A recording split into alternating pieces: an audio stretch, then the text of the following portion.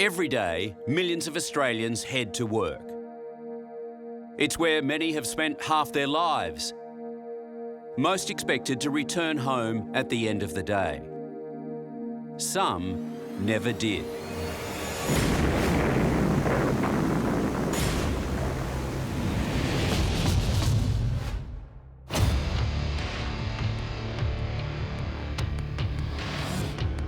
In this episode, death underground, survival against the odds, and amazing escapes, deadly demolition, and construction gone wrong. On Savage Australia, Deadly Industry. Before European settlement, minerals in Australia were highly prized for their pigment-producing qualities and were used to create the amazing rock art, which is recognised internationally for its cultural and historical significance. Well, Aboriginals have used minerals in Australia for a long time. Pigment's obviously one of them, ochre, which is clay, white, which is kaolin, the yellowy ones, which are limonitic clays, and also the redder ones, which are hematitic clays. Well, it didn't take long after European settlement to begin mining. It formally dates discovery of coal from 1797, both in the area that became Newcastle and also south in the Illawarra, and that coal was exploited from 1799 on. But it was the gold rush of the 1850s that attracted the attention of the world, with immigrants flocking all over Victoria and New South Wales, including towns like Ballarat and Bendigo, to seek their fortune. Soon, Australia was producing over 1/3 of the world's gold. The 1850s in part was the era of the individual and the small group miners, men panning, women panning too, cradles and so on, very low-tech. Some had no luck. A few struck it rich. Gold mining continued, and you got development of machinery and a whole new industry, which is far more technologically based, was developed over time. The men of the Golden Mile work under the earth in a maze of drives and tunnels and shafts. 1,000 feet below the surface, 2,000, 3,000, 4,000 feet under the ground, ripping out millions of tons of ore with machines and high explosives. Australia now, because of all of the exploration and the developments and the ongoing mining we have, we're one of the world's largest producers of a whole range of minerals and energy. But along with the wealth and national prosperity came tragedy. Appin Colliery was one of a number of mines operating near the Illawarra escarpment in New South Wales. On the night of July 29th, 1979, a small mining community was rocked by a massive explosion.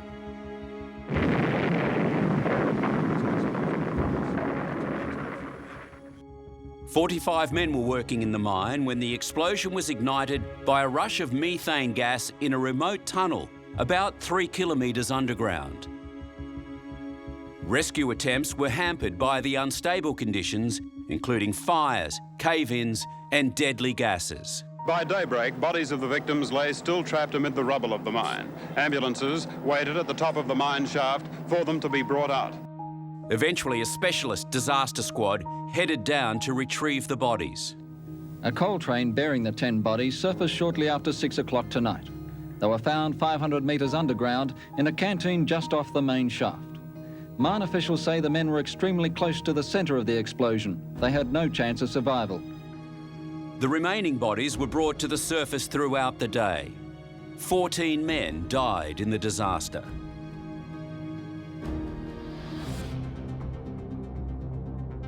In 1972, an emergency broke out at the Box Flat mine in Queensland, when 14 men entered the shaft to extinguish an out-of-control fire. At 2:45 this morning, tragedy occurred. A call from the number 7 shaft, where 14 men were below, came from a miner a member of the Mines Rescue Brigade who'd gone down to help. John Roach called on a telephone, said the situation was getting worse and the men were to abandon the mine. It is believed they are actually in the process of coming above when the blast occurred, burying these 14 below and instantly killing 3 men who were standing at the mouth of number 5 shaft. The mine was sealed that day. It was considered so unsafe to try and recover the 14 bodies still left in the mine. And that's a very sad thing when you have to leave the men there rather than at least recover their bodies. Yallourn, a thriving town of 4,000 people in the Latrobe Valley of Gippsland. Its powerhouse is the keystone of Victoria's light and power supply. This power comes from brown coal. Yallourn Powerhouse produces more than 2/3 of all the electricity used in the state of Victoria. The Morwell River has been moved 6 times to allow access to new coal deposits near the Yallourn mine. The river had been diverted through the mine precinct and was close to capacity after significant rainfall. Alarmingly, small leaks had begun appearing in the surrounding tunnels when suddenly the earth gave way.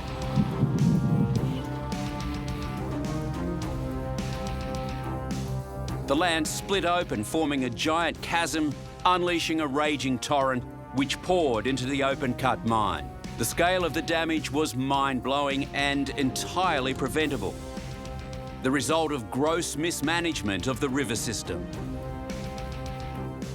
In flood conditions, it broke through the bank, flooded the mine, and they couldn't dig out the coal and therefore couldn't generate the electricity that they would normally do using the coal. Luckily, there were no casualties, but it was a spectacular event which caused a 2-week power crisis throughout the state. The Tasmanian town of Beaconsfield is in the heart of the Tamar Valley wine region, where the past is tinged with stories of gold, wealth and tragedy. Located on the western banks of the Tamar River, Beaconsfield was once Tasmania's richest gold town. On April 25th, 17 men set out for work underground at the Beaconsfield gold mine. 3 men would not come home: Larry Knight, Todd Russell and Brant Webb. All 3 would be working together that night. The joint task, 920 metres below the surface, was to line the walls and ceiling of the tunnel with steel mesh to guard against rockfalls. It was a routine assignment on what seemed a routine day. It was just quiet as any other normal day.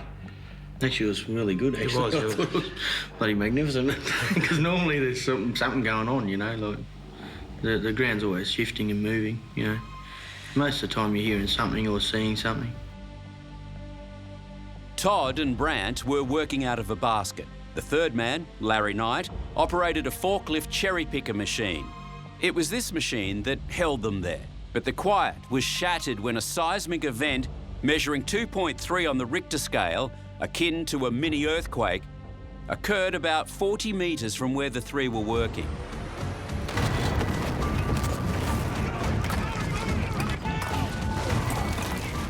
We'd only just been leaning out of the baskets 30 or 40 seconds prior. All I can recall then is just this almighty crack and wind blast. It was something else. Yeah, it actually pushed me around into a fetal position with quite a substantial amount of rock on top of me. 14 men were unharmed after reaching a safety chamber. 3 were missing. I just remember the first thing was Todd yelling, you know, "Are you all right? Are you there?" You know. I pulled my lighter out of my pocket and I went, "Oh, this is really bad, you know. This is a really bad scenario we're in here now." The cage was partially filled with rock, with the 2 men half buried.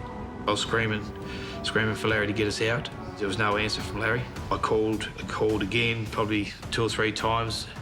And then Brant here answered me. I said to Brant, "Are you right? Are you right?" He said, "Yeah." He said, "I can't move my legs." He said, "My legs are pinned." I said, "Yep." I said, "I'm in the same boat, mate." I said, "I've got a lot of rock on me." And the more I tried to get myself out, the more it packed around me, and it was taking my breath away. It was putting pressure on me. And I'm saying to Brant... A lot of pressure. A lot of pressure, I'm saying to Brant... A lot of pressure. We've got to get me out of here. Got to get me out. Very shallow breaths. Yeah, very shallow breaths, which is getting towards my last breaths. And yeah, I shut my eyes and I just imagine... I could just see the picture of the wife and the 3 children. And I said to myself, I'm not dying here. I said, no, I'm not dying here. This take a bit more and a bit of rock to stop me. It was more than a bit of rock. Above them were tons of rock ready to fall in on them, and all that was holding them up was a piece of wire mesh. We had a section of mesh, that by that, to protect ourselves. The safety cage had been almost completely destroyed. Brant frantically cut away his clothing with a Stanley knife in order to reach Todd. I cut the straps off me to get myself out, and then I had to cut down the inside of my boot to get my foot out because there was just too much rock still there, but I knew the severity of Todd because he was going down pretty hard, weren't you? Yeah. Once Brant had freed himself, he was able to lift the rubble off Todd and let him breathe again. But the ordeal was far from over. I said, I'm gonna go and find a way out. There's got to be a way out. We followed the air, where the air was coming from, and that's what I was following. I was following that air. Brant then dug a tunnel through the rubble with his bare hands, trying to find a way out. He made a 5.5 metre tunnel before turning back. Brant got back in the basket. He was very wet and shivering with, what I thought was near hypothermia. So at that stage, I said to Brant, you've got to come close to me. So as much as he disliked it, he had to come close so I could give him a cuddle to give him a bit of body warmth, which, it really worked well. Good evening. A major rescue operation is underway in Tasmania tonight, where a wall collapse in an underground gold mine has trapped 3 workers. No one had felt the tremor at the time, but the aftershock was felt deeply. There is a very sombre mood around the community today. We're all working as hard and as quickly as we can. 15 hours after collapse, a remote control earth mover with a camera is sent in to evaluate. It was a bad situation, but there was one positive, and it kept them alive. We had very limited water. We had a drip, and we're pretty lucky because it was groundwater. If it was mine water, we'd end up with diarrhoea and, we'd be in a hell of a state then. I had a music bar in my pocket, and then about day 2, I said, Todd, I've been holding out, I've got a music bar, and we cut it in half this thing, But Brant said, we'll wait 24 hours. Yeah. I said, no worries, we'll stretch it. Then he said, we got to that 24 hours, I'm not hungry, we'll wait another 24. Yeah. So in the end, it got to ended up 48 hours, and I said to Brant, we've got to cut this thing in half. Measured it up, so he gave me half, and he took his half, and we'd be sitting there, taking just the littlest bites and putting it back in the pocket. As the rescue continued on day 3, worst fears were realised. 7:22 this morning, one body was found during the rescue process at the Beaconsfield mine site. Larry Knight was found buried under 120 tonnes of rock. Although one man had been lost, the search for Todd and Brant went on. Todd's father and his family were hanging in. Thanks go out to all still working the rescue attempt to bring Todd and Brant home. On day 5, rescuers began blasting a new tunnel, detonating at least 6 explosive charges. 4 and 5 were pretty horrific days for us. We didn't know if they touched the machine, if it was all going to cave in on us again. It was this thing where, oh, geez, I hope they're coming, but geez, I hope they don't touch nothing.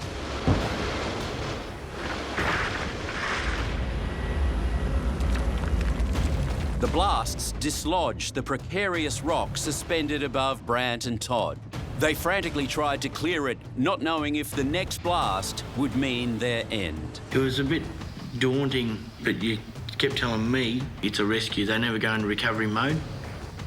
But he had to keep telling that to me because I was just going there, he's just going to blow us up. We just sit there with our eyes shut, just waiting. About 5 minutes later, the explosion to go off. Boom, boom, boom, boom, and you can feel the percussion. Everything can be shaking and, and we get little rocks would be flying. Yeah. And on that 6th time, we're sort of thinking, well, geez, they're getting close now. But each time they'd fire, we'd look at Brant, we'd shake hands, there's another one, mate.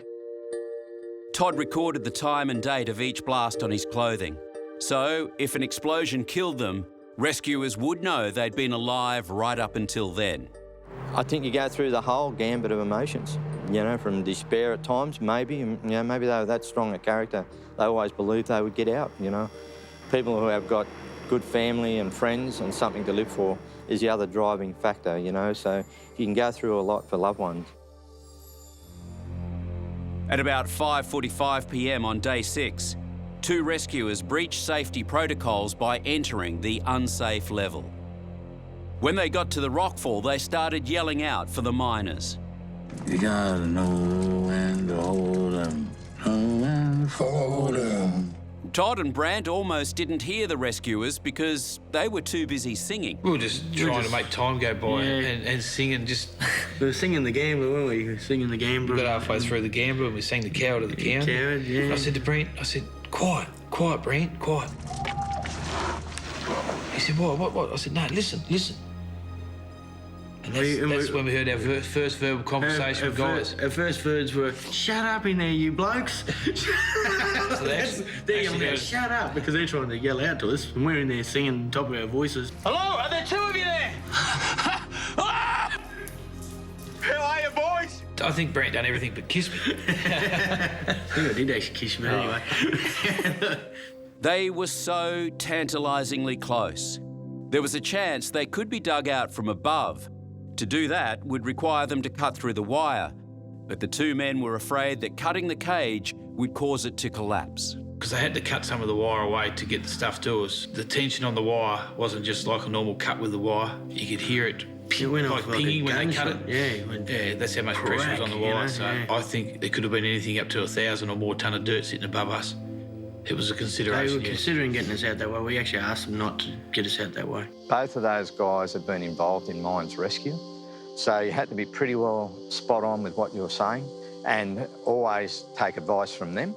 And we said, well, orchestrate a plan A for us because plan B is not much of an option to us. We don't know we're going to, you know, what you're going to get out. Are you going to get live bodies out or are you going to get dead bodies out? So we'd done the hard yards and we thought, well, we weren't going to die. We can do them a few more hard yards yet, you know. At the end of the day, we can hang on. We've gone 6 days without food now. We can go another 6 days without food. We need to be very clear.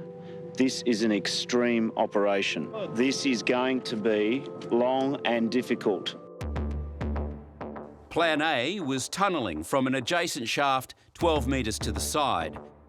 But first, they managed to drill a smaller hole with a plastic tube inserted through it, delivering food, blankets, iPods, even hot omelettes. They've put in a request for chicken sandwiches tonight. To have 2 guys alive is one hell of a change from Sunday evening, and the health that they're in is just quite remarkable. They've got light, you know, those snap-on fluorescent lights. They've had a change of clothes, dry clothing, that's important. So part 1 is they're getting their food, they're getting their supplies, and they are in regular communication with their workmates and their rescuers. While it was smiles all round above ground, below was a different story. I wasn't in a very good frame of mind at that stage. What went through my head was, well, now they know we're alive. That's great. Now they're going to put in a supply tube for food. Well, that's great. But now we're going to be stuck here for bloody ever. Finally, on the 15th day, it happened. You can see the rock starting to lift. Next thing it fell away, and I said to Brant, have a look here. You can see a light. Yeah. And he's breaking his way through the rock. Real slowly, you know. And it started getting bigger and bigger and bigger and bigger. Next thing, the first thing we did, we put our hands down and shook the guy's hands. And the next thing you know, it was like 2 possums in a hole looking out at me.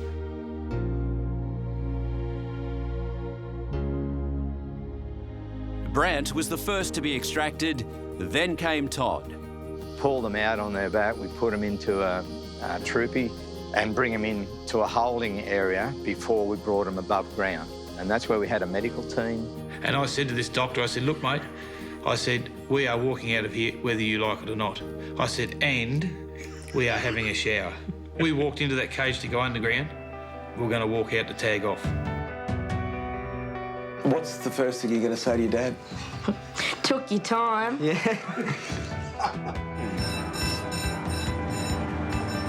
When the bell went, that's when we opened the door and we came out to freedom. And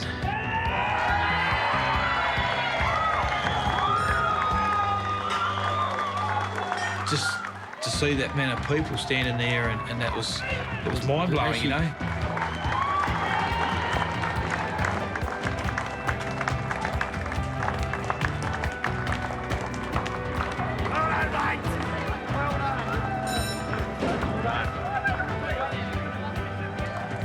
Then a guard of honour and a hero's parade past the people of Beaconsfield. They're coming out come up with the doors with the open. doors open. Oh, fantastic. There's Todd. The Man Mountain. But amongst all the joy and celebration, there was one family who was grieving. The family of Larry Knight, the miner who never made it out. And in a wonderful gesture, the aunt and uncle of Larry cheered them on. For 2 weeks, the world had watched as the drama unfolded. It ended with a day Australia will never forget.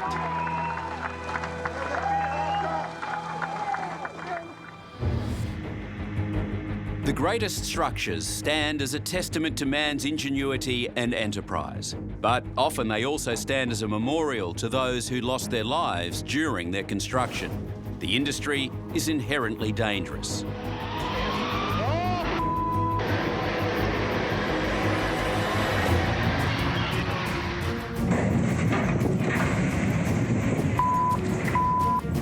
You idiots. And the fact is, Australia lags so far behind other countries on construction safety. In the UK in 2014, the number of deaths per 100,000 workers was 0.44. In Australia, it was 2.24, making construction workers here 5 times more likely to die on the job than their English counterparts. That same year on Australian construction sites, there were 12,300 serious injuries. That's 5 workers seriously hurt every hour of every working day.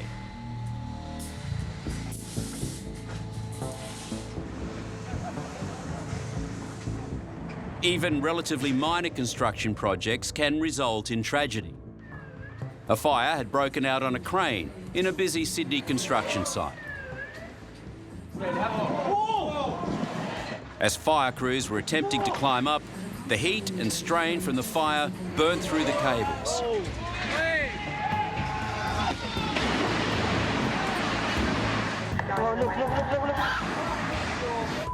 The boom buckled and collapsed onto the construction site below. One man with a fire extinguisher was still 65 metres up when the crane dropped. It was a mad scramble to get down. It was a very brave effort for the crews to go ascend that height. Amazingly, no one was injured.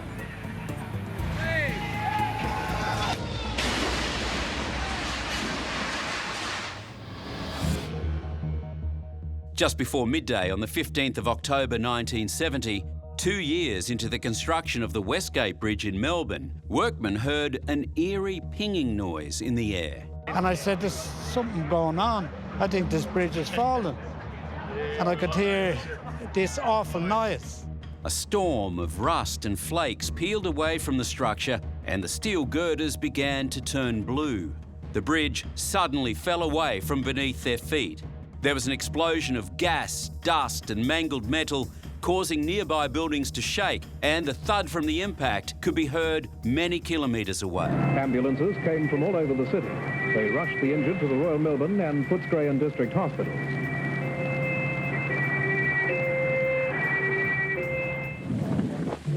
At the moment they're bringing in a large crane. Apparently there are quite a few people trapped underneath the wreckage, and it's, of course, terribly heavy. And the problem is, of course, to get the debris off the people who are trapped underneath. We do believe that there are quite a few people trapped underneath who are alive, but the problem is getting this mass of concrete and steel and girders and pylons off so that the rescue workers can get at the people who are trapped. A huge concrete and steel span on the western side had collapsed.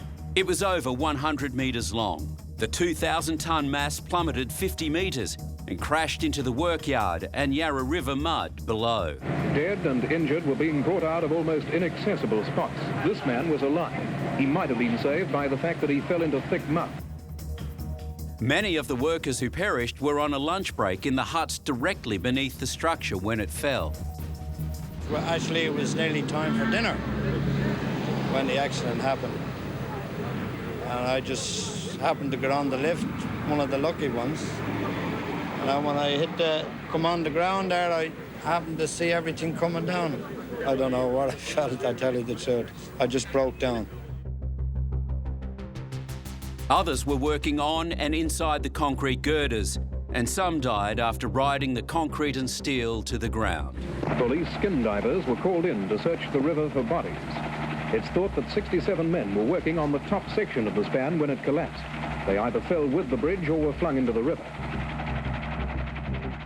The tragic failure of the bridge was caused by a removal of a number of bolts in plating near the midspan in an attempt to straighten out a buckle in one of the 8 panels. As the bolts were removed, the bridge snapped back and the span collapsed. 35 workers were dead. It is still Australia's worst industrial accident outside mining. There it is.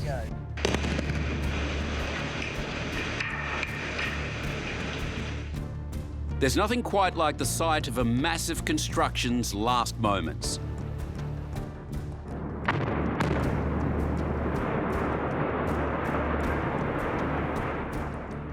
The demolition of these power stations went strictly to plan, destroyed much quicker than it took to put them up.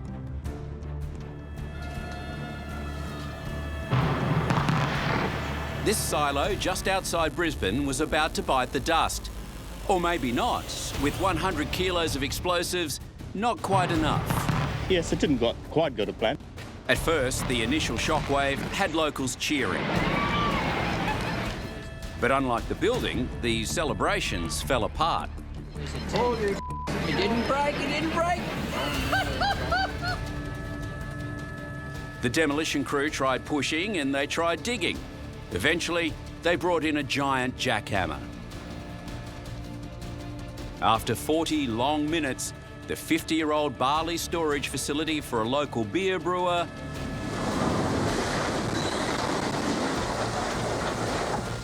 was now 4,000 tonnes of rubble.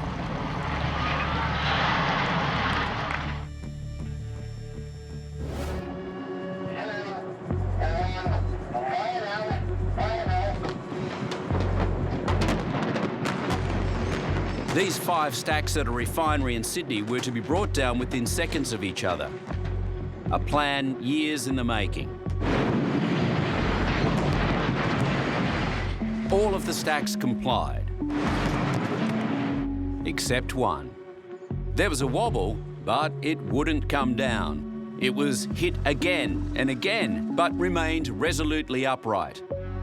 After a lot of inspection, discussion, and dangerous close-up work, the stack finally gave in.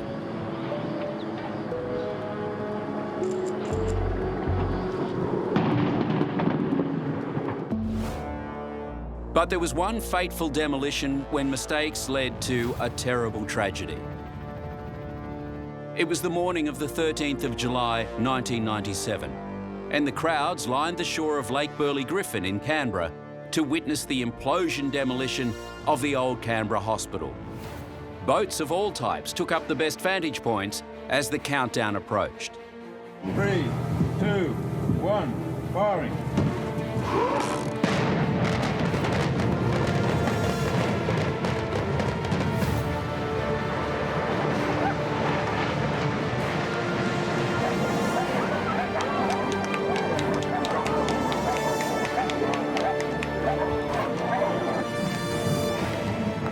But things went badly wrong as the blast catapulted huge chunks of debris hundreds of metres across the lake and into the crowded foreshore.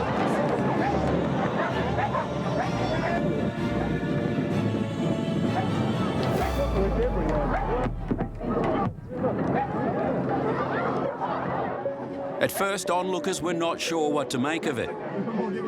But then the realisation came. People had been hit. there's just people crying, just absolutely, you know, this lady's just completely out. It's just outrageous. Those on the lake ducked for cover as missiles smashed into the water around them, with canoes capsizing. I just moved over and next thing I know, bang, and into the water. Rowing crews were amongst those caught in the deadly shower of rubble. I was craned skyward with the rest of the members of my crew, looking at chunk-sized, football-sized pieces of steel and rock coming down all around us. Debris landed as far as 500 metres away. Emergency crews rushed to treat victims amongst the chaos. 12-year-old Katie Bender had been standing with her family well outside the zone authorities deemed safe. She was hit by debris and killed instantly. 9 other people were hospitalised.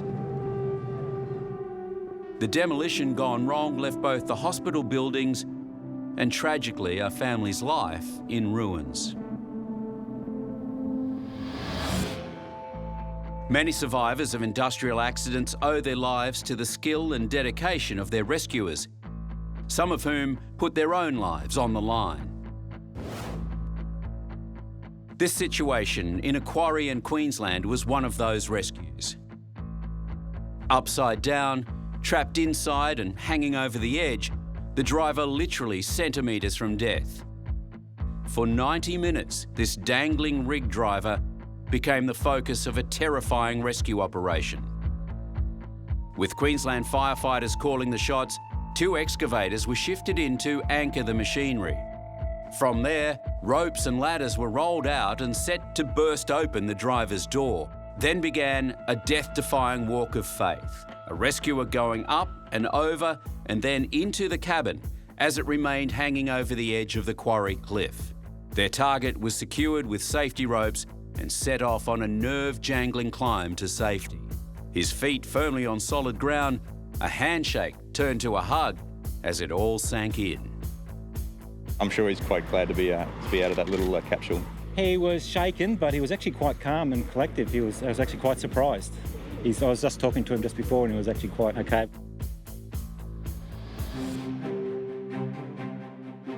High in the sky, these domestic daredevils really earn their money. It's an office job with a difference. In 1989, Sydney city workers heard a noise like thunder, looked up and saw 2 men in a window cleaning carriage that was tilted to one side and falling rapidly. The cable ran loose, spiralled, it snapped, and it free fell probably from about the 2nd floor. The noise gave pedestrians enough warning to run clear of the falling platform, which bounced into the windows of the building, then crashed to the pavement. And it was sickening to think that somebody was in there and has been seriously injured, if not worse. One of the men was catapulted off the gantry and died instantly. His workmate rode the carriage down and was attended to by city workers before paramedics arrived. He suffered head wounds, lacerations and internal injuries. Other building workers were clearly shaken by the incident, and a group of school children were completely overwhelmed by what they had seen. In 2015, this was the scene that confronted Sydney workers as a window cleaner hung from his harness, silent but alive and clearly in agony. He and another man had plunged from near the top of this building in their window cleaning cage. Very quick, so it's almost like a penny dropping. It was that quick. Starting to move downward rapidly, sort of spooling down the building like a yo-yo would come down. The men fell 12 stories, with the office workers inside hearing and feeling it plummeting. Just a whole lot of shaking, and obviously my colleagues in the office were panicking and screaming.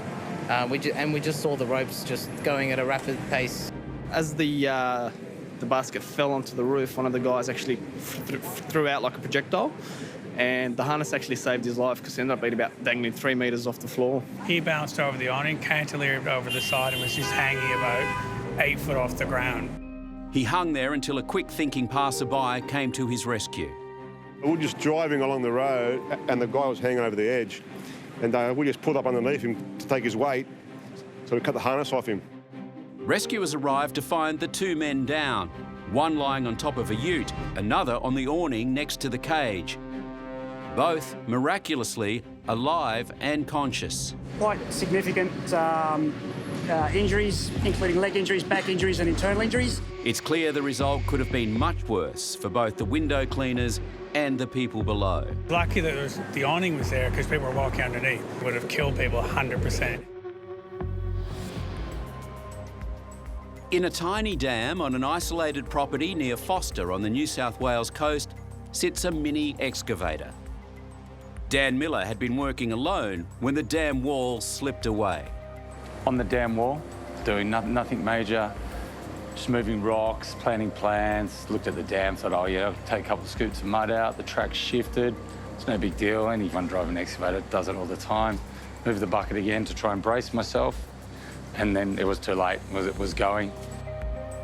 The excavator ended up in the dam with Dan trapped beneath it. Didn't have time to jump clear. I hit the water, went under. The next thing I feel is the roll bar come across my back, and I'm completely underwater. It's very soft, very muddy. So I thought, I've got to get to the surface, push my arms up into the mud, and grab a mouthful of air. I pushed myself up for 10 minutes. I'll scream as loud as I could. And then I just screamed, help, help, help, help, help. Hold it for as long as I could, and went down, rest, breathe through the nose for a while. And by that time, a lot of crap from the water, diesel and hydraulic fluid, so it was just all through my nose, short breath. So I take a while, then push myself up, help, help, help, help.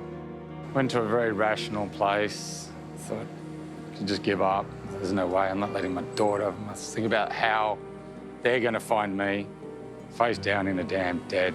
On my property. It's like you can't, a 4-year-old, a 9-year-old and your wife. So that wasn't going to happen. Well, not without a fight. And then I saw the blue Subaru come up the road. I was, oh. So I was euphoric by then. And then I saw her walk around onto the dam wall, and poor thing, I felt so sorry for her. I felt more sorry for her than myself. The look on her face was just terror. She said, what should I do? I said, call Donnie, call Reg, the neighbours. How he kept himself like arched up with his nose above the waterline was quite incredible for that amount of time. I don't know how he's done it, but it's obviously the willpower to live. The fireys stabilised the machine, climbed in the dam with me. They're just legends. They're just, mate, this is what we're going to do. Try and dig you out. Stuck their hands down in the mud, dug me out, then everyone just got in the dam and shuffled me out. Hosed me down, and yeah, they were just awesome. They were amazing.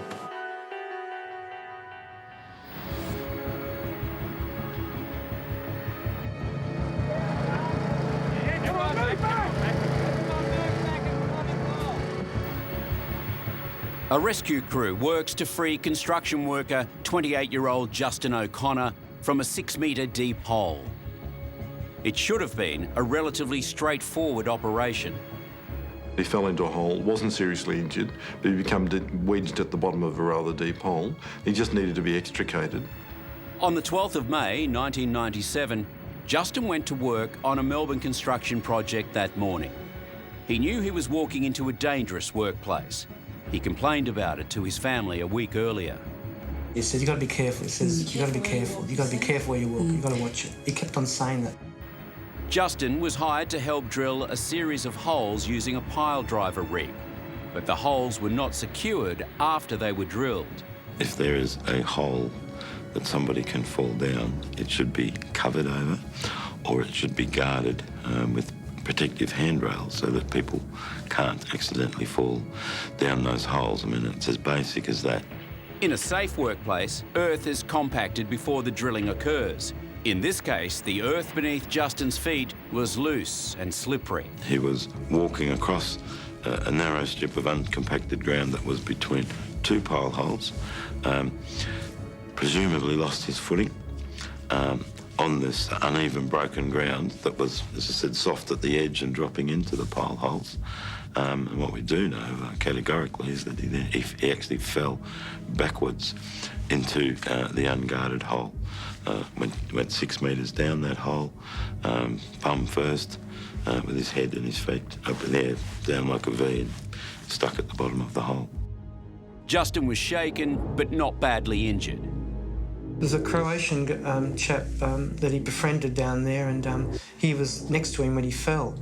And one of the first things he'd said to him was, Tommy said, please, please, get them to do something about this. See, already, that's the sort of guy he was. His thoughts were sort of beyond himself already, you know?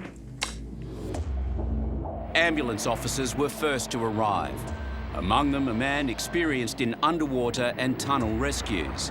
But recent government restructuring had placed the tunnel rescue in the hands of the fire brigade. When it arrived, officers saw a different solution to Justin's predicament. They decided to tunnel or excavate into the side of the hole and rescue Justin that way so they could get him, bring him out in a position where if he did have any injuries, it wouldn't further increase the injuries. It's normal procedure in a trench collapse, but this clearly was not a trench collapse. It was a gentleman who'd fallen down a drilled hole, and the hole was stable. Meanwhile, water, thought to be from a drain punctured a few days before, began seeping into the hole. Justin tried to alert his rescuers about the water as it rose around him. They told him he'd been watching too many movies. He knew he was in trouble and kept warning them. They continued to ignore him. He was coherent, he was patient, and he had a lot of courage. They should not have dismissed his cries. At some point, the rescuers realised that pumps and breathing equipment was urgently required. But the pump they had was the wrong type, and their breathing equipment would not work underwater. He was clearly drowning, and the rescuers were gripped by panic. Come on, pull the cord.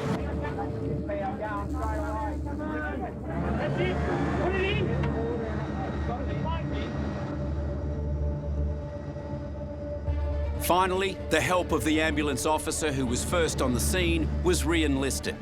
He's away from the hole, so he doesn't know what's happening. OK, well, I'll get my oxygen, I'll get this, I'll get that. I said, you don't need it. He's drowning. Just get down there and drag him out.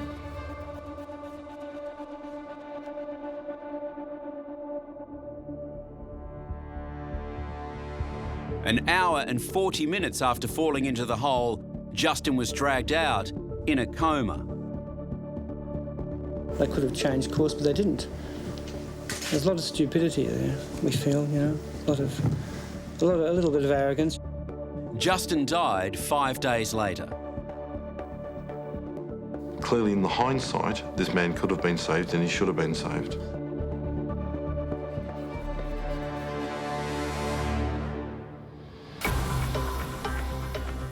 Figures show that in the 14 years from 2003 to 2016, over 3,400 lost their lives in work-related accidents throughout Australia.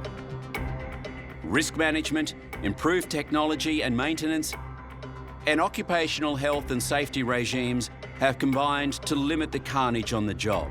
But when things get desperate, it's the rescue and emergency services we ultimately rely on. People ask why you do those things, and the human value of what happens in these disasters is what it's about. That's what charges our battery to do it again.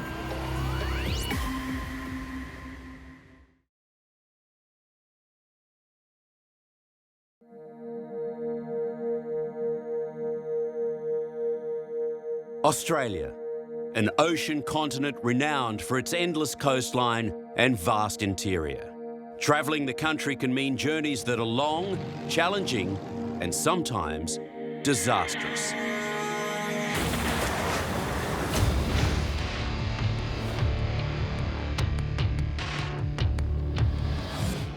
In this episode, disasters on the highways, the railways, and in the air. We're on fire. Last warning, something is seriously wrong. Stories of catastrophe. Yeah, I knew we were gone. And courage. It's come straight down on a carriage here. Most of the carriage is underneath the bridge here. How we got out, God only knows. As we witness the desperation, the heartache, And there's a little girl around the other side, she's dead. and the heroes on Savage Australia, Fatal Journeys. Of all the countries on Earth surrounded by sea, Australia is the largest. Its landmass is 50% greater than all of Europe combined. The harbour city of Sydney is a 16,000 kilometre flight away from Europe. Almost 3,000 kilometres from Uluru in the heartland, and over 1,000 kilometres away from the Great Barrier Reef. These distances mean a massive transport network, over 820,000 kilometres of road, black ribbons of seemingly endless highway, and dusty dirt tracks that crisscross the land.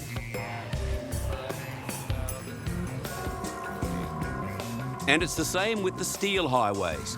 Some 30,000 kilometres of track traverse the continent. Australia was the last of the habitable continents to be colonised by Europeans. Her destiny was shaped by the tyranny of distance, both from the colonisers' homelands and between our own coastlines. The population concentrated at the fringes of the continent, creating capital cities hundreds, sometimes thousands of kilometres apart. Soon after settlement, the new colonials realised they'd need to head west to grow food and graze livestock. As distances between farming towns and cities grew, so did the need for automated transport. From the mid-1800s, it was the steam trains that began to meet the ever-growing needs of Australian passenger travel and commerce. This train, travelling through nature's ramparts, descends eventually to open country after dragging its black load over mountains nearly 4,000 feet high. The movement of coal became a driving force behind extending the great rail highways. The increase in rail and rolling stock throughout the states signalled the end of isolation and the beginning of Australia's history of fatal journeys. In 1908, the country town of Sunshine became the site of Victoria's most deadly train crash. On a fine Easter Monday, two trains packed with holidaymakers collided at the station. The impact tore the carriage apart, taking the lives of 44 men, women and children and injuring over 400 passengers. There were disasters on city trains too, like this one, just out of Melbourne. On July 18, 1910, in foggy conditions, an incoming commuter train collided with a stationary locomotive. 9 people were killed and more than 100 injured. But there'd be no stopping progress. Locos were already full steam ahead. Australia's first streamlined train helping to celebrate South Australia's centenary. As trains moved from steam to electric and simple tracks turned into massive networks with hundreds of trains needing to switch tracks, the risk of collisions increased. So too did the efforts to prevent further disaster. Teams of railwaymen were trained in signalling, switching and keeping track of train movements to avert the potential of head-ons. But with such fast and ever-growing networks and so many train movements to and from the major cities, collisions were inevitable. Miraculously, only minor injuries occurred in these train crashes just outside Sydney in the 1930s and early 40s. Passengers were again lucky to escape death in January 1945 when this train came around a bend near Maryland Station in Sydney's west, heading for the city at 65 kilometres an hour and struck a 17-centimetre bolt which had been placed lengthwise on the rail. Boys were thought to have placed the bolt on the line, and with more than 200 people on board, it was a miracle that no one was killed. But as the number of rail passengers grew, that was set to change. The Southern Aurora's journey from Melbourne to Sydney in 1962 was heralded as a new era in train travel. Crossing the Murray River, the border between New South Wales and Victoria, the Southern Aurora proceeded along the existing standard gauge line to Wodonga, the commencing point of the new standard gauge line. Two powerful 1,800 horsepower diesel locomotives pulled 14 luxurious stainless steel carriages. The first direct passenger train between Australia's two major cities drew crowds of excited onlookers.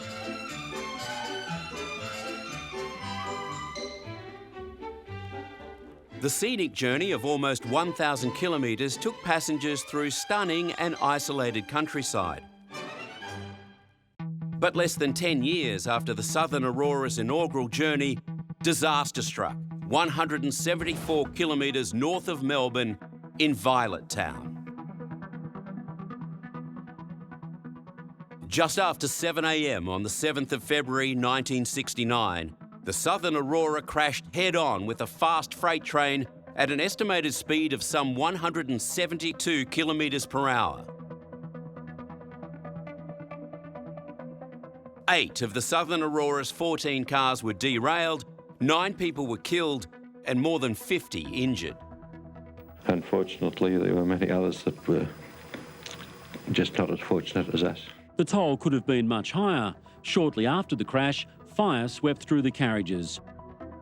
Many of the 600 residents of Violet Town rushed to the scene of the devastation, using any means they could to help the rescue mission. It would later be revealed that the driver of the Aurora suffered a heart attack, missing the signal to move on to a loop track and leaving the train speeding on a collision course. A terrible tragedy, but dwarfed by what was to come.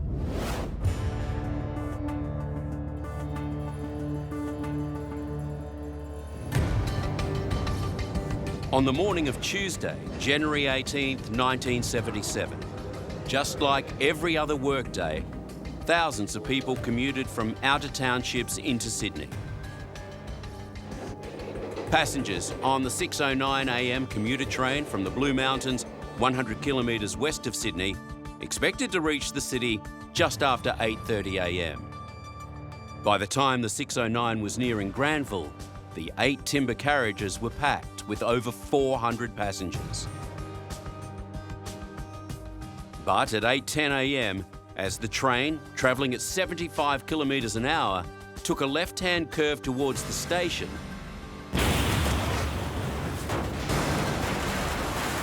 the engine derailed.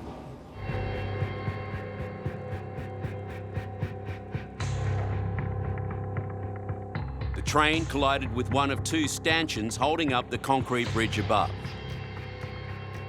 Within seconds, the bridge crashed down onto the carriages below. The aftermath was one of absolute horror. There's just bodies everywhere. Everywhere. I thought it was just the carriage under the bridge at first, but then I had a look on the other side of the bridge and the locomotive's on its side, and one carriage, all you can see is the floor of it, it's on its side, it had the top ripped off it.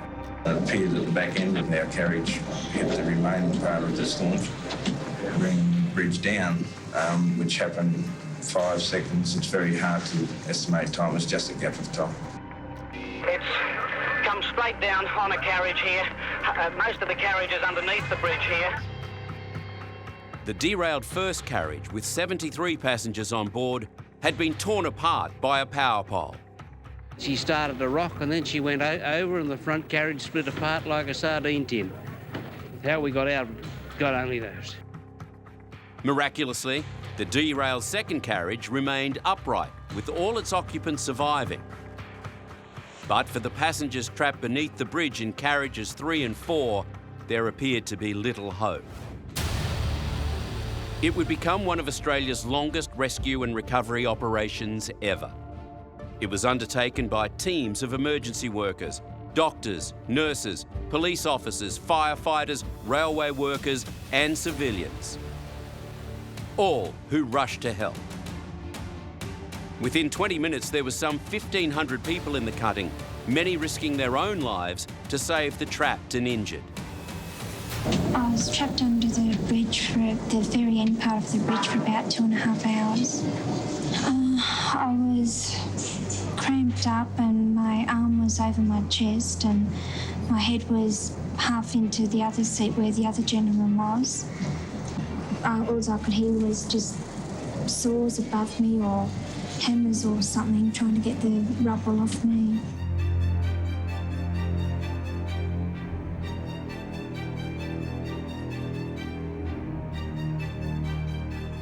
The general public watched on in disbelief, wondering how such a massive tragedy could occur in a major metropolitan station. Panicked relatives desperately tried to find their missing loved ones. Can I go and see? What makes you think there's somebody in there? Well, it's the 8 o'clock train from Parramatta. Yeah. She always gets that train. Who's that? Jenny. Your daughter? Yes, and she hasn't arrived at work. Can't go down there.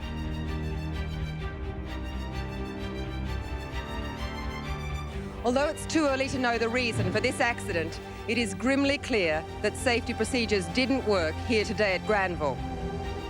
The injured began being stretchered from the rubble and ferried to ambulances. There were so many injured that 6 hospitals postponed standard operations and put emergency teams on standby to deal with the massive number of victims.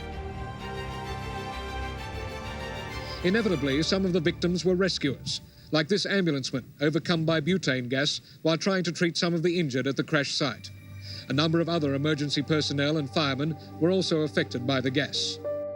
When police weren't overseeing operations at the site, they were running a high-speed shuttle service for urgently needed blood and medical supplies.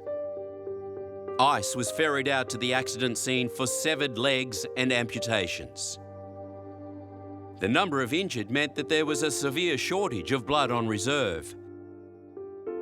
I'd like to tell you once again that the blood transfusion service in Sydney has made an urgent appeal for donors of all types of blood. I'll repeat that, all types of blood. Within hours, as many as 500 people lined up at the blood bank headquarters offering blood for the train victims. So many volunteers turned up that some hospitals were unable to cope with the demand. Throughout the day, the casualties just kept coming, but at least they were free of the massive concrete and steel slab that still held so many trapped. By 1:30 that afternoon, 19 bodies had been recovered from a section of the 4th carriage.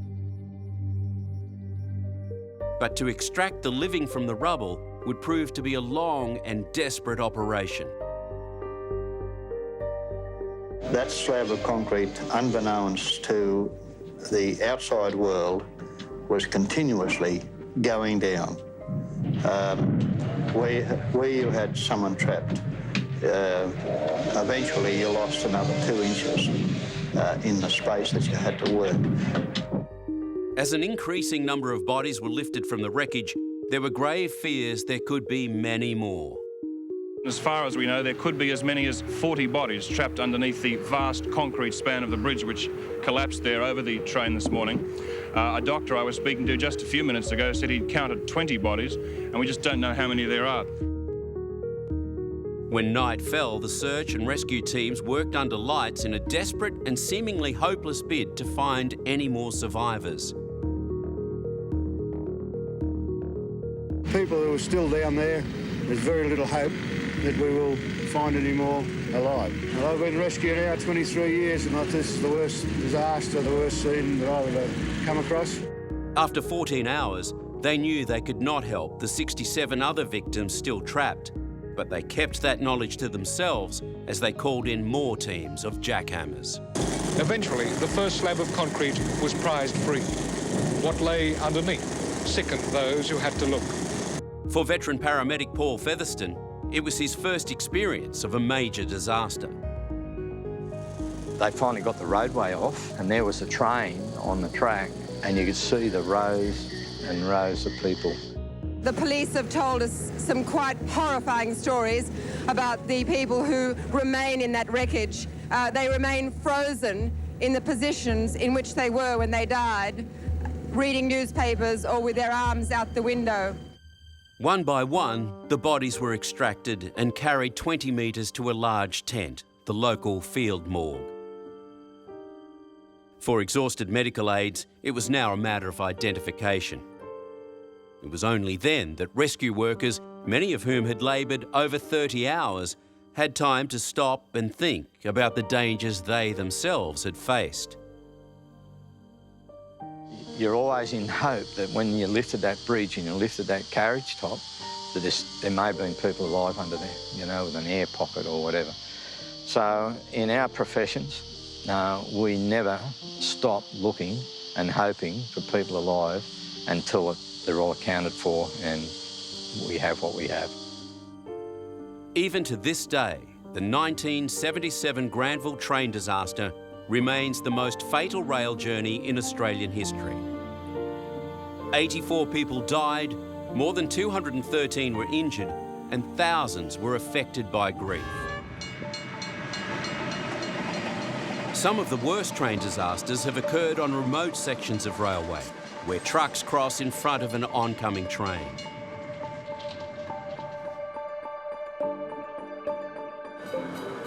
There are over 23,000 sites where rail and road intersect.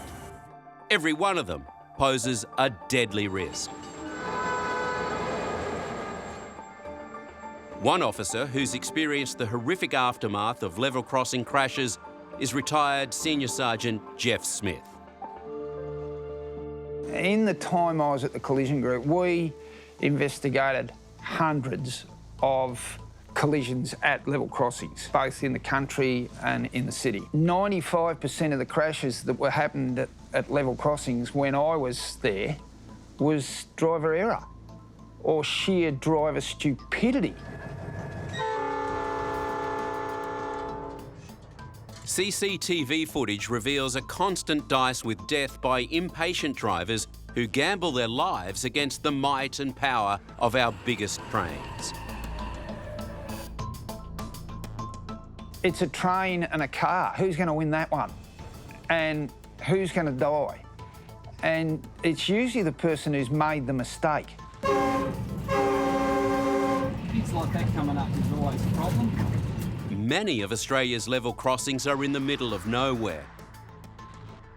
And 2/3 of them have no warning bells or boom gates. But even when they do, some drivers ignore them at their peril, and the result is utter carnage.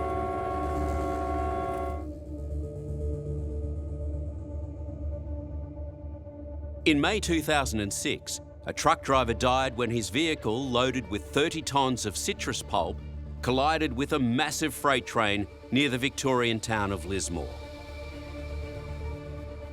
700 metres of carriages were compacted by the immense forces into a 150-metre long pyramid of twisted metal. Nearly 250,000 bottles of premium wine en route to Europe were shattered. Aside from the tragic human cost, the total damage of the bill from this one truck collision alone ran over $27 million.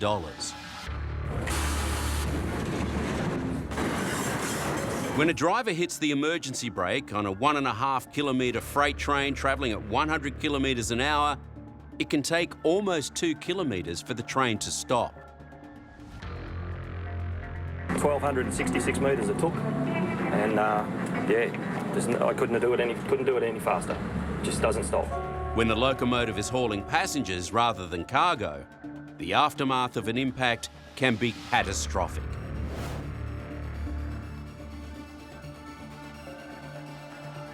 In 2007, near the remote town of Kerrang in central Victoria, a truck and train collision resulted in the most horrific rail disaster since Granville. I was at the collision group for 17 years, and in terms of just absolute carnage, that was the worst job I've ever seen, and nothing comes near it. The front of the semi-trailer was squashed flat, its cargo strewn around the scene, but the damage to the train and its passengers was far more confronting.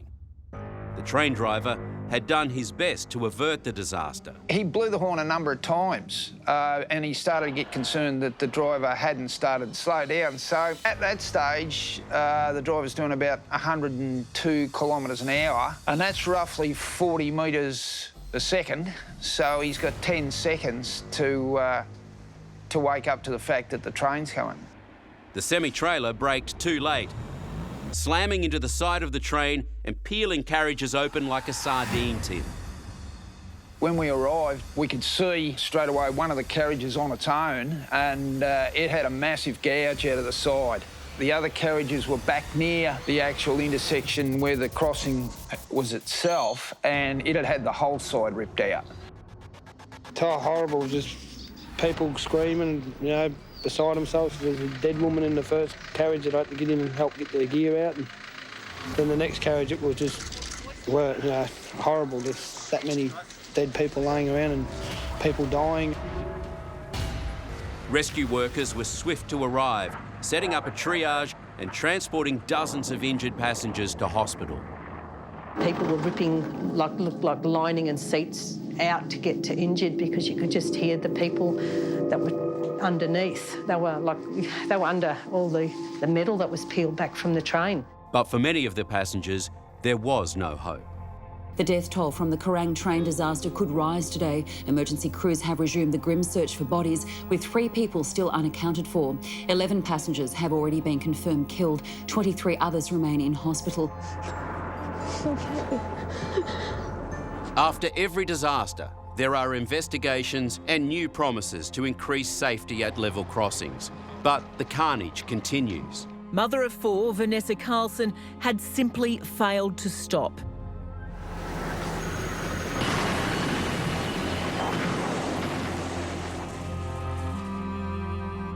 In recent history, more than 100 incidents a year have occurred in country Victoria alone.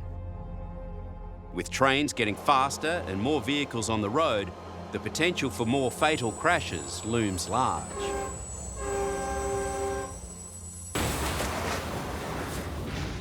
There are now over 400,000 trucks on Australian roads.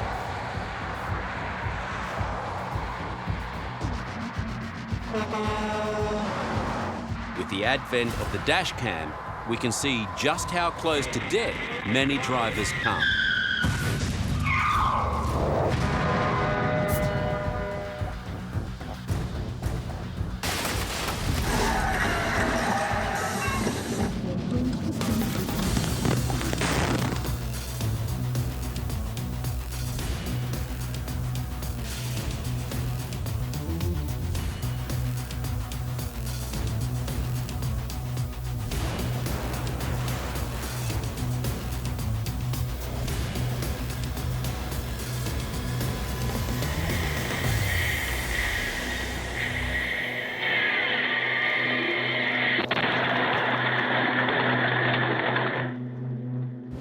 But some defy all the odds.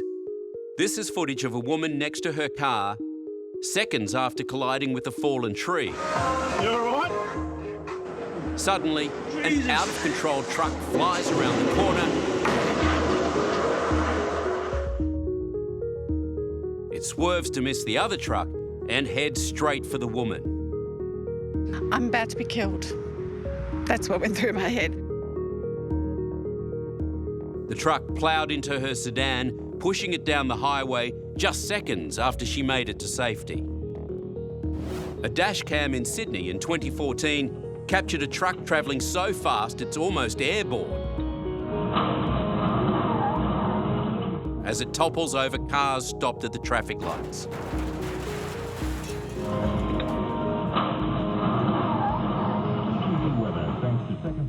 As the lights change, a pedestrian rushes across the road to help.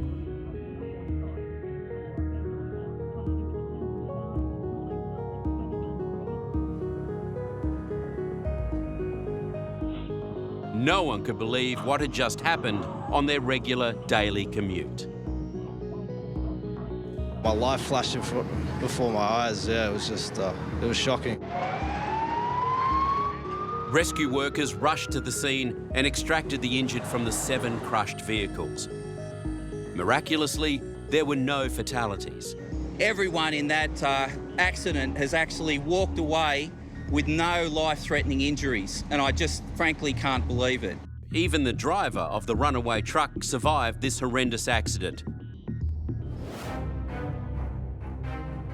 One of the busiest and most dangerous roads in Australia is the Pacific Highway on the east coast of New South Wales. It's known as the Black Ribbon of Death, an 800-kilometre stretch of road that's taken the lives of thousands of travellers. Up until the late 1990s, much of the road was undivided, adding to the risks and incidents of head-on collisions. With such great distances to traverse, many truck drivers choose to travel at night. It's a practice that likely contributed to a fatal collision on the 20th of October 1989 at Grafton.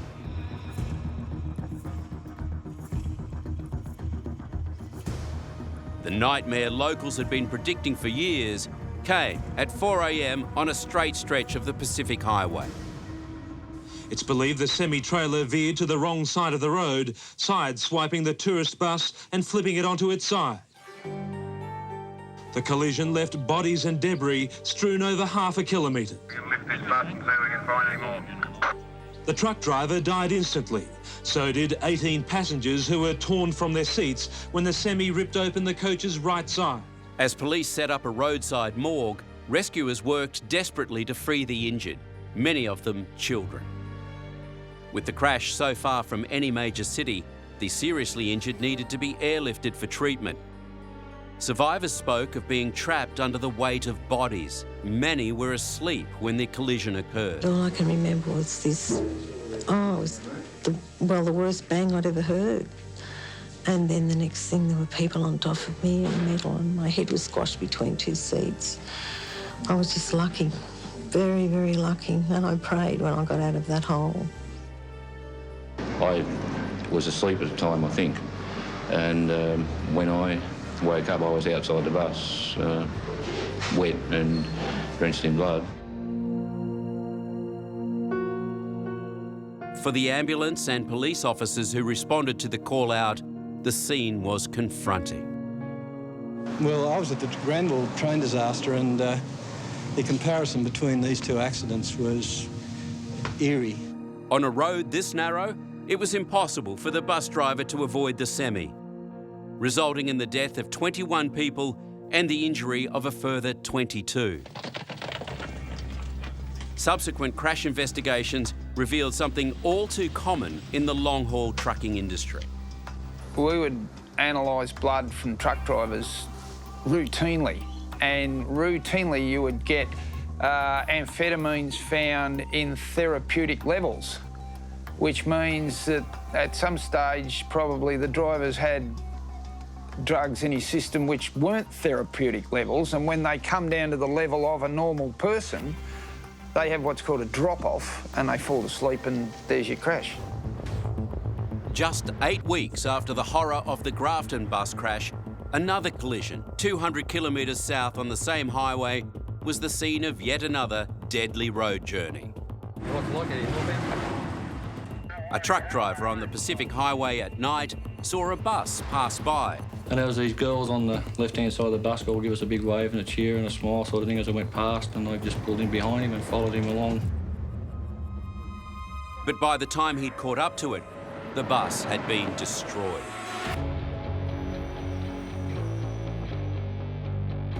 So soon after the horror of Grafton, an even worse road disaster seemed incomprehensible.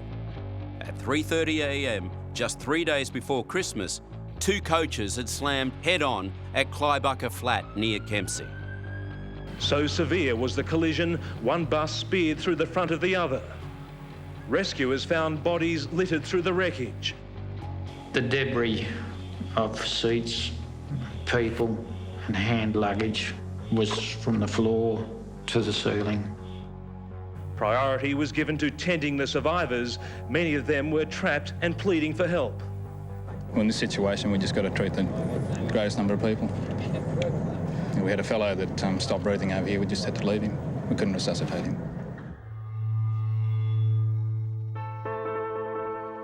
The 2 buses bound for Sydney and Brisbane were packed with Christmas holiday makers. Their journeys cut tragically short when one of the coaches veered onto the wrong side of the narrow highway. No doubt many of the passengers were heading for families to share with them for Christmas time, and to have this happen just sort of accentuates the tragedy.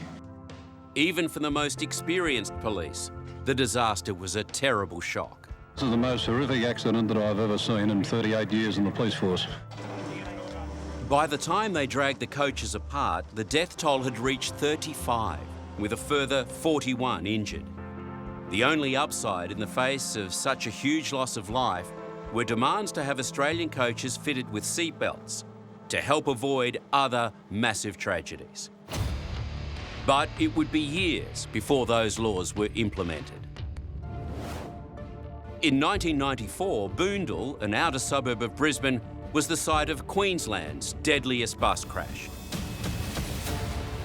On a straight, modern stretch of divided road, a now all too familiar tragedy. A coachload of mostly retirees ended up on its side down a steep embankment. Before emergency workers reached the scene, members of the general public entered the wreck to find a nightmare. There was just a mass of bodies, legs, limbs, all intertwined with each other and entwined with the seats. So we had to sort of untangle them and lay them out. Many were bleeding. There's one lady I pulled out who had her arm severed right off, just below the elbow. And there's a little girl around the other side, she's dead. And I think I brought another lady out, that she'd die too. And I think most people wonder whether they're going to be able to cope with what they actually see, because it's not like a movie, it's for real and something has to be done immediately. While 25 ambulance crews rushed to treat the injured by the roadside and ferry them to hospitals, a makeshift morgue was set up for the 12 passengers who died. No one escaped injury. The elderly who did survive were shattered. For everyone at the scene, it was a trauma they'd be unlikely to recover from anytime soon. They never get easier, and they're one of the types of incidents that we dread coming to. Everyone there did their best to help others, including Beth, who was separated from her friend. She just put lipstick on her lips and I turned to her and I said, "Oh, gee, you look pretty now."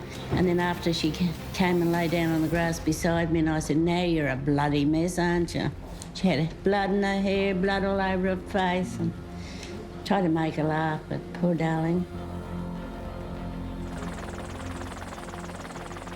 In the decade or so since these fatal road journeys, the dangerous black spot on the Pacific Highway has been bypassed. Most of the highway is now a divided road, and seatbelts are enshrined in law. But that's not necessarily the end of fatal journeys on Australian roads. Who could believe that you'd have a bus without seatbelts in them? I mean, where on outer space does that come from, that you'd be driving around in a bus worth 400 grand and there was no seatbelts in them? Well, now that's changed.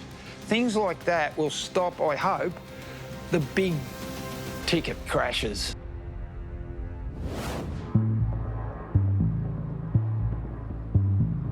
Air travel is an essential reality for most of the population.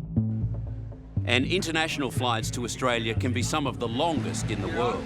Here we come.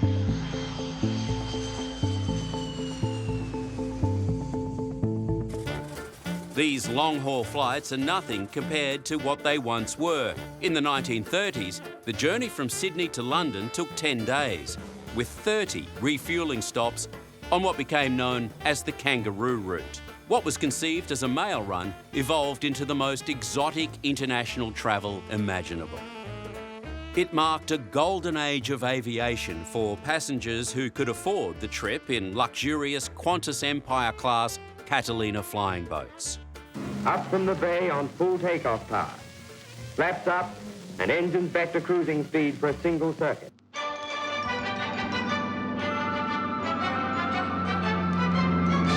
But with the outbreak of World War II in 1939, the Australian government put the flying boats into service with the Royal Australian Air Force.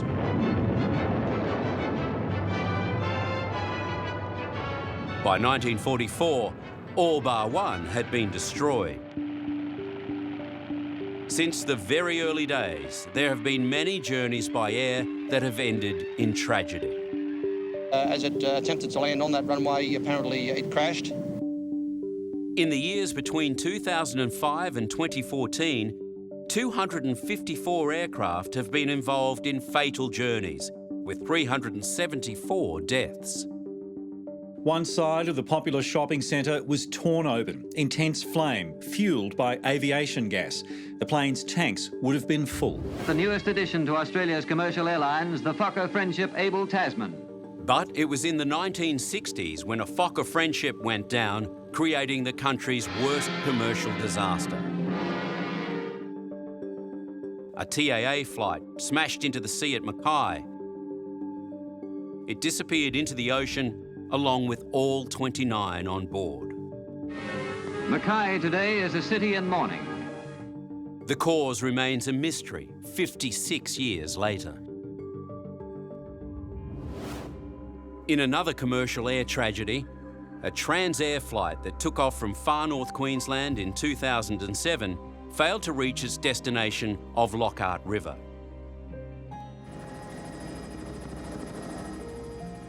There were 13 passengers and 2 pilots on board. We're still searching along the flight path to determine what may have happened to the aircraft, and we have had absolutely no indication of what may have happened at this point in time. The following day, in rugged hills, just minutes from safety, the flaming, smouldering wreckage was found. Little was left. The plane left Bamaga on the tip of Cape York on a scheduled service flight to the Lockhart River. But just 11 kilometres north of the airstrip, it slammed into a mountainside and burst into flames. Conditions were poor, with cloud cover as low as 400 metres. They missed clearing the top of the mountain by 100 metres. All 15 people on board, including the 40-year-old captain, perished. As the decades rolled by, commercial planes became bigger, faster and safer. But even one of the world's safest airlines has had its incidents. We're on fire. In 2008, a huge hole was blown in the side of a Qantas jumbo when an oxygen cylinder exploded mid-air. The paramedics and ambulance people into the aircraft. That major incident was followed by another 3 months later. 100 passengers suffered injuries when a computer fault caused an Airbus A330 to nosedive more than 300 metres. An emergency landing was made in Western Australia, but worse was still to come. On the 4th of November 2010, another Qantas Airbus A380 carrying 469 passengers suffered an incredible 60 system failures.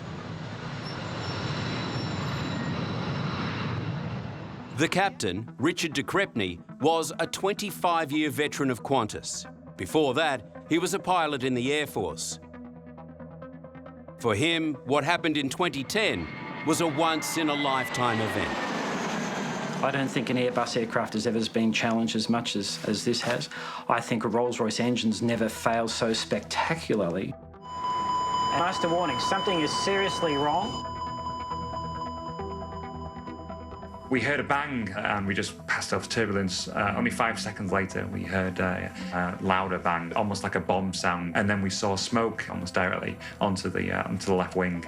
Slightly more stressful when the piece of wing at the front flew back across the top of the wing, back behind the plane. And I had an elderly couple beside me that I couldn't really say, hey, you should have seen that, that's not good. QF-32 was only minutes into its flight out of Singapore, and unknown to anyone, there was a small oil leak in engine number 2. In the super hot engine, the oil ignited.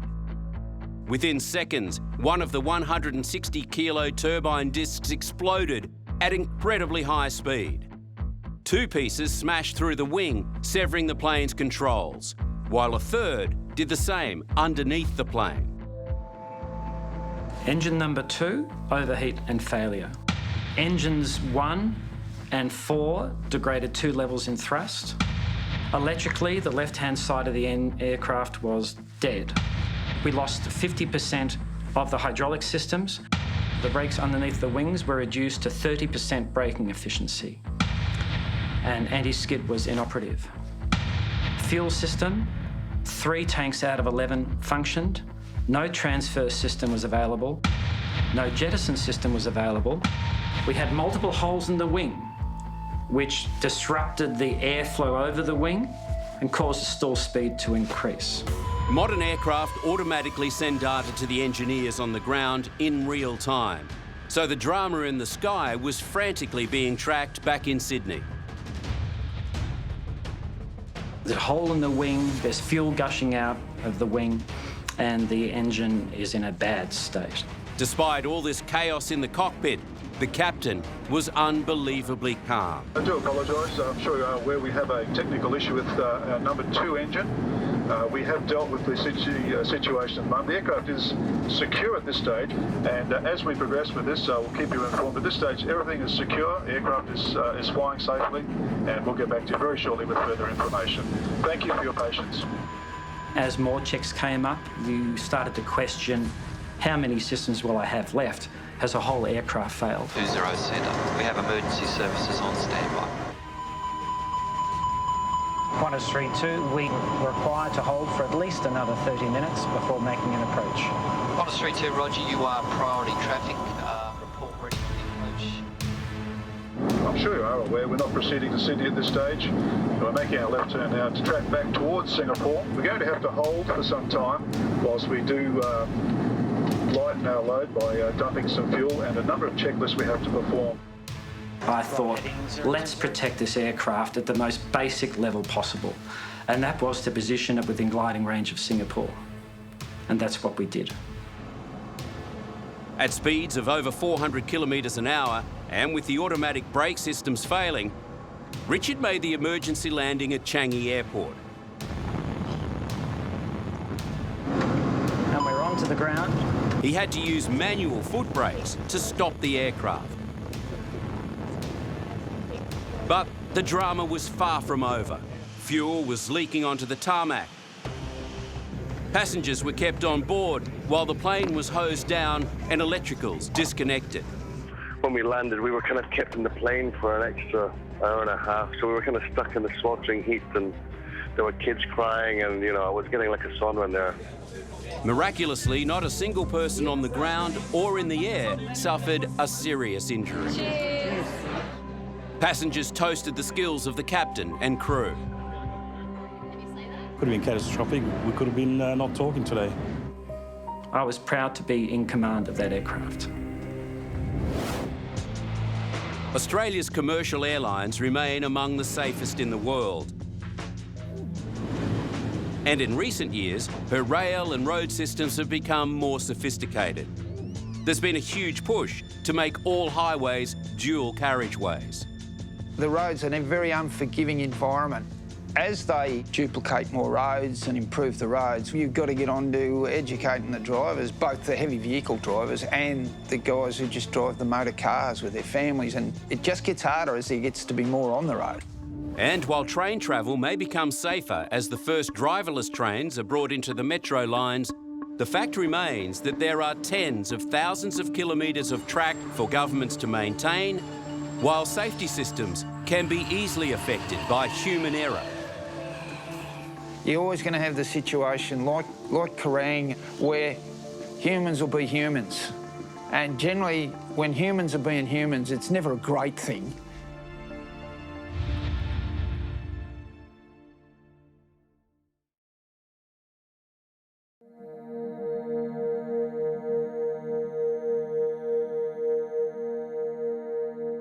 Australia, a place of beauty and tranquility.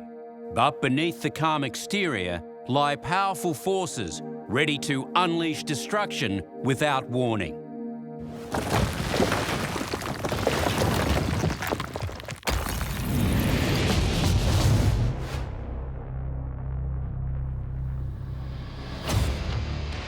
In this episode, you'll see freaks of nature,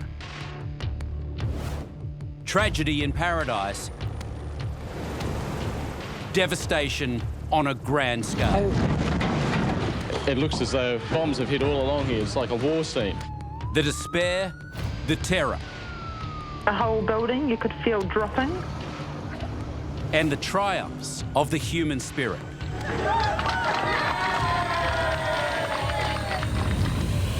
On Savage Australia, Earth.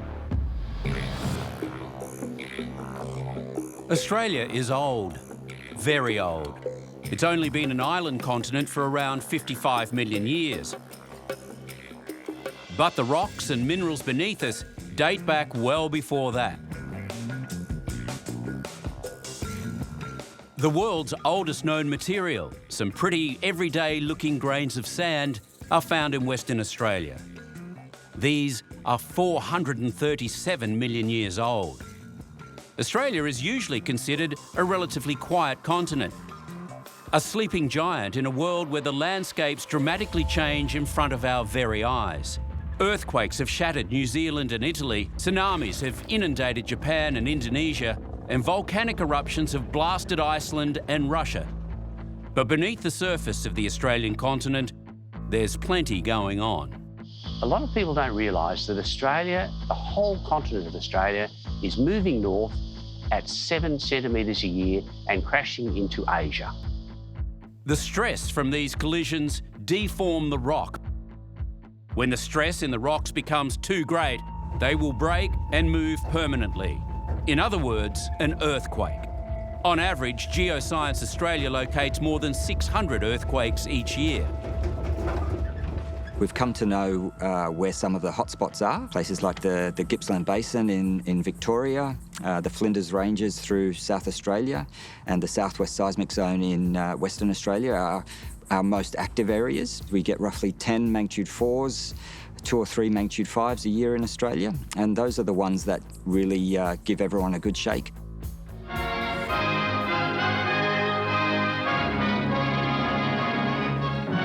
This is Newcastle, coal capital for 160 years, hub of the Hunter region.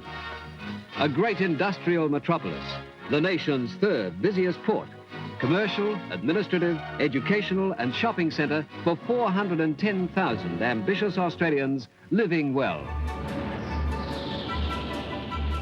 Australia's 6th largest city has long been one of the country's industrial powerhouses. Since the 1970s, coal has been shipped around the world from the busy natural harbour. The BHP Steelworks was the beating heart of the city during 2 world wars and for many decades after. The unofficial capital of the New South Wales Hunter region, Newcastle's residents were tough, working-class Australians. Between 1842 and 1987, there'd been about 13 small quakes in New South Wales, including the Hunter region, but at worst, they'd caused minor damage and a few scares. In the early 1800s and in 1925, there were 3 earthquakes, so it does have a little bit of a seismic history. On December 28, 1989, Newcastle's history would dramatically change course. At 10:28 a.m, Newcastle was hit by a 5.6 magnitude earthquake. The residents were totally unprepared for such a catastrophic event. A local news reporter covering a transport dispute suddenly found himself covering the story of his life. We hope that something good comes out of this. Union management relations, though, how would you describe them? Terrible. Mate, let's go call the 2 at work immediately. Here, race back. Get into the car. Don't worry about me, I'll follow you. When the earthquake occurred, people will feel the primary wave arrive, and that's generally just a really sharp jolt. And then following that are surface waves, which are much slower, and there's a lot of shaking associated with those waves as they pass through. Well, this is Beaumont Street, Hamilton, just minutes after the blast or the explosion or the earthquake, and it looks as though a bomb has hit. Bombs have hit all along here. It's like a war scene. People are standing around just dazed. There has been some loss of life, it appears, and buildings all up and down the street have just collapsed into the roadway. Just came underneath the buildings. Everything just flew off the walls, and it just, I don't know. Did your building collapse? No, we were really lucky. I came out here and I noticed all of this. There was no rhyme or reason. Unscathed buildings sat alongside collapsed awnings. Single walls were blown out in some places. Other buildings were totally destroyed. Even here at the northern end of Beaumont Street, the Kent Hotel has been absolutely devastated, and there are people probably caught underneath the rubble here, but rescuers can't get to them because the wall overhead looks so unstable it could come down at any moment. In Australia, we hadn't had a lot of sort of very large damaging earthquakes prior to Newcastle, so not a lot had been done in terms of earthquake-resistant building codes. So the impact for that city was very devastating. People spilled onto the street, some dazed and stunned. Others were doing what they could to rescue or comfort the injured. Power was out, phone lines were down, and information was scarce. Glasses on tables were thrown all over the room, and at this stage there's a whole area of the Hunter Valley has been blacked out. Tony Briscoe reporting from Newcastle there, and as we told you before, the ambulance service is sending all available vehicles, perhaps a fixed-wing aircraft as well, to the Hunter region, where there are reports of several injuries. As reports trickled in, it was clear this was no ordinary earthquake. Fears of a massive explosion at the BHP steelworks proved unfounded, but with the power out, it was forced to vent its ovens to prevent a build-up of dangerous gases. A serious fire broke out at a nearby technical college when the force of the quake caused flammable chemicals to burst into flames. In the suburb of Hamilton, lives were feared lost under collapsed awnings and dozens of buildings were destroyed.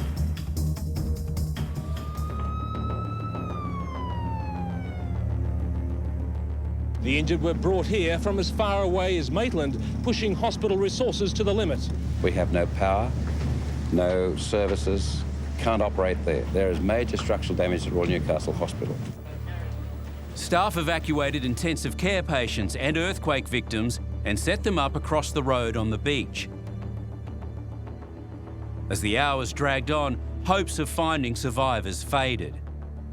Crews using sophisticated heat equipment scoured the ruins for signs of life. One by one, the bodies were brought out, and still no one was sure how many were left behind. By nightfall, it was clear there were no more survivors. Rescue operations turned to salvage. Heavy machinery was brought in, and the full extent of the club's destruction was revealed. One by one, the massive excavators lifted 10 flattened car bodies out of the hole.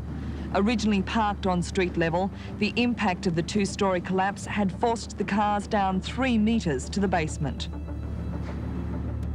As the night wore on, rescuers located 2 more bodies, bringing the number of confirmed dead to 9. Back in Hamilton, where 3 people had been crushed to death by a falling awning, the exact moment of the earthquake had been frozen in time on the historical clock tower.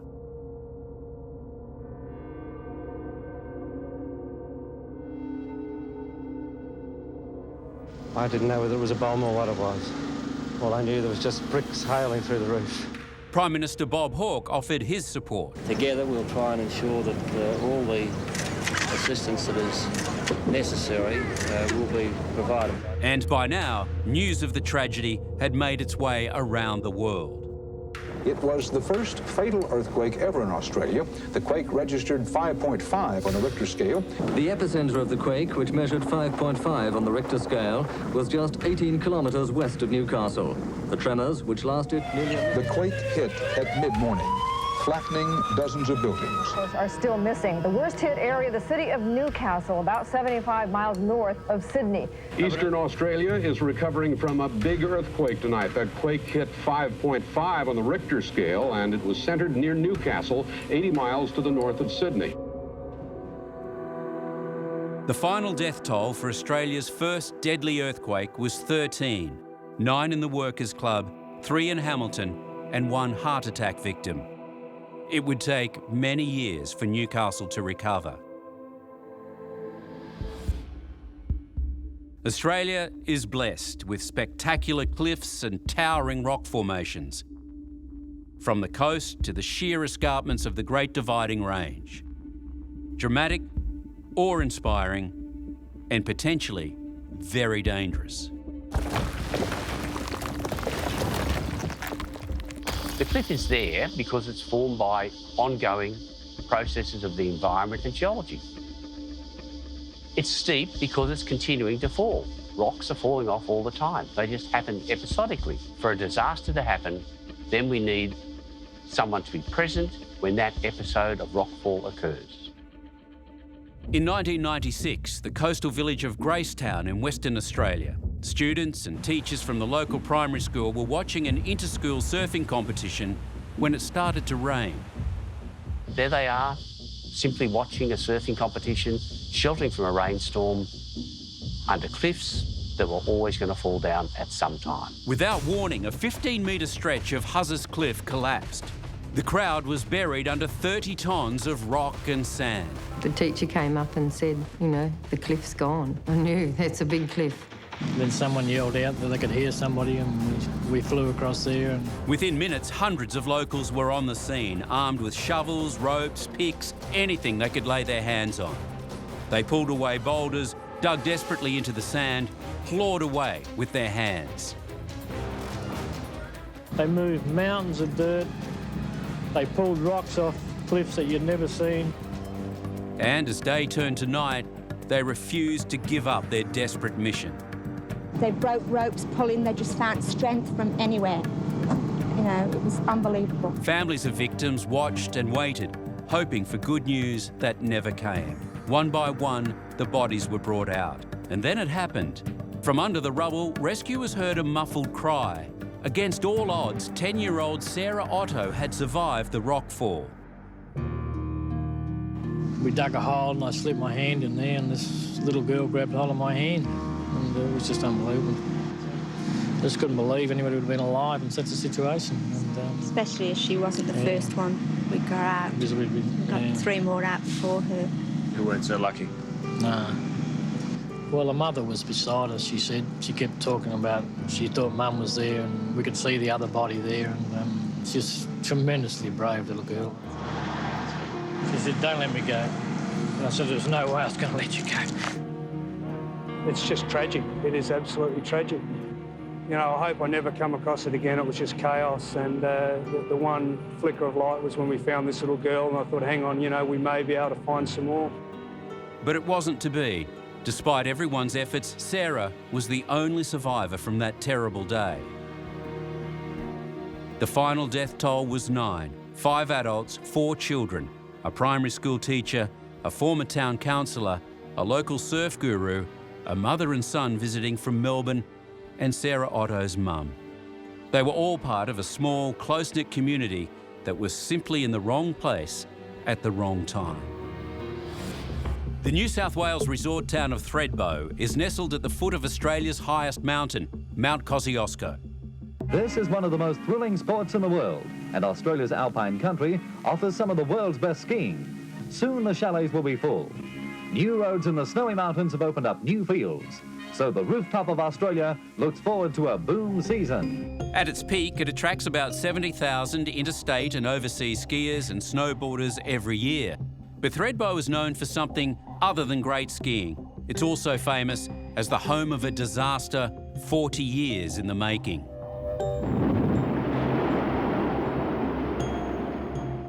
In the 1940s, the massive hydroelectric scheme was being constructed through the snowy mountains.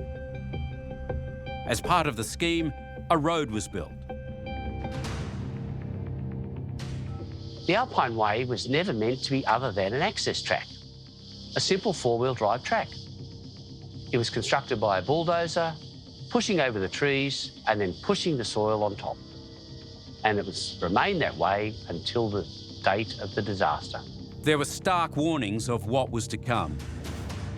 A section of the road simply disappeared in 1978. It happened again in 1992. The warnings were ignored. Should have seen it coming. The picture was written there in the rocks for everyone to see. A massive pile of soil dumped over the side in the construction of the road was lying on a steep slope. It was just sitting there waiting to fail. All we needed was another ingredient, the water. The leak started, saturated a whole mass of soil in the old Alpine Way and on the edge of the car park, creating the first landslide. On the night of July 30th, 1997, the tight-knit community of Threadbo was ripped apart.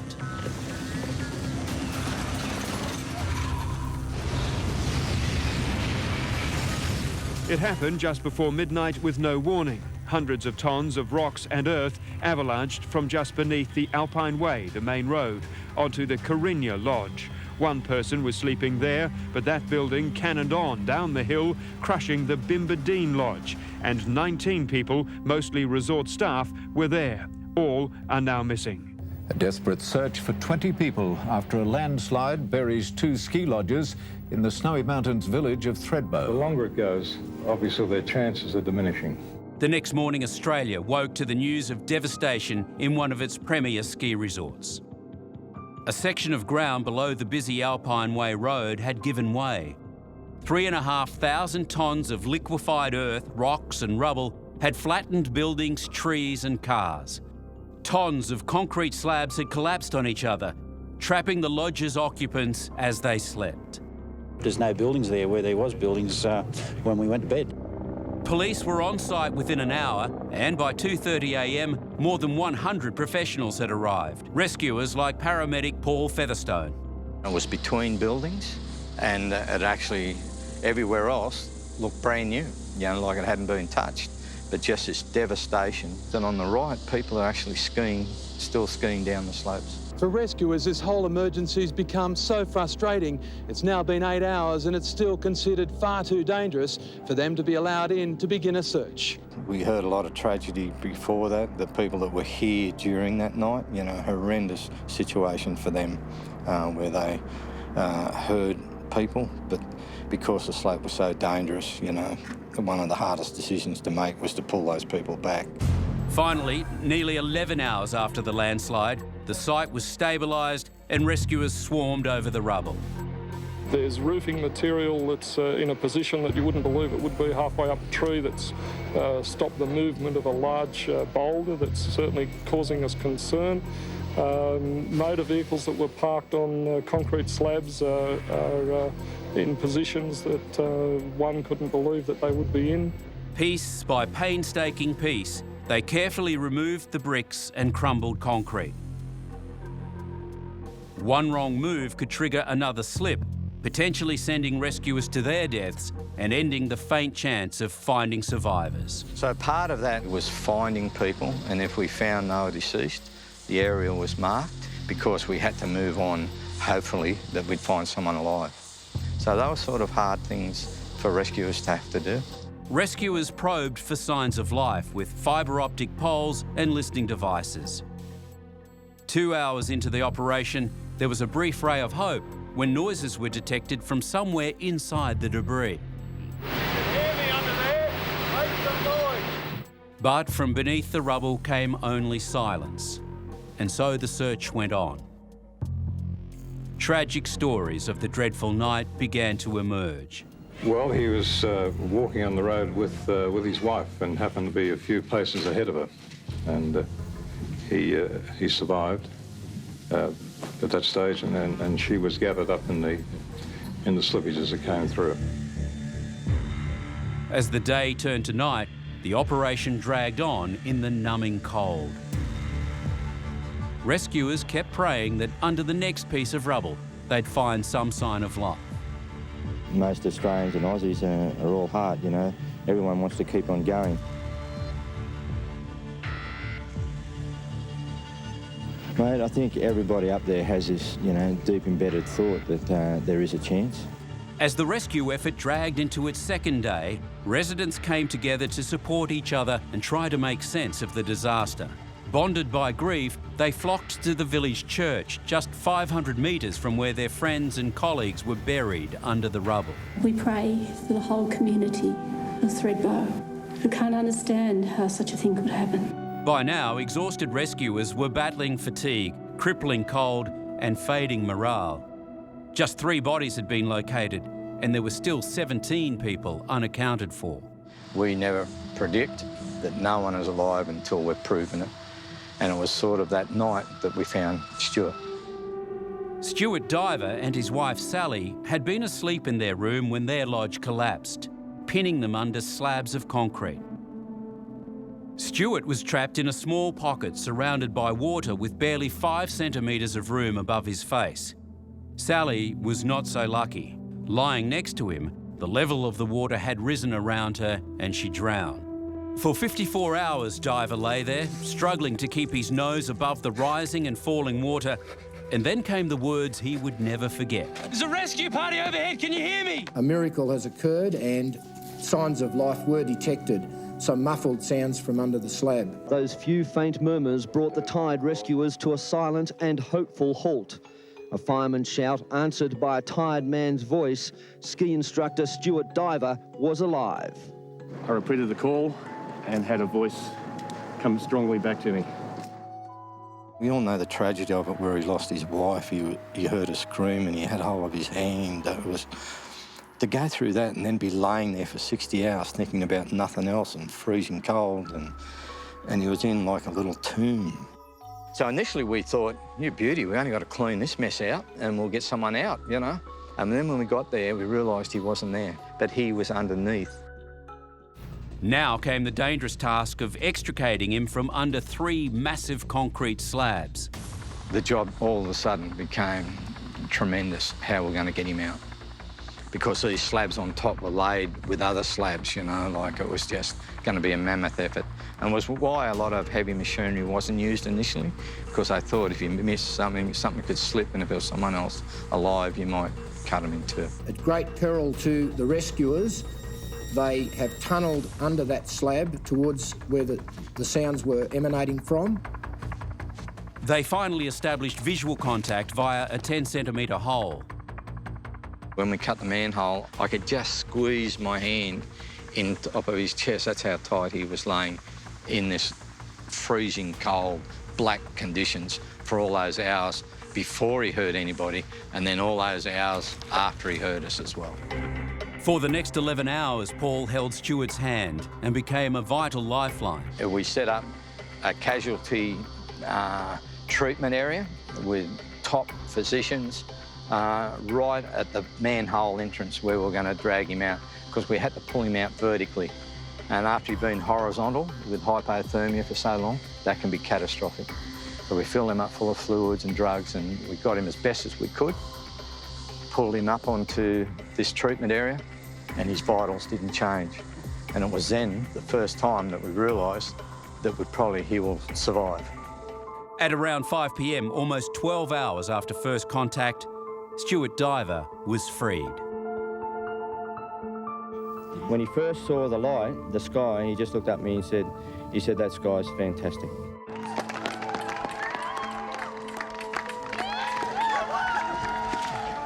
You can hear the cheering all the way up the valley now. Just a spontaneous outpouring. It's been a long time coming, and unbelievable when you consider what's happened here over the last 3.5 days. To me, the roar of the crowd is just what it's all about. It's about human life and everyone pitching in. You know, it wasn't just me. It was thousands of people pitching in to get this one man out of that situation. Stuart was flown to nearby Canberra Hospital, where he was given a hero's welcome. Amazingly, he'd suffered only minor lacerations and some frostbite. I'd like to thank everyone who was involved in my rescue, the fire brigade and all the rescue services, along with the medical teams at Threadbo and here in Canberra, and to all the people who have prayed for me and given me so much support over the last couple of days. It's been overwhelming, and I don't think I would have made it through without the involvement of all those people. It's been fantastic, and thanks very much. Meanwhile, the rescue operations continued. Stuart Diver's 1 in a million survival gave them new hope, but as the hours turned into days, it was clear there would be no more miracles. It was 1 week later when rescuers recovered the last body, bringing the final death toll to 18.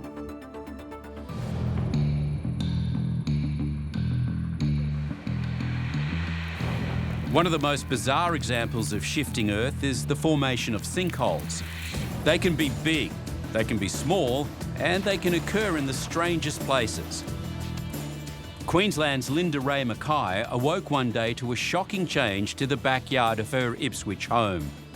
The sinkhole was first spotted by a neighbour at around 9 a.m. I heard a bang and a splush. When I looked over the fence, I had about a 6-foot round hole. And in a few hours, it went from curiosity to a potential threat. Really would like some people out of here. Thank you. Come on. What started as a mystery turned out to be a 113-year-old relic of the region's coal mining past. What we believe is that this is an exploration shaft. It would have been a 2 metre by 2 metre square vertical excavation, probably about 100 metres deep. Authorities were concerned about their house, but 24 hours later, the hole had been filled, which left the Mackays jumping with joy. Sinkholes are not uncommon. The underlying cause is usually erosion brought on by flowing water. In some cases, underground cavities collapse, weakening the ground above them. Queensland's Stradbroke Island has long been a favourite retreat for holidaymakers.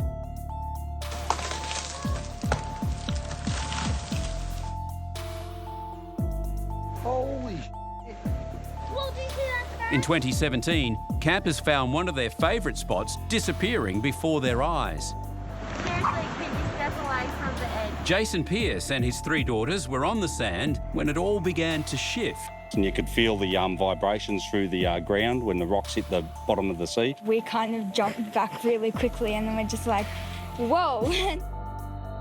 The normally popular Amity Point was proving to be anything but friendly. A chunk of beach the size of an Olympic swimming pool had vanished. Big difference, just amazing. Fortunately, nothing was lost. 2 years earlier, just near Rainbow Beach in Skip Point, overnight went from this to this. 23 kilometres of pristine coastline bisected, leaving a sinkhole 100 metres wide and at least 10 metres deep. The water devoured caravans and camping equipment, trapping it in the sludge. Dashcam from a camper's car shows 2 men's frantic efforts to save their caravan. Beaches like this are created by sand drifting on prevailing currents. If the sand base becomes unstable, it's undermined by the water and eventually collapses, taking bites out of the Australian coastline. Moulded by wind and waves, beaches are often backed by a buffer of sand dunes to protect against damage from storms, as well as providing a reservoir of sand to replenish and maintain the beach at times of erosion. But the sand dunes themselves are now under attack from the activities of man. From encroaching development to four-wheel driving and increased foot traffic, the threat has become a major environmental issue. Increased coastal degradation and the destabilising of a highly sensitive ecosystem risks leaving our coast at the mercy of the elements. It's this inherent instability of the sandy shoreline that can trap the unwary, especially children. Over the years, the lure of these seemingly harmless beach playgrounds has resulted in many tragedies. Records show there were 31 recreational sandhole deaths since 1985 in the United States, United Kingdom, Australia and New Zealand. And there were 21 incidents where a person was rescued from a collapse, in several cases by bystanders who performed CPR. The victims, mostly boys, ranged in age from 3 to 21 years, with the average age about 12. In fact, statistics show sand is more dangerous than sharks. Just seconds from death, 11-year-old Nathan Good was buried alive. I was just shocked. Scared. Screaming and everything. It was really scary. Nathan and 2 friends were taking a shortcut across the dunes at Cudgeon Beach in Queensland. They started digging like really hard and frantically to pull me out, and I just like got out because I was like in a ball with like that much of space to breathe, so it was running out really fast.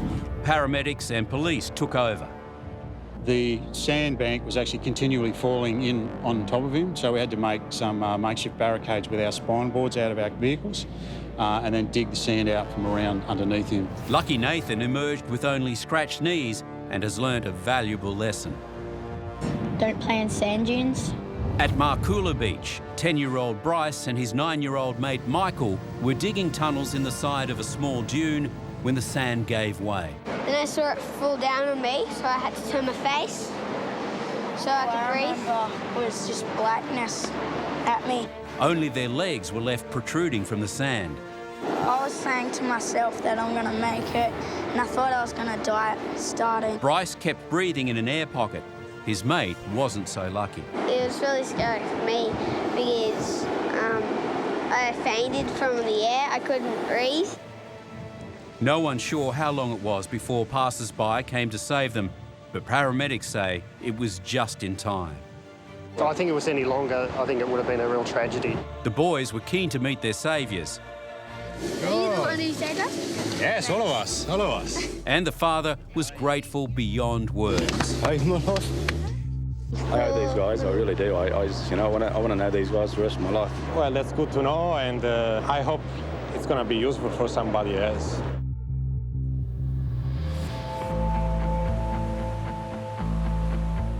There are two main types of erosion. Both pose dangers to the Australian coastline. A slow onset coastal erosion is really a process which takes place over geological timescales, so centuries to thousands of years. And what we're looking at there is waves in general, day-to-day waves, day-to-day tides, slowly eroding and reshaping our rocky coasts.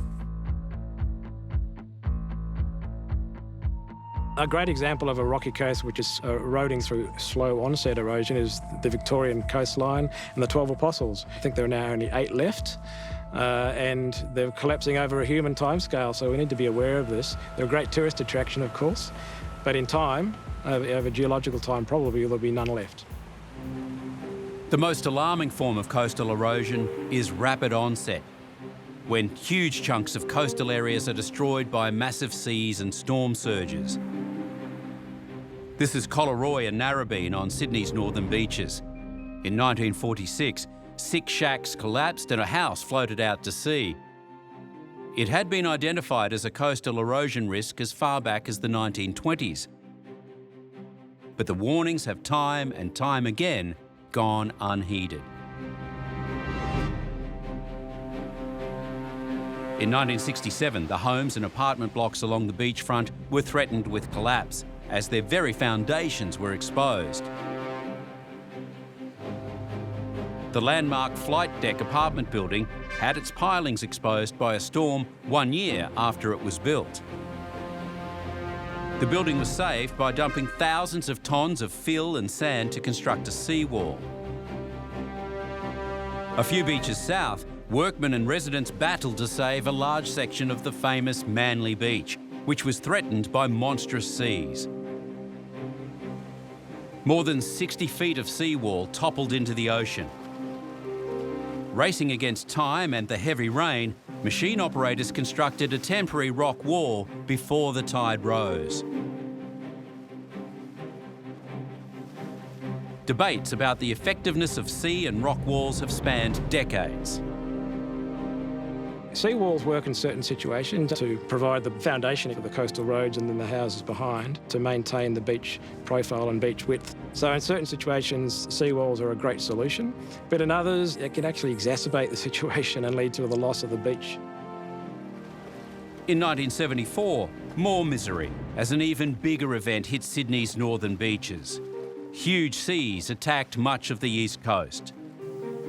All along the coastline, the forces of nature have taken their toll, and it's been a heavy one at that. Mile after mile of beachfront is just eroded by the constant pounding of the heavy seas. Amazingly, more high-rises had been built since the last wave of destruction, and predictably, their foundations were undermined once again.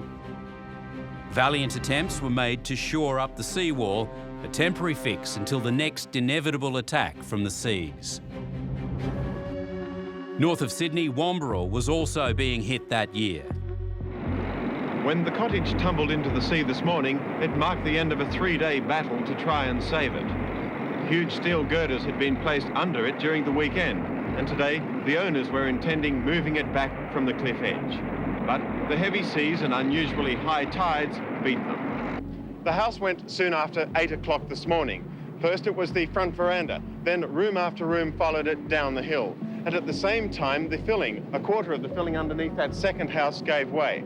And with another huge tide expected tonight, the locals here say there's no chance of saving it. At 8 o'clock, The last little bit of sand just went in front of the pier here and away it went. And it went mighty quick. Meanwhile, Queensland didn't escape the drama as 4 cyclones and 2 massive storms battered the Gold Coast, smashing the foreshore and destroying the Holiday Haven's waterfront homes. Ignoring the warning signs, this infamous stretch of coastline has now exploded in beachfront development. In 2016, waves of up to 8 metres hit Sydney, destroying several homes in Collaroy and washing gardens and swimming pools into the ocean as a huge low-pressure system combined with king tides to cause widespread destruction.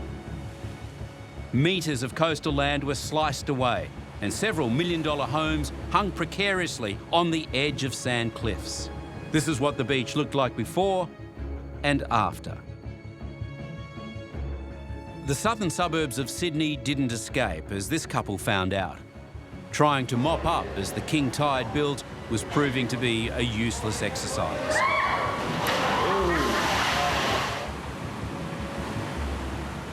Cafes were engulfed, seafronts washed away, and surf clubs badly damaged.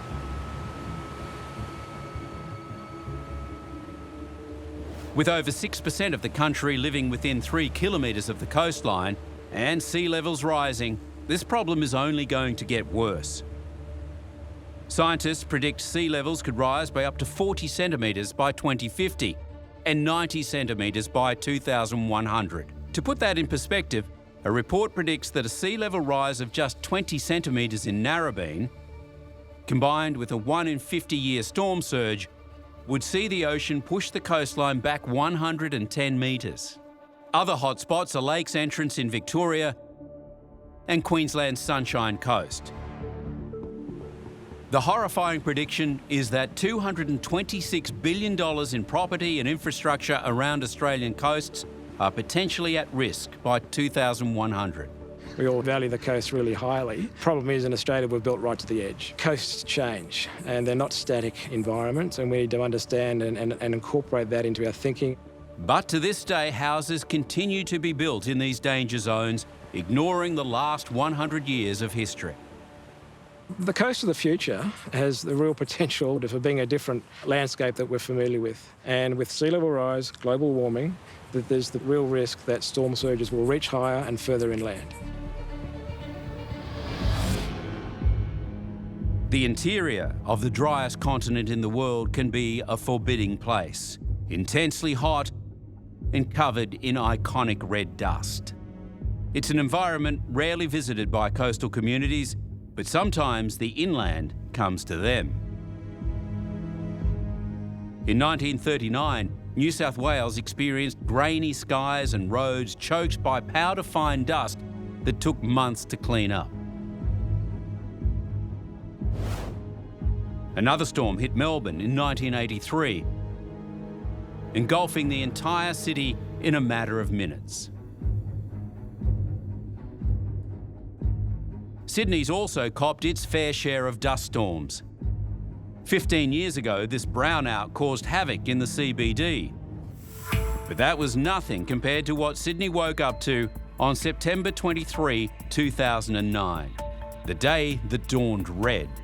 A 1 in 70-year dust storm formed many kilometres away, settled over the city, turning the iconic sights into apocalyptic visions and transforming the everyday morning commute into an unforgettable experience. The massive, rusty cloud had swept across half the country, propelled by an intense cold front that first struck South Australia.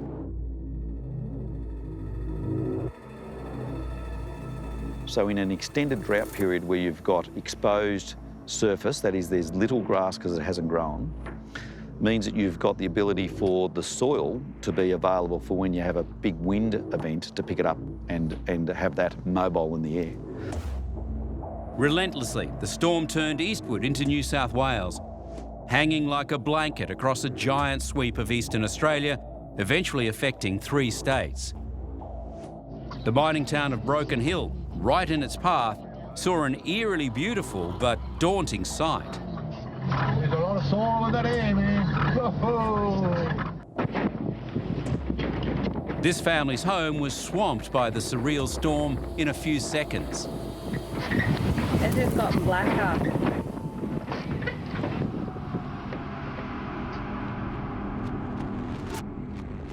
Oh my gosh. I think we better go inside, Ted. Yeah. Oh, that is horrible. It's just gone completely black. I can't even see anything on the camera. Oh my gosh. Oh my gosh. Holy sh**. That is like dark time. Over 10 years of drought, so the environment's dry, you get a windy, dry day, picks up the dust and it puts it like completely lost visibility in dust. It went on to savage farmland, the precious topsoil blown out to sea and flattening crops. Knock the flour off the canola and lay the wheat down as well. One more blow for the region in the grip of a terrible drought. There's quite a potential desperate situation developing out there. The dust front moved quickly, hitting Canberra and crossing the Great Dividing Range. That's just the freakiest thing ever. Strong winds saw it engulf Sydney overnight. It's several hundred kilometres long and probably something like 150 kilometres wide, so very, very extensive. Transport ground to a halt, Sydney's ferries sitting in an empty sea of red. Commuters have been stranded many times before, but never for anything like this. With an 1,100-tonne vessel, we need to see what's in front of us. While to the north, Lismore was hit by lunchtime. Soon after, Brisbane was in a haze. By nightfall, the dust was slowly settling, leaving a huge clean-up in its wake. Just like a dust storm, the Earth has a habit of rising up against us when we least expect it. Despite measures like maintaining safe infrastructure and enforcing tough building codes, we're largely powerless in the face of these events. In the end, survival can come down to the skill and patience of our rescuers. The human value of what happens in these disasters is what it's about. It affects so many people at the end of the day, and having the right resources to make sure that if something happens to a human being, we're doing the best we can to get them home.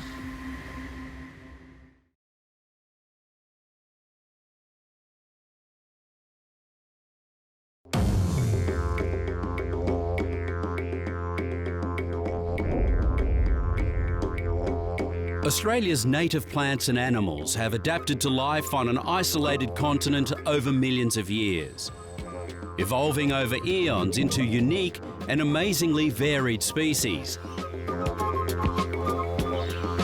Then came Europeans.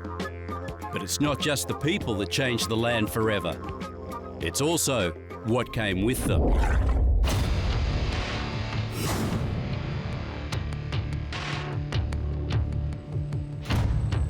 Over the next hour, you'll witness the devastation of the lands and the waterways, the ceaseless slaughter of native animals, and the savagery of man's revenge. On Savage Australia, Feral Invaders.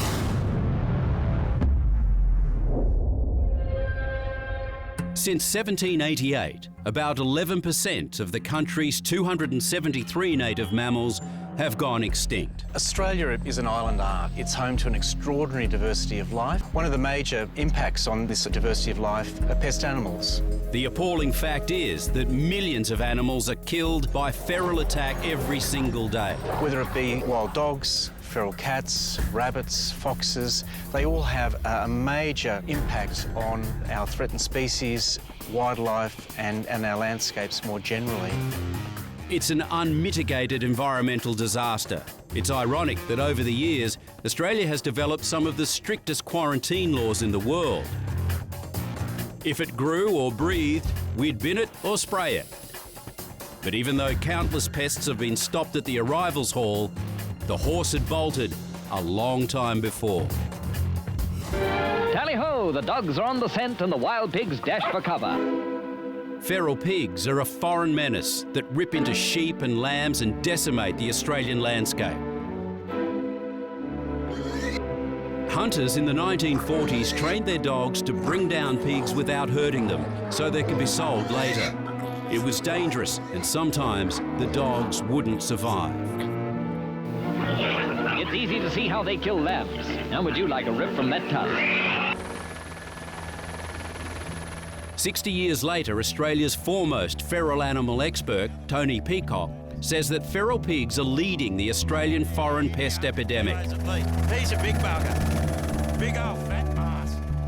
Now, we don't even know how many feral pigs are out there. It could be 20 million pigs, but the reality is if there's 20 million of these guys, you can see how much ploughing he's done. That's 20 million ploughs in the Australian landscape. It's not an option to just stick your head in the sand and decide that it's not a problem.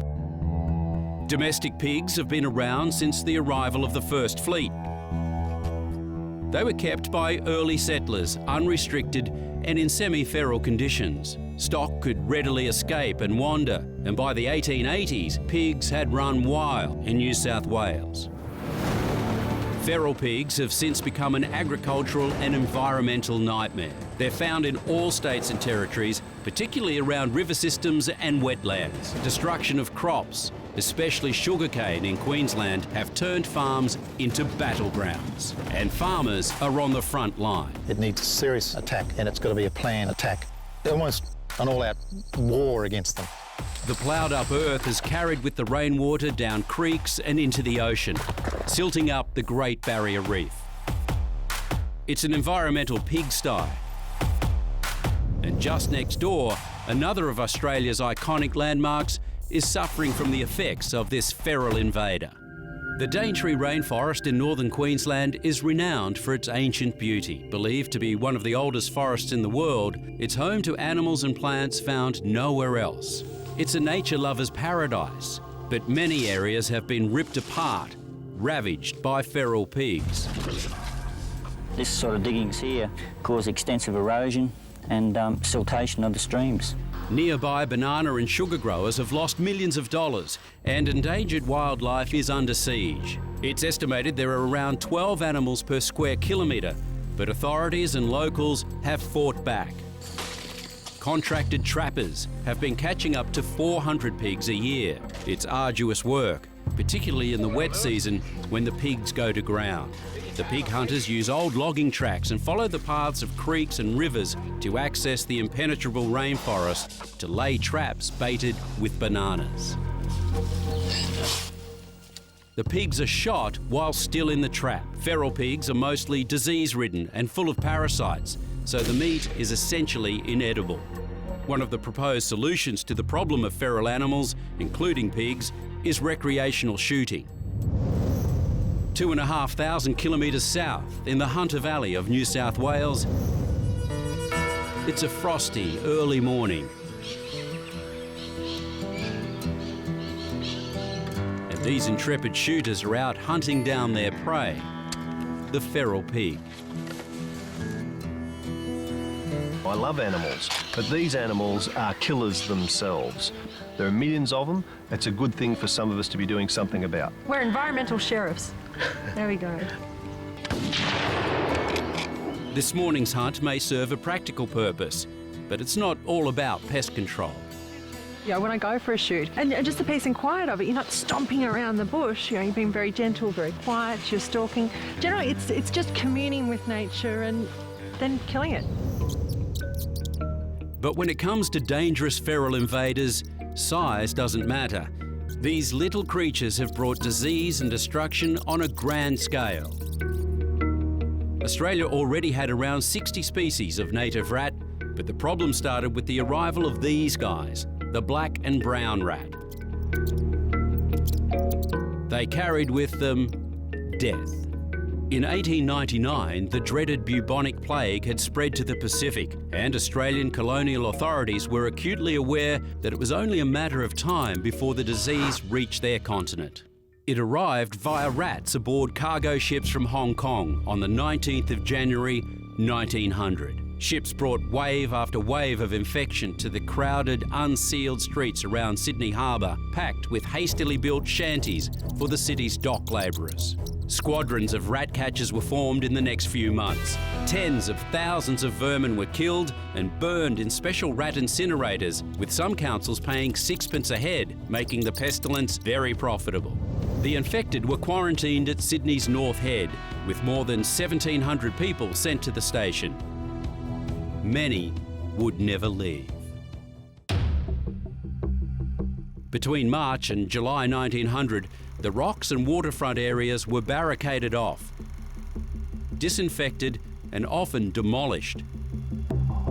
By the time the outbreak was over in August 1900, a total of 303 cases had been reported, with 103 deaths. An early warning as to the dangers of a seemingly innocuous feral invader. But the rat has a nasty little cousin, the house mouse.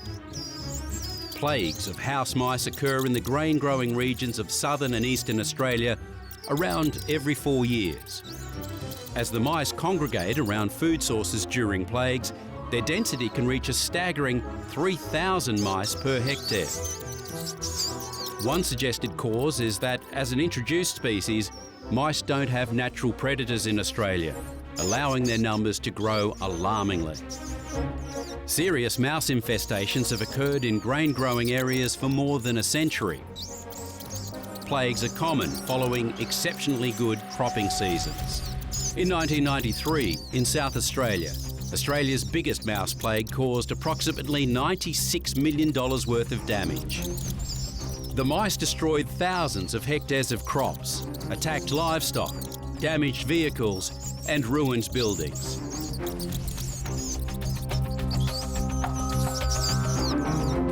Kill one and 150 come to the funeral. Solutions have been hard to come by. Apart from some natural methods, spraying crops with the poison strychnine has been found over the years to be the best way of controlling the vermin. In desperation, genetic solutions are now being considered. Scientists are looking at sex reversal, creating a population of only one sex, which would eliminate them in one generation. But the technology, for now, just isn't available, and the house mouse remains an ever-present threat.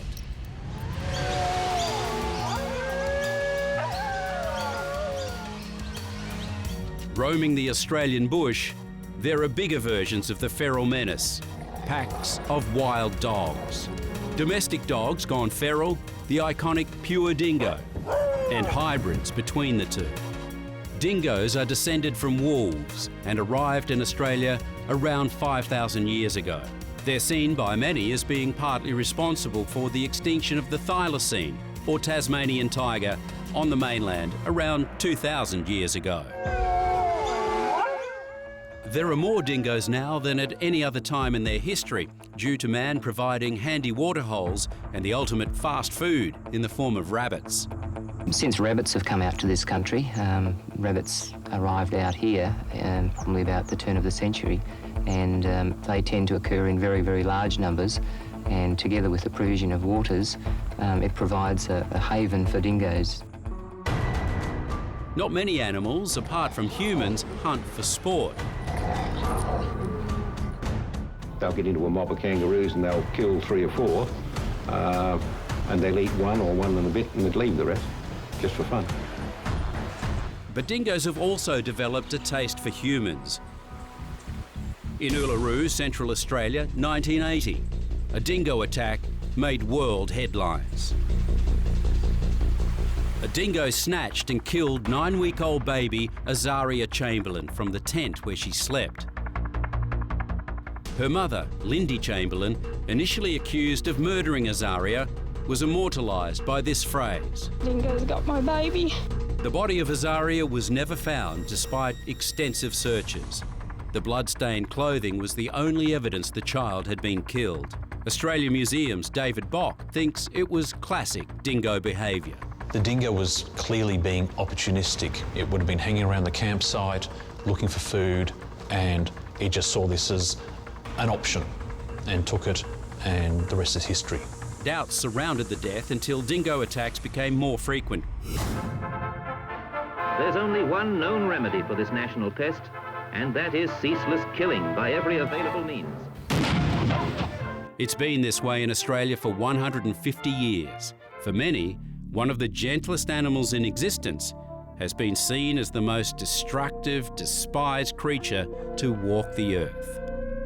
He's an introduced animal, and I think the only way we're going to get relief out of him is to try and exterminate him completely. But despite every effort, the rabbit remains. 2 mating rabbits can produce 33 million relatives in just 3 years. And the effect rabbits have had on the ecology of Australia has been devastating. Looking at this, you'd think there was enough grass here for livestock, native animals and rabbits. But it's an illusion. The rabbits have destroyed permanent grasses and shrubs and left the greener surface weeds. A few years later, this land will become a dust bowl, riddled with erosion. Even the rabbits will die, and it's a cycle that's been repeated through the years. If fodder is plentiful, they eat the best of it. If scarce, they eat the lot. Unless checked, they stop the regrowth of pastures and natural vegetation. And it was all the European settlers' fault. In 1859, the Clipper Lightning arrived from England with a dangerous cargo, 24 wild rabbits. They'd been imported by British farmer Thomas Austin, who missed the noble sport of shooting rabbits in the countryside.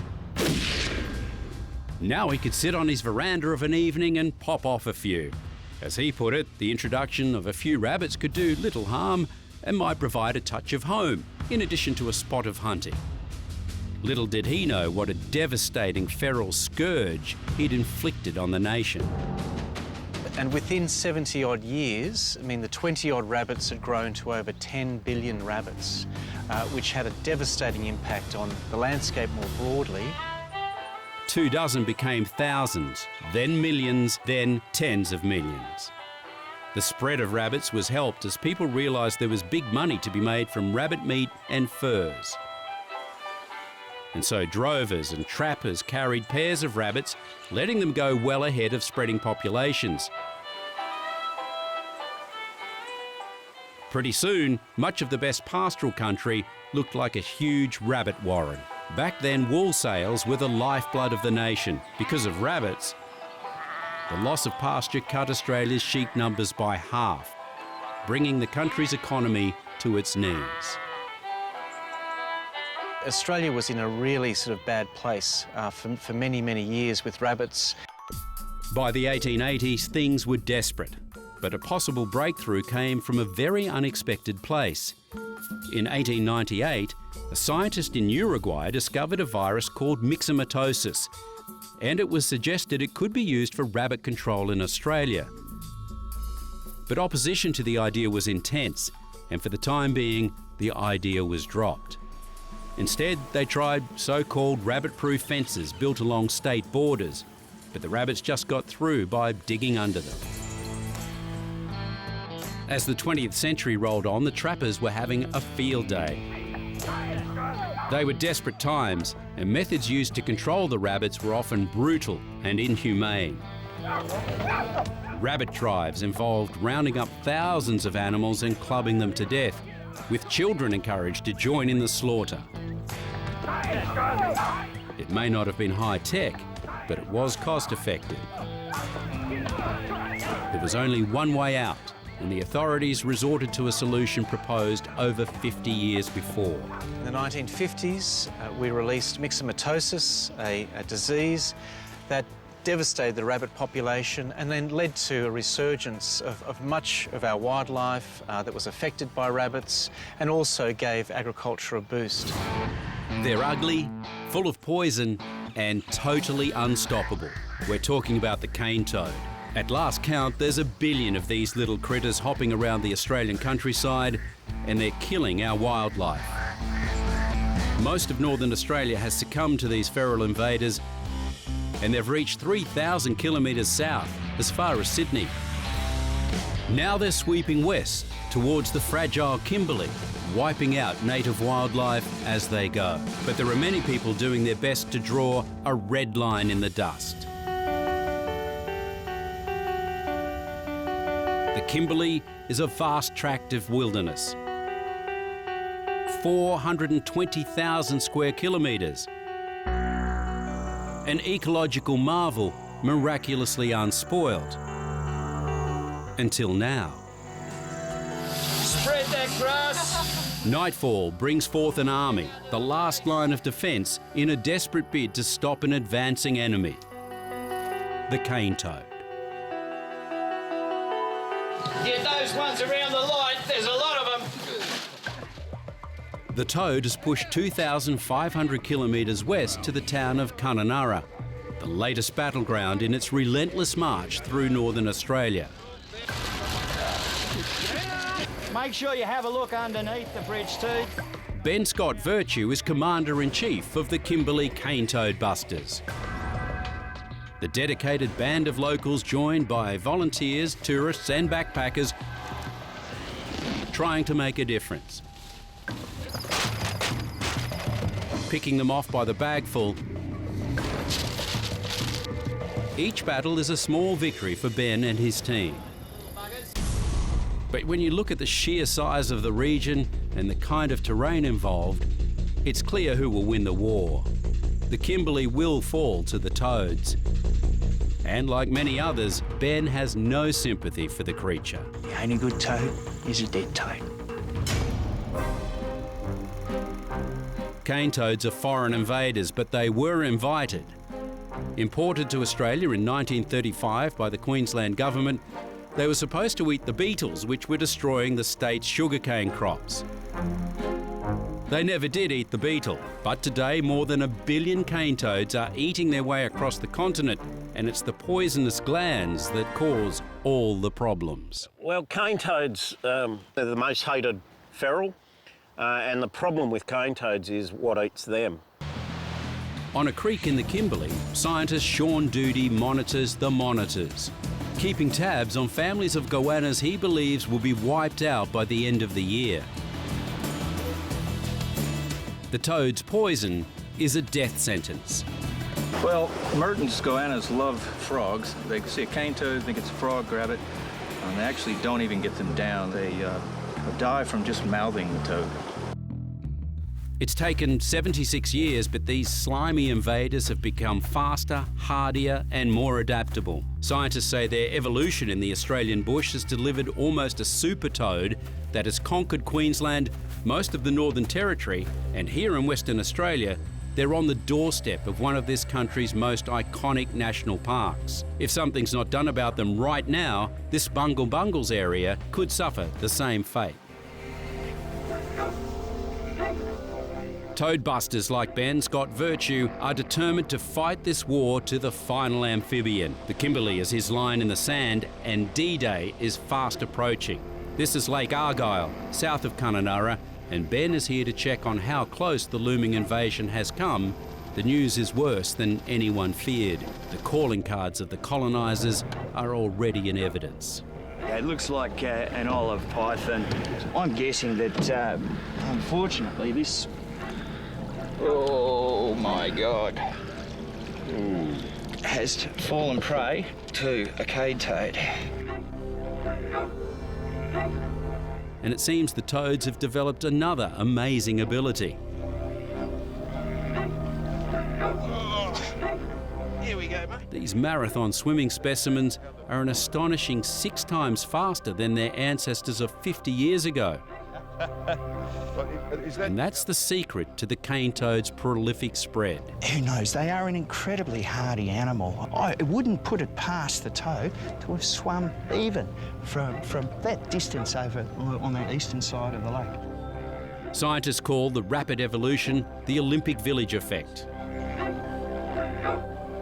Elite individuals mate together to produce faster, stronger offspring.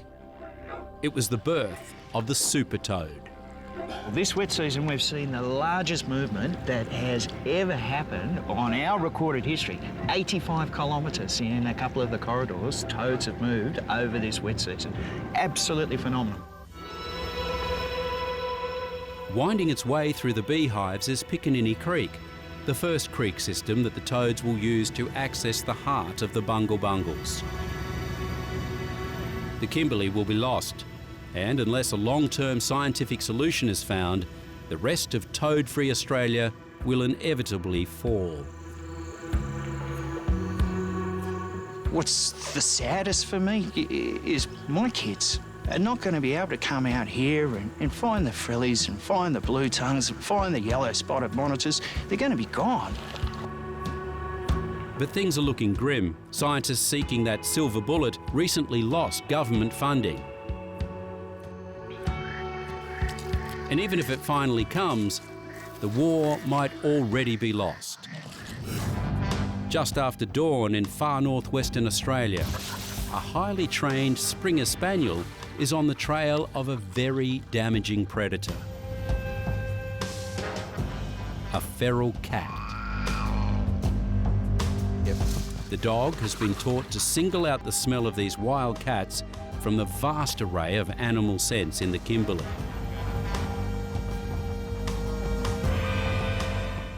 Suddenly, the target's in sight and the dog becomes a cat-seeking missile. You got this, Sally! Go, go, go, go, go! There. This is almost all the rewards you need. It's just the fact. It may look like your average moggy, when in fact it's the face of a deadly menace. Historical records date the introduction of cats to Australia at around 1804, with cats first becoming feral around Sydney by 1820. By the early 1900s, concern was already growing at the pervasiveness of the cat problem. 100 years later, and Australia has a crisis, with the cats roaming unchecked over 99.8% of the country. The Australian feral cat population is certainly smashing our wildlife every single day of the year.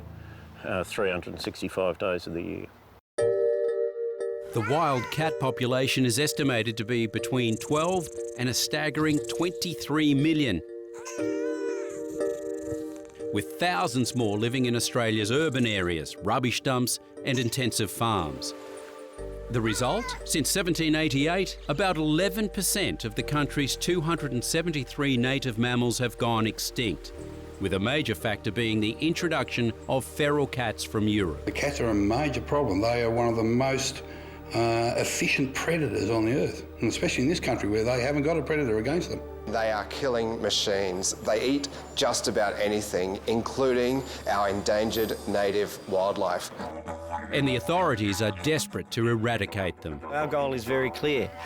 Defeat the feral cats. The black-footed rock wallaby is one of many native animals at risk of extinction, and although the tough zoo breeding programs are having good results, the wallabies can't be released into the wild because of the risk. Anything the size of a mid-wallaby downwards is just a wonderful meal for a feral cat out there, unfortunately. The bilby is another creature under threat, with populations in the wild at critical levels. Feral cats are our biggest major disaster in Australia. Of course, the red fox has been there, but lately the feral cat has just gone, and 23 million estimated Australian population. The crisis has prompted the federal government to commit to culling over 2 million feral cats by 2020. Right now, we're engaged in the world's most concentrated program. New technology has been developed, like this trap, that shoots a deadly toxin when it senses a nearby cat. The trap is proving successful, with local wildlife numbers improving. There are 250 quolls roaming now in the Flinders Ranges that were once locally extinct. We don't hate cats, we just can't tolerate the damage that they're doing to Australia. But often the tried and true methods are the best. If you're trying to catch a cat, you can't go past a dog. But this cat's not going quietly.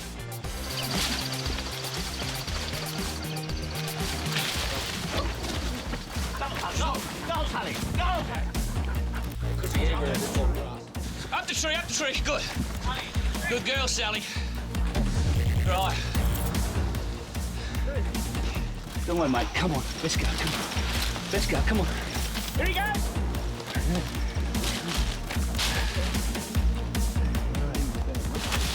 Oh, there it goes! Come on, go, Sally, go! This time the cat's in the bag. Got it? Yeah, we got it. and we went. Conservationist Ali Levitt says getting rid of the feral cats is at the top of her to-do list. If we think across Australia, we estimate there's a minimum of 12 million cats.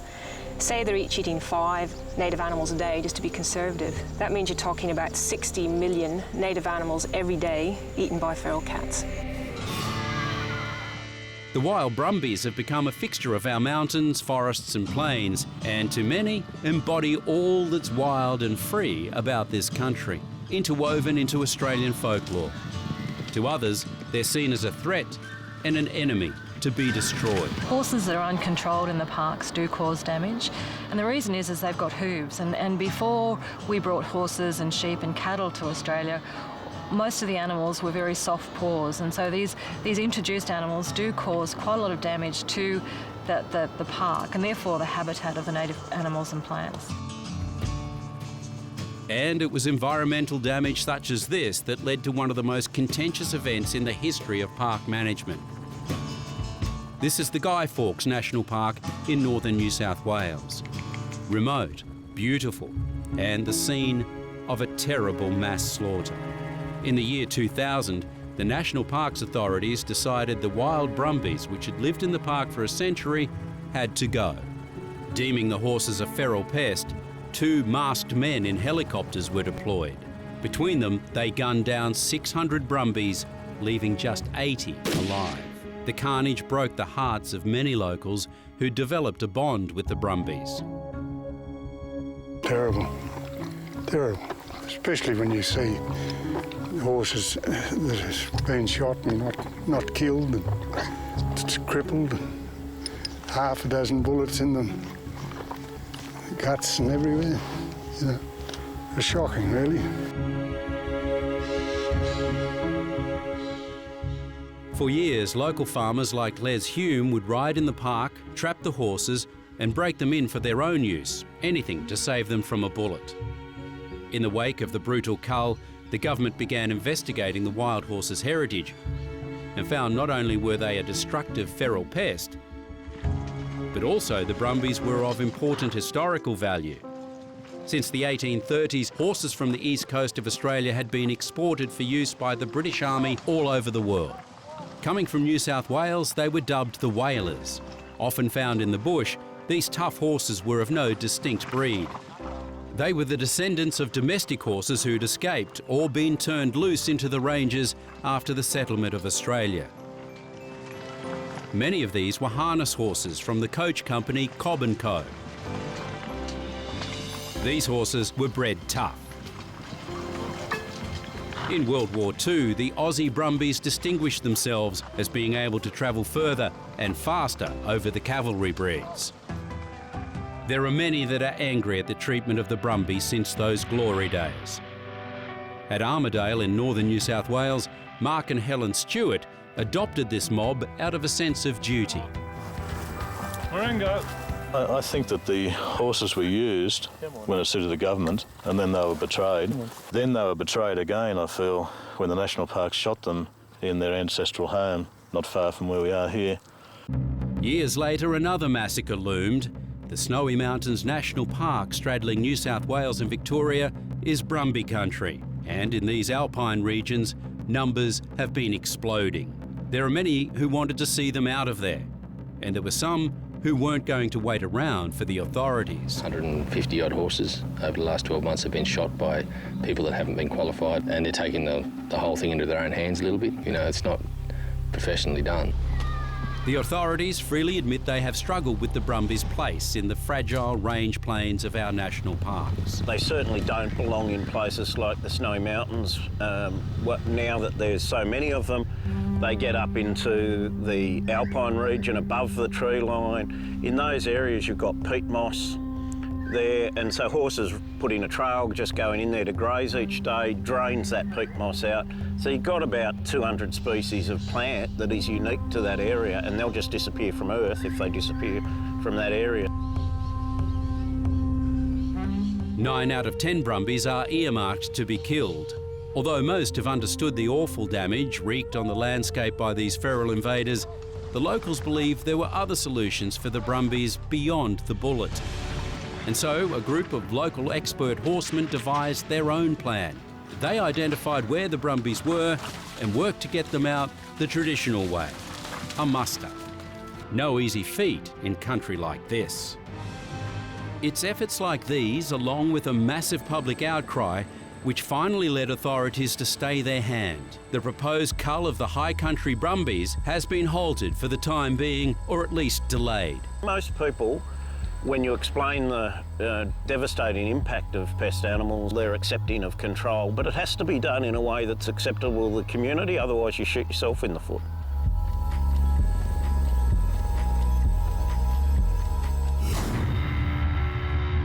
The difference between the locust and the grasshopper is purely behavioural. Though not an introduced species, a locust can eat up to 10 times its body weight in one day and has become a hated enemy of farmers. When food and climatic conditions are favourable, huge swarms of locusts may develop. The threat begins with an infestation of juvenile locusts which hatch in huge numbers after rains and begin feeding on crops. At this stage, they are yet to develop wings. You can see the brown front line of the locusts eating their way through the crop fields. Huge efforts are made to destroy them while they're restricted to the ground by the spraying of poisons. Because once they mature and take to the wing, this is the horrifying result. Fronts can be up to 500 kilometres across, with the giant swarms travelling hundreds of kilometres every day. I think there would be billions, possibly trillions of locusts potentially out there. The first recorded swarm was in 1844, with further outbreaks from the 1870s onward. Massive plagues occurred in the 1950s, 1970s, and right through to the 2000s. And those who suffer most are the farmers. We've got them where we always had them, that is, we've got locusts everywhere from Broken Hill across to Narrandera and right down to the Murray. You go to ground at night, they just chew away merrily and clean about 200 acres up for us. I've been here for 30 years and it's the best crop we've had. It's the worst locust threat anyway. When I've had other vermin like emus and kangaroos that do a fair bit of damage, but these will do a lot more. But it's not just the countryside and farmland that gets hit. Towns are often inundated with huge swarms, and the locusts have become a genuine threat to safety on the road. They hit like hailstones on the car, and you've got to clean your windscreen fairly often. Spraying is the regulation way of controlling the locusts, but other more low-tech methods have been devised. Or how about a hand-built insect vacuum? But it will take more than a locust buster to rid Australia of the ever-present menace of the locust. The Great Australian Outback, vast, untouched, and teeming with unique wildlife. Well, at least that's the common perception both in Australia and abroad. Beneath this fantasy nirvana, there exists a very different, very alarming Australia. Our wildlife has suffered so badly at our hands, and it's paradoxical. You know, we're looking at one of the least densely populated areas on Earth with the highest mammal extinction rate. In Australia, we've lost around about 20 mammal species alone, which is over half of what the world has lost in modern time. Ecologist Stephen Murphy is all too aware that even in the most far-flung corners of the country, Australia's precious wildlife is disappearing.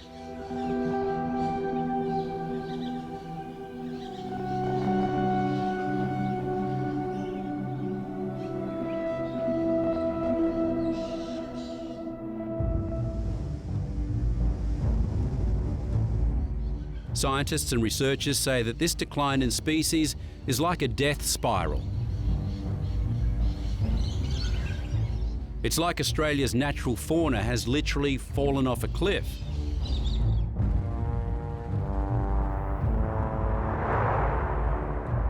This land that once teemed with native animals is now eerily silent.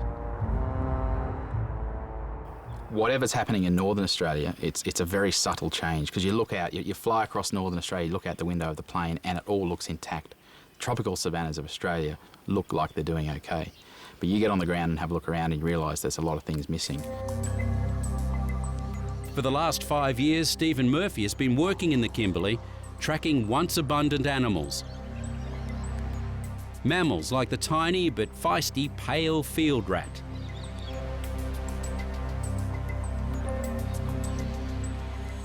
At one time, these little guys would have been a common sight. They've been in the continent evolving to Australian conditions for, well over 1 million years. In the last 100 years, they've been annihilated. He might look just like a rat, but he's an Australian rat and he exists nowhere else in the world. They are what makes Australia, Australia. So he might look like a rat, but he's our rat. Our most endangered species may not all be cute and cuddly and certainly not household names. But the fact is, Australia was their only home. And researchers fear which animal might go next. I project back in time, in the 1920s and 30s when there were still some of these mammals living in Central Australia, and I think, only if, we were back there then, knowing what we know now, and we might be able to do something about it. It's like someone dropped a bomb in the middle of Australia and it's still reverberating out to the coastline. It's exactly what it's like. Three major problems in Northern Australia are feral herbivores, so that's things like donkeys and horses, and unmanaged stock. Feral predators, so cats, and uncontrolled fire. And they're interacting in a pretty powerful way to cause these problems. Cats are extremely devastating to our wildlife. I mean, they're right throughout the continent, from the southern tip of Tasmania to the northern tip of Cape York and through the deserts. They're everywhere. And they're live prey specialists, which means they only eat wildlife. They are a major impact on a lot of the species that we're losing. And the big problem with cats is that they're very difficult to manage from a conservation point of view. They're difficult to trap, they're hard to shoot, you can't find them systematically, so you can't go out there and count on shooting them. And they're hard to bait, you can't, because they don't take dead baits. So basically they're holding us to ransom at the moment. When the occasional time where we do come across a cat and shoot it, we gut it.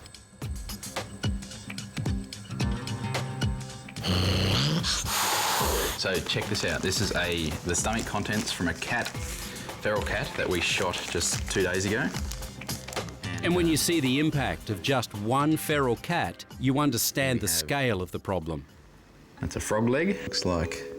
These innards tell a tale of destruction that's repeated by an estimated 20 million feral cats across the country every day. It's a rodent, one of the native rodents. We're up to, one, possibly 2 frogs, a bird, I'd say judging by that fur, maybe 2 small mammals. So that's 1 cat in one night. You back of the envelope calculation, magnify up, and you're talking about hundreds of millions of native animals being eaten by cats every year.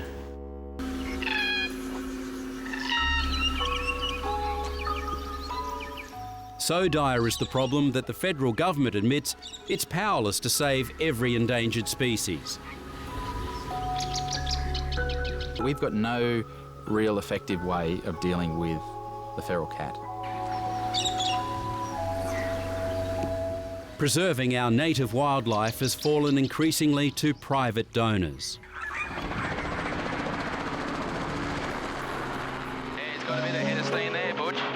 Steve works for one of the biggest, the Australian Wildlife Conservancy.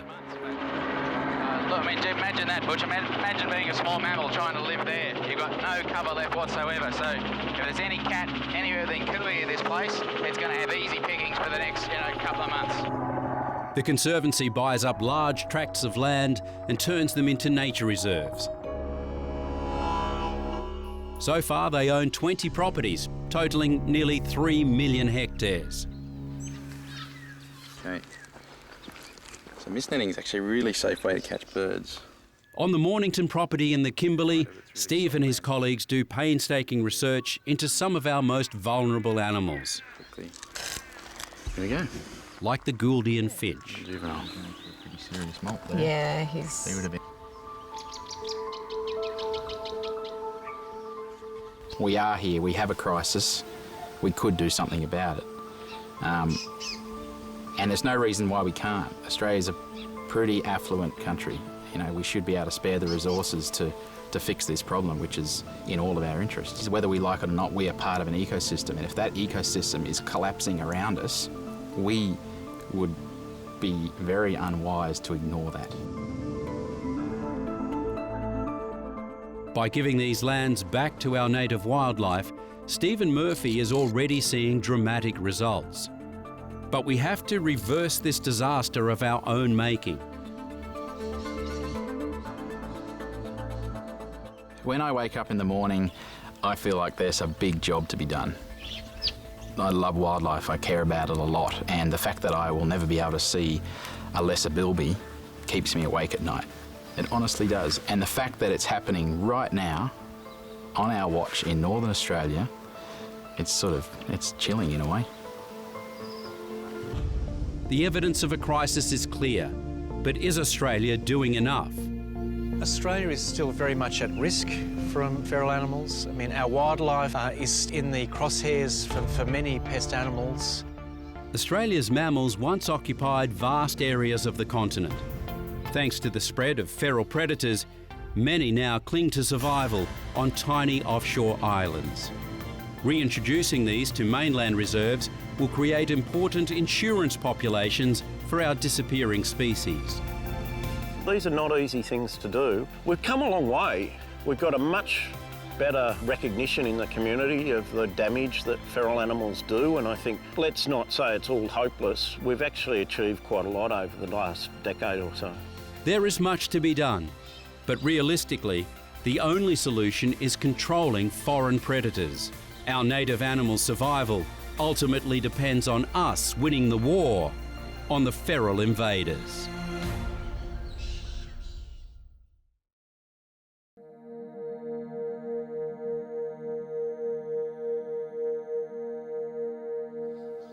Into the distant past, flooding on an epic scale has been a regular seasonal phenomenon across the eastern half of the continent. A powerful part of the natural cycle, but these life-giving waters can also carry death and destruction. We're all stuck on the list. Big floods happen.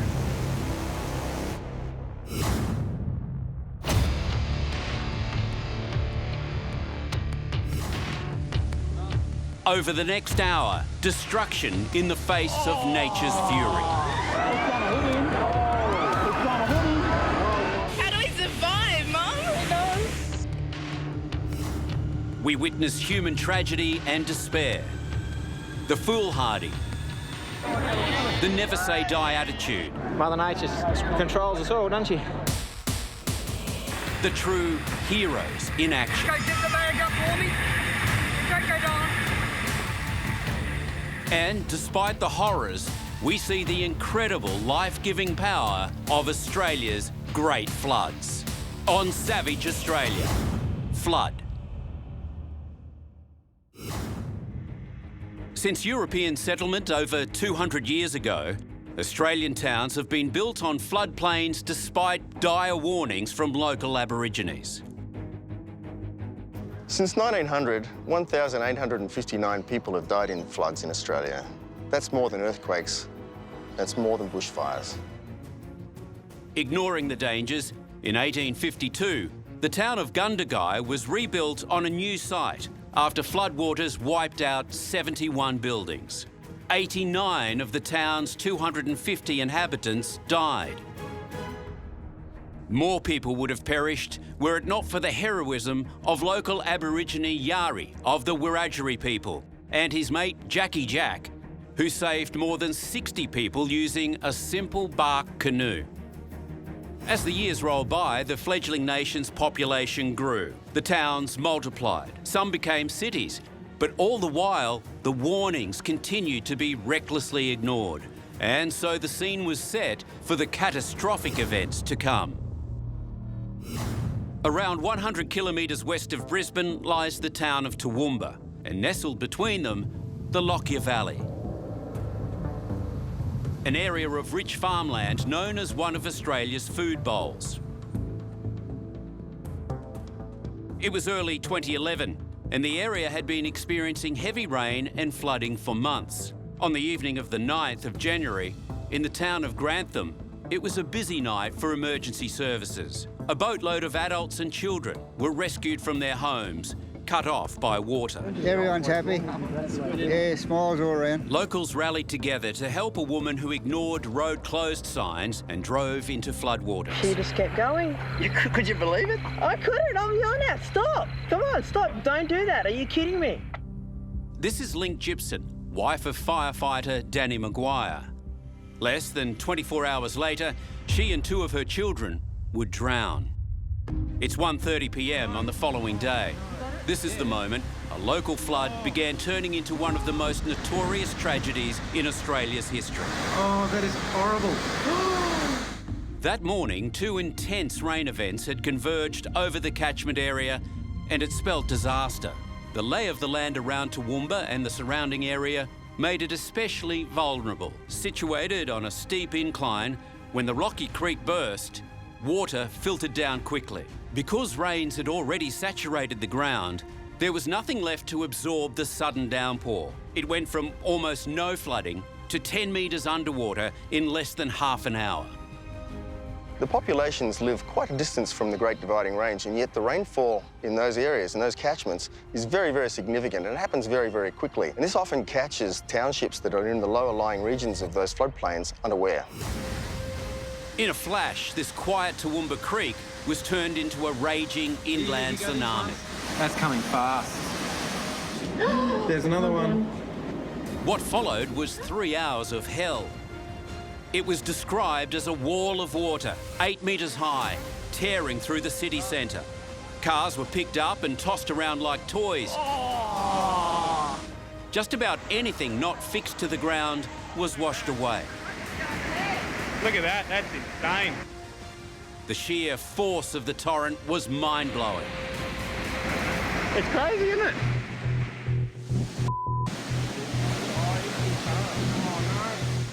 Oh, there goes the car.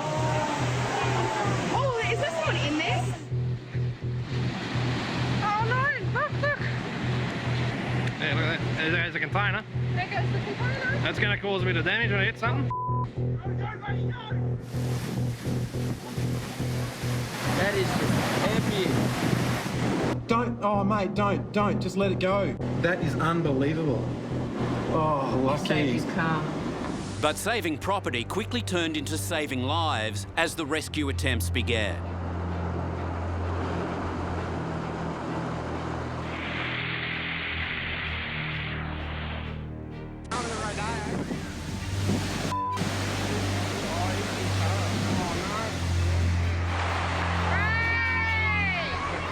A teenage girl stands on the roof of a car. That's her mother clinging to the side. Rescuer Peter McCarran risked his own life when he swims over to help. I looked down into her face and she said to me, "I'm so sorry." And I said, "Oh, don't worry about that now." I said, "We've got to do something about this." The daughter makes it to the pole, just as the car is swept away, along with Peter. It was like being in a washing machine. It was just sort of moving me all directions. The daughter loses her grip on the pole. I yelled out to her, "Swim to me, swim to me." But the surging waters tear them apart. Moments later, her mother loses her battle to hold on and is also swept downstream.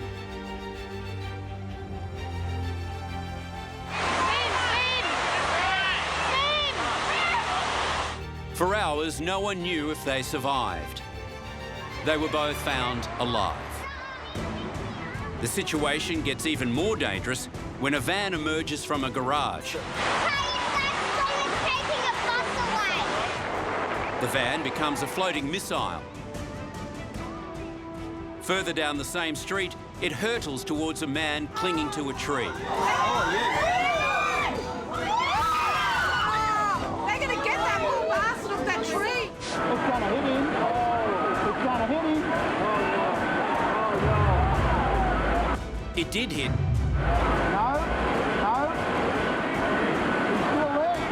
But amazingly, the man clung on and was eventually rescued.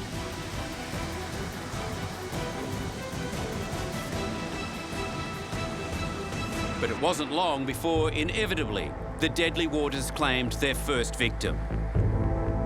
Donna Rice had just picked up her son Jordan's school uniform to start grade 8. He and his little brother, Blake, were in the car while they were driving to the bank. I mean, we were only any normal family going about our business here that day. The second it started, I thought, F me, you know, Donna, driving on this, I hope she pulls up somewhere.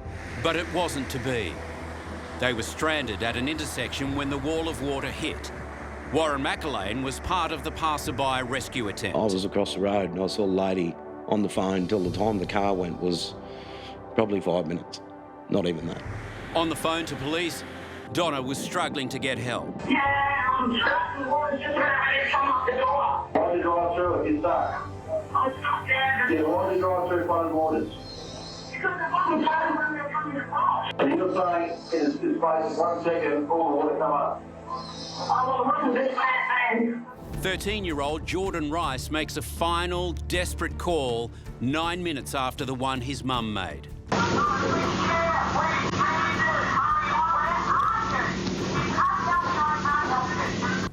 Then Jordan and Donna start to panic as water rushes into the car.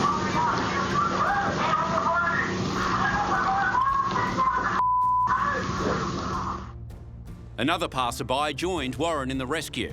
I sort of called out for some ropes and a guy gave me some ropes and I tied them together and just headed out towards this car, but the water just kept coming up and by the time I got near the car, it just swept me off my feet.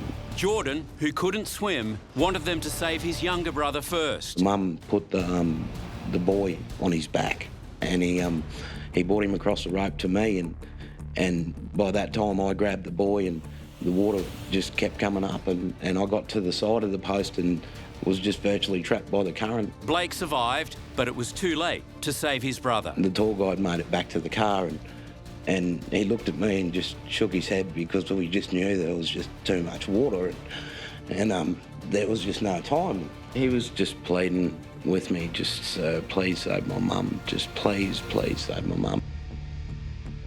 But the car was taken by the water, hit a culvert and flipped. I just kept telling the boy it was going to be all right, and it just wasn't.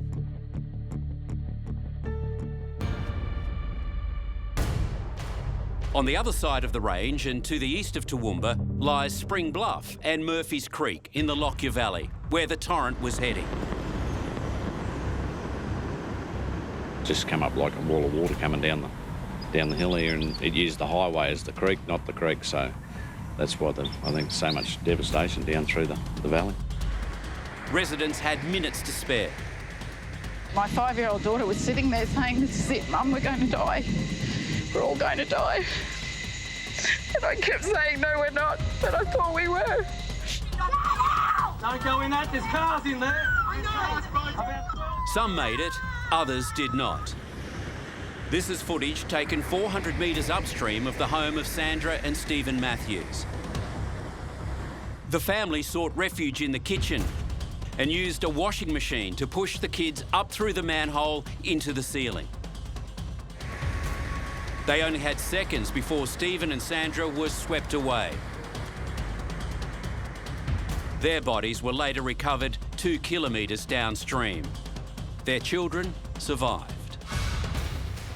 The flood then continued to flow east towards the township of Murphy's Creek. Approximately 2 kilometres from town, Selwyn Schaaf, his wife Catherine and 6-year-old daughter Katie were at home. By about 2 p.m, Murphy's Creek was flowing into their home. They all made it outside to their ute and clung to the tray as it washed away. All 3 were thrown into the water. Selwyn and Katie disappeared, but Catherine managed to grab onto a tree for several hours until she was rescued. The body of Selwyn Schaaf was found in a lake just under 50 kilometres from his house. Katie's body was found in a creek 2.2 kilometres from home. The racing waters now combined with intense rainfall runoff from the east side of the range, which magnified the torrent even more as it flowed down the side of the Warrego Highway. It crashed into the town of Withcott, wiping out everything in its path. the floodwaters that hit Helidon Spa were growing increasingly powerful. It was here at about 3 p.m. that James Perry and his wife Jennifer and son Edwin attempted to drive through the floodwaters. The vehicle was washed away from the highway. The Perrys stayed in their car, then climbed on top of their vehicle and clung on as their desperate plight was captured both from shore and from media helicopters. Eventually, the car started floating towards some overhead power lines. They decided to dive into the creek and try their luck. The mother and child have been located and are safe. The father is unfortunately one of those on the missing person list. James Perry's body was never recovered. But unimaginably, the horrific afternoon was about to get even worse. All of the swollen creek flow had now combined into a wall of water and debris, making Grantham the epicentre of the disaster.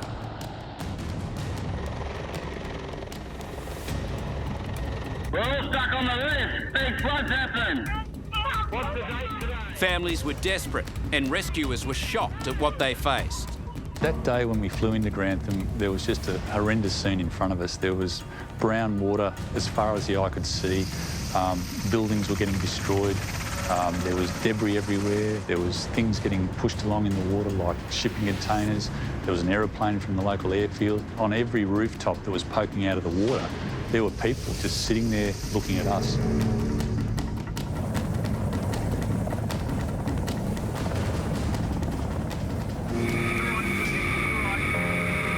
That day, the crew would winch 28 people to safety, including the aunts, who clung to a tree for 3 desperate hours as cars and other missiles came frighteningly close. The one that nearly wiped us out in the end was this big shipping container that was coming towards us, and I thought that was it. That's when we said goodbye to one another. I just couldn't believe it. I thought, my God, they're like angels coming out of the sky, you know. I mean, we owe them a lot, don't we? John Mann and his family were also plucked to safety. How the family made it to their roof after the floodwaters overpowered them is a miracle. Their one mission, to save 4-year-old Liam and 6-year-old Lachlan from drowning. Got the pool boat that we used to use in the pool for the boys and put them in that and held onto them, and kind of one at a time formed a line and helped each other out the house, and we all held onto the boys in the boat. Little Lockie, I can still see him putting his arms up because he knew this man was going to get him off the Pop's roof. And he went up and I just started bawling my eyes out. You know, I was just so happy. I knew, well, they're going to survive this. They're going to get through. At about 4 p.m, the house of Matthew and Stacey Keep and their family was struck by rapidly moving water. In a series of tragic efforts to escape and save themselves, the group became separated. When the water struck, Matthew and Stacey desperately gathered the children in the kitchen. But then another wave of water struck and little Jacob was swept out of reach. The grandmother and little Madison had been separated from the rest of the family by the rising water. Matt found Stacey's mum, Dawn, clinging to a ride-on mower in the garage. It was the last time she was seen. The torrent sucked Matthew out of the garage and swept him 200 metres down the road. This footage shows Matthew stranded on the neighbour's roof, fearing the rest of his family had been wiped out. Meanwhile, Stacey was struggling to keep herself and Jessica above the water. She waited outside and held onto a downpipe for as long as she could. When eventually she let go, she was carried for more than 1 kilometre before the little girl was swept from her arms. Back in the house, both grandmothers were gone, but amazingly, the 2 children hung on, Jacob standing on the taps in the showers and Maddie floating on a couch wedged under the ceiling. Stacey was able to scramble to safety and spotted Matthew on the rooftop within shouting distance. Finally, Matthew was airlifted to safety and the surviving family members were reunited. The incredible day came to an end, but the tragedy continued. It's 7:30 the following morning, and somewhere out there, a family is clinging to the roof of their car. It's a SO Bland at the Minden Crossroads. We're just doing a swiftwater rescue. Yes. We've lost one, we've got 3. And we're stranded on the island, and I'm dialing from the local house that hasn't gone under yet. Minutes before, the swiftwater rescue team had attempted to save the Wickman family, barely visible through the driving rain. It ended in tragedy. We attempted to save a family of 4, we could only do 3. We lost the child. Well, we're meant to have backup, but we've got nothing here yet. You've got nothing there yet. All right, then, so you need swift water there to get through to you? We are swift water. But you need more swift water to get through to you? Well, we've got them on safe, but we're in the middle of an island of water. Yep. It'd be really good if we could get them off, because I've got 2 grieving parents and one... 2 adults and 1 child. 9-year-old. We lost the 4-year-old. The 4-year-old's life jacket was tied to a rescuer's, but the rope worked free and he was gone. The aftermath of this terrible event revealed the carnage and the desperation of panicked locals trying to flee. The community was simply not prepared. Most were still in their homes. Most were not aware of the flood front that was coming down the river. It speeds up to 45 kilometres an hour. A total of 47 people were rescued by boat and 43 rescued by helicopter. 2,300 houses were inundated, over 1,000 cars were swept away, and 1,100 kilometres of roads were damaged. But it was the human toll that shocked the nation. When the overall event concluded, 25 people had perished. Queensland is reeling this morning from the worst natural disaster in our history and possibly in the history of our nation. As the rainfall in southeast Queensland continued, the dam levels near Brisbane were pushed to over 140% of capacity. 1 million megalitres, or 2 Sydney harbours, flow into the Wivenhoe catchment every day. As the dams overflowed, the massive water made its way into the Brisbane River, which began to rise ominously. Residents were told to prepare for the worst. We have to be ready with a contingency plan to evacuate. This incident is not over. This is still a dangerous natural disaster. The floodwaters are moving very fast. Despite the warnings, it was almost too late. And when finally the Brisbane River peaked, all hell broke loose.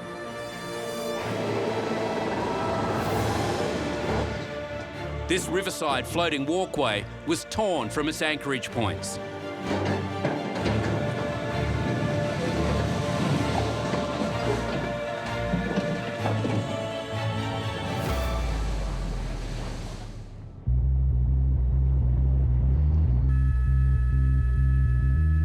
A 300-metre concrete walkway sheared away, now a missile heading for the Gateway Bridge.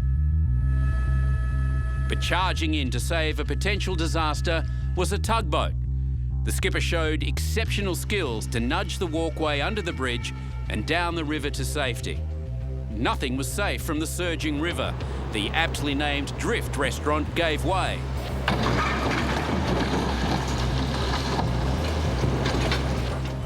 The big city cats were spun around like toys, and the smaller boats had no chance.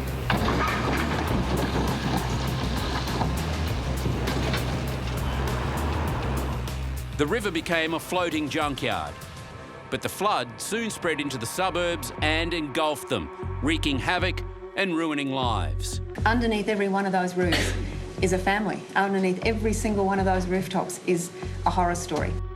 The only thing that we have is what's in our heart and in our spirits. People rallied together to clean up the destruction. We now face a reconstruction task of post-war proportions. We've taken a beating, but we will not be beaten. A resilient community determined to recover from another natural disaster.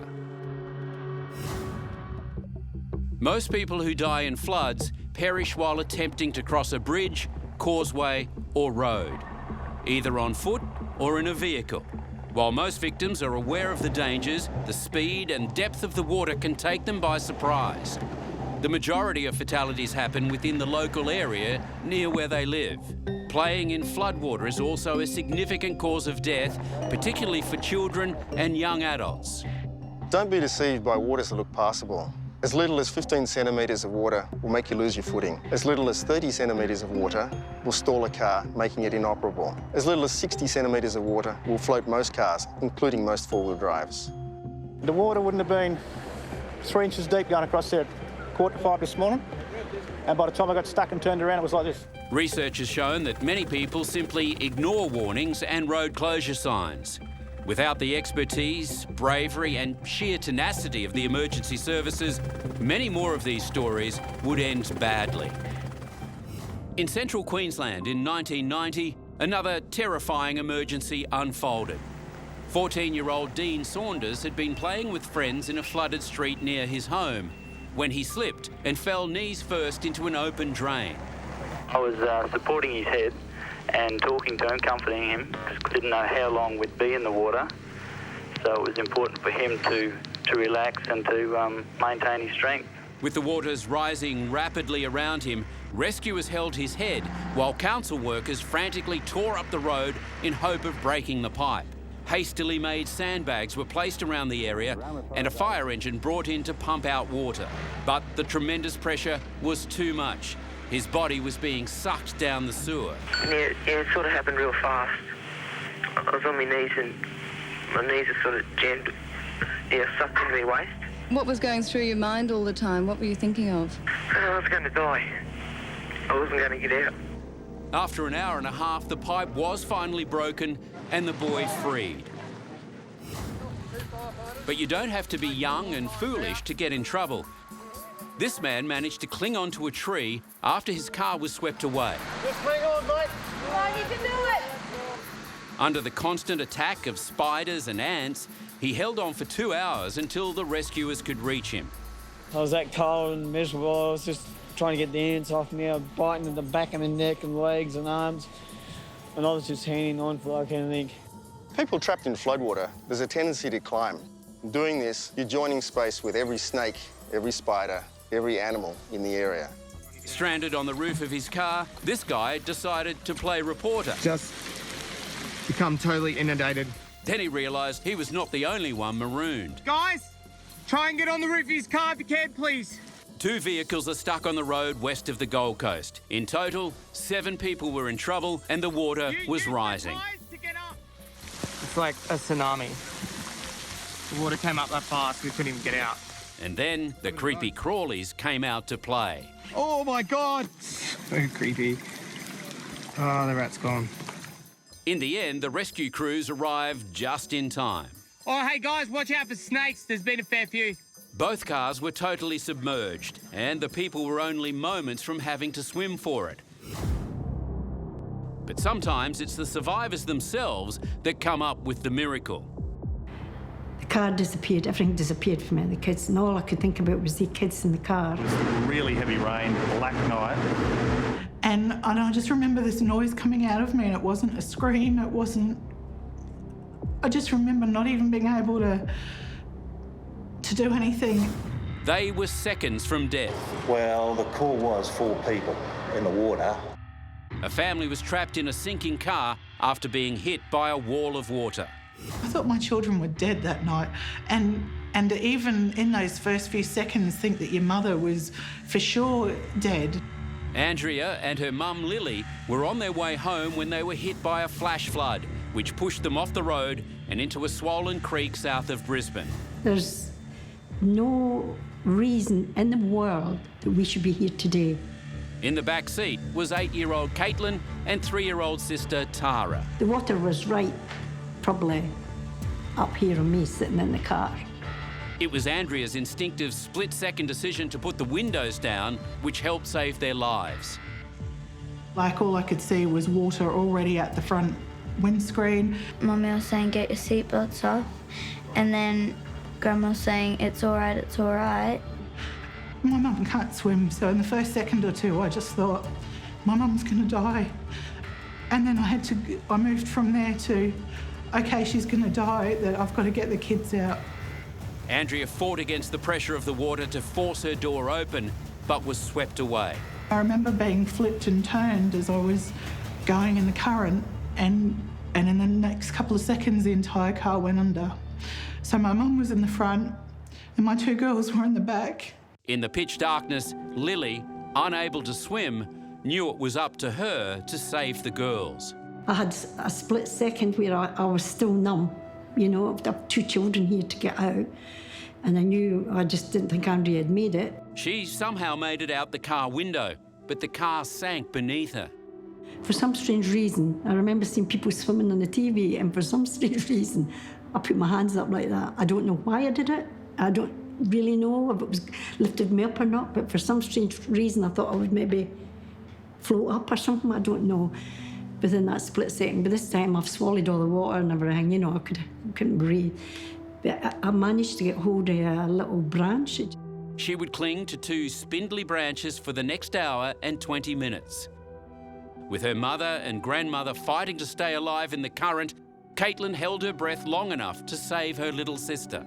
I remember grabbing her and then swam out the front window, and then I pushed my sister up, and then I didn't know where I was, but I was underwater, and I didn't even try to swim up, but then I felt someone grabbing me. It was Mummy. But all of a sudden, my 3-year-old popped up in front of me, face down. So straight away I'm thinking, there's my dead daughter. I kind of managed to just grab her within reach, and I pulled her up by the back of her neck, and she started coughing. And then a few seconds later, Caitlin emerged. When Swiftwater Rescue found them, they were all clinging to a tree, exhausted but alive. What this little girl did to save her 3-year-old sister saw her hailed as a national hero. There are some situations that call for unconventional methods. Robin Colley, her 14-month-old son Luke, and friend Donna were driving through a lightly flooded road in central Queensland when they rounded the bend and ran into a submerged tree branch. While they searched for a way through, the water rose rapidly and forced the trio to scramble into the back of their ute. Then followed a rescue so amazing, it became an international sensation. As Robin and Donna wait helplessly below, Garth Snodero and the RACQ rescue chopper hover above. Garth and his crew realise there is a baby down there, so they've come prepared. Garth exits the chopper and begins his descent. As he is lowered, it takes some serious manoeuvring to avoid the trees.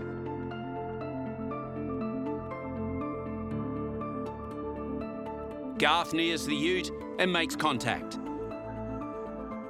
It's the baby's turn first, but Garth has a surprise for them all. The baby?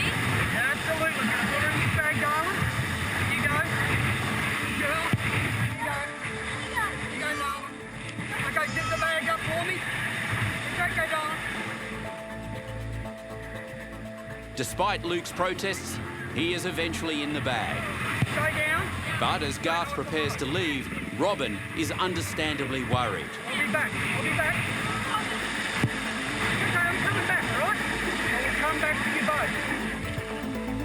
both. Remarkably, in mid-air, Garth opens the bag to comfort the distressed baby.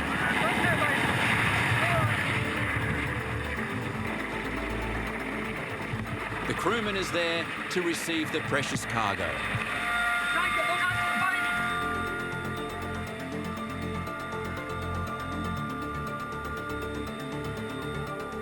Luke's out of the bag, but he's not happy.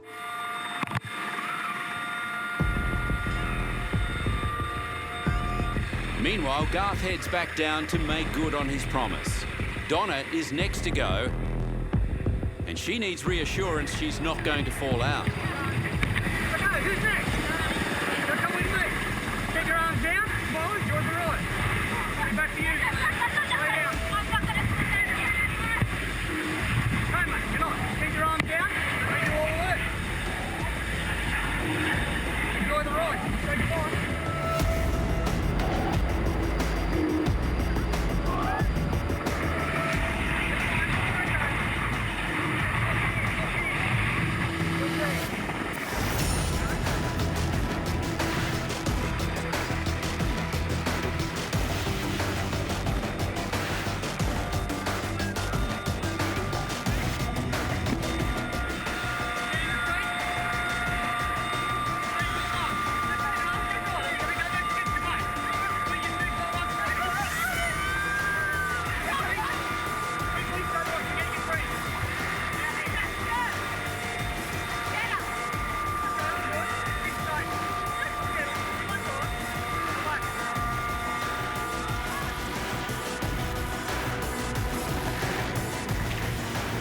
Garth is back for Robin, but he has some bad news. Keep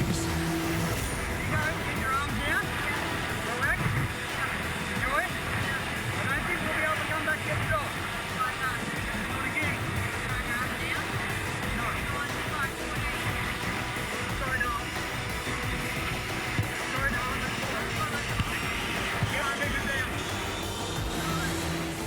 No. Garth even makes sure her sunglasses are safe.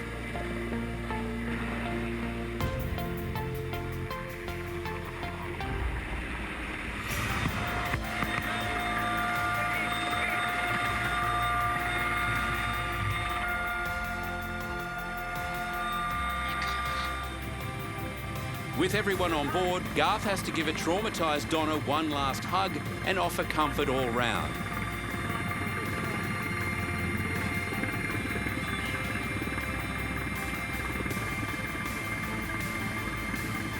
Happily, Robin's dog was rescued 36 hours later, safe but hungry. For some boys, floodwaters bring out the irresistible urge for a cheap thrill.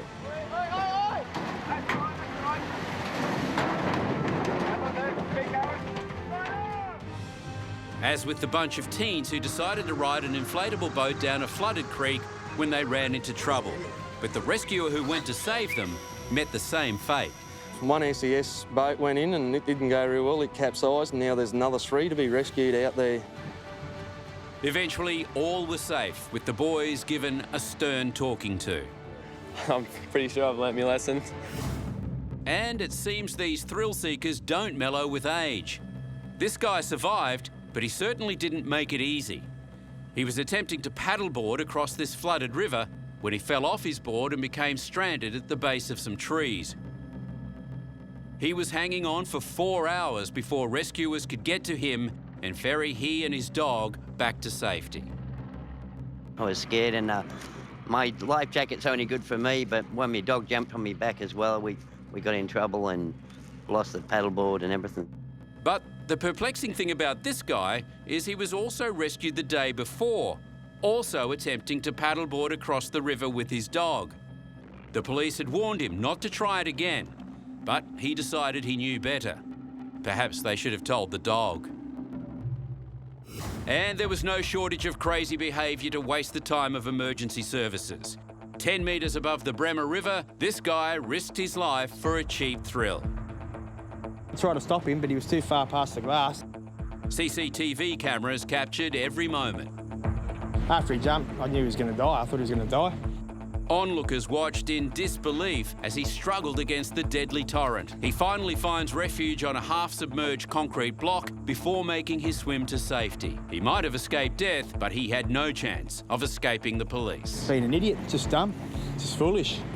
Any little bits of log in the water, if he hit that, it would break his neck.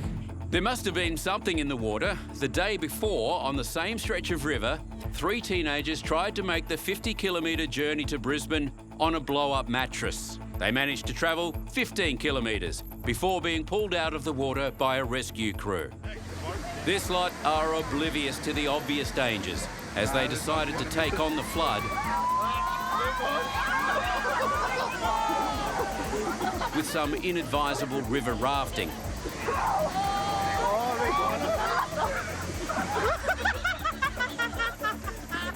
But if you're looking for risky behaviour, these guys win hands down. This footage captured wakeboarders being towed by a ute down a Brisbane road. With traffic all round, he wipes out. And the mayor didn't mince his words. Well, you're a bloody idiot. Get out of there. Melbourne is well known for its crazy weather and heavy rain.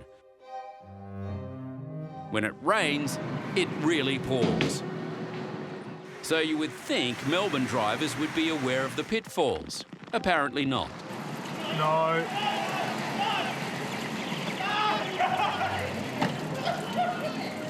And when someone predictably drove into floodwaters under the notorious York Street Bridge, some good Samaritans were there to fish him out.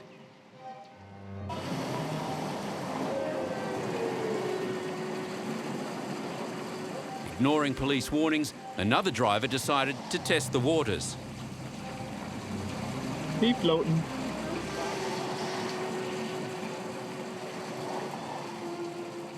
Meanwhile, local Paris Giordano and his mates were ready. Take a look at this as the roads turn to rivers in Melbourne. Well, Aussie blokes, they like to make the best of a bad situation.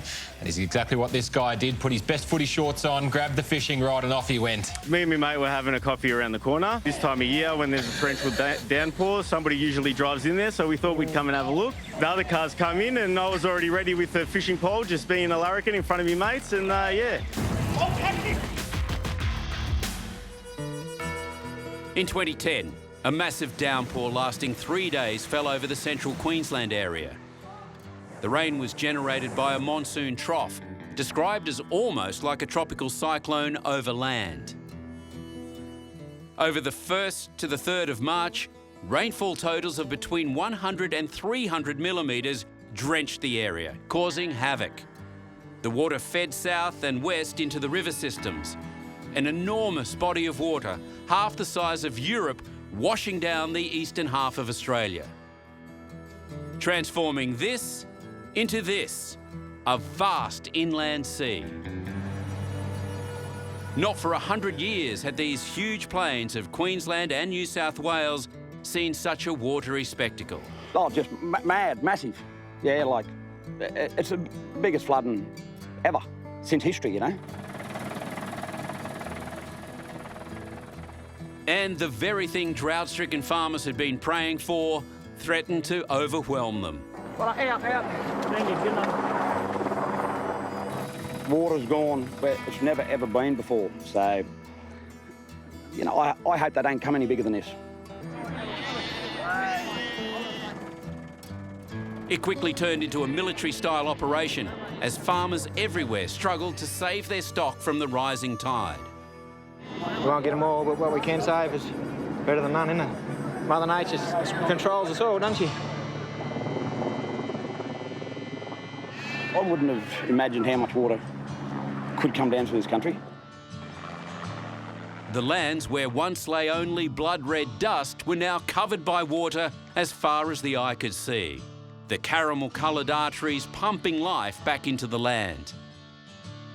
150 kilometres west of Bourke lived the Fisher family. Already incredibly remote, the floods brought a new level of isolation and optimism. All our children, 10 and under, really have lived the entire drought, so they're now really seeing what this country can be like. Mm. And for me, the positives are probably that hopefully there's not as much dust in my house. Amazingly, for all the mess and mud, the overwhelming feeling towards this great flood was relief. It gets so dry during the drought and so depressing during the drought. When the water arrives like this down the floodplains, it really lifts our spirits, lifts our hearts. We've had the 1 in 100 year drought. This is the 1 in 100 year flood.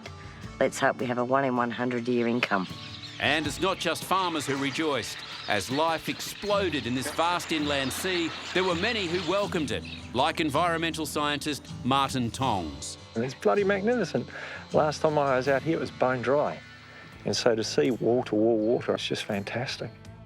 The thing is, we've got all the river systems running at one go now, and I can't remember when that last happened. That is really special.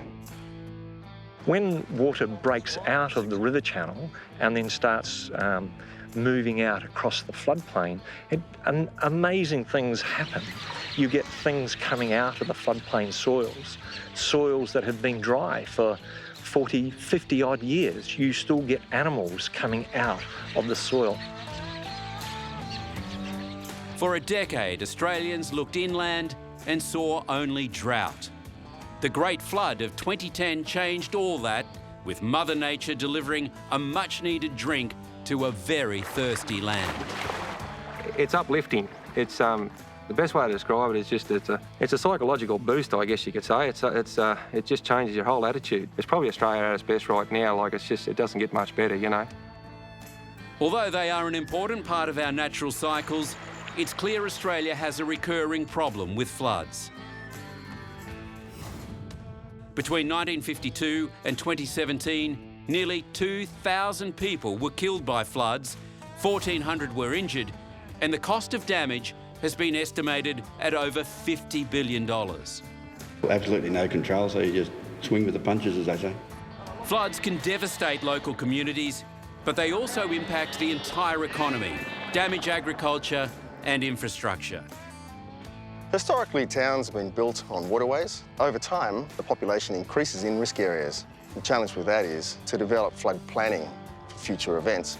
While we are very good at dealing with emergencies, we are not so good at preventing disasters before they happen. It's very difficult to gauge the planning on a year-by-year basis. We're subject to weather, natural cycles. With rain events and storms predicted to dangerously intensify over the coming years, we had better start listening to what history is telling us. You can't defeat a flood, but you can improve the chances.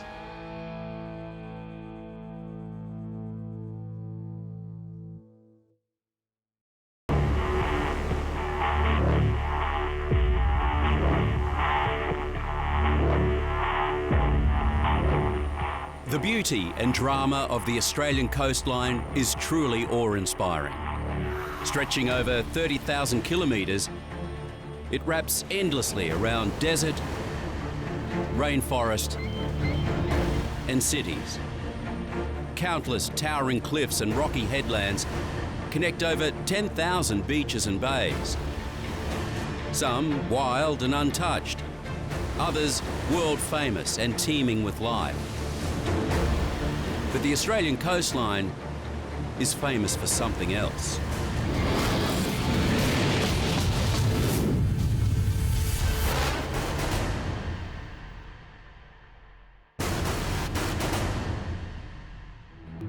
In this episode of Savage Australia, you'll witness the most terrifying shark attacks in Australia's history. I knew at that point that I was getting attacked by a shark. Life-changing moments. I just saw this row of teeth. And horrific brushes with death. Its eye was right there in front of me. Heroic rescues. We're in a boat at the moment, we're racing in, we just had a shark attack. And those that didn't make it. Pretty sure that he was on his own out swimming. His wife was on the beach at the time. You'll see the danger. These massive mako sharks come screaming up and push me out of the way and eating the marlin. And the drama. Oh, yeah! Sharks on Savage Australia.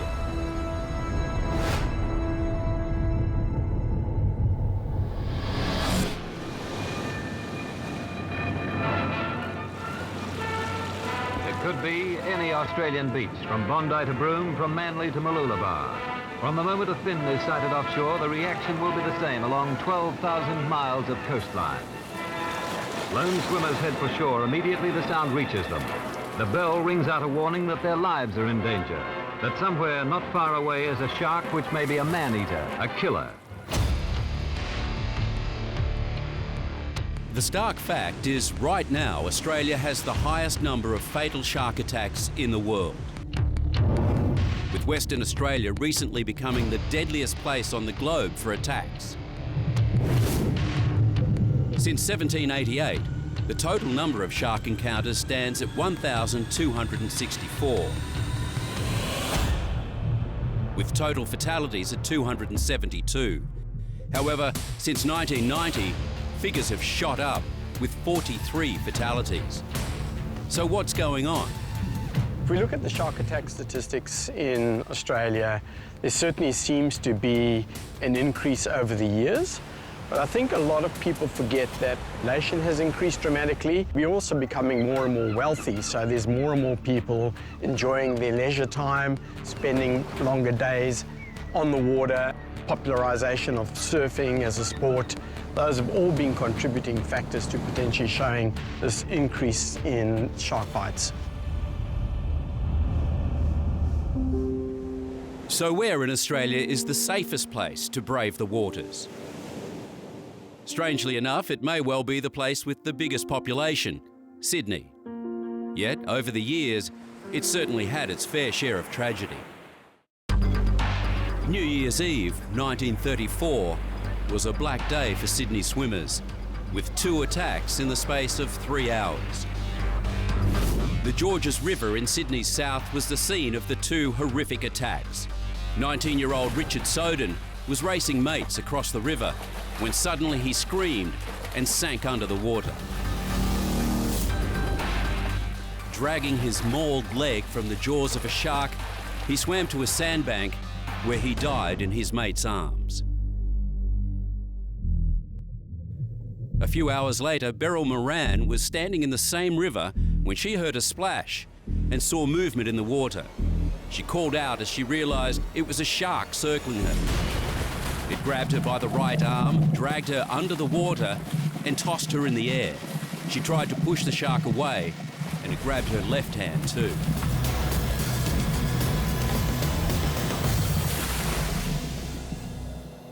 Despite her horrific injuries, Beryl went on to live until the age of 92.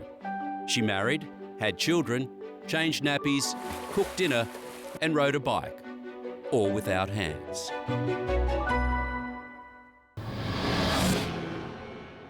Marcia Hathaway was a popular actress, but in 1963 she became the victim of one of Sydney Harbour's most infamous attacks.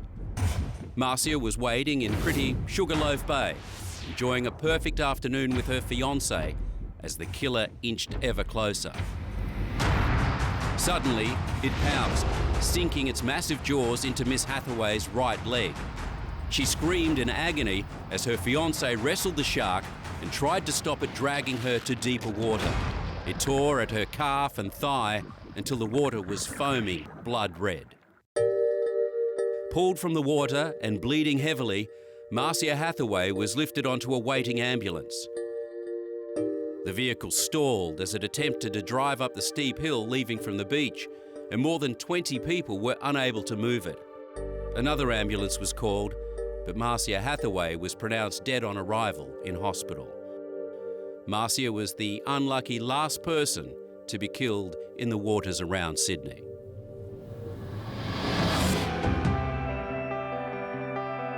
For almost 50 years, there was peace in the harbour, as swimmers and sharks happily coexisted. But it was never going to last. At age 31, Paul de Gelder had given more than a third of his life to the armed services. 5 years ago, he qualified as a clearance diver, one of the toughest jobs in the Navy. But nothing could prepare him for what happened here. In the shadow of the Sydney Opera House and just metres from the protections of the Australian Navy's firepower. It was just over there, near the front of that ship. It was February 11, 2009, when Paul met his fate. There's sharks everywhere. You just put it to the back of your mind and try not to worry about it. At around 6:30 in the morning, Paul and his team were testing anti-terrorism equipment in Sydney Harbour at the Navy Sydney headquarters. Paul was making his way across the surface of the water and in an awful instant, his life changed. I was swimming on my back. I had my fins on and a wetsuit on, and around I got hit in the leg and looked down and there was a big toothy grin.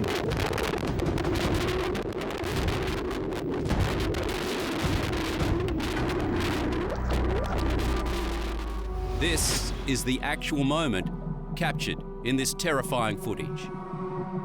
I just felt a huge whack in the leg.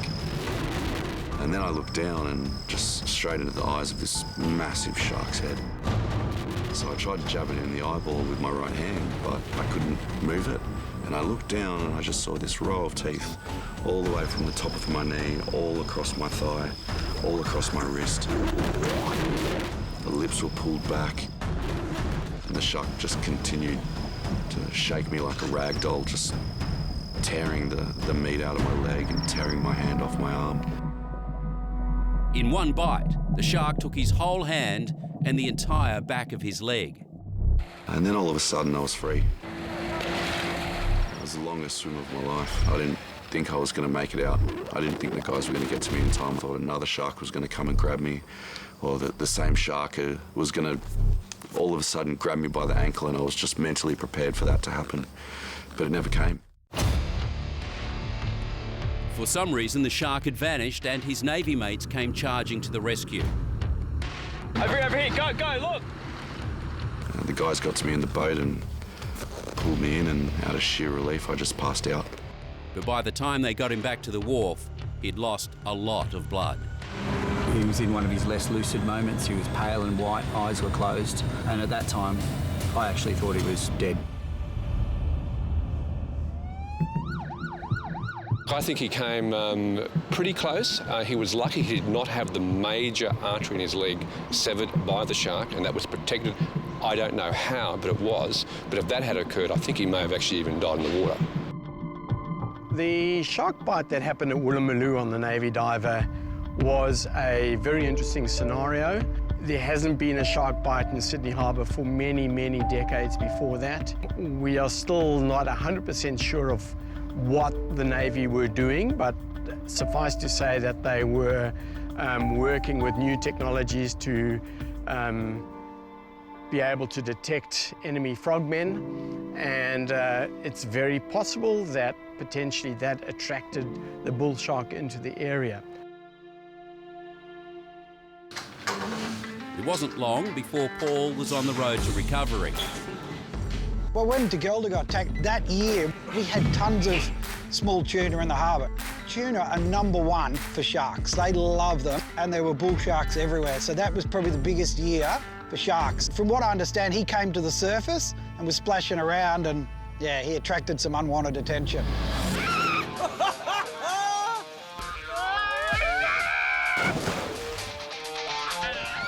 It's a fact that some of the wildest and craziest man-meat shark moments happen on fishing trips. I'm shaking just looking at this thing. There's one thing with sharks, is it turns people mad. They get macho, throw in a bit of alcohol, and it's just a recipe for disaster. But Josh Neal took things to extremes when he jumped into the water to try and wrangle this shark with a piece of rope. If you try and jump in and wrangle it with a rope, you are seriously asking for trouble. Unsurprisingly, when he tried to grab it by the tail, the shark did what sharks do. And when you sort of judge an animal's ability, you think you can handle it. But obviously, on this occasion, it didn't work out that way.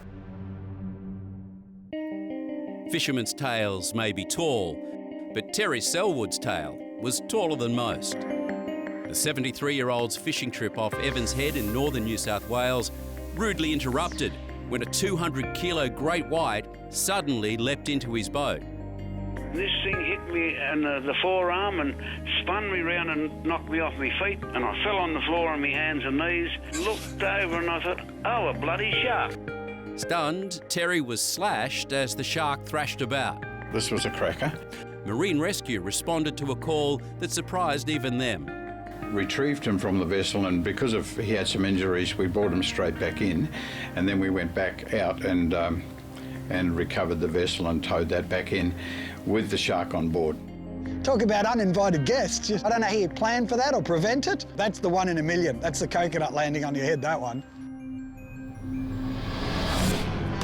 North of Sydney lies the fishing mecca of Port Stephens. It was here that fishing magician Al McGlashan had a day he'll never forget. So the wildest encounter I've had is we're up at Port Stephens and we were filming how to release marlin. So we fought this marlin, it was playing up all the way through the fight, you know, and we get it to the boat. Normally a marlin will just chill out and relax. This one just kept thrashing and kept sitting right beside the boat. I hadn't thought about that, I jumped straight in. And as I've sort of drifted away from the boat a little bit, all of a sudden these massive mako sharks come screaming up.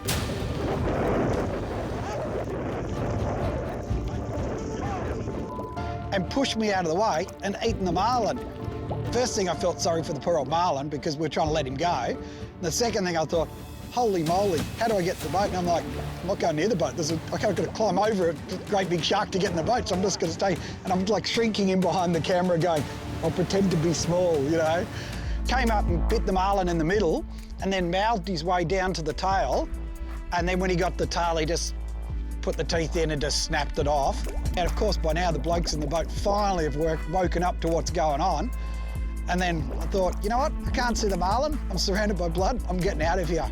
Those moments where you see nature in the raw like no other. So yeah, it was absolutely insane.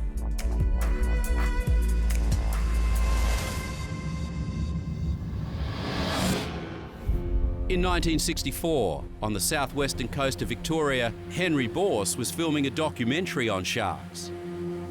While filming underwater at Lady Juliet Percy Island, Henry became surrounded by playful seals. All of a sudden, the seals vanished.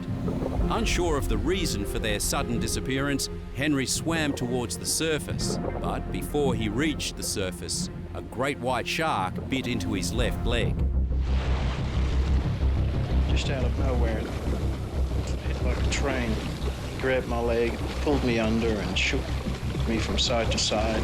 And he had me under for maybe something like a minute and a little more, and I was more concerned about drowning at that moment than I would have been about the leg. It was then that everything went quiet, and I realized I was free, and I fought my way to the surface for a breath of air.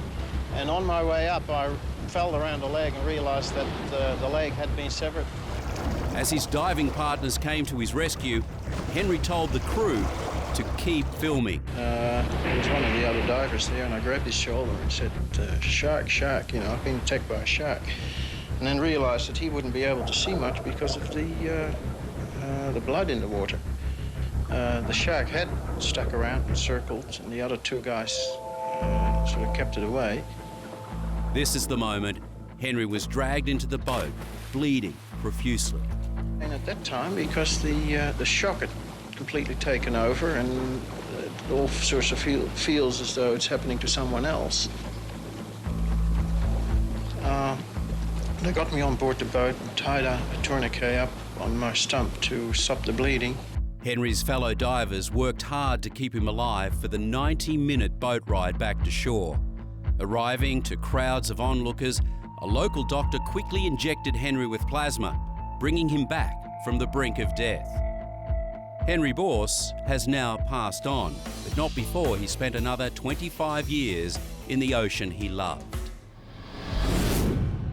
The coastal waters of South Australia are also abundant fishing grounds, with crayfish, abalone, scallops and sharks patrolling the waters.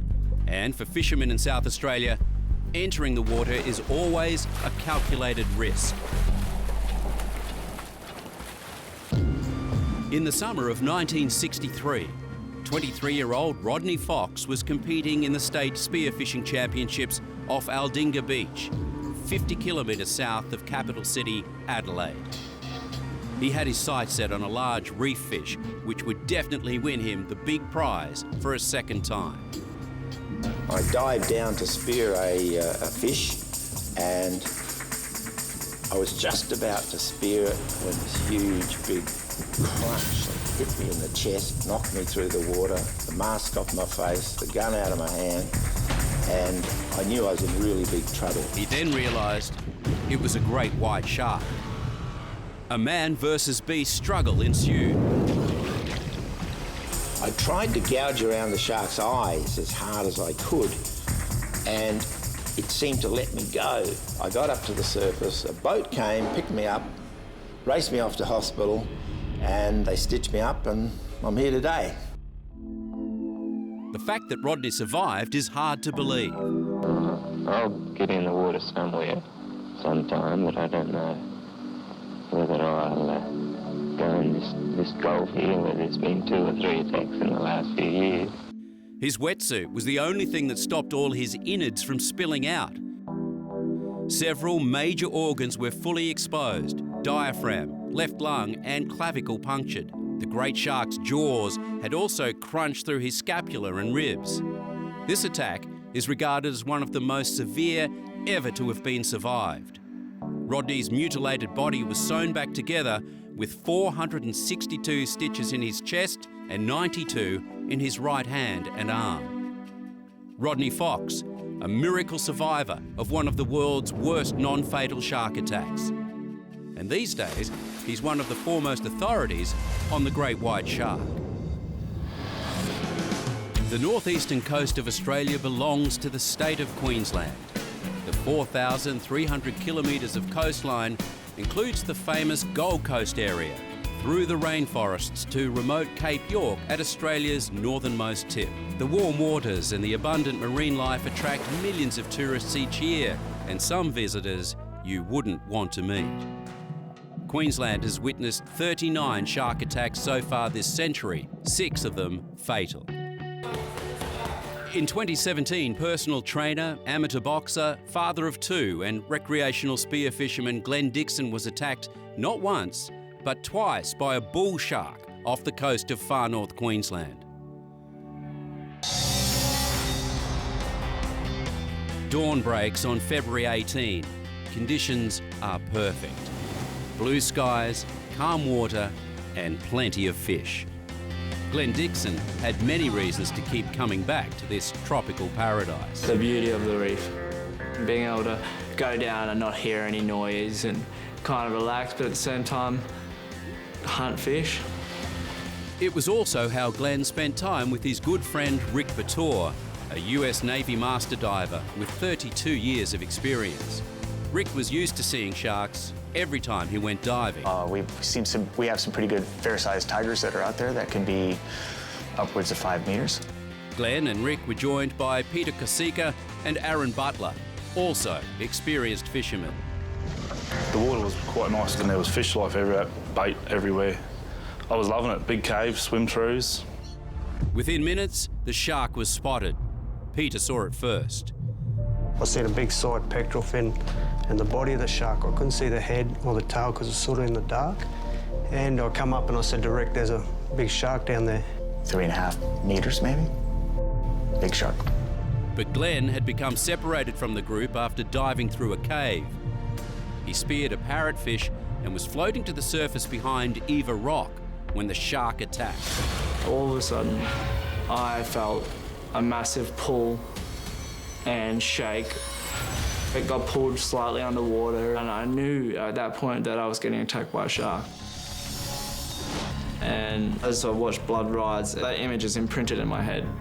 I'll never forget it, watching the shark come through my blood. So my instincts immediately kicked into survival mode, and I knew that rock was there. So I used everything that I had left to pull myself towards the rock. And he came back and got me again.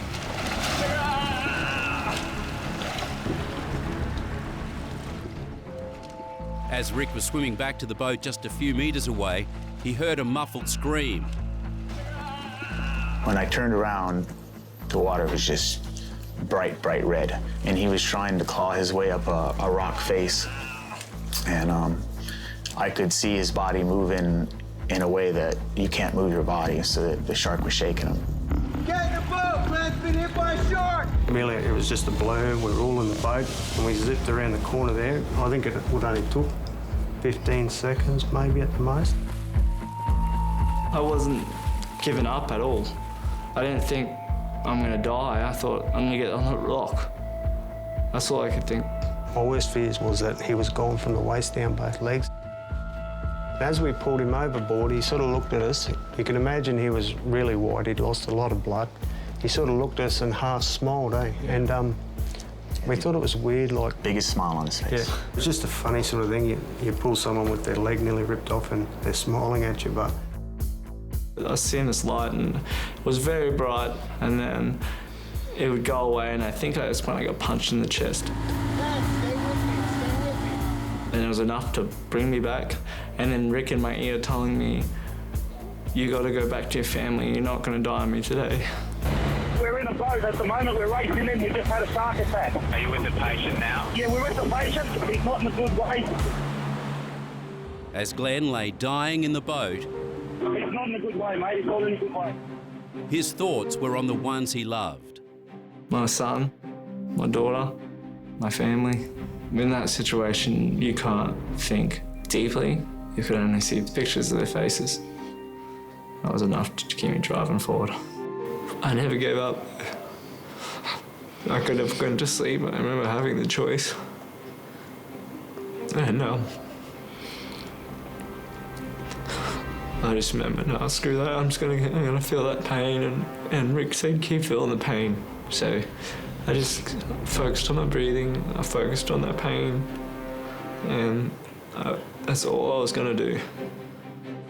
Luckily for Glenn, Rick had 3 decades of first aid training while he was in the Navy. He had a 360-degree cut around his thigh, about right here. It went completely all the way around, and every vein and every artery was severed. And the very first thing I did was put a tourniquet about mid-thigh. The first tourniquet didn't do anything to improve his color. His color was ashy white, had no pulse, had no respirations. And then I saw a little bit of blood, and I put the second tourniquet on. And the moment that happened, he came back 2 shades of color different, and he coughed, and then he screamed. He's still conscious, mate. He's awake. We've got a guy that used to be in the Navy in America. He's got him in the recovery position. We've got a tourniquet on. I'm sorry if I'm yelling, mate. I'm just... No, you're right, mate.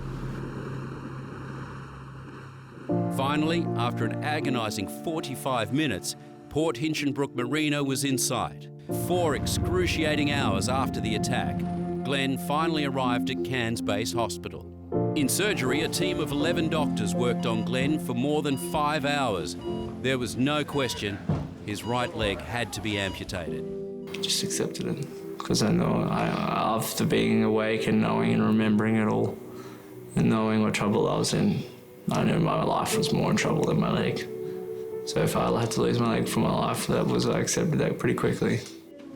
1, 2, 3.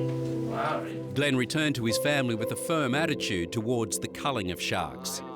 That's cool. I jumped into their territory, and I always knew the risks of what I was doing. They were here before us.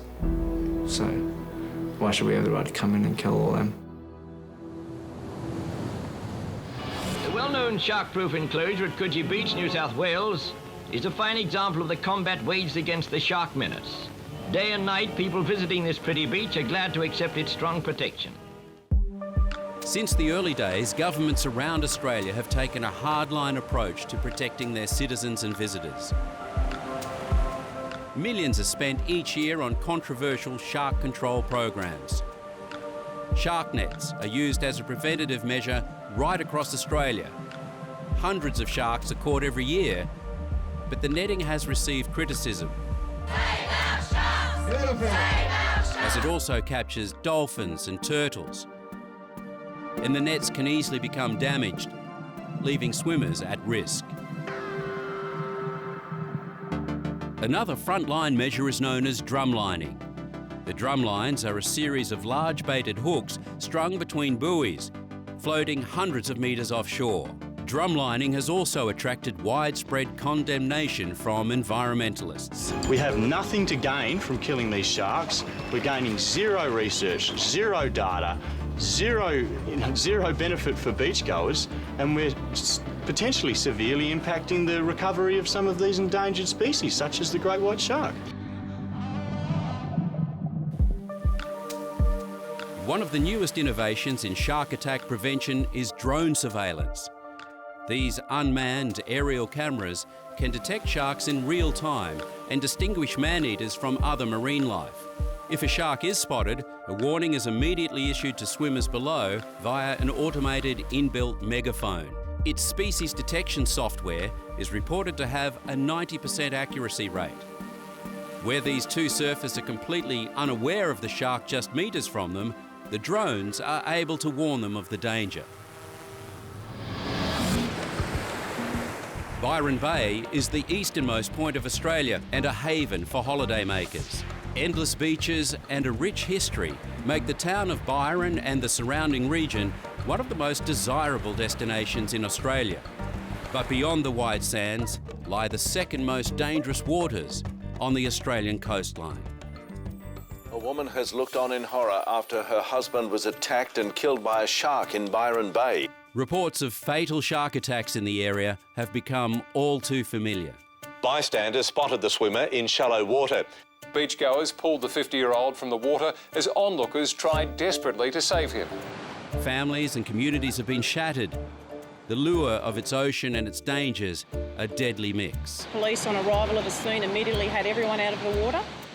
Just off the coast is Julian Rocks, where in 1993, a great white killed honeymooner John Ford in front of his new wife, Debbie. Mrs Ford saw what appeared to be a 4 to 5 metre shark and has told police her husband did not surface.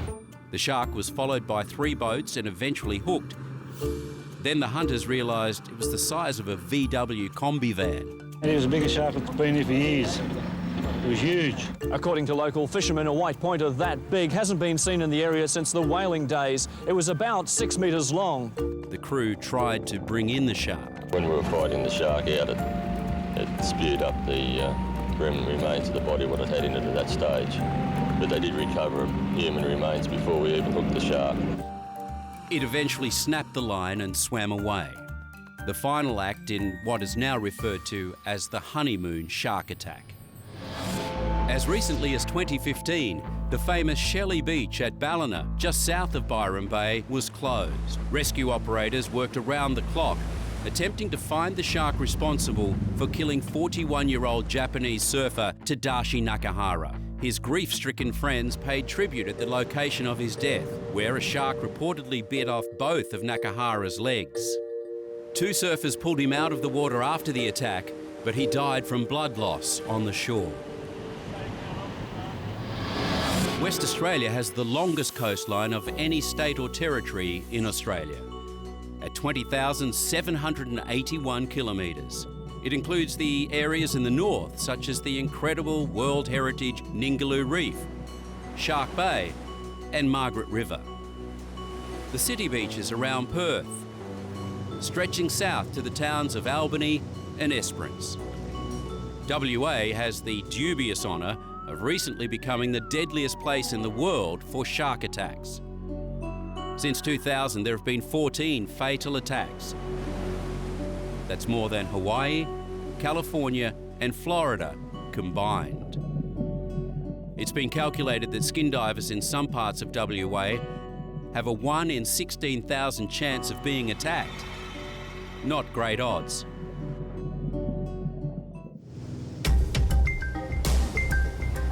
The southern coast of West Australia is a known migratory zone for great white sharks. But nobody in the tiny holiday hamlet of Chains Beach had ever seen one, including 14-year-old Matt Pulella. Only bronze whalers, like just small ones, 2 metres long, nothing this big. Matt and his best mate, Jay Muscat, love to fish. They dived here half a dozen times before. Jay had bought a GoPro camera and he was planning to shoot a video to post on YouTube. He ended up shooting his own death. On the day of the dive, Matt was on shore. We were going to go diving for crays, and I didn't want to go to Chains, and I've called him up and I was just going, oh, maybe we should go somewhere else, and because he dove it the day before, and he said, oh, there's plenty of fish out there, it's just going to be all right, we'll be fine, and I was like, oh, whatever. But to Matt, something just didn't feel right. Like usually you relax before a dive, but I just wasn't relaxed at all. He just looked at me and he's like, oh, I'll be fine, don't worry, we'll be all good. The 2 boys started out along the rocks. After shooting at a fish that I missed, I went to load my gun and the bridle lid snapped on it, so I couldn't use it anymore. So Jay's going, oh, don't worry about it, you use my gun. The boys didn't know it then, but the fateful decision to swap guns would almost certainly save Matt's life. I grabbed his gun and we were swimming up a bit, and a big school of Samson fish swam through, and they were swimming real fast, and usually they're pretty curious and they stop and look at you and stuff, but they didn't stop. And they just kept swimming, and I was like, all right, this is a bit weird. Matt spotted a snapper, armed his gun, and Jay, who was swimming in front, set his GoPro camera to record. Then, all hell broke loose. There's just like a tremendous amount of weight just on my back. Like, I don't know if you've ever been tackled in football or something, your head rings, it was like that. So it's like I'd just been king here from behind, absolutely incredible. And then it's just pushed me under and I popped up like there's all white water. And through the white water you could just see this real thick plume of blood. A monster great white had attacked the boys from behind. Just as Matt duck dived, it barreled over the top of him and headed straight for Jay. I thought I'd been hit by a boat or a dolphin. I don't know what had happened. There was a lot of bubbles and stuff. Obviously it was coming through the surface, and then just a lot of blood and just this shark hanging off Jay, and he was kind of kicking, like just keep his head above the water, I guess. And 5 metres of white hanging off him. Both of the boys came to the surface Jay desperately struggling to fight off the shark. It had severed his femoral artery. He would have seconds to live. As I was on the surface, he was on the surface, and we both like yelled at each other, and he's like yelled out, and then he would have gone unconscious pretty quick. Swimming in a blood-stained ocean, Matt was now all alone and a long, long way from help. And I looked back, and it's coming through the blood, and there's just a set of jaws, a massive set of jaws just swimming straight at me. Lots of teeth, wetsuit. I think I can remember 2 rows. In that space of probably 10 seconds, everything that people have ever told you flashes through your head. So I've been told to shoot him in the nostril. That's the best way to stone a shark. So I'm just thinking, I got to shoot this thing in the nose because that's the most sensitive part of a shark. But it didn't give me that option, so I just pointed my gun straight up at its mouth, and by the time I'd raised my gun, it was already halfway up. So I just shot the gun straight down its throat, into its guts. The shark's jaws were halfway down the gun when Matt pulled the trigger. Its turn started on, and its eyes have rolled back into its head. And they're kind of rolling up and down, and it's just gone to the bottom. And all the line hanging out its mouth, and with me, I'm going down with it. It was dragging me under. And I was going, I better let go and stuff, because it's going to go bad. So I let go and just looked up. Jay was floating face down. That's when I kind of made the call to swim to the rocks. Otherwise, if I stayed, I probably would have got chomped as well. I had nothing to protect myself with. Matt made it to the rocks, but the feeling was bittersweet. It's a great relief, because I knew I was going to be all right, but at the same time, I knew Jay wasn't going to be all right. Matt managed to wave down some fishermen passing in a boat. They picked up Jay's body.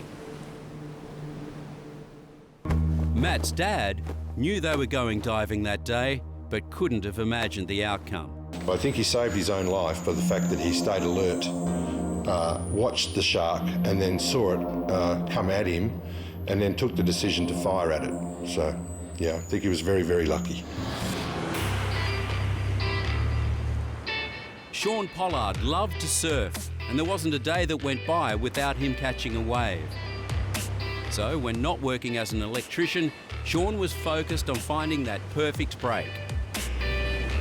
Preferably the hidden gems on quiet beaches that experienced surfers crave. But on those remote surf beaches in Western Australia, sharks come with the territory. That would often worry Sean's girlfriend, Claire. Each time we go down to go surfing, that's always one of the things that I always mention about, sharks and stuff like that. Seen a couple of small ones, nothing big. I kind of had a way of dealing with it was I believe that they're not real. In the summer of 2014, Sean and Claire hit the road and headed for Esperance on the south coast to a beach known as Kelpies. As remote as it is beautiful. We got down there about 8 and Sean got in the water straight away. What Sean didn't realise is that 11 days earlier on the same beach, 2 great whites had been spotted by locals, and again a day later. These shots capture a great white terrorising a surfer. Yeah, I surfed a little right-hander, a couple of little fun ones. The swell was quite small, so it was waiting a long time between sets. I was paddling down the beach and I just felt this massive big bump. And then the shark come underneath me. I could feel my knee. Felt like it had just dislocated. That's when I saw the shark, and I don't know, it's just a big beast. He can feel the pain, but not see the damage. In fact, that first bite had bitten deep into both legs, from his knees down to his feet.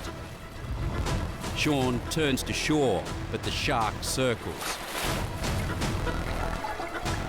It swung back around and had another go at me. I pushed myself up off my board to brace, shield myself, and that worked. I was trying to paddle calmly so I wasn't splashing around like I was panicking, but once it got directly behind me, it charged. That's when it really went in for the kill.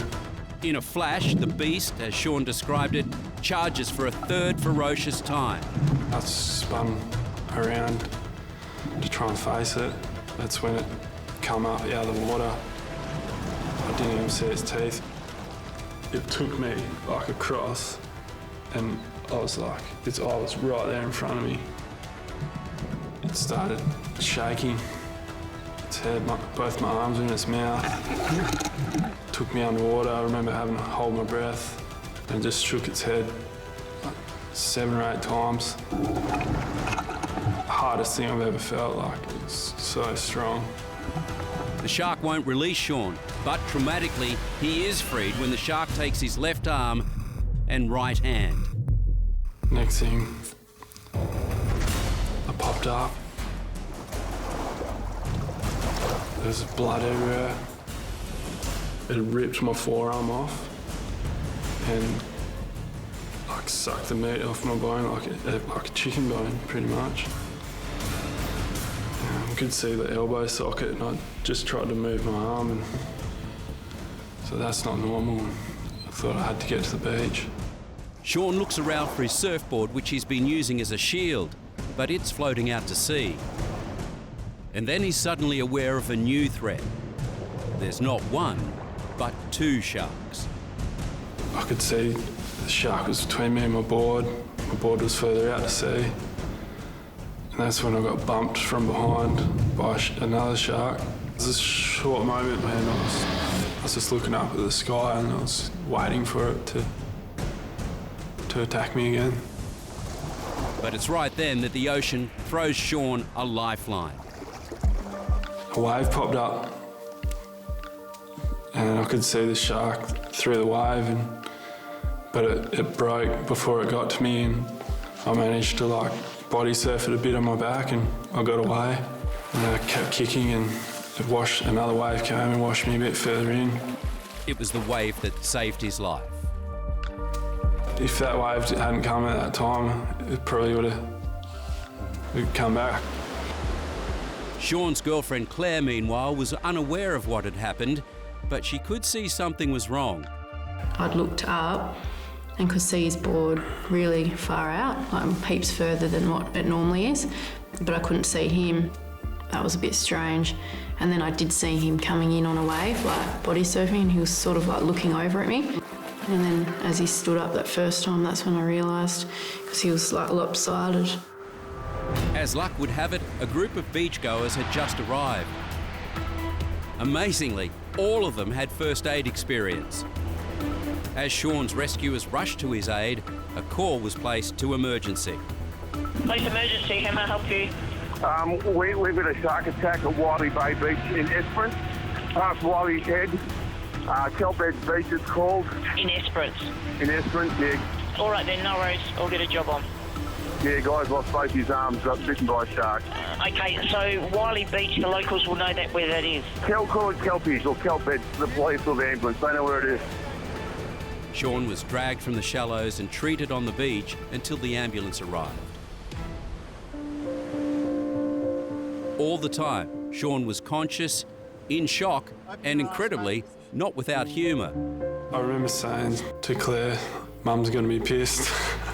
In the end, Mum wasn't that pissed, as Sean made it to hospital thanks to the amazing resourcefulness of the people on the beach that day. He survived intense surgery and rehab to come out the other side. It was only because of my family and friends. Otherwise, if I didn't have them, I don't think I would have come out of the water that day. The way people use the ocean has changed over time, and that has coincided with the rise in Australian shark attacks. But why do sharks attack people? Remember, we're talking about a wild, unpredictable animal. Hard data on behaviour and habits remain elusive. Despite countless studies and research projects, the science can never be exact. We all love the water. That's something all Australians love, but we've got a lot of sharks, so your encounters is going to be really high. The risk of a fatality from shark attack in Australia remains low, with an average of 1.7 fatalities per year over the past 26 years. If you want to minimise your risk of being bitten, you really do need to be shark aware. Don't swim and surf at dusk or dawn. Don't swim and surf when it's turbid water, for example, and in that way you can minimise your risk. So the chances of actually getting attacked by a shark, they say it's like, it's easier to win the lottery. Let's face it, you're never going to win the lottery, so maybe it's best just to relax and enjoy.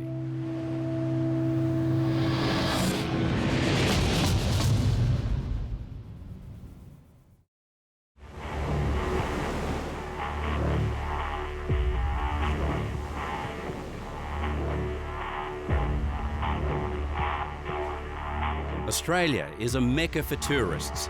Each year, thousands flock to the beaches, the mountains, and the outback for an up-close and personal brush with nature.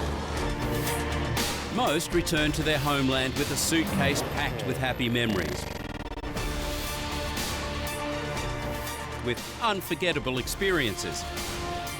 But beware, reach into a rock pool or wander down a lonely bush track, and very quickly things can go very bad.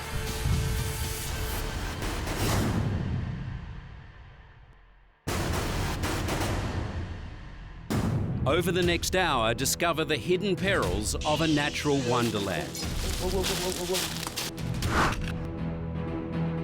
We'll discover the strange and terrifying array of creatures to look out for on land and in the oceans, and what happens to those who fail to heed the warnings.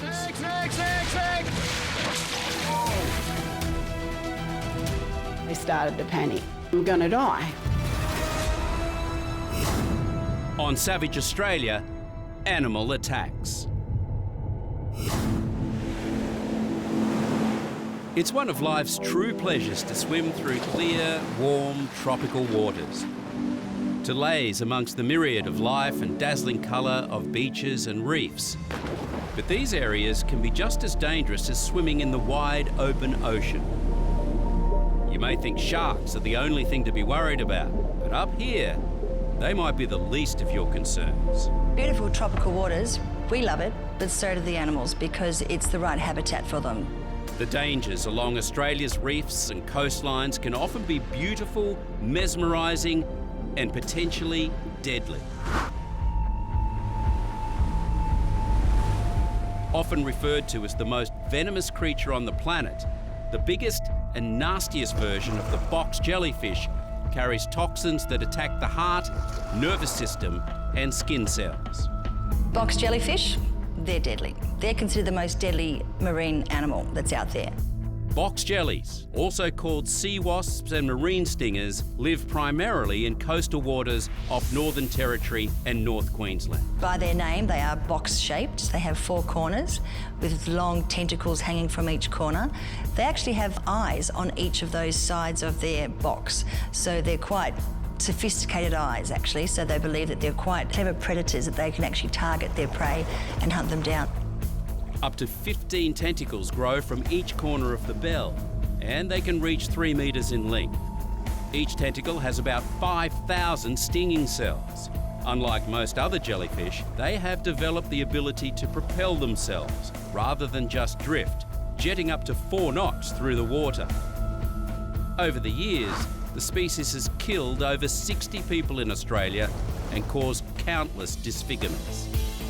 The sting is so overwhelmingly painful, victims have been known to go into shock and drown or die of heart failure before even reaching shore. Survivors can experience considerable pain for weeks and often have significant scarring where the tentacles made contact.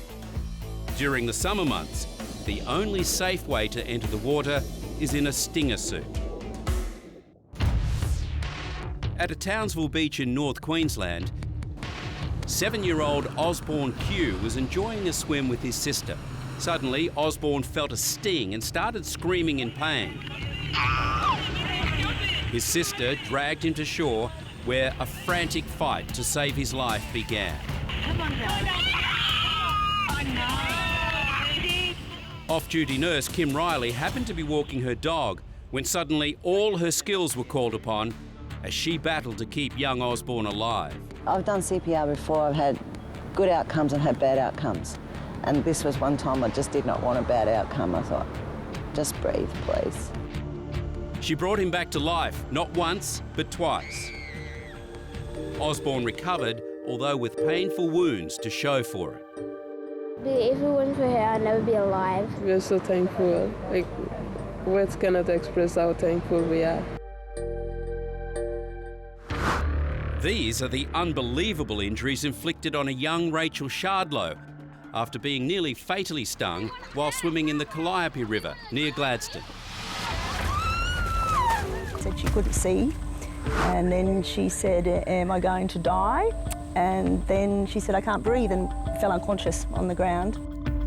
The doctors called it a genuine miracle that Rachel is alive. They had never seen anyone survive such horrific injuries. I won't even go swimming at the beach, just in pools.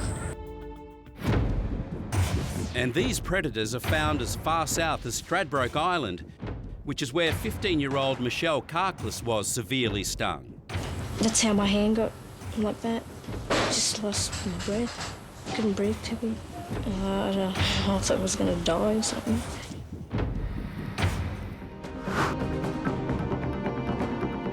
Further north in Mackay, 5-year-old Tennille was paddling in the shadows when a massive box jelly wrapped around her legs. We tipped the vinegar all over. She was screaming hysterically the whole time in acute pain. Although she recovered within days, there's a good chance the scars will remain with her for life as a stark reminder of her awful encounter. There's another creature that's been inflicting pain on swimmers over the years, and there's millions of them.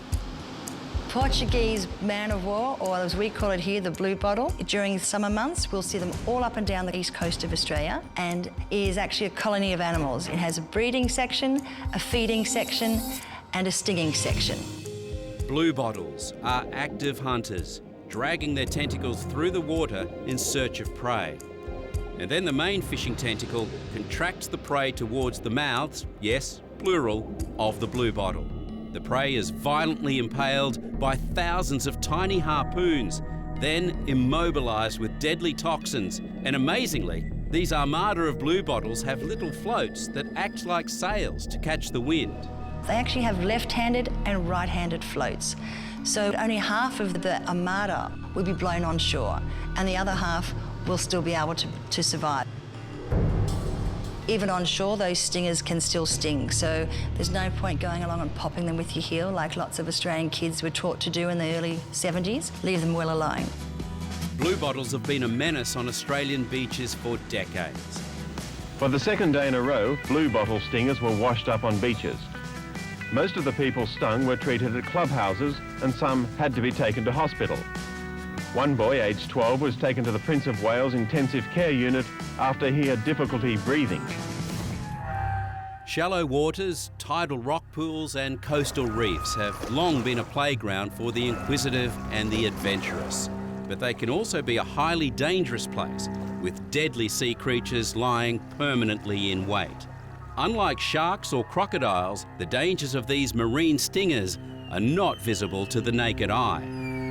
Camouflaged against rock, sand and coral, the stonefish can be easy to miss, the most venomous of all fishes. The danger lies in the base of their dorsal fin, where 13 needle-like spines stick up and secrete potent neurotoxins when threatened. Their highly poisonous venom causes extreme agony within seconds and can last for days. He would have only been about that big, a real little sucker he was. So, yeah. How painful is it? Yeah, it's pretty painful. Pretty painful. The pain can be so strong that victims can go into shock or cardiovascular collapse, causing death. Stonefish antivenom is the second most administered in Australia. Also in shallow waters around Australia, hundreds of varieties of cone snails sit quietly awaiting their prey.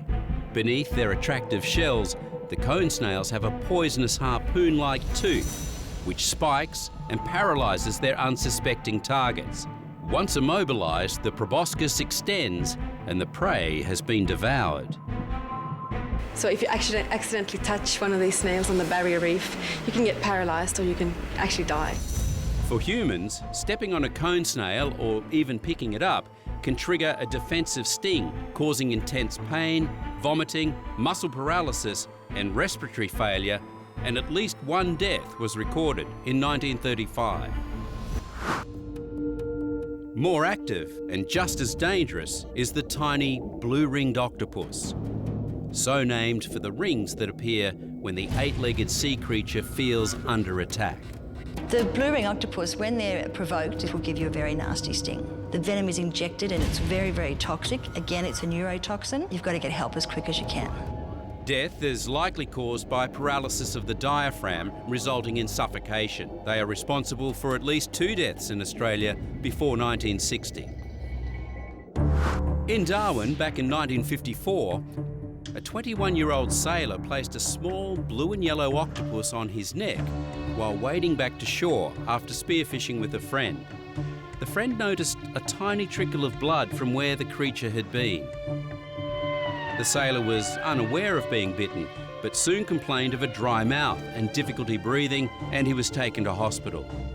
The distraught friend said the sailor's last words were, "It was the little octopus. It was the little octopus." When it comes to dangerous creatures, size definitely doesn't matter. Just ask Sam Canizay. They're interesting looking creatures. While the 16-year-old was icing his leg at Brighton Beach in Victoria, recovering from a football match, the pint-sized piranha prawns were feeding on his flesh.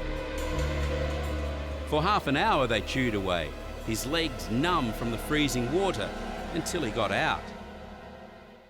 By the time I'd walked across the sand about 20 metres to put my thongs on, I looked down and noticed that I had blood all over my ankles. We just thought, oh, we better clean off this bit of blood, and then realised it wasn't washing away, so made the call immediately that he needed to be in a hospital. Doctors were totally stunned with hundreds of pinpricks appearing on his ankles and no idea what caused them. Confirmation that the culprits were flesh-eating sea fleas only came after Sam's father decided to investigate by scooping out some seawater and adding a piece of meat. Results were immediate. Marine biologists say they are arthropods, scavengers of the sea, similar to leeches. These bugs are pretty small. There were just obviously thousands on Sam's legs in order to do the damage that they did. They've been known to bite people before, but I've never seen anything like what happened to this boy. I certainly won't be going icing my legs again anytime soon. But some stingers can kill in the most unexpected ways and with the most unexpected victims. Closely related to the shark, there are 60 species of stingrays spread throughout tropical and subtropical waters. They love it in the shallows and spend much of their time half buried in the sand, which make them practically invisible to humans. Lacerations to the feet and lower legs are the predominant injuries. Stingrays are a fairly docile creature unless they're feeling threatened by you. Several species have a very strong barb in their tail with venom in it, which can often result in a lot of pain. This only adds to the surreal nature of the death of one of Australia's best-known and loved wildlife experts, a man very much at home with the most dangerous of animals. It was the last thing anyone expected when on the 4th of September 2006, Steve Irwin and his crew set out from Port Douglas, bound for Bat Reef near the Low Isles, to shoot some footage for his daughter Bindi's TV show on dangerous marine animals. If ever he was going to go, we always said it was going to be the ocean. On land he was quick thinking, quick moving. The ocean puts another element in there that you have no control over. Steve was on board Croc 1, heading for the reefs, the creatures and his fate. Paul Henley, a local architect, took this last photo. Basically the whole office went to the back deck and gave him a wave, and I'm just amazed that I was able to capture that. Perhaps one of the last shots taken of Steve. Steve and his cameraman had got some great footage of a massive stingray. They went down for one last shot. Basically he came around over the top of it. The camera was ahead of it, of the ray, and Steve came in over the top, and that's when it happened. Then, without warning, the creature attacked. It started stabbing wildly with its tail. Hundreds of strikes within a few seconds. It all happened so quickly, no one immediately realised something had gone badly wrong. The huge barb hadn't just stung him, it had ripped a gaping hole in Steve's heart. It's just like a knife wound, end of the heart. But then on top of that, there would be a significant amount of the cardiac toxin. Steve was brought to shore by boat. A rescue helicopter was dispatched, but he died in the hands of the paramedics. All the animals that Steve Irwin is known to wrestle and wrangle and carry on with, to go by a stingray is just almost ridiculous. To man, it is the most sinister, the epitome of evil. But anyone attempting to argue a case for their preservation runs up against one of our most instinctive fears. Australia is famous for its deadly snakes. Approximately 20 of them are the most venomous snakes in the world. So we're doing really well on an international level. 550 people are admitted to hospital annually with snake bites, resulting in approximately 1 to 2 deaths per year. You would expect that most snake bites would happen out in the bush. Actually, a lot of snake bites from venomous snakes happen inside the home. Like this red-belly black snake found in a wardrobe, or these carpet pythons discovered mating in a city roof. And about 70% of people who've been bitten were actually trying to handle the snakes or kill the snake at the time. Oh, hey, fella. Watch out. These Brisbane snake wranglers are kept busy as the temperatures soar. A juvenile red-belly black snake was found next to a busy bike path. And we got a result. We've done a lot out of the CBD here, but yeah, not many people know they are here. In just one day, this team bagged 9 deadly eastern brown snakes and 4 red-belly black snakes. It's okay, darling. Settle down. Right near major playgrounds and tourist spots in the CBD. Fast-moving, aggressive and known for their bad temper, eastern brown snakes, together with other browns, are responsible for more deaths every year in Australia than any other group of snakes. The brown snake is the second most venomous snake in the world. They thrive in populated areas. This 1-metre eastern brown male was caught in a suburban garden net that wildlife services carefully extracted. And weirdly, there are even beach-loving browns. One bite's enough to kill 7 men. We just came back from a swim, came back to dry ourselves, and there's a few snakes. Came about that close to me. But in the bush, they can be hard to spot. There he goes, there he goes, there he goes.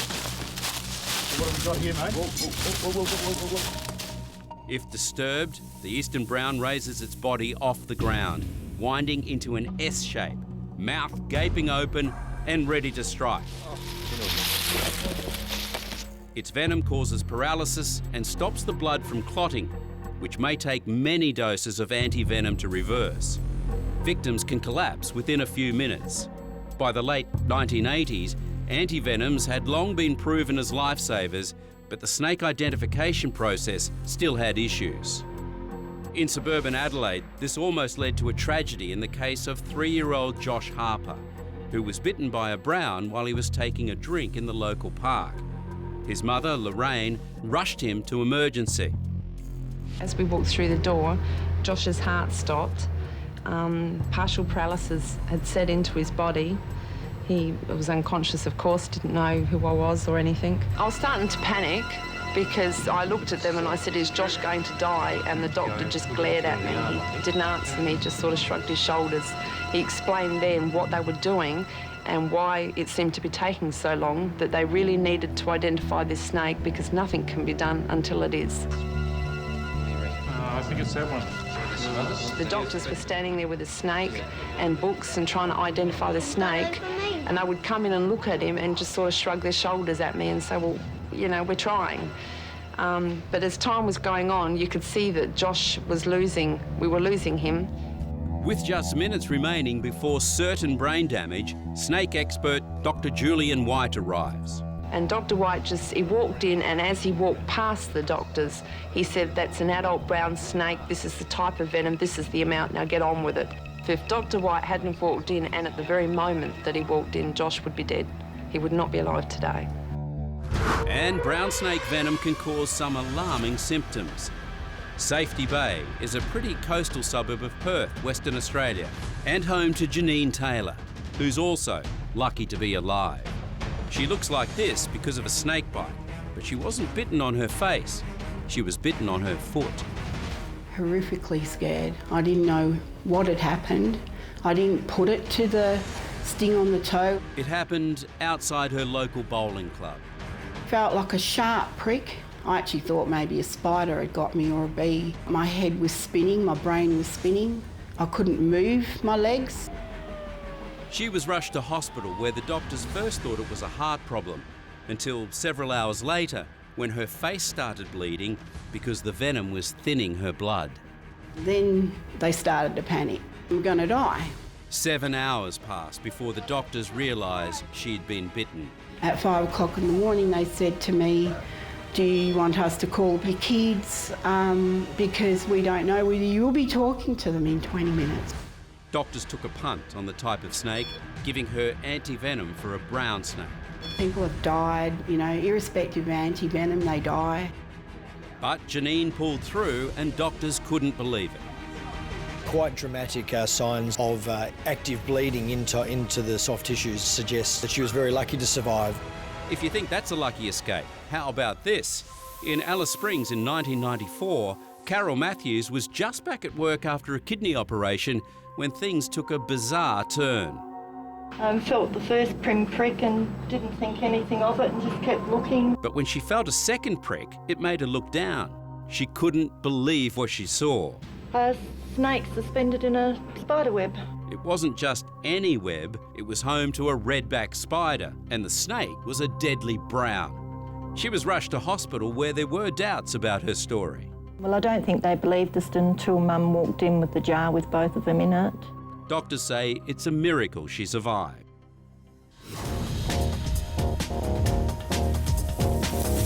The red-bellied black snake is somewhat less venomous than many other Australian snakes. Its bite is certainly no picnic. It can still knock you off your feet. If you are bitten by a red-bellied black snake, it is very serious. You will need hospitalisation, you will need the antivenom, and they are very dangerous. This is Marie Enza meeting a black snake for the second time in a fortnight. She was nearly killed by one at her Sydney home, and it left a painful souvenir. It literally felt like barbed wire being pushed into your body, and you're trying to walk against it. It was pulling you back. A far more serious snake is the aptly named death adder.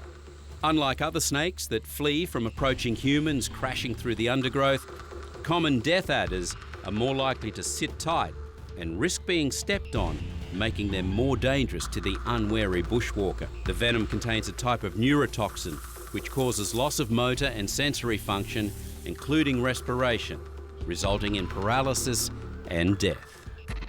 In Cairns 2012, Alicia stepped out into the backyard and was attacked by a death adder.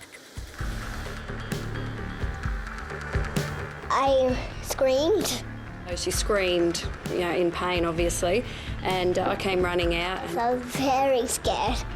Quick-thinking mum applied pressure bandages so well, Alicia didn't suffer any symptoms until the doctors took them off. Within a couple of hours, she started showing classic symptoms of a snake bite.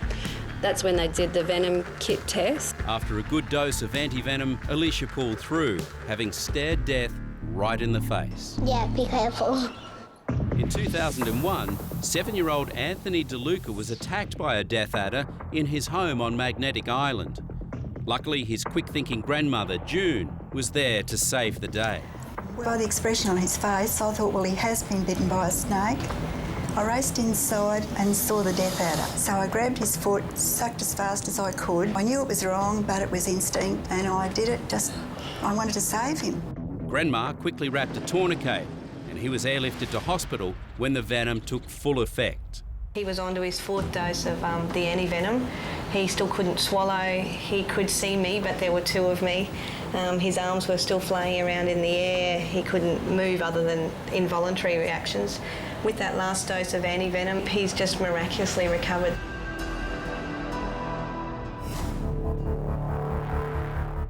This is the coastal taipan. You don't want to make an enemy out of one of these guys. Extremely nervous and alert, they put up a ferocious defence when surprised or cornered, freezing before hurling their lightweight body forward to inflict several lightning-fast snapping bites. The taipan is one of Australia's unique species of wildlife, and certainly its most deadly. Before the introduction of an anti-venom in 1956, taipan bites caused many human deaths. A snake of this size to kill something like 23,500 laboratory mice.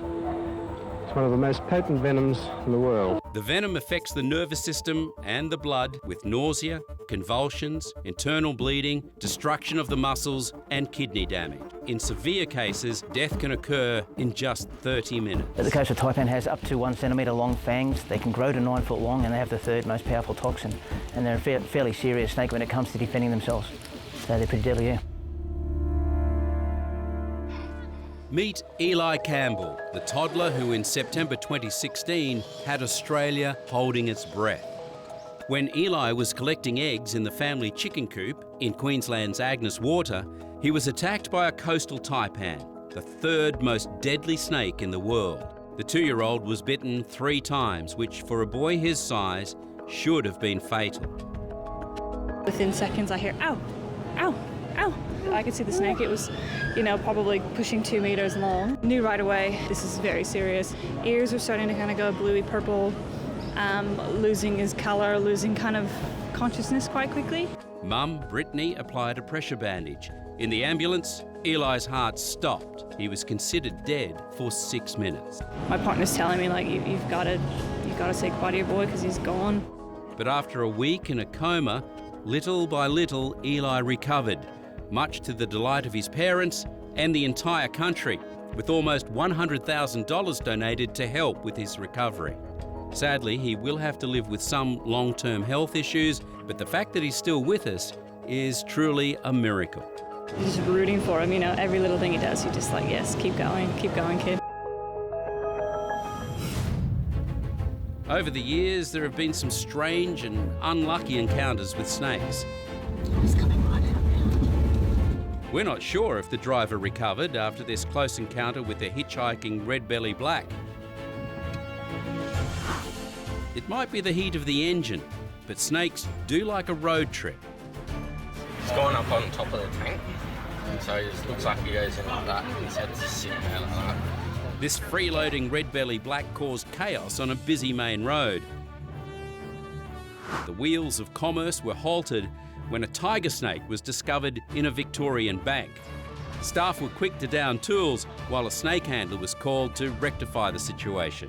Yeah, it's just a baby tiger snake that I've just removed from the kitchen. But one man's snake encounter gives new meaning to the term up close and personal. The man was bitten on the penis by a brown snake during a roadside toilet stop in remote North Queensland. I found a little tree to get in behind and I went to do my business and actually just sat down and started up, and yeah, I must have been right on top of him. Seen the fang marks and a bit of blood come out, and yeah, pretty much knew I was in trouble. It actually started to give me a bit of a burning sensation, so I shoved the cold rum can down there just to try and cool it down. And after such a traumatic episode, did he and his member recover? Yeah, it's all good, mate. Yeah, it's been tested, so she'll be right.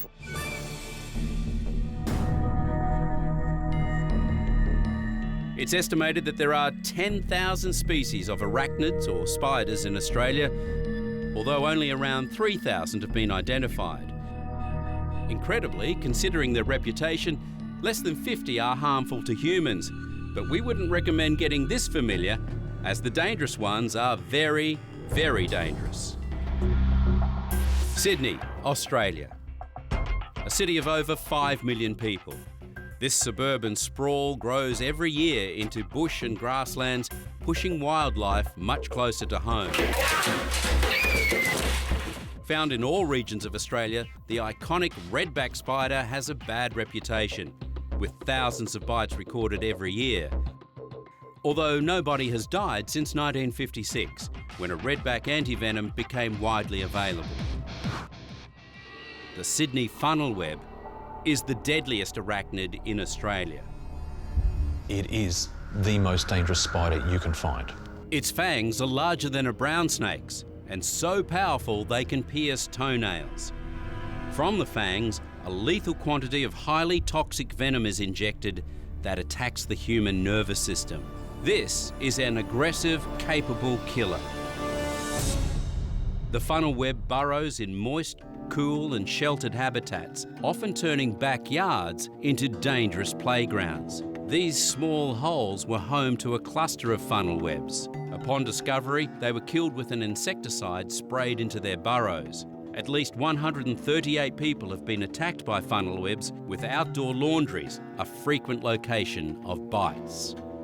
In 1978, after her husband Albert was bitten on the finger by a funnel web, Dorothy Stryver recalls how a washing basket held more than just socks.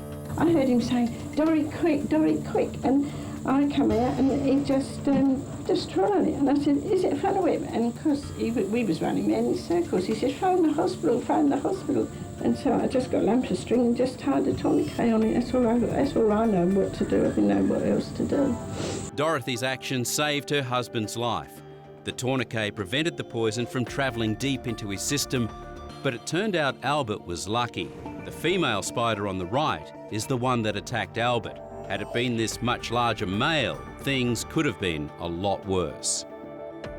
Ryan McChrystal and his family also escaped a potential danger in 1979. They were shocked to discover dozens of funnel web holes beneath the grass their children were playing on. Ryan poured gasoline down the hole to kill the spiders, and at least 15 crawled to the surface to die. How do you supposed to feel? You just feel upset and worried about the kids, and just have to get someone in to exterminate the place, and just go from there. The wife's not too happy. The kids won't be playing out here for a while, that's for sure.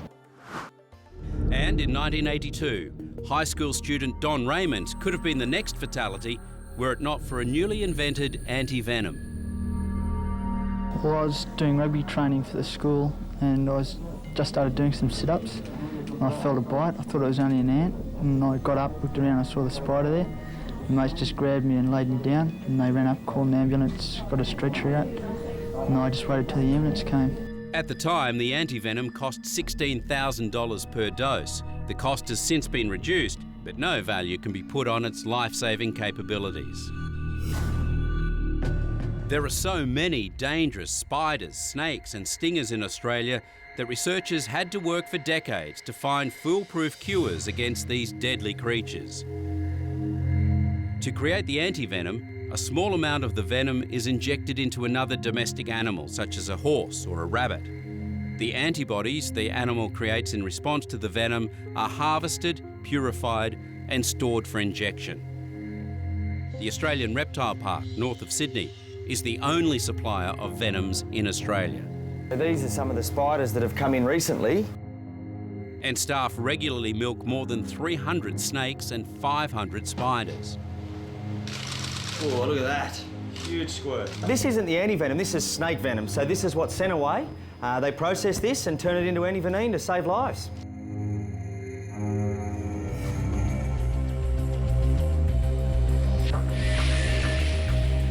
Australia is famous for its deadly creatures in the ocean and on the land. But there are other dangers, and they come from the skies. Bats can be found in every Australian state. In many cities and towns, tens of thousands fill the night skies as the massive colonies search for food at dusk. But some bats and flying foxes now carry the deadly Lyssa virus, Australia's rabies. So far, the virus has killed 3 Australians, and every case has occurred in tropical Queensland.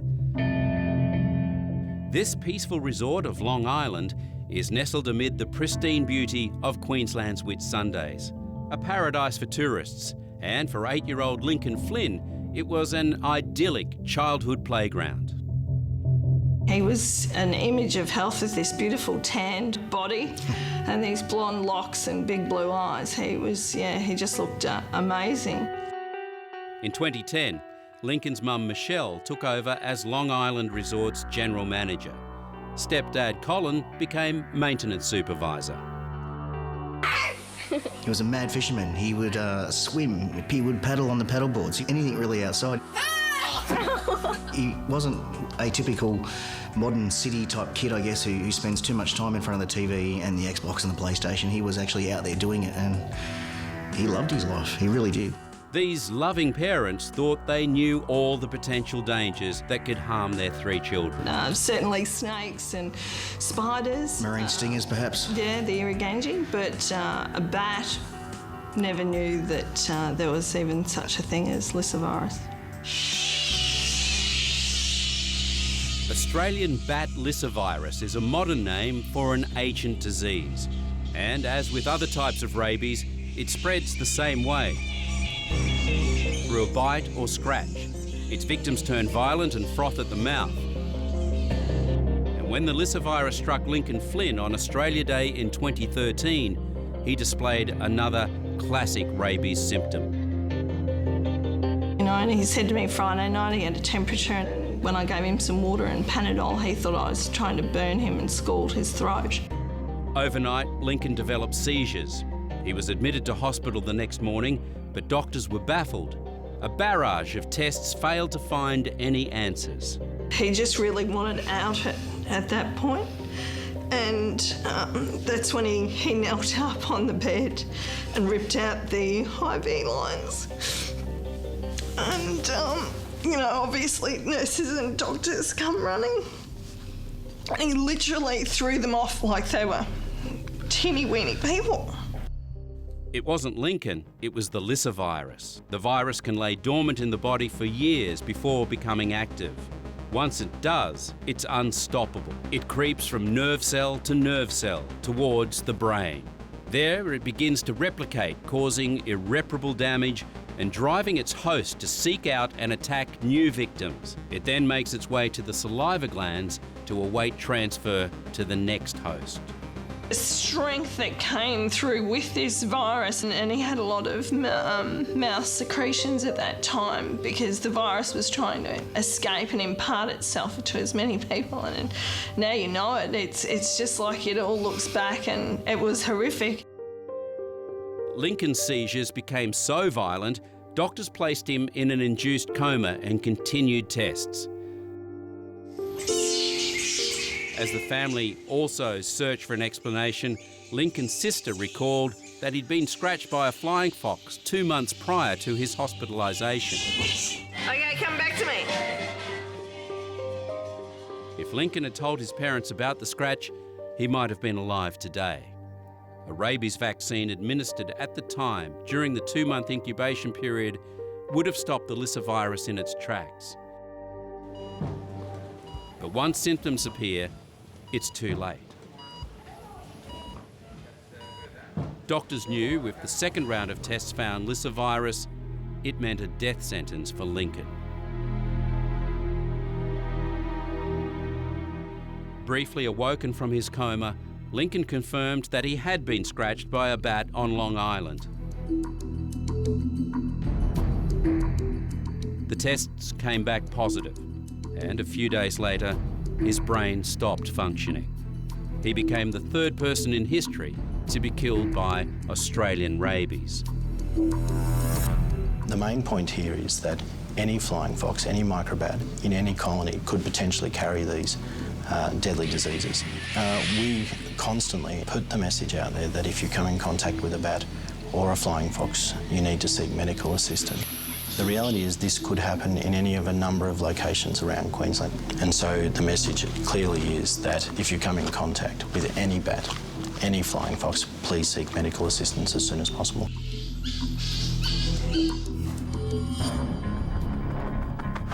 Right across Australia, it pays to look out for attacks from the air. A survey has revealed that 90% of Australian men and 75% of women have been attacked by magpies. This amazing native bird is highly intelligent with very complex social behaviour. And for a few weeks of the year, while the chicks are nesting, the males can turn very nasty indeed. Magpies are extremely territorial and it's all about being good parents. In 2015 in Gosford, New South Wales, little Isaiah Hang is lucky to be able to see. At 10 months old, he underwent surgery to save his eye after he was attacked by a magpie at a park near his home. It never crossed my mind that a magpie would peck my baby in the eye and he could possibly lose his eye.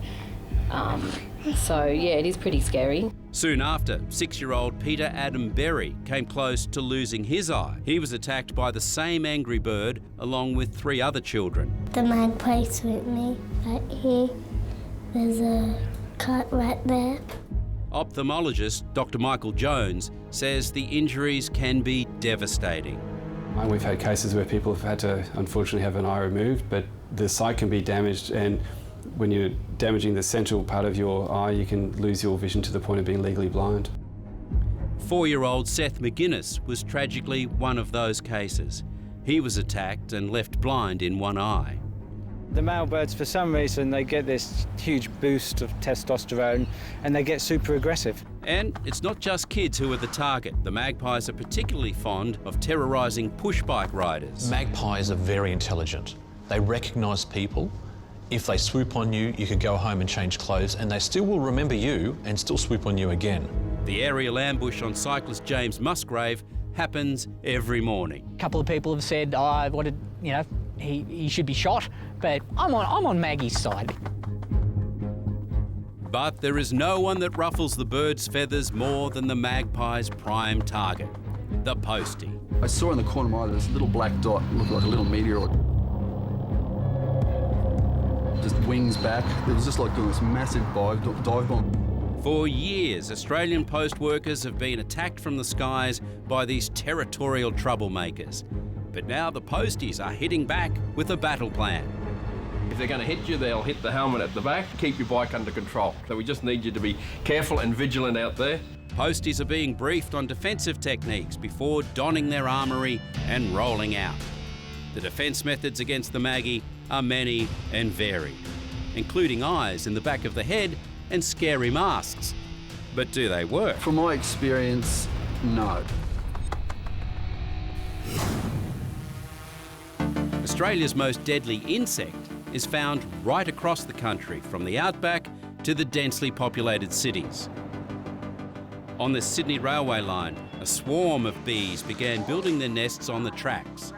As rush hour approached, passengers were guided away from the active bees, disturbed by passing trains. Bee experts tried smoking the bees to calm them, but they simply moved onto the next platform.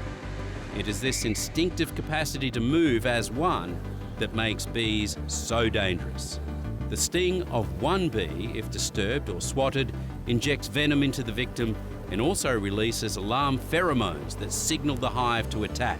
Of the whole list of animals that are dangerous to Australians, the 2 top animals that kill people are horses and bees. Everybody's surprised by this. The bees in particular sting people, we know this, and people die from anaphylactic shock. It's the toxins in their venom that stop the heart beating and people die from that situation.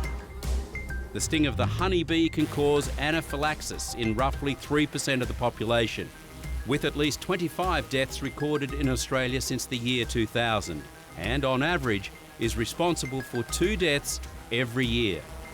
Essential to Australia's farming and agriculture industries, the introduced European honeybee are known to aggressively defend their nests. It was a lucky escape for 1-year-old Natalia Saver. She was stung more than 200 times by bees kept in a hobby hive at her Sydney home. Nathalia's mother died in the attack after shielding her daughter from the swarm and suffering a severe allergic reaction.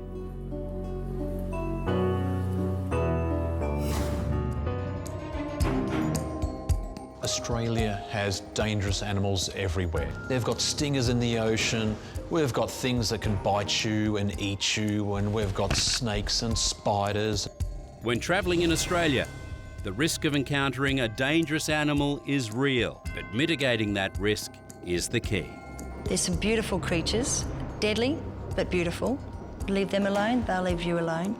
But come and enjoy the beautiful, amazing animals that we have here in this country.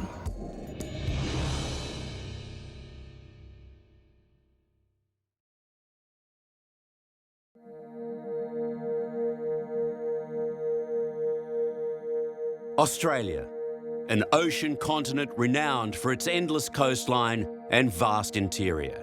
Travelling the country can mean journeys that are long, challenging, and sometimes disastrous.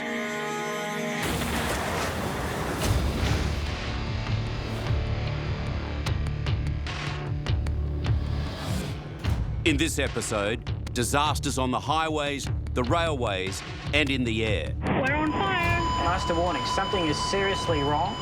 Stories of catastrophe. I knew we were gone. And courage. It's come straight down on a carriage here.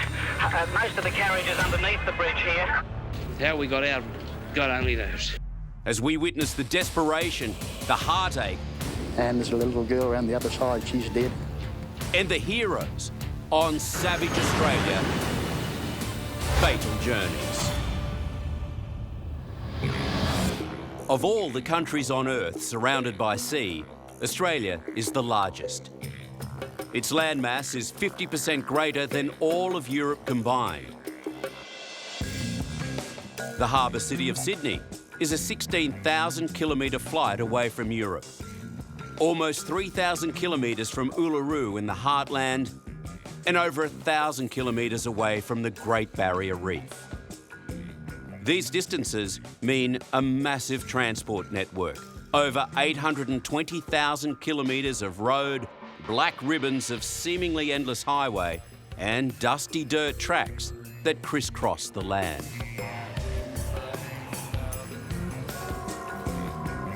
And it's the same with the steel highways.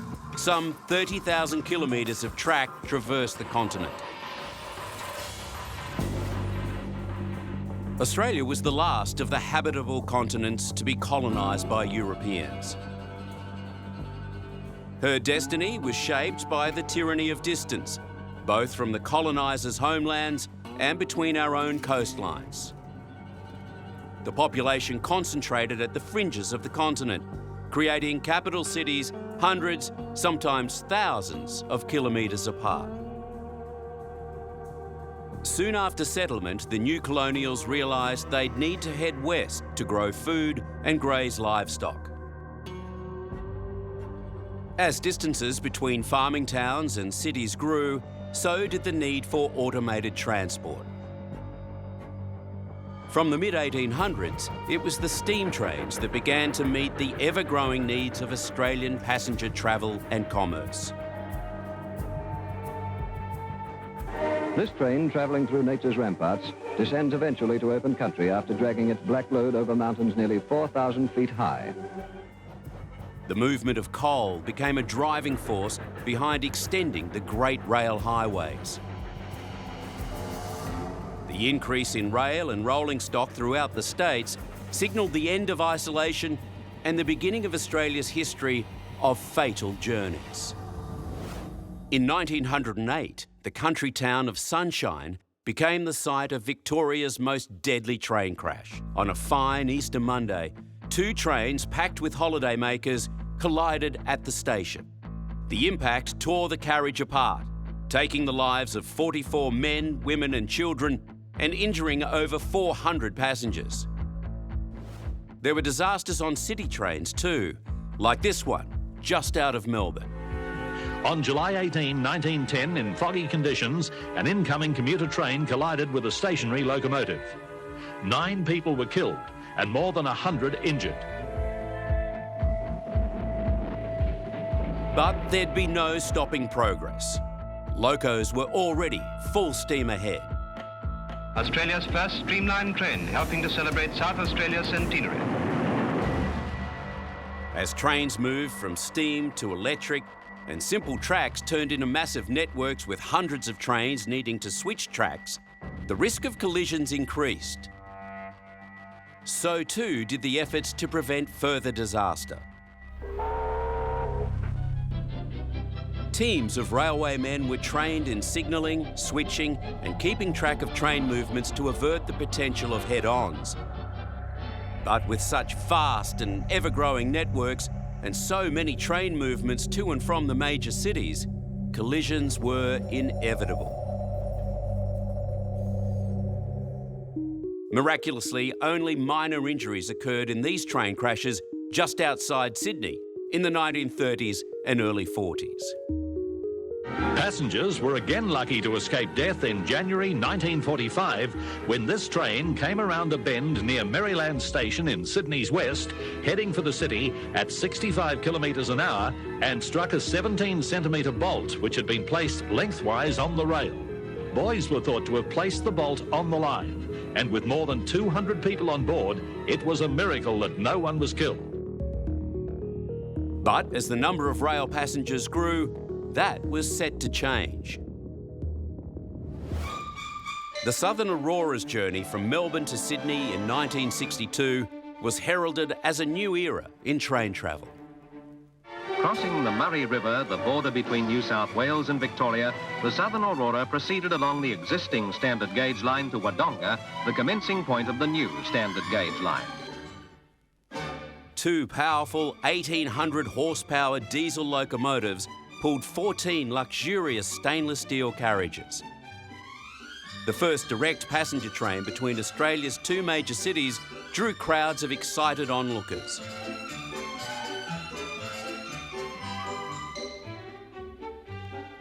The scenic journey of almost 1,000 kilometres took passengers through stunning and isolated countryside. But less than 10 years after the Southern Aurora's inaugural journey, disaster struck 174 kilometres north of Melbourne in Violet Town. Just after 7 a.m. on the 7th of February 1969, the Southern Aurora crashed head-on with a fast freight train at an estimated speed of some 172 kilometres per hour. 8 of the Southern Aurora's 14 cars were derailed, 9 people were killed and more than 50 injured. Unfortunately, there were many others that were just not as fortunate as us. The toll could have been much higher. Shortly after the crash, fire swept through the carriages. Many of the 600 residents of Violet Town rushed to the scene of the devastation, using any means they could to help the rescue mission. It would later be revealed that the driver of the Aurora suffered a heart attack, missing the signal to move on to a loop track and leaving the train speeding on a collision course. A terrible tragedy, but dwarfed by what was to come.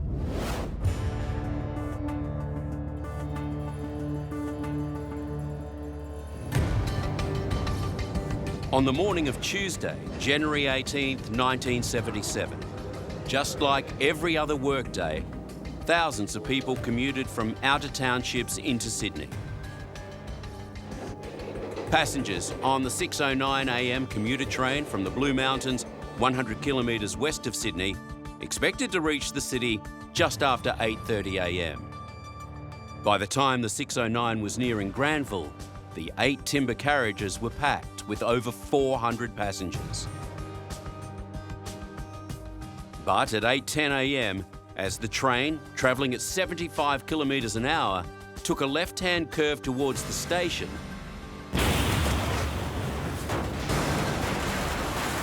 the engine derailed.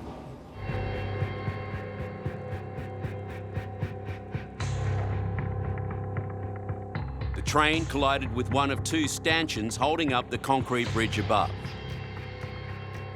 Within seconds, the bridge crashed down onto the carriages below. The aftermath was one of absolute horror. There's just bodies everywhere. Everywhere. I thought it was just the carriage under the bridge at first, but then I had a look on the other side of the bridge at the locomotive's on its side, and one carriage, all you can see is the floor of it. It's on its side. It had the top ripped off it. It appears that the back end of our carriage hit the remaining part of the staunch, bringing the bridge down, which happened 5 seconds. It's very hard to estimate time. It's just a gap of time. It's come straight straight down on a carriage here. Most of the carriage is underneath the bridge here. The derailed first carriage, with 73 passengers on board, had been torn apart by a power pole. She started to rock and then she went over and the front carriage split apart like a sardine tin. How we got out, God only knows. Miraculously, the derailed second carriage remained upright, with all its occupants surviving. But for the passengers trapped beneath the bridge in carriages 3 and 4, there appeared to be little hope. It would become one of Australia's longest rescue and recovery operations ever. It was undertaken by teams of emergency workers, doctors, nurses, police officers, firefighters, railway workers and civilians, all who rushed to help. Within 20 minutes, there was some 1,500 people in the cutting, many risking their own lives to save the trapped and injured. I was trapped under the bridge for the very end part of the bridge for about 2.5 hours. I was cramped up and my arm was over my chest and my head was half into the other seat where the other gentleman was. All I could hear was just saws above me or hammers or something trying to get the rubble off me.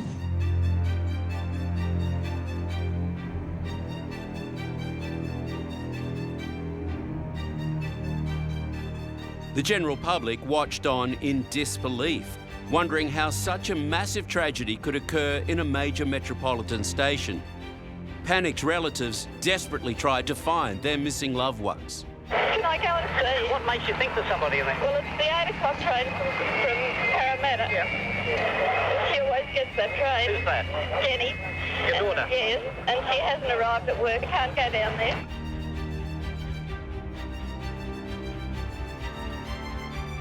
Although it's too early to know the reason for this accident, it is grimly clear that safety procedures didn't work here today at Granville. The injured began being stretchered from the rubble and ferried to ambulances.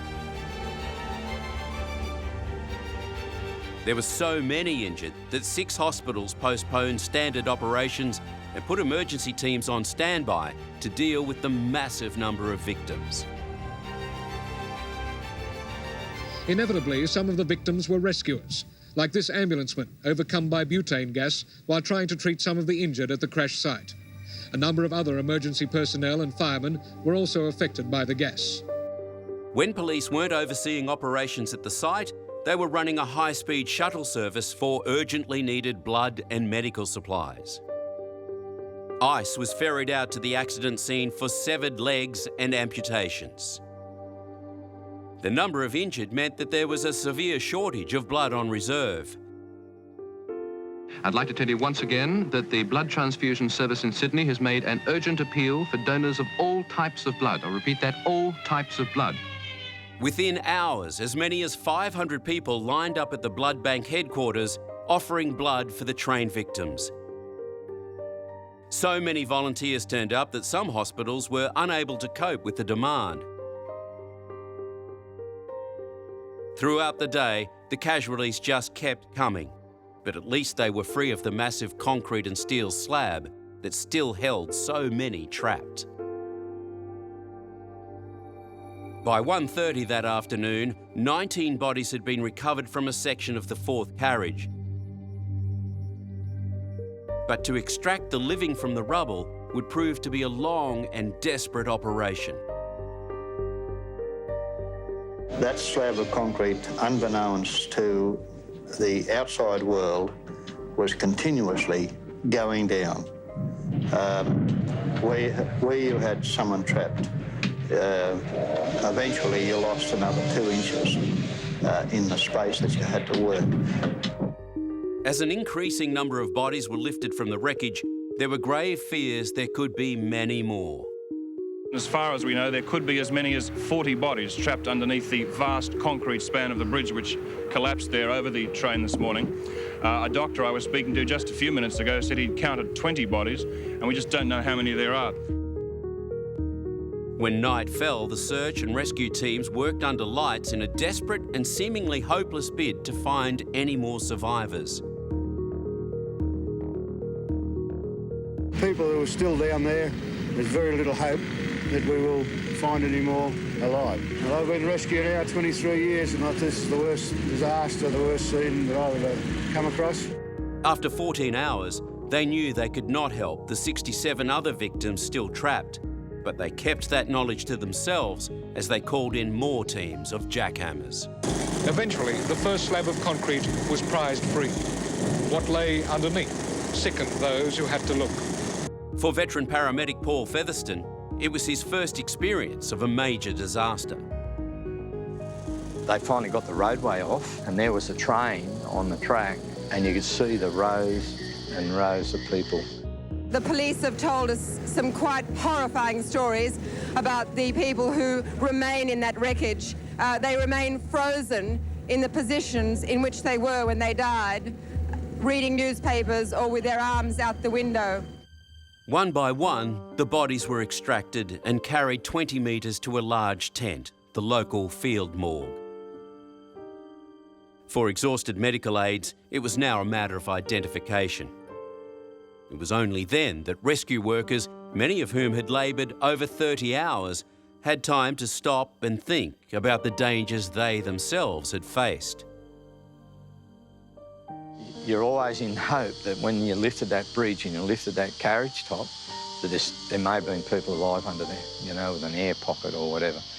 So in our professions, we never stop looking and hoping for people alive until they're all accounted for and we have what we have. Even to this day, the 1977 Granville train disaster remains the most fatal rail journey in Australian history. 84 people died, more than 213 were injured, and thousands were affected by grief. Some of the worst train disasters have occurred on remote sections of railway, where trucks cross in front of an oncoming train.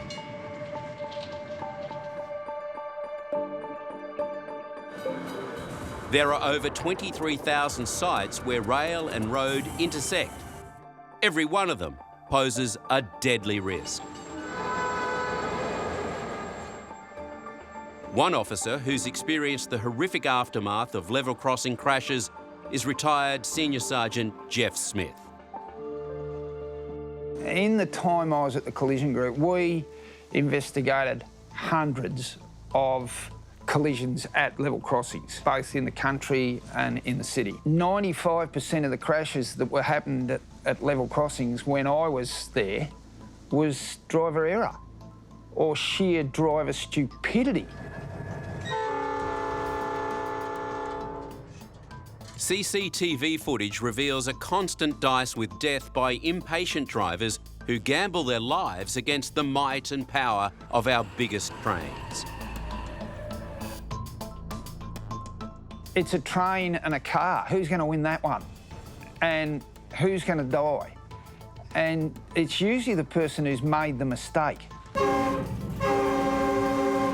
like that coming up is always a problem. Many of Australia's level crossings are in the middle of nowhere. And 2/3 of them have no warning bells or boom gates. But even when they do, some drivers ignore them at their peril, and the result is utter carnage.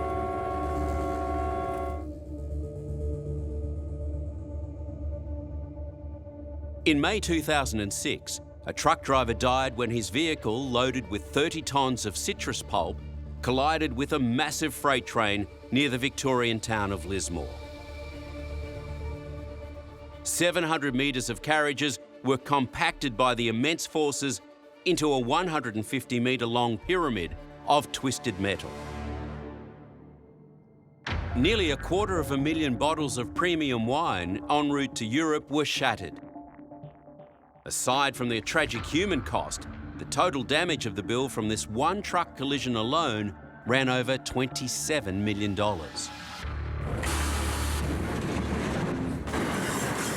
When a driver hits the emergency brake on a 1.5 kilometre freight train travelling at 100 kilometres an hour, it can take almost 2 kilometres for the train to stop. 1,266 metres it took. And I couldn't do it any faster. It just doesn't stop. When the locomotive is hauling passengers rather than cargo, the aftermath of an impact can be catastrophic.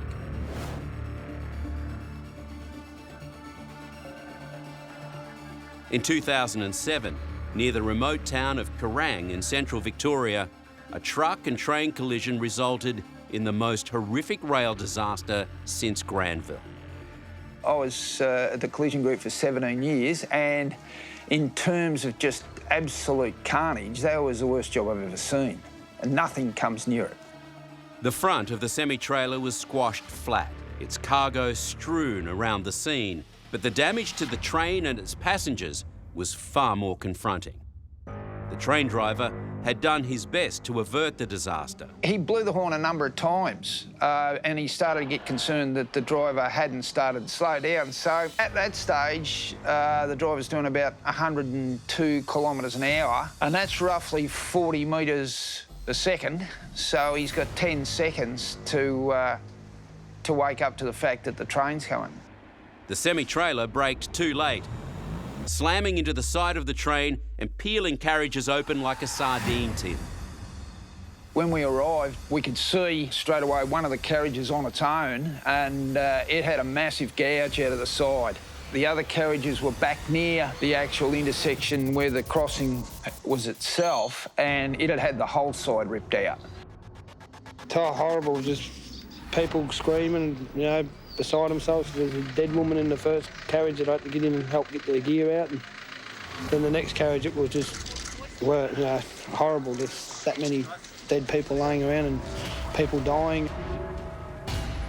Rescue workers were swift to arrive, setting up a triage and transporting dozens of injured passengers to hospital.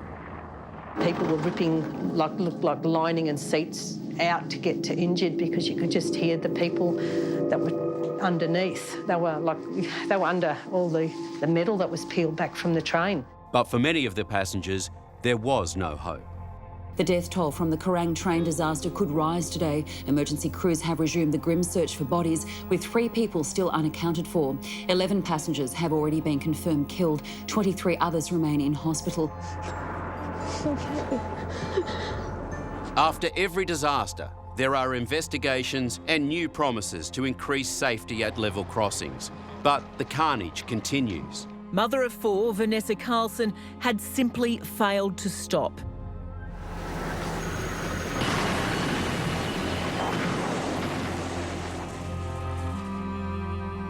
In recent history, more than 100 incidents a year have occurred in country Victoria alone.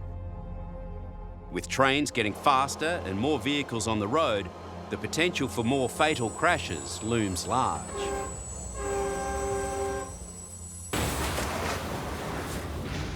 There are now over 400,000 trucks on Australian roads.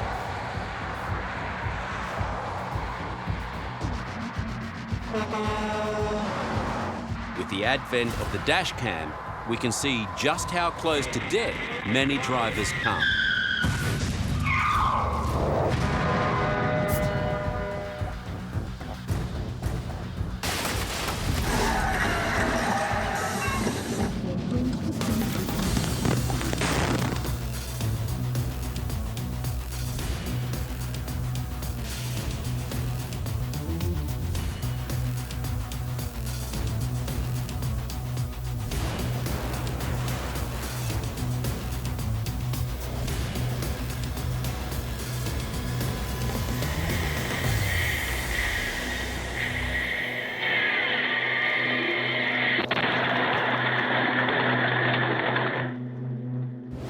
But some defy all the odds.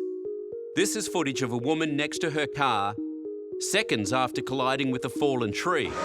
You all right? Suddenly, an out-of-control truck flies around the corner.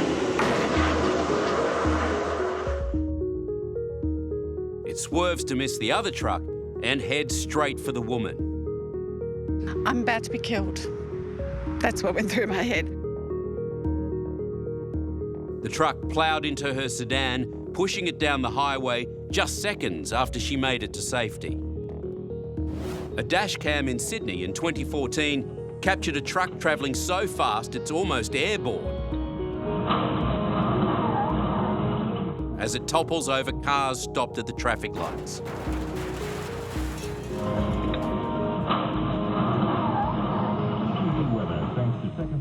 As the lights change, a pedestrian rushes across the road to help.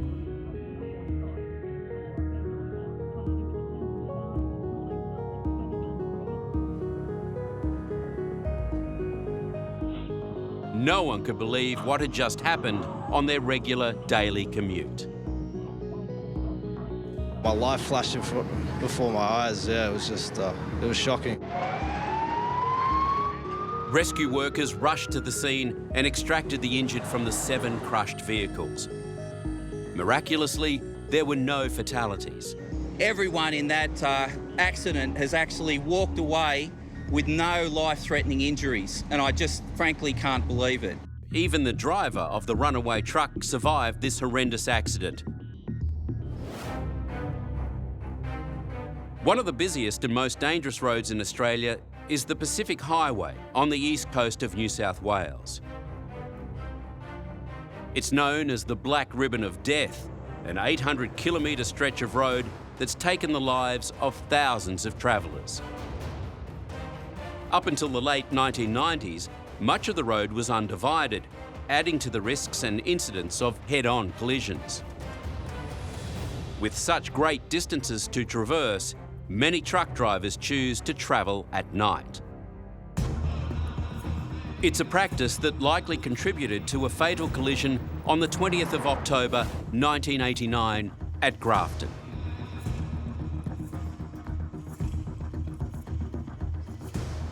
The nightmare locals had been predicting for years came at 4 a.m. on a straight stretch of the Pacific Highway. It's believed the semi-trailer veered to the wrong side of the road, side-swiping the tourist bus and flipping it onto its side. The collision left bodies and debris strewn over half a kilometre. We'll lift this bus and see if we can find any more. The truck driver died instantly. So did 18 passengers who were torn from their seats when the semi ripped open the coach's right side. As police set up a roadside morgue, rescuers worked desperately to free the injured, many of them children. With the crash so far from any major city, the seriously injured needed to be airlifted for treatment. Survivors spoke of being trapped under the weight of bodies. Many were asleep when the collision occurred. All I can remember was this, it was the worst bang I'd ever heard. And then the next thing, there were people on top of me in metal and my head was squashed between 2 seats. I was just lucky, very, very lucky. And I prayed when I got out of that hole. I was asleep at the time, I think. And when I woke up, I was outside the bus, wet and drenched in blood. For the ambulance and police officers who responded to the call-out, the scene was confronting. Well, I was at the Granville train disaster and the comparison between these 2 accidents was eerie. On a road this narrow, it was impossible for the bus driver to avoid the semi, resulting in the death of 21 people and the injury of a further 22. Subsequent crash investigations revealed something all too common in the long-haul trucking industry.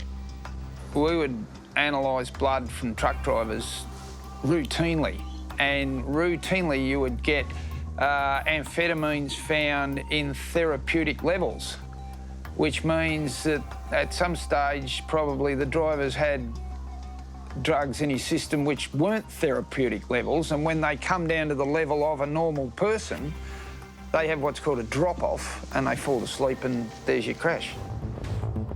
Just 8 weeks after the horror of the Grafton bus crash, another collision 200 kilometres south on the same highway was the scene of yet another deadly road journey. A truck driver on the Pacific Highway at night saw a bus pass by. And there was these girls on the left-hand side of the bus all give us a big wave and a cheer and a smile sort of thing as I went past, and I just pulled in behind him and followed him along. But by the time he'd caught up to it, the bus had been destroyed.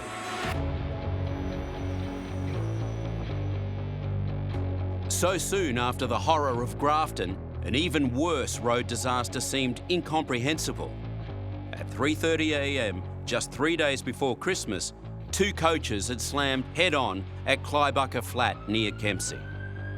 So severe was the collision, one bus speared through the front of the other.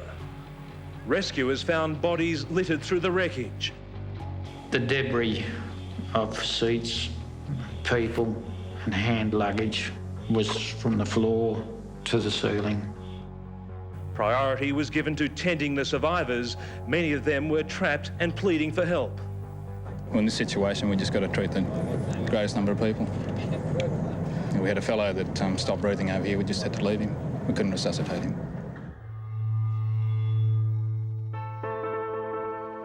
The 2 buses bound for Sydney and Brisbane were packed with Christmas holiday makers. Their journeys cut tragically short when one of the coaches veered onto the wrong side of the narrow highway. No doubt many of the passengers were heading for families to share with them for Christmas time. And to have this happen just sort of accentuates the tragedy. Even for the most experienced police, the disaster was a terrible shock. This is the most horrific accident that I've ever seen in 38 years in the police force. By the time they dragged the coaches apart, the death toll had reached 35, with a further 41 injured. The only upside in the face of such a huge loss of life were demands to have Australian coaches fitted with seatbelts to help avoid other massive tragedies. But it would be years before those laws were implemented. In 1994, Boondall, an outer suburb of Brisbane, was the site of Queensland's deadliest bus crash. On a straight, modern stretch of divided road, a now all too familiar tragedy.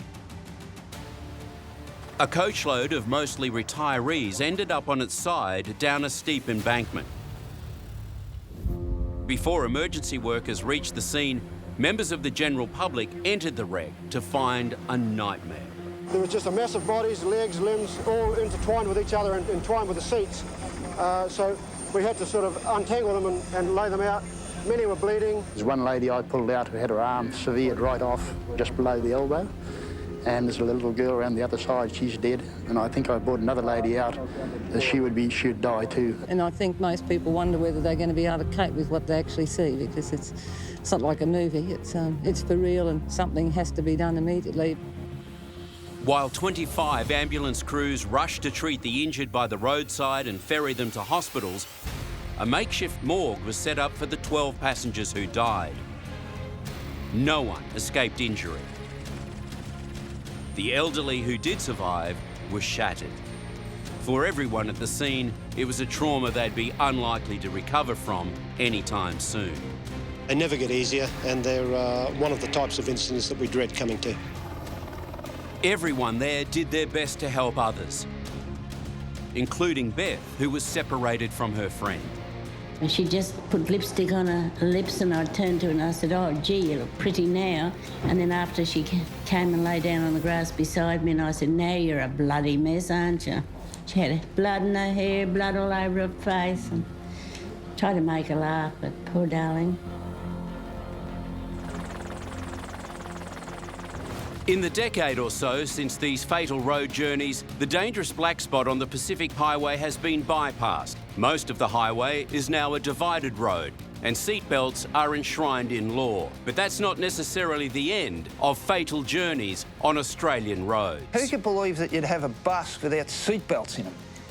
I mean, where on outer space does that come from, that you'd be driving around in a bus worth 400 grand and there was no seatbelts in them?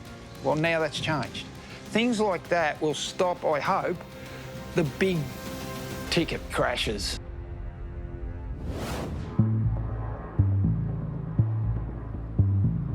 Air travel is an essential reality for most of the population. And international flights to Australia can be some of the longest in the world. Here we come.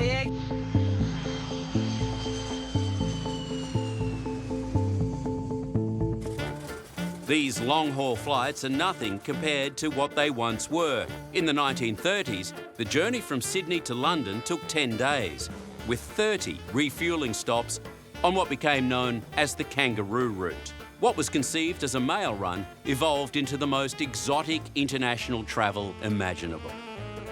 It marked a golden age of aviation for passengers who could afford the trip in luxurious Qantas Empire class Catalina flying boats. Up from the bay on full takeoff power. Flaps up and engines back to cruising speed for a single circuit.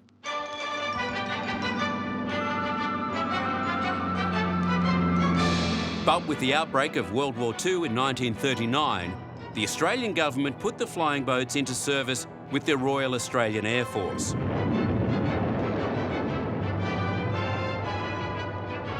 By 1944, all bar one had been destroyed. Since the very early days, there have been many journeys by air that have ended in tragedy. As it attempted to land on that runway, apparently it crashed. In the years between 2005 and 2014, 254 aircraft have been involved in fatal journeys, with 374 deaths. One side of the popular shopping centre was torn open, intense flame, fuelled by aviation gas. The plane's tanks would have been full. The newest addition to Australia's commercial airlines, the Fokker Friendship Able Tasman. But it was in the 1960s when a Fokker Friendship went down, creating the country's worst commercial disaster. A TAA flight smashed into the sea at Mackay. It disappeared into the ocean along with all 29 on board. Mackay today is a city in mourning. The cause remains a mystery 56 years later. In another commercial air tragedy, a Transair flight that took off from far north Queensland in 2007 failed to reach its destination of Lockhart River.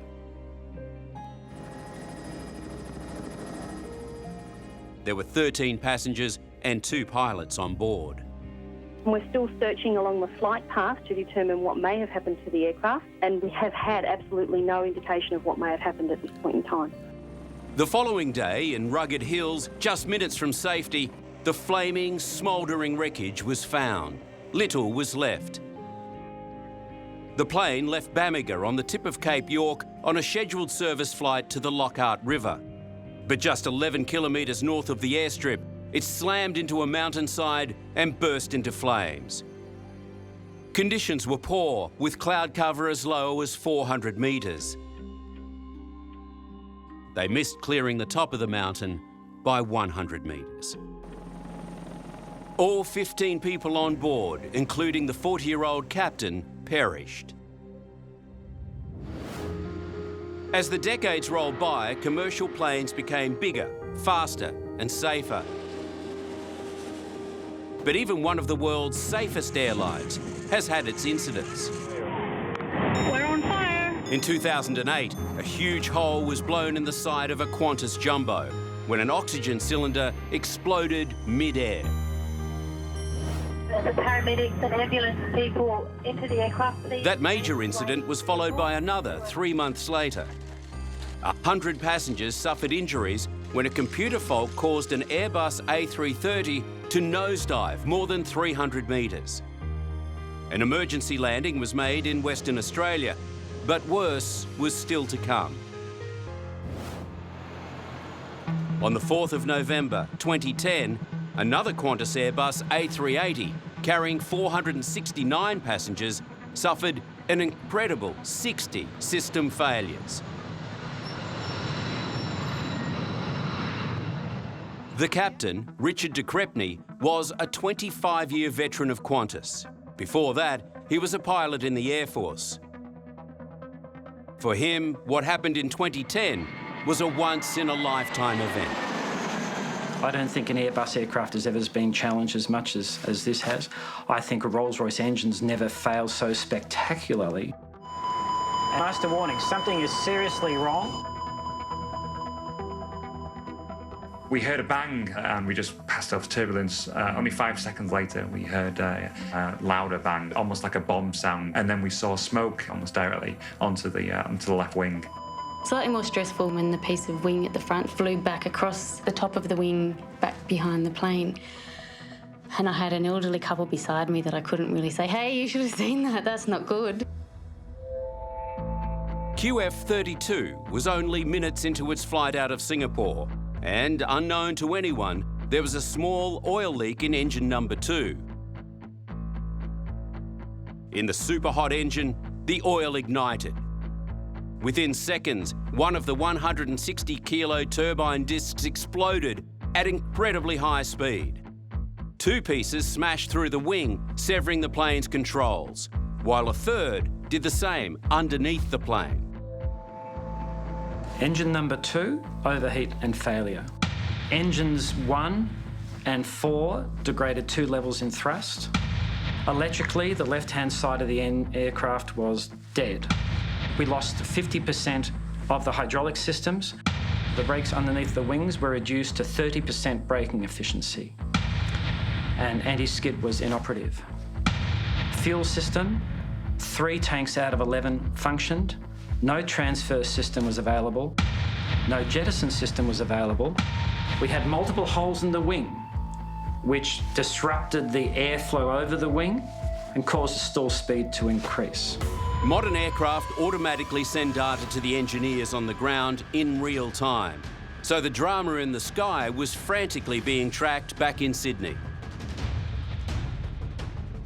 There's a hole in the wing, there's fuel gushing out of the wing, and the engine is in a bad state. Despite all this chaos in the cockpit, the captain was unbelievably calm. I do apologise. I'm sure you are aware we have a technical issue with our number 2 engine. We have dealt with the situation at the moment. The aircraft is secure at this stage, and as we progress with this, we'll keep you informed. At this stage, everything is secure. The aircraft is flying safely, and we'll get back to you very shortly with further information. Thank you for your patience. As more checks came up, you started to question how many systems will I have left? Has a whole aircraft failed? 20 Centre, we have emergency services on standby. Qantas 3-2, we were required to hold for at least another 30 minutes before making an approach. Qantas 3-2, roger, you are priority traffic. Report ready for the approach. I'm sure you are aware we're not proceeding to Sydney at this stage. We're making our left turn now to track back towards Singapore. We're going to have to hold for some time whilst we do lighten our load by dumping some fuel and a number of checklists we have to perform. I thought, let's protect this aircraft at the most basic level possible. And that was to position it within gliding range of Singapore. And that's what we did. At speeds of over 400 kilometres an hour, and with the automatic brake systems failing, Richard made the emergency landing at Changi Airport. And we're onto the ground. He had to use manual foot brakes to stop the aircraft.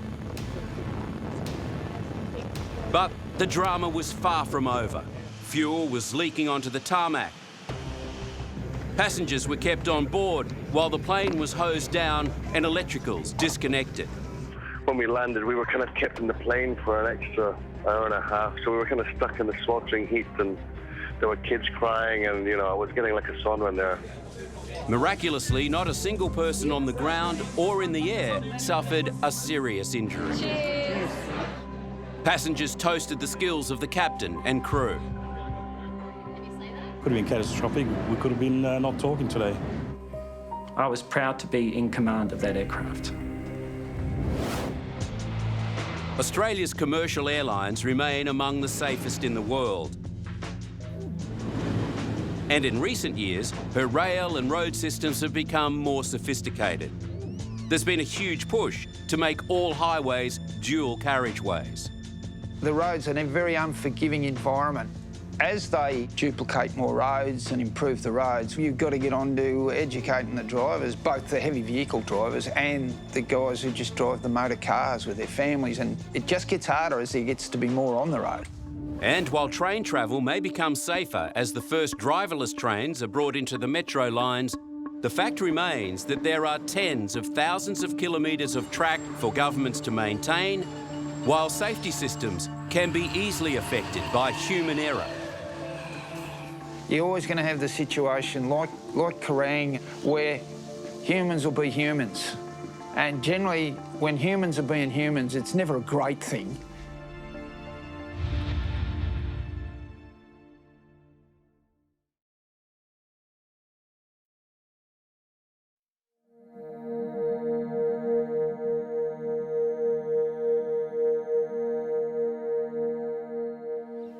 It's 65 million years ago.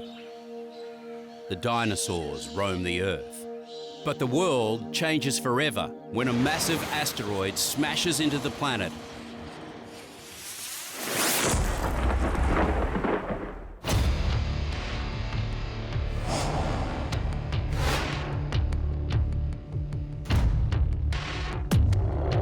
Earth's largest living reptile, and some say the animal most likely to eat a human, is the saltwater crocodile.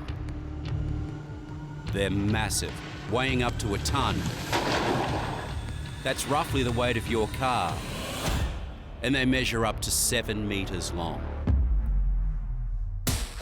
Incredibly aggressive and territorial, they inhabit the northern parts of Australia. The top end is the croc end. One man who knows his crocodiles is Australia's own outback wrangler, Matt Wright. When they hunt, they're very stealthy and they'll just move in just like a log will in the breeze, and they'll just wait for that little bit of splash and a little bit of vibration on that water, and then they'll launch out. Their jaws can exert a pressure of several tons, preferring to hunt at night. They can see 180 degrees in full focus and be able to zoom in on anything up to a kilometre. Salties are renowned for the dreadful death roll. Not only intended to drown its victim, the crocodile rapidly rolls its prey in the water to remove its limbs. Everything about a crocodile, the way their eyesight is, their hearing, their nostrils, the way they stick their head out of the water, is a very evolved predator. Over the next hour, you'll see the most infamous croc attacks in Australia's history. So that's the night we had my legs from this whole neck. Yelling, "Croc, somebody help, Croc, it's got me, I'm gonna die." Unbelievable escapes. The old story whereby a bit of complacency creeps in and people say it won't happen to me. And tragic encounters that shocked a nation. She was panicking a fair bit and we couldn't help her because the tide was running too fast and there was big crocs floating around in the water. This is savage Australia. Crocodiles.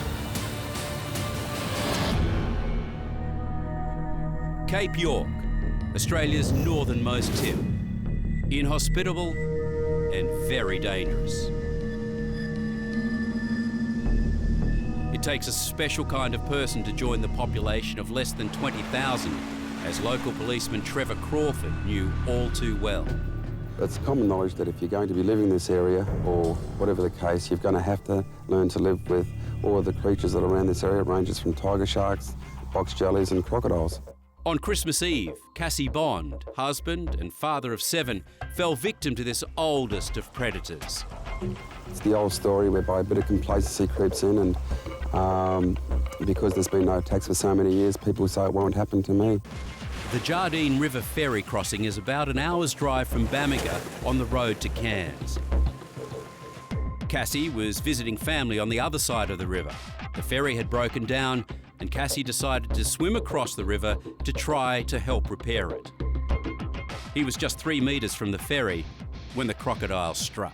2 young girls who were on the ferry actually saw like a tide effect or a rippling in the water heading towards Mr. Bond as he was approaching the ferry. And before they even knew it, he was taken by the croc. Cassie Bond's body was recovered an hour and a half later, intact but badly mauled.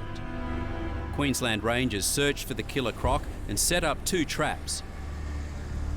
Eventually, this female was found and the teeth were consistent with bite marks found on Cassie Bond. Despite the ever-present dangers, Far North Queensland is Australia's fastest growing tourism region. Boasting lush rainforests, endless white sand beaches and crystal clear waters, it's the perfect environment for visitors to relax and drop their guard. And those who ignore the warnings can pay the ultimate price.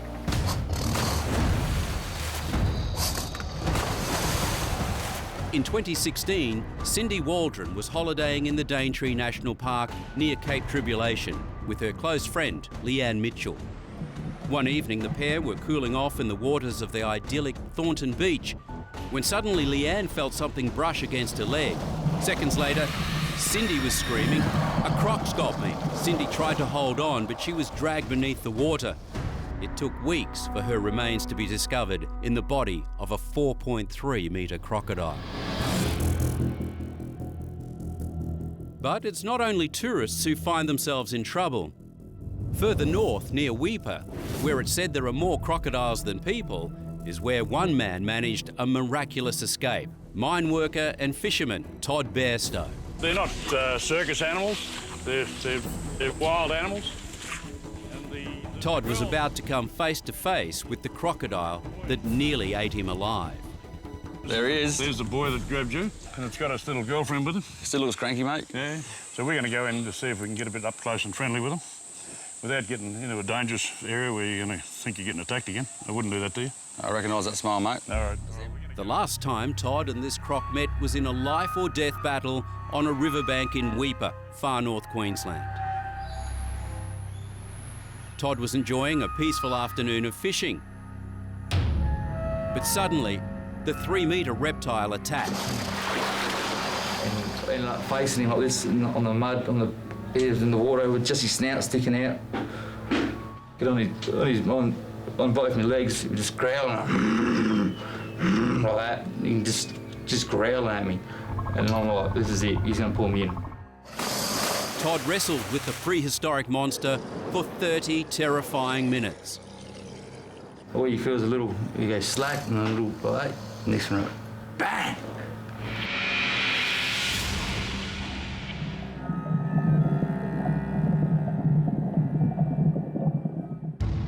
Then I tried to put it on his head to kick him off. He didn't like that. And that's when he sprang and broke my first leg. And he just rolled and he just popped my other leg. With one hand still trapped in the croc's jaw, Todd desperately grabbed onto a mangrove root with his free hand to stop the croc pulling him underwater. And I realised I had to get that bloody hand out or I'll end up croc shit. So I started just yanking this one as hard as I could. I managed to pull it off, pull it free, but at the same time I pulled my finger off. But what's the finger? Todd now had a better grip on the bank, and so began a deadly tug-of-war, alone in the mangroves with a croc, and Dig, his faithful but clueless dog. A dog come up and he was sniffing around, carrying on. So I grabbed him and I threw him over my back. And that's the moment we had both my legs. So I'm just holding there, yelling out, "Croc, croc, somebody help, croc, he's got me, I'm gonna die." But help was on its way. Enter Todd's knight on a shining Harley, fellow mine worker Kevin Bevan. Kev heard someone had been snatched by a croc and headed straight for the creek. Yeah, mate, he was bellowing for his life, bloody screaming. I ran out there and latched onto him and he was just saying, "Don't let go of me, don't let go of me, it's got me." Kev's like, "Toddy, Kev, get me, he's still on me, he's still on me." And Kev ran down there and he grabbed one in my hand and he pulled me up and he got me a bit up and the croc's still having my leg. I was actually a bit scared on how hard you actually pull a person when there's a crocodile hanging on him. So I just kept a weight against him and he was lashed around my leg and then he came free and I sort of stepped back and dragged him like that and I saw a big swell behind him and that's when I thought, let's get him out of here quick, and me. I was happy, mate. I was a happy man. I'll give you the hot tip. It's been on the bloody bank, mate. I started crying straight up, mate. I couldn't believe it. If you get caught in a situation where a crocodile is sort of a bit more confident than it should be, and it's not an overly huge croc, and like 3-metre croc grabs hold of you, you know, and you've got a place where you can hold onto a tree or out-tie the croc, well, there's a good chance you're going to get away.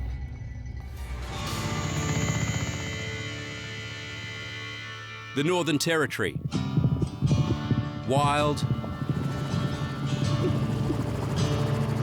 unbroken, deadly. Home of the saltwater crocodile.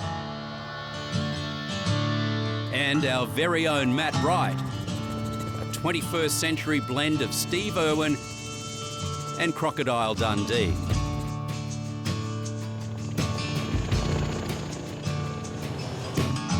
Whenever most people come across a dangerous animal like a croc, their reaction is to back away. But Matt is not most people. Yeah, but that's education. You know, a lot of people don't understand the animals that we have in our own country. So how does Matt deal with a deadly apex predator? Well, we just stay out of the kill zone.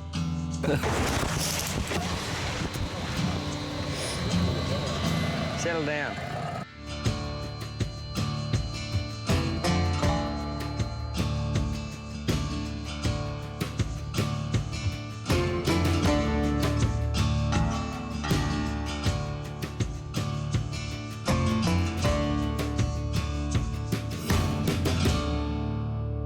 Inevitably, there are the comparisons with the late Steve Irwin and with Crocodile Dundee. Right, so Crocodile Dundee, they did movies here, and that's, you know, that's Hollywood. But with Steve Irwin, you know, Steve was great. He's made his mark in the whole industry. He brought Australia to light. So to even be compared in that sort of light is a massive privilege.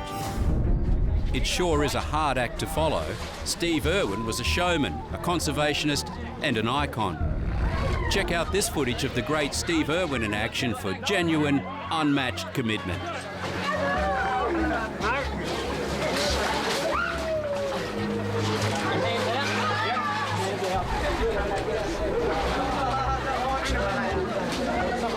Okay, you keep on to it. You got it? Yeah, I'm good.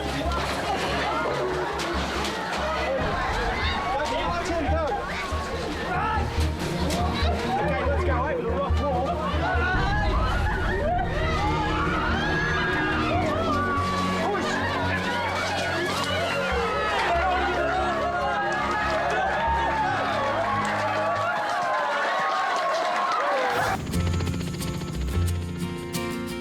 But these days, it's guys like Matt Wright that are keeping Steve's legacy alive. And as Matt's reputation grows, so does the demand to deal with rogue crocs.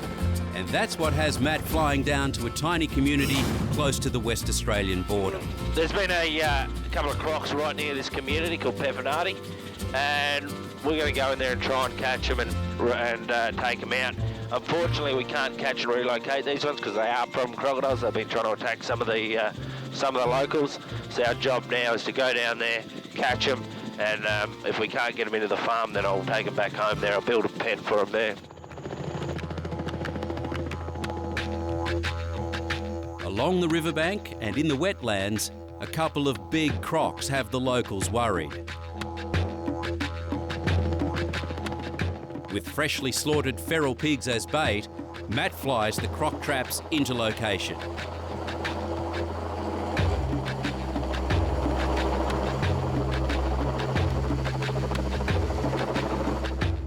Matt's offside at Chris Wilson points out the size of one of the animals they're after. That's the back of his hand there, and that's his claws. So it's quite a significant sized animal that we're dealing with here. Along the river, a much bigger trap has been built by Matt's team.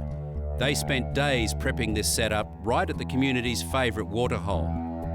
Connected to the pig carcass is a trigger rope for the trapdoor. The trapdoor is lifted and the trap is complete. Now the waiting game begins.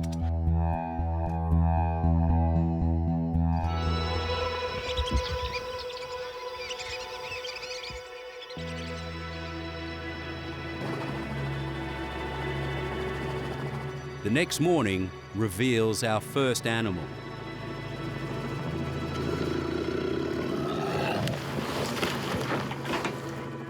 It's airlifted from wetland onto dry land, and she's not happy about it.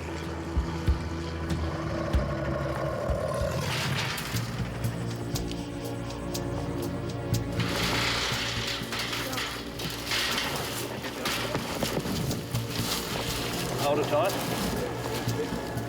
This female croc isn't what Matt is after. The rogue crocs are still at large.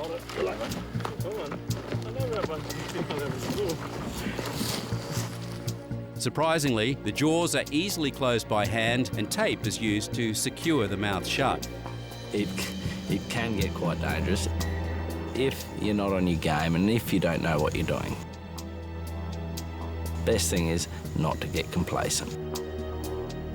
You know your boundaries and you don't push them. Overnight, a croc takes the bait.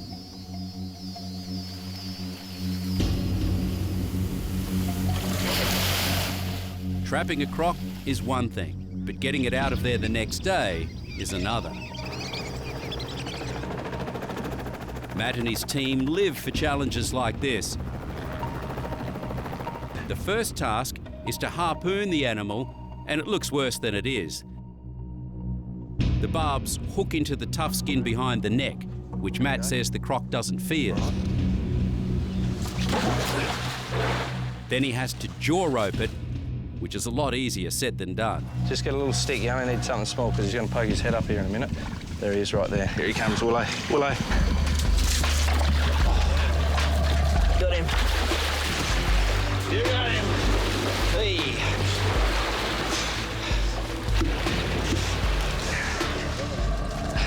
Okay. Oh. So hold him there. Tape. Passion. What's this? The eyes are covered to reduce visual stimulation, which helps calm the croc. He's a long croc, but he's not in very good condition. So you can see this big scar here.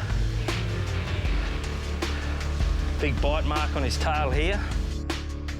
This croc might be a tough customer, but it looks like it's come off second best to an even tougher, even bigger specimen. And that guy is still out there.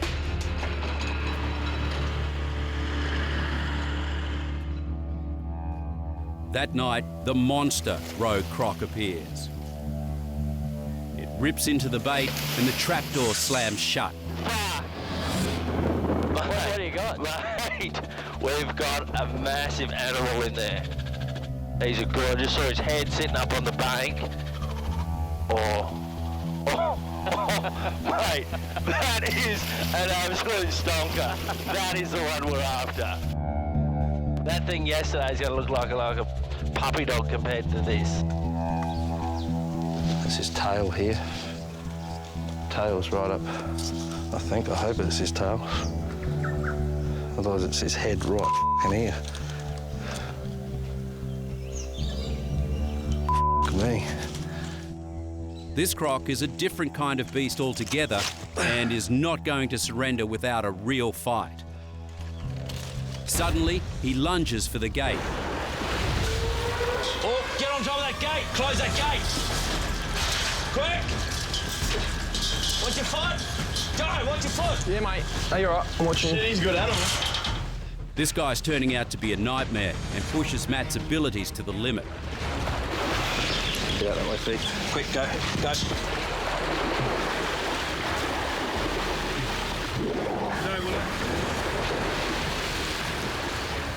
Go. Come on.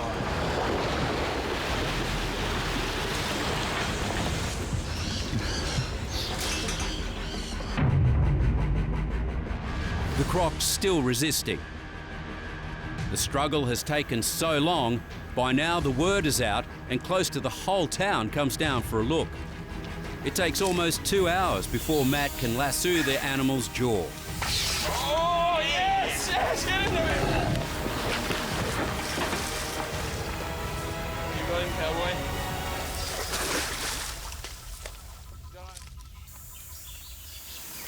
Ready to go back?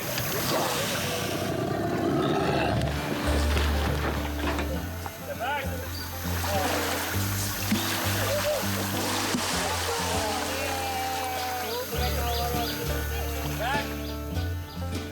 At 4.8 metres, he's only a bit longer than the other rogue croc, but he's probably 300 kilos heavier, weighing in close to a ton.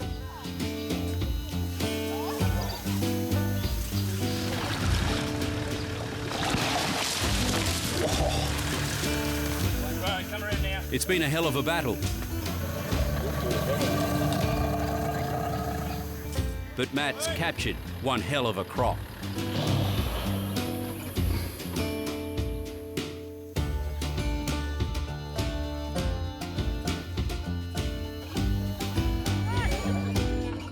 It takes a bulldozer to shift the croc up the hill to the trailer. For the local kids, it's a thrill, but one old lady has mixed feelings as she bids farewell to her tribal totem.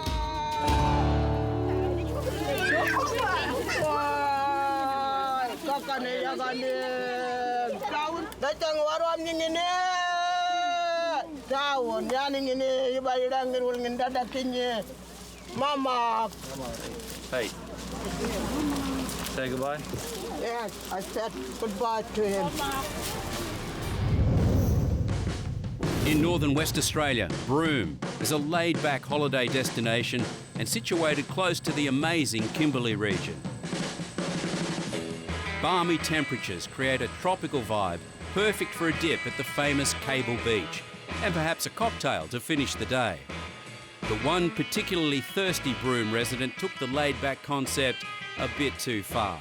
Michael Newman, or Crocodile Dundee as he's now known, created international headlines when he made a late-night visit to the Broome Crocodile Park. We reached one day for a swim and to get a suntan. Apparently oblivious to the fact that it was late on a pitch-black night, the 36-year-old pushed ahead with his excellent adventure. And I went up to the fence and I looked through the fence and I seen these two crocodiles. And I named one of the crocodiles Moonstar. And I was talking to him through the fence and I said, "Oh, you're Moonstar, you belong to the moon and the stars." But rudely ignored by Moonstar, Michael decided to get close and personal with the other guy, jumping on the back of an 800-kilo monster he named Artesian, who promptly clamped his jaws onto his right leg. So I'm holding onto the fence while he had my leg. And I said, "Artesian, let me go, let me go." I'd open his mouth and let me go. Michael somehow got out and staggered back to the pub where his night had begun and had a few more drinks just to take the edge off, until staff pointed out he was bleeding all over the barroom floor. I reckon if he wasn't drunk, he would have been in a lot of pain. All patched up and having had a good think about it, Michael was a wiser man. Well, I won't be going back near an alligator again, put it that way. That's Crocodile, Michael. But it's not always the humans that are the weird ones. This is one very confused reptile and one terrified workman. Oh, my heart almost jumped out of my chest. This big fella at the Australian Reptile Park north of Sydney was sure hurting a little bit after biting off more than it could chew. It happened that fast and it was that scary, but yeah, I'm bloody glad to be alive. Elvis the croc, all 5 metres of him, was lying peacefully in his pond when he looked up, saw workers mowing the lawn and thought, breakfast. Next second, he was attached to the end of the mower, dragging it in, almost took me into the drink with him.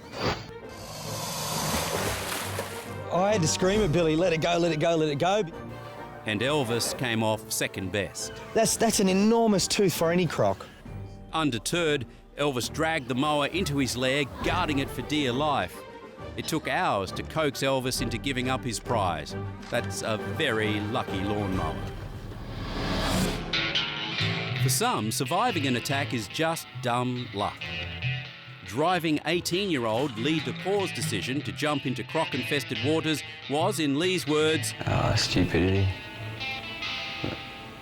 No, there's crocs there. Stupidity, and wanting to win the affection of British backpacker Sophie Patterson. To impress the tourist, Lee suggested he dive into Innisfail's Johnson River. I started telling them about how backpackers are more likely to get eaten by a crocodile than Australians. So we decided to go down to the river and test the theory. He was kind of saying, you know, I can jump in the water, the crocs won't get me. It was confidence brought on by excessive drinking, which Lee estimates at about 10 cups of goon. I just carried on walking with him so that he wasn't on his own, and that was when he kind of said, I'm going to do this, and I just was in complete and utter disbelief. Sophie could only watch on in horror as Lee dived into the water and a crocodile latched onto his arm. Obviously the crocodile has sensed a lot of movement, a lot of swimming and splashing in the area, and that's what they're attracted to. Started shaking its head and carrying on. Lee was gripped by one thought. Holy crap, I'm gone for sure. But Lee fought back. I punched it in the snout. Then it dragged him 6 metres down the river, but Lee wasn't done. My second hit, I got it straight in the eye, and then it let go. Swam back to the stairs with one floppy arm and pulled myself out. Sophie describes Lee's body as looking like something from a horror movie. You've seen Jaws. It was kind of like that, you know, there was a lot of blood, a lot of bone. It was just, you know, it was pretty horrendous. He's exceptionally lucky that that crocodile didn't get a good grip, go into a death roll and drown him. That river is known for very large numbers of crocodiles in the waters. You never see anyone swimming here. All the locals know not to swim in the waters around here. Lee's broken arm and stitches will heal, but he'll carry the scars of the attack for the rest of his life. But hopefully by now his feelings for the backpacker have calmed down. She's beautiful, caring and kind. I didn't know there was a croc there. I just done it for Sophie.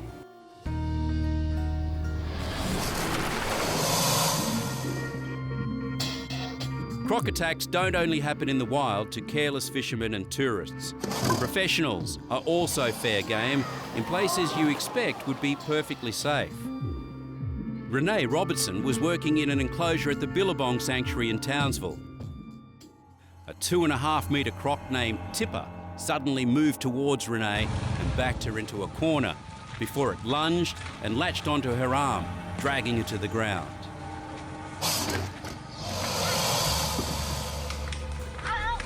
Another handler came to the rescue and beat the croc with a pole until it eventually released her, but not before mauling her severely.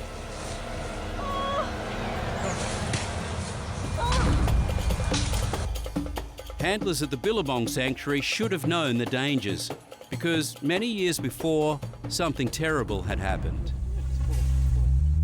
Staff were attempting to separate a female from her eggs. The eggs were to be hatched in an incubator to protect them from predators. But the angry mum, called Hot Lips, well, she didn't like that idea at all. Charlie Finn had the job of trying to secure those lethal jaws when the croc struck.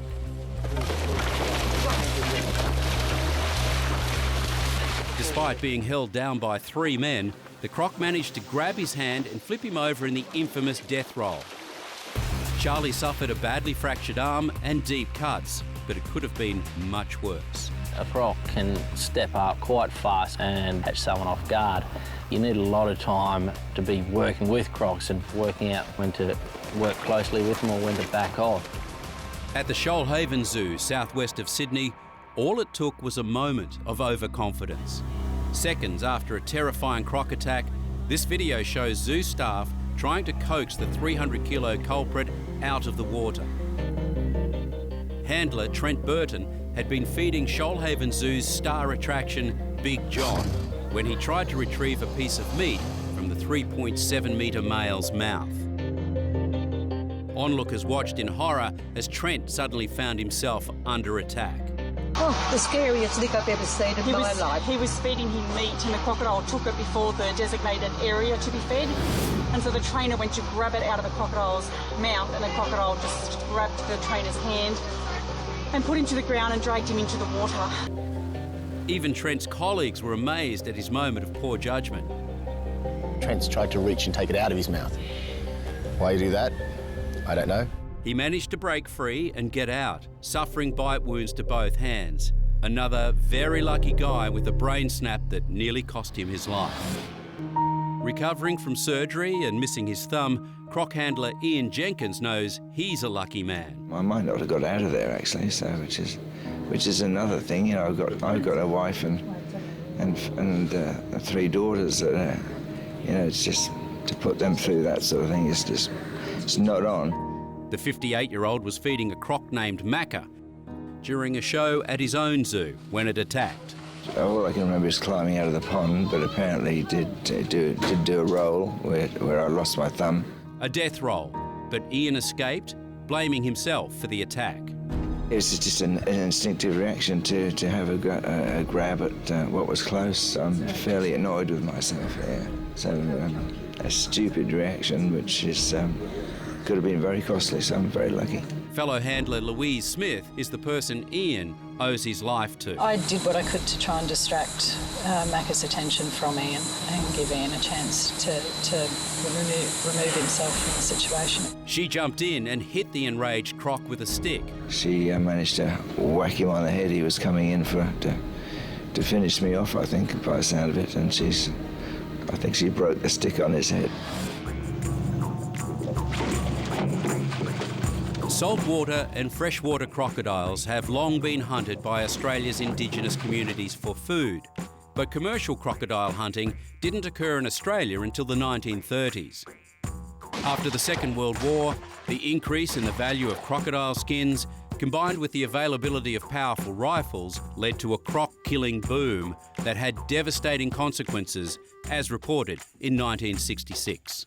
Saltwater crocodile has few defenders and is disappearing rapidly from our coastline. As the female does not breed until she is about 8 years old and fully grown, the possibility of extinction is strong.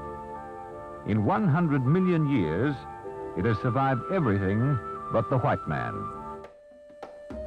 By 1970, the hunting practices had become unsustainable. Only 3,000 saltwater crocodiles remained in the Northern Territory, and the species was listed as endangered and protected from hunting in 1971. Back in the mid-70s, early 70s, right up to the early 80s, it did wipe out a lot of our natural population, wild population of crocodiles. As decades passed, crocodile numbers gradually increased, and from the late 1990s, Indigenous communities were granted permission to hunt a quota of crocs for food and skin. Meningrida, on the coast of Arnhem Land in the Northern Territory, is the capital of saltwater croc country.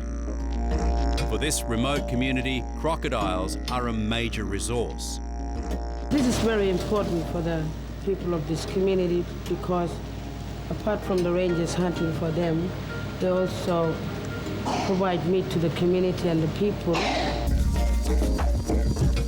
Here, when night falls, the local community use the same croc-catching techniques they've employed for tens of thousands of years.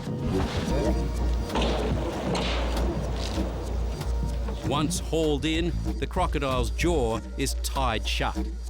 Young crocs are thrown back. Adult crocs have their bellies inspected. Scarred belly skin won't fetch a high price, so this adult male is also thrown back. Crocs that have been selected for their skins are killed with a gunshot to the skull.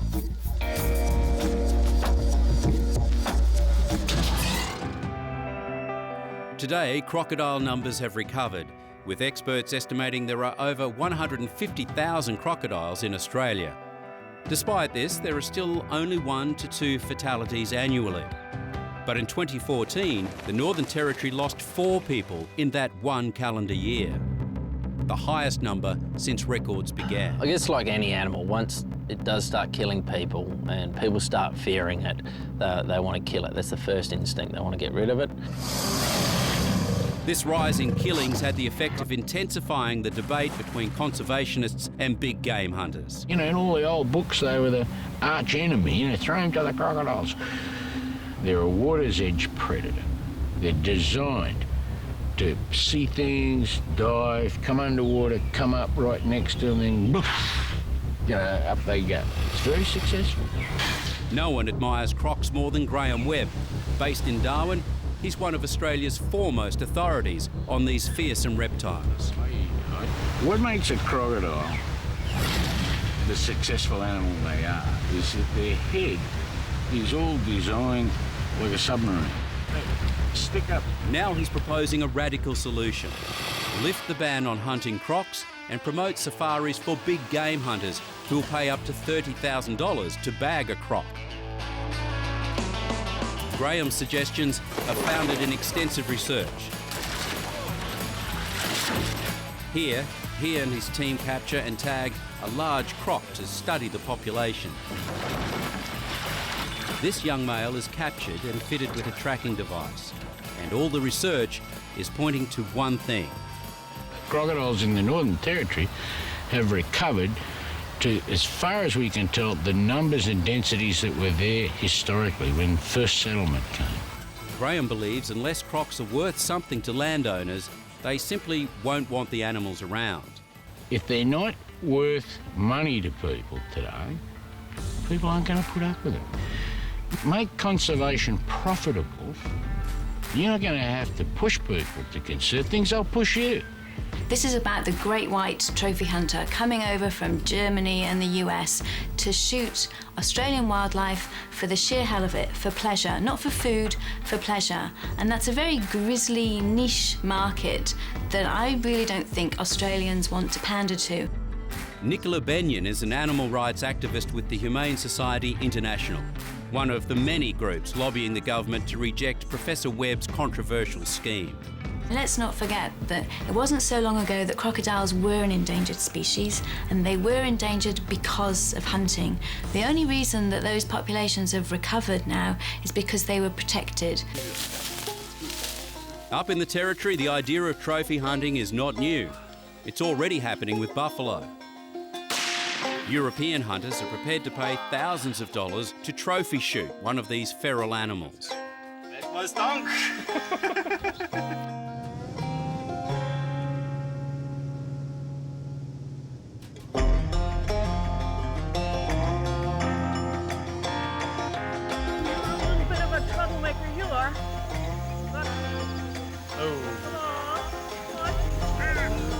The majority of people who hunt have ethics and morals. They do it properly, they do it humanely.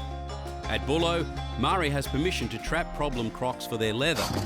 They were granted a licence because numbers had skyrocketed and the crocodiles were killing hundreds of cattle every year.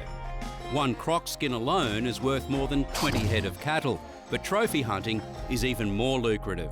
This croc could be worth more than 15,000 Australian dollars to a trophy hunter. The bigger the croc, the bigger the fee.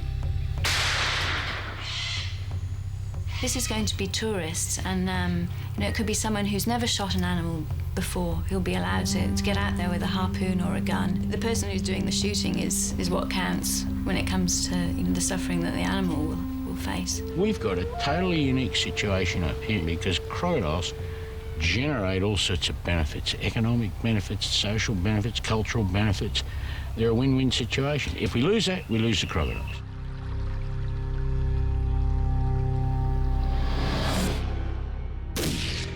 Unsurprisingly, there's a long history of illegal croc poaching. And because of the vast areas and rugged terrain, strict policing is almost impossible. But there's one type of poaching that is legal: commercial egg harvesting. Dangling from a helicopter above the Northern Territory wetlands is the first step in the lucrative business of crocodile farming. 100 k's outside of Darwin, crocodile hunters scour the top end for mothers guarding their nests of up to 70 eggs. These eggs are removed, then hatched and raised in captivity. These remote wetlands can only be accessed by air, and you can only get to the eggs if you can get past the angry mothers. Sometimes you come in and you land beside them, and sometimes you come in and you land on them, and there's a bit of a bloody commotion goes on then. Mick Burns runs multiple crocodile farms and is aware of the dangers of his business. It's a really dangerous job, and we know it's dangerous, like there's helicopters, and most people are pretty nervous just about the helicopter aspect itself, but then you combine it with really remote locations. It's very hot, it's very humid, it's very testing, it's very demanding. And then you introduce crocodiles, so yeah, like it's testing, there's no question. Yeah. Armed with just a pole and a bucket, farmers like Mick get the mother away from the nest.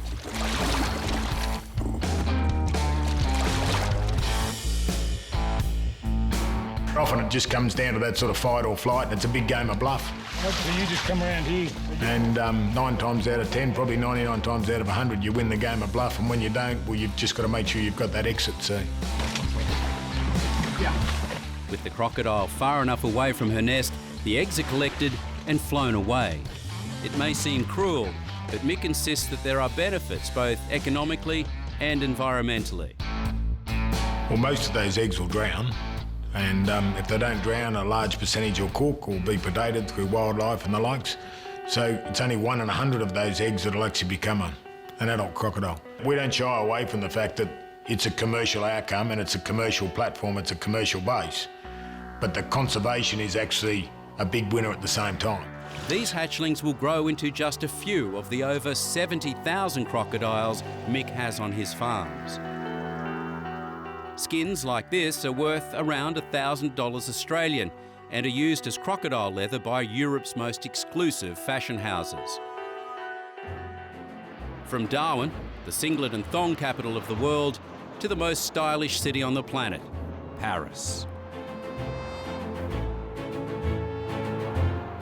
Here, 3 to 4 croc skins at a time get handcrafted into a fashion piece de resistance, the Birkin bag. Made by Hermes from crocs raised on Mick's farm, the Birkin bag has a multi-year wait list and an astronomical price tag, some selling at auction for over 60,000 euros. 1, 2, 3, 4. Over 1 million visitors travel to Australia's Northern Territory every year to experience the incredible scenery and amazing wildlife. And for those looking for their very own croc encounter, they'll find it in the heart of Darwin, the multi-million-dollar tourist facility Crocosaurus Cove. Here, people come by the thousands to marvel at this lethal predator.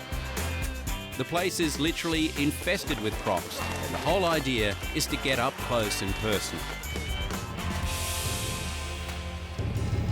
Kids can get a thrill swimming next to some of the younger crocs. But being lowered into a croc enclosure with nothing but a perspex case for protection is the ultimate way to get your blood pumping. This 5-metre, 80-year-old croc, Bert, is so aggressive he's killed every female that has been brought into his enclosure. His instinct on seeing a new entrant into his watery domain is to investigate and attack.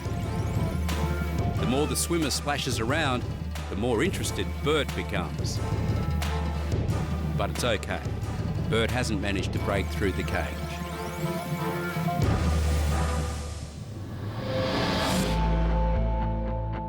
Far from the safety of a tourist park, Matt Wright and his team are at it again, tasked with removing a troublesome croc from a Queensland swamp. We still got to be careful. We don't know how aggressive this fella is. He's been laying up just in here, right? His every move captured by his film crew. Matt's having a hard time getting the croc to play ball. You got him. Damn it. I just found this croc and he was just here in front of us. He's just moved off. Ah, it's gone. Here, give me that. And that tinny is looking very small.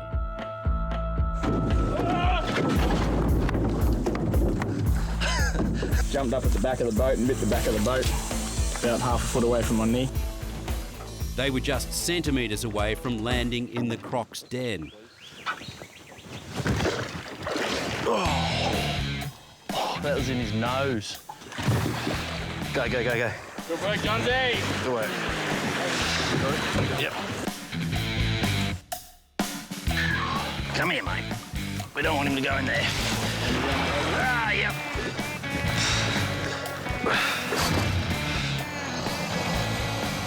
They got him in the end. We got him. But in the end, the croc could have got them. The relationship between man and crocodile has always been a complex one. It involves respect and, of course, fear. Saltwater crocodile, it's a prehistoric animal. It's been around millions of years and it just keeps on surviving. They were here a long time before we were, hunted almost to extinction. Now crocodiles are thriving, so man and beast better figure out a way to get along. It's a tough reptile and it's gone through a lot of hard times, but he's here to stay.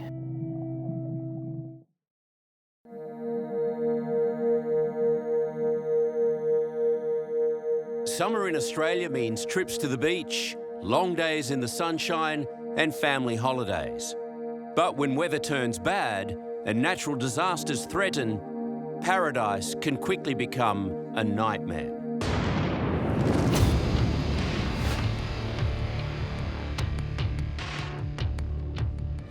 Over the next hour, you'll see ships in peril and sailors under attack, terrifying winds and raging seas, unbelievable rescues and cities wiped off the map. On Savage Australia, storm. Every year, more than 5,000 cubic kilometres of rain fall to Earth. It nourishes and feeds the planet. Winds sweep the globe, carrying with them the rains and life-regenerating spores and seeds.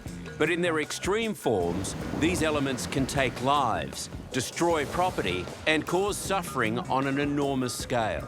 In Australia, tropical cyclones, east coast lows, and supercell storms are a regular part of the weather pattern. They can all be deadly, and they're getting more severe. Global warming already appears to be having an impact. What we expect to see is more intense tropical cyclones occurring, more Category 4s and more Category 5s, and in some ocean basins, a higher number of tropical cyclones. So what is a cyclone, and why is Australia in the firing line? Cyclones are born in warm seas near the equator. Tropical waters across the top of the country, from Western Australia to Queensland, are ideal cyclone breeding grounds. Warm, moist air rises rapidly and forms massive thunderclouds, leaving areas of low pressure in its wake.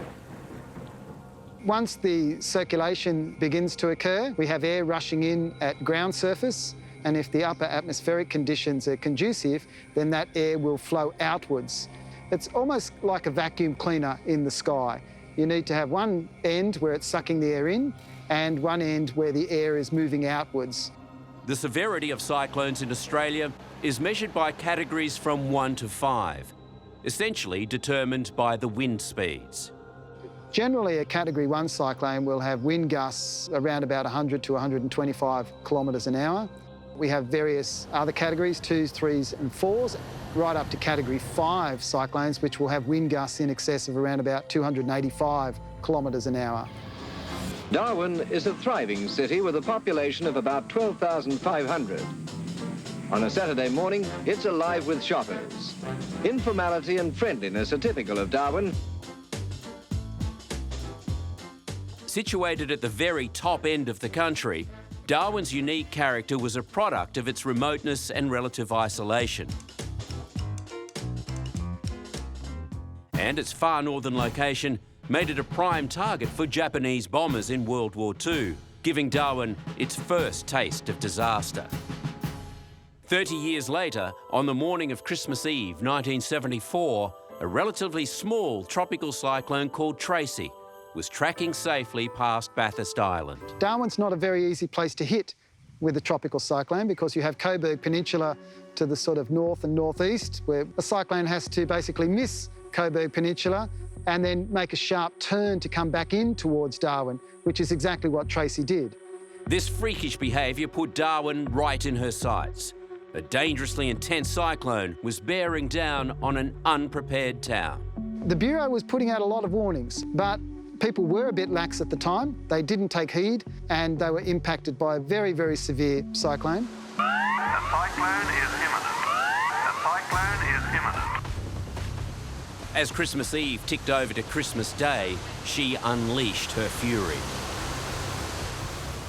At 3 a.m, the airport recorded 217 km/h winds before the instruments failed. We don't know exactly how strong it was because the Bureau's anemometer was blown down and the winds were probably much stronger. This was a very, very severe, one of the most severe tropical cyclones to hit anywhere in Australia. December 25th, 1974 was a Christmas day like no other for the residents of Darwin.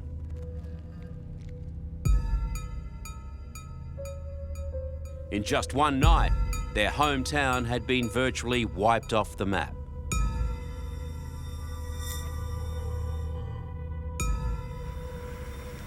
The full extent of the damage to Darwin is very, very hard to comprehend. And everywhere the scene is like this. Streets littered with debris, houses crumbled, trees blown over. Huge steel girders which make up the telegraph poles have been bent. For the survivors, it was a night that changed their lives forever.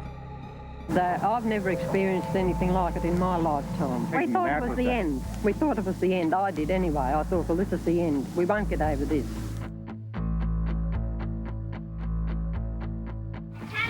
Yeah, all gravel and windburn from there up to there because I lost all my clothes. She was pretty rough though. People just lost everything, you know. There's just nothing standing in the place. Experienced an earthquake in Japan in 1946, but this is far more terrifying because it went on for about 3 hours. In my area in the northern suburbs, there's not a house really livable in. Oh, well, nobody had a Christmas dinner. Only thing they have is hard time, that's all. You could hear nothing. It was just a continual roar and people screaming and things banging around, and that sort of thing. And we all had to try and converge and get into this room, as I told you. Well, it was a bit of a battle to do that, picking up small children and that sort of thing. And in the dark, no electricity, only torches and candles that could get. And the whole house seemed to explode, and there was just nothing left. And the floorboards collapsed and we were sucked out 30 feet down and 30 feet out. And I rolled on top of my baby. And he's all right now, and my husband grabbed him and ran to a car.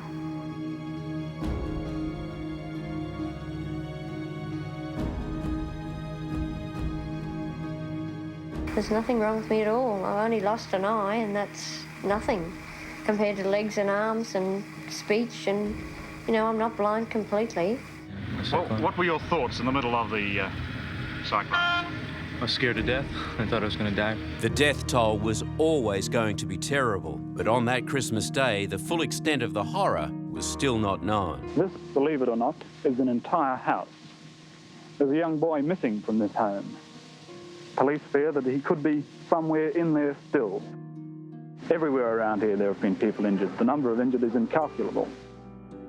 Just a couple of 100 yards away from here, a man died. As the search for bodies began, survivors faced the heartbreaking task of cleaning up. Meanwhile, health concerns escalated, with light planes spraying disinfectant over the rubble. As another precaution to prevent disease, residents were even asked to give up their pets to be put down. You must be very sad to be saying goodbye to the old dog. That's right.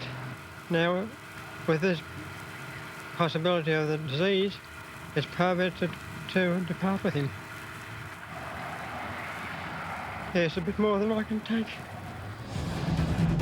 The annual Sydney to Hobart yacht race has been an institution since 1945. It's one of the top 3 ocean racing events in the world. In perfect conditions, it's a couple of days of smooth sailing. But when the wind gods turn nasty, it's a hair-raising ride that tests boats and crews to their limits. But none of the competitors would have been prepared for what 2001's race threw at them.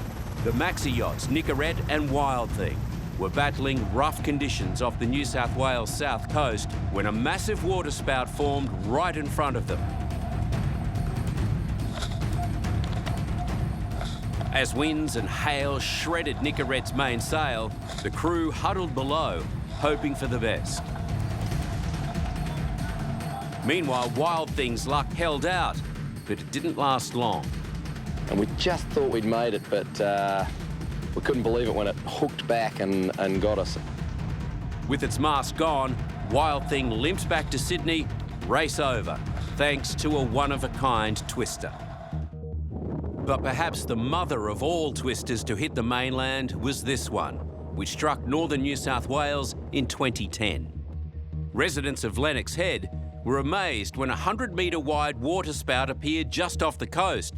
But their amazement turned to fear as it closed in. When the twister hit the town, it destroyed bus shelters, ripped off metal sheets and sent them flying. Nothing in its narrow path was spared. Waterspouts aren't necessarily confined to thunderstorms, but they will often be associated with storms. They typically form in the Australian region over the sea, and they can move on to the land, like the Lennox Head example. The hit-and-run tornado turned a seaside resort town into a disaster zone. It destroyed 12 homes and knocked out power to 500 others. 2 people were injured, but miraculously, no one was killed.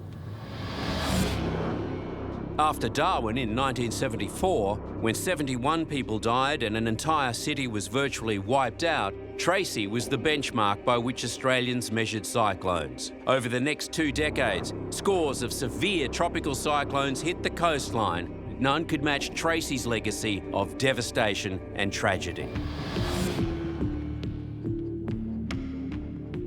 The Australian coastline is vast, rugged and diverse, containing many of the nation's most iconic environmental features, from the Great Barrier Reef to tropical mangrove forests and the famous Bondi Beach. For millennia, storms and tropical cyclones have been smashing into the country's shorelines, relentlessly sculpting its unique beauty. Long before modern forecasting, Indigenous Australians carefully watched the size of coastal waves as a way of predicting an incoming tropical cyclone. When the first settlers arrived and towns and cities developed, the impact of cyclones increased dramatically. Reports from ships at sea provided only minimal warning.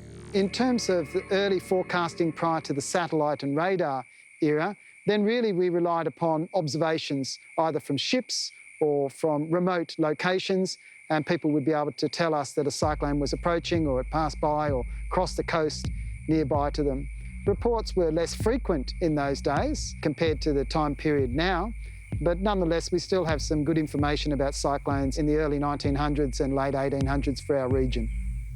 It wasn't until the 1960s that weather forecasters finally had the satellite technology to detect and track powerful systems. It's a classical picture of a cyclone. It shows the eye of the cyclone very clearly, and also the spiral bands associated with the tremendous wind fields. In this particular cyclone, we've got winds of more than 100 miles an hour. Although it took another 10 years for continuous monitoring right across the top end of Australia. We've come a long way since the early days of weather forecasting. These days, supercomputers and sophisticated programs allow the Bureau of Meteorology to pick up bands of low atmospheric pressure as soon as they form off the coast of Africa or far off in the Polynesian islands. Combining these observations creates an accurate early warning picture of what's coming. The latest in radar technology takes the guesswork out of weather forecasting. Previously, it only sent out horizontal pulses and could only detect rain. Now, it shoots out horizontal and vertical pulses and can tell the difference between rain, hail and snow. We've got a pretty good idea these days of where a cyclone is going to form and where it's likely to track to and what part of the coast it will cross, and also at roughly what intensity that cyclone will be. It's not just far northern Australia that is affected by dangerous weather events. Further south towards New South Wales, there lurks the dreaded East Coast Low. East Coast lows are technically a cyclone, but not a tropical cyclone. They tend to occur off the east coast of New South Wales or very southern part of Queensland. They can actually look like a tropical cyclone on radar and satellite imagery. And sometimes people do get confused and think that they are a tropical cyclone. But the main difference is that they're not warm-cored and they don't have an eye to them. Yet they can also produce very, very strong winds, equivalent to a Category 1 or Category 2 tropical cyclone, as well as bring a lot of rainfall and large waves onto the coast, which can cause a lot of beach erosion and coastal recession. And the incredible power of these systems has claimed some prize victims over the years. The city of Newcastle in the 1970s was a thriving industrial harbour, with hundreds of ships literally lining up to transport cargo of coal and steel throughout the world. It was the 25th of May, 1974. An east coast low was lashing the New South Wales coast, with gale force winds and heavy seas. Newcastle reported swells of more than 17 metres and winds of 160 kilometres per hour. The giant Norwegian bulk carrier Signa was anchored 4 kilometres offshore when the storm hit. The captain, ignoring warnings, headed to sea. The ship dragged anchor and ran aground off Stockton Beach. She lies, broken-backed, beyond all hope of salvage, a mere 100 yards off the shore. 28 crew members were airlifted off, but because of concerns over salvage rights, the skipper and engineer wanted to reboard the ship, so lifesavers risked their lives by ferrying them back to the Signa in dangerous seas. In the days after, the waves took their toll on the wreck. Well, the Signa saga has taken another very dramatic turn this morning when the ship actually broke in two. Its bow section was towed away, and what remains of the stern still lies rusting away.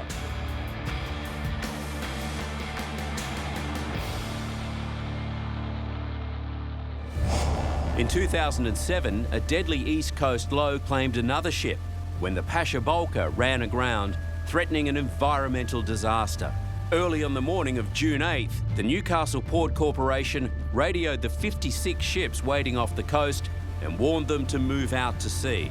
The Pasha Bolka was one of the last to do so, and by the time the storm hit, the bulk carrier was unable to clear the coast and found itself in terrible trouble. It struck a sandbank at Newcastle Beach with waves of 17 metres crashing against the ship, forcing it closer to the shore. With fears growing that she was beginning to buckle, the crew had to be rescued before it was too late. In terrifying conditions, the chopper struggled to keep level in the howling winds of 70 to 80 kilometres per hour. Waves lashed the ship, and water combined with leaking oil meant the deck was dangerously slippery. One at a time, the 22 crew members were winched to safety, the steel cable twisting in the winds and static electricity giving rescuers a jolt every time they touched down.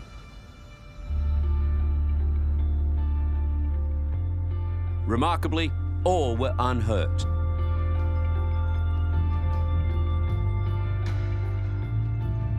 Worst conditions I've ever been in, like. 2 weeks later, as the weather eased, authorities were trying to figure out how to get the Pasha Bolka, now Newcastle's #1 tourist attraction, off the sand. The idea was for the Pasha to winch itself off by cables attached to 3 giant anchors, with assistance from some big super tugs. At a high tide in the middle of the night, the plan was executed to perfection. See you later, Pasha. Bye. Just lost our tourist attraction. What are we going to do? With the Pasha Bolka back at sea, crew was celebrating, and the beach was quiet once again. Apart from the winds and the torrential rains, East Coast lows and cyclones have another powerful weapon in their armoury, the storm surge. So in simple terms, a storm surge is when the sea invades the coastline, and it's caused by a combination of factors. Low atmospheric pressure, that leads to a rise in the sea surface. The second is wind, strong onshore winds piling the water up against the coastline. And on top of that, thirdly, you've got waves. Previously breaking further offshore, now they're breaking on the coastline. And that's where the issues and the damage starts. The late 60s and 70s were a bad time for the east coast of Australia, as a series of massive lows struck the shoreline. The damage was terrible, right through New South Wales and up into Queensland's Gold Coast. In 2016, Sydney was smashed by the mother of all lows. That was a big event. There's no question there was significant property loss. The unique thing there was that was a function of an east coast low directing waves in a certain direction. So as it turned out in that event, it was the southern end of some of those Sydney beaches which got damaged most because they were facing into the east coast low. So they were looking into the teeth of the low system and the storm surge as a result. The northern beach of Collaroy suffered terribly as houses had no defence against the surging waves. The eastern beaches of Sydney copped a hammering as well. Historically, more people have died in storm surges than due to the wind effects of tropical cyclones. Fortunately, in Australia, we haven't had too many storm surges have a major impact on a major urban area. But that's only a matter of time, and we will see one hit a major regional town or a capital city, and then we'll really see some real damage done. There is one weather event that everyone is familiar with, the classic thunderstorm. But a thunderstorm is a complex beast and can come in many different guises. So we can really have three main types of thunderstorms: single-cell thunderstorms, multi-cell thunderstorms, and we can have super-cell thunderstorms. The single-cell one has just got a single zone of updraft and downdraft. Multiple-cell thunderstorm will have multiple cells of updraft. A supercell will be a very well-organised multi-cell thunderstorm that can last for many hours. So you've got a regular inflow of air and moisture and regular outflow, and because it's very well organised, it can get to quite severe intensity. This is what it's like to be caught in the middle of a severe Sydney supercell, with winds up to 200 kilometres an hour, turning everything into lethal missiles.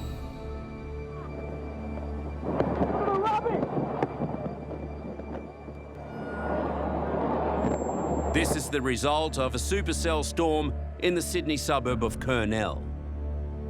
All the roofs started caving in, so we got under the table, and then all the glass all blew in and smashed everywhere. It was the most terrifying thing I've ever been through. I thought I was going to die. Homes were literally torn apart. Trucks blown over and debris littering the street.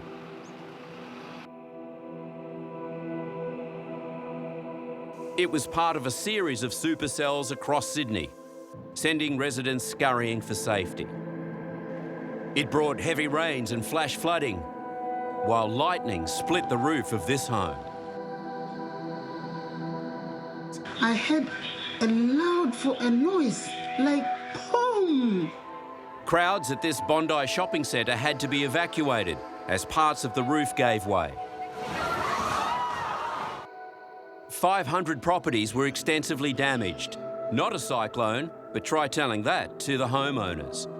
So supercell thunderstorms are often going to produce the largest hailstones and the most severe hailstorms. That's because there's a lot of updraft and downdraft up in the clouds in the higher levels of the atmosphere. And so what we're getting is the freezing of water particles until that ice becomes so large that it can no longer be held up there in the cloud and it falls to the ground. And so a very severe hailstorm can cause a tremendous amount of damage. And this is the result of one of those supercells, a massive hailstorm which smashed into Sydney in 1947. Hailstones cut a swathe across Sydney one January afternoon. It was one of the worst on record, and in only a few minutes caused more than $1 million worth of damage as thousands of windows and tiles were shattered. Some stones exceeded a pound in weight, one of Sydney's worst icy air raids. In just a couple of hours, 1,000 people were injured. In 2007, a supercell hit Australia's capital, Canberra, and dumped 39 centimetres of ice on the city, triggering flooding and landslides. In March 2010, 650 kilometres south, the city of Melbourne came off second best from a supercell. When the rain came, it poured, with central Victoria bearing the brunt of it.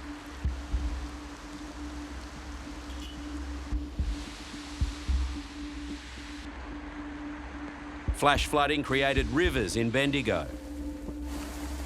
It dumped 19 centimetres of rain in less than half an hour and caused $220 million of damage. 2 weeks later, on the other side of the country, Perth got 1 month's worth of rain in just 7 minutes. Large hailstones battered the city as lightning lit up the sky. For some, cars provided the only refuge. But the biggest, baddest supercell of them all was the one that sliced through Sydney in 1999, leaving the country's most damaging natural disaster in its wake.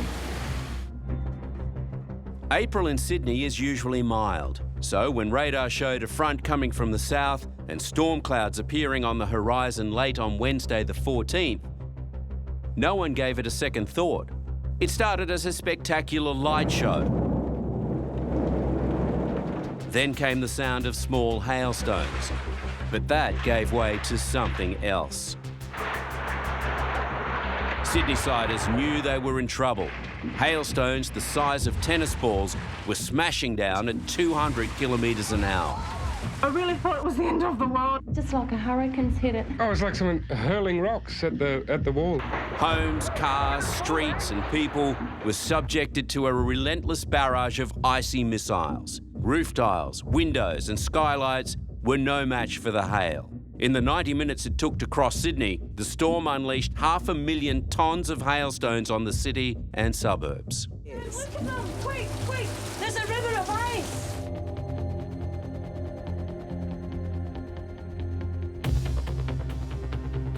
Emergency services received calls every 10 seconds as roofs were ripped off and houses flooded. It was one hell of a storm, mate, I'm telling you, I've never seen nothing like it in my life.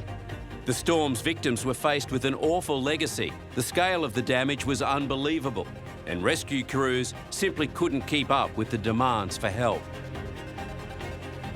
The final damages bill was $2.7 billion.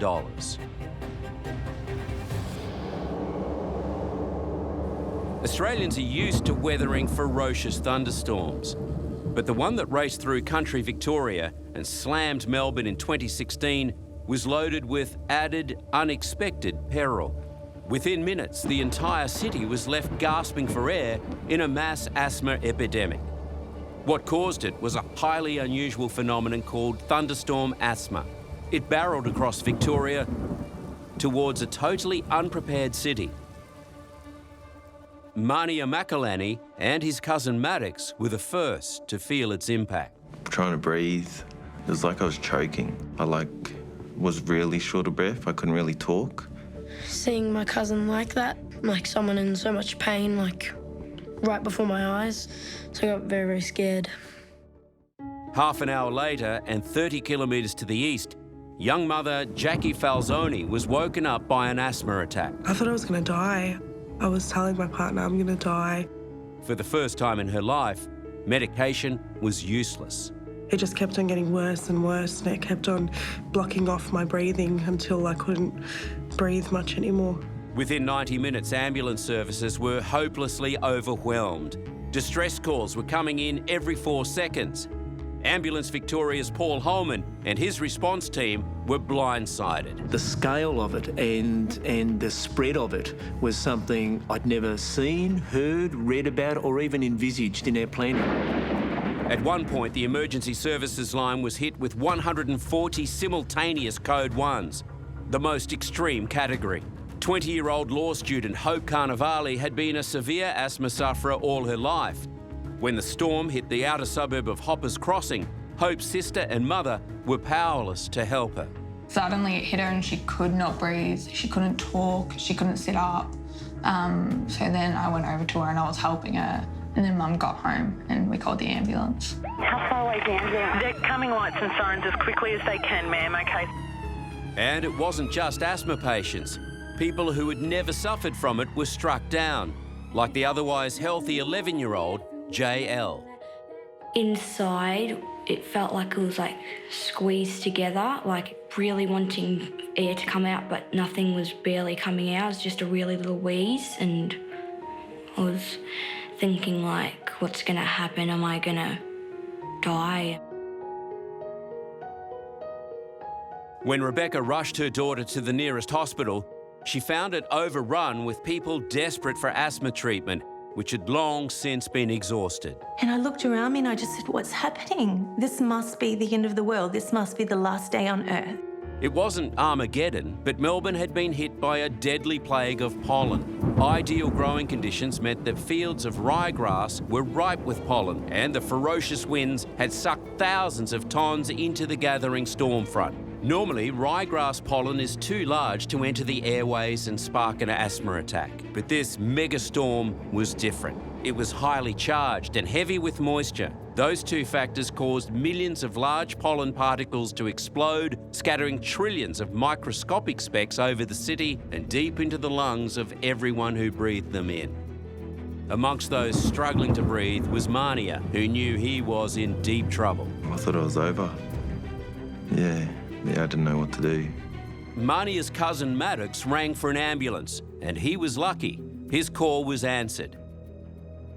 Paramedics Anita and Georgie were dispatched and made it with minutes to spare. He couldn't speak. He was so unwell that he couldn't speak. He was only answering my questions with a nod. He was so unwell that it was likely that we were going to lose him. Normally, we'd hopefully have 3 or 4 of us to manage a patient that was that unwell. But on that night, we just had to manage just the 2 of us. Meanwhile, Hope Carnivale's family was still desperately waiting for an ambulance. We carried her outside and she was just on my shoulder, and then at that point, she started crying and telling me that she was scared, and that's when it really hit me. And I started to get emotional and I started crying. We're just crying with each other, and then I kind of realised that I might lose her. Hope's family had been waiting for over 30 minutes for an ambulance that would never arrive. We heard sirens, but that unfortunately was for a house just behind us. And then probably about 2 minutes after we heard that siren, we couldn't feel a pulse. Had I been told that an ambulance wasn't in the vicinity, it wasn't dispatched, they had none left, I would have put her in that car in a heartbeat and I would have had her at that hospital.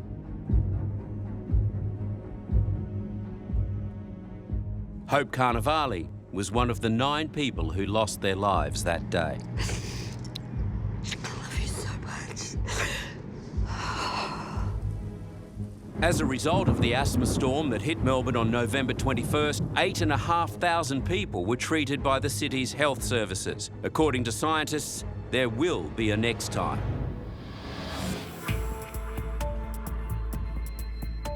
From the days of Cyclone Mahina, when hundreds perished at sea, the waters around Australia have been home to incredible rescues and terrible tragedies. In 1992, off Yamba in New South Wales, this 9-metre yacht was struck by a massive storm and rolled several times, destroying the boom and blowing out the windows. When she began taking on water through the cracks in the hull, concern for the crew turned to fear as rescue was put on hold because of the weather. Eventually, rescuers arrived, with crewmen battling 7-metre swells to reach the yacht. Conditions were pretty uncomfortable out there today, and the people were a bit panicky. They weren't very happy about being on board. They wanted to get out and get winched up and get back to safety. Thanks to the rescue effort, this time everyone made it home.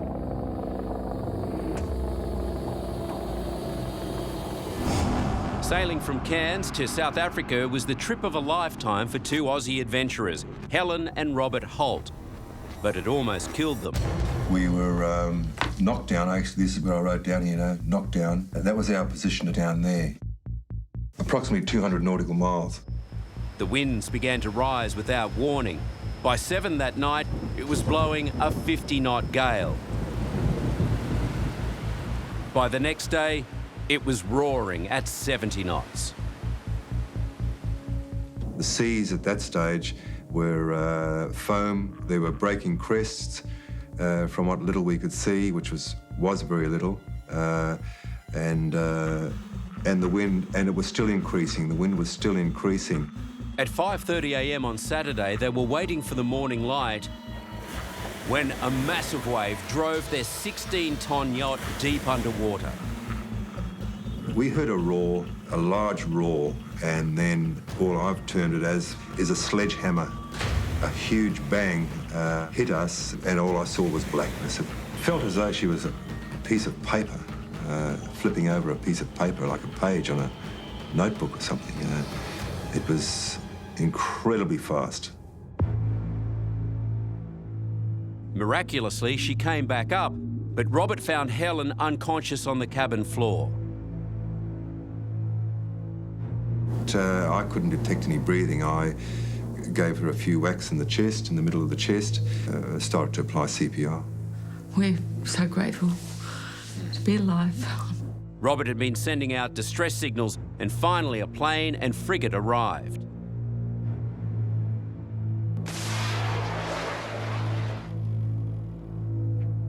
After many tries, a tow rope was attached in an attempt to save their boat, but it wasn't to be.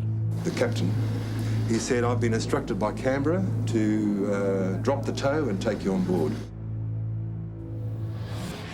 Frenchman Thierry Dubois and British-born Tony Bullimore were taking part in a round-the-world solo yacht race in 1997 when they were both swept deep into the Antarctic Ocean by enormous waves and non-stop gales. They became the subject of a massive search and rescue mission by the Royal Australian Air Force. We've never had a rescue so far south. It's closer to Antarctica, and it'll be really stretching all the resources for this one. The frigate HMAS Adelaide was deployed to the area as the rescue mothership. After flying 3,000 kilometres over the wildest ocean in the world, one of the spotter planes located Dubois. Contact, takeover en route, contact. Okay, the survivors on the yacht. Stand by on top. Stand by on the top. The Frenchman had somehow managed to cling to the hull of his upturned ocean racer in huge seas and freezing winds. But there was trouble with the life raft drops. 4 life rafts had been dropped until Dubois was finally able to scramble aboard one to relative safety. Meanwhile, the upturned yacht of second missing sailor Tony Bullimore was located and the rescue mission swung into action. Yeah, it's almost nil in there. There he is, straight ahead. A weak emergency alarm raised hopes that he was alive under the hull. Bullimore's been found in the hull of the yacht and he's alive. Should be okay. They'll get him on Adelaide pretty soon. Yeah. For the men at search headquarters, the relief after 5 days and nights of searching was overwhelming. They've just found the Englishman. That's bloody amazing. A Navy lifeboat races to the yacht, with the rescuers pounding on the hull, and suddenly at the other end of the boat, Tony Bullimore emerges. He's alive. He's getting out of the body. He's there. That's him. I got him. That's him. The Navy diver leaps into the water, and within seconds, Bullimore is lifted on board, safe at last.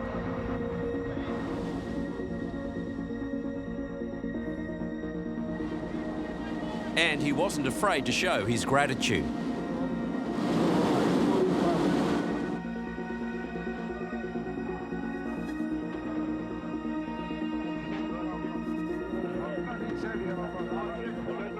Yeah, it was fabulous, absolutely fabulous. The banging on the side of the hull, which was an illogical banging, a big heavy banging, it was like heaven. It was like heaven, and I actually heard a voice outside, and then I started shouting, "I'm coming, I'm coming, I'm coming," and it took me seconds to get from one end of the boat to the other, and then a few deep breaths.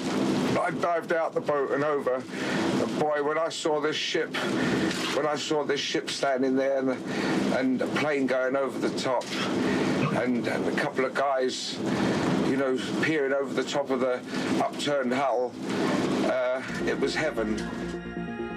How he survived 5 days was a miracle. When the yacht flipped in the enormous seas, he was trapped in a 1.6 metre high air pocket. The experienced sailor had rigged a hammock to keep him just above the water, with air coming through a tiny hole in the hull. He survived on a bottle of water and some chocolate. And news of the rescue shot around the world. Tony Bullimore was heading for dry land in an Australian frigate today. A daring, dangerous and remarkable story of an ocean rescue down under. Sauvé, un seul mot. Thierry Dubois et l'anglais Tony... Back home in England, Mr. Bullimore's wife, Layla, got the news from hundreds of well-wishers camped on her doorstep. We hug, we kiss, we jump, we shout. We're wonderful. We open a bottle of champagne and we drink and we shout and we scream and we say, he's alive, he's alive. In Australia, 2017 had been a quiet year for cyclones. Queensland had had a relatively peaceful summer and autumn was just kicking off. But March 28th brought a nasty surprise. Tropical cyclone Debbie is tracking towards the coast and growing rapidly. It's predicted to hit as a Category 4, with winds up to 240 kilometres per hour. Authorities didn't hesitate to act, evacuating 5,000 people and issuing dire warnings. Make sure you do your last-minute preparations. This cyclone will have a big impact. You could say that Debbie's probably the most significant tropical cyclone since Yasi. With Yasi still fresh in the nation's memory, troops were deployed, property was secured, and the community braced itself for the worst.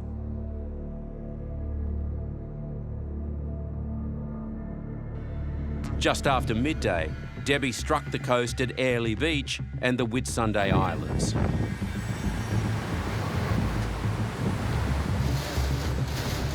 Yeah, you can feel that gust. You know, that has to be up to 100 k's an hour now. We're going to remain behind the shelter of the concrete wall here. The brick wall will have a sneaky peek around the side here and have a look at this. This is the absolute power of a cyclone in full flight.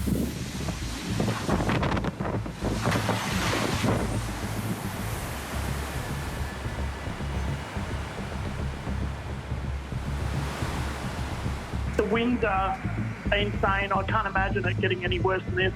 All the trees are destroyed. It looks like World War III, mate. That actually, we heard it rip off our roof, so that bit's come off. And a couple of those roofs in the front have lost their flashing and their roofs are starting to lift as well.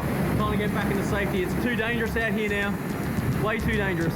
The cyclone was going through what we call an eye wall replacement cycle, which means it starts to intensify and then weakens a bit and then starts to intensify again. Whilst it was doing this, some of the islands just offshore in the Whitsundays were being impacted. Luxury yachts were ripped from their moorings as 260 km/h winds battered the area. Further south in Mackay, a massive storm surge was smashing the coast on the back of a high tide. The cyclone destroyed buildings and blanketed the town in a sea of foam. But Bowen was where Debbie showed her true colours. Outside, it's blowing real hard. There's trees and branches coming down. Bowen was a war zone. Debbie was taking out trees, power lines, blocking roads, tearing homes apart and smashing businesses. Making matters worse, Debbie was crawling along at an agonising 12 km/h, subjecting towns to a prolonged onslaught. As Debbie weakened, she tracked south to New South Wales and merged with a cold front. The resulting floods were catastrophic and the cause of many deaths, including, tragically, 3 members of one family swept into the Tweed River. In the end, Debbie's rampage was responsible for 14 deaths overall and $2.4 billion worth of damage.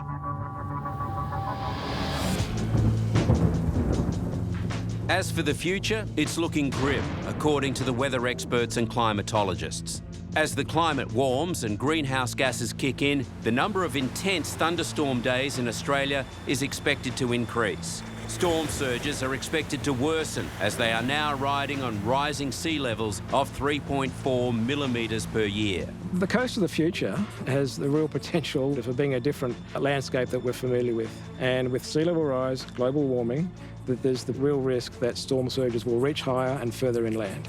Our best defence is to be clear-eyed about the future. That means ensuring our infrastructure is prepared, our emergency services are ready, and our communities are aware of what's headed our way.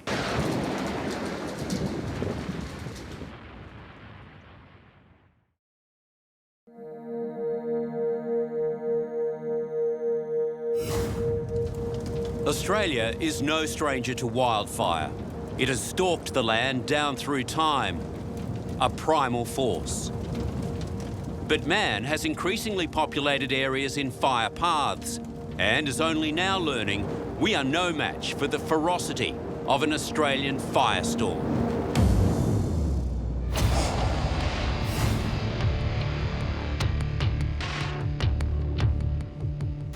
In this episode, events that defined a nation, stories of survival. There's my house, it's still standing. And tragedy. Races with death. Gun it. And unwinnable battles. Trapped and face to face with a monster. The victims, the heroes, and the unstoppable power of nature. On Savage Australia, Fire.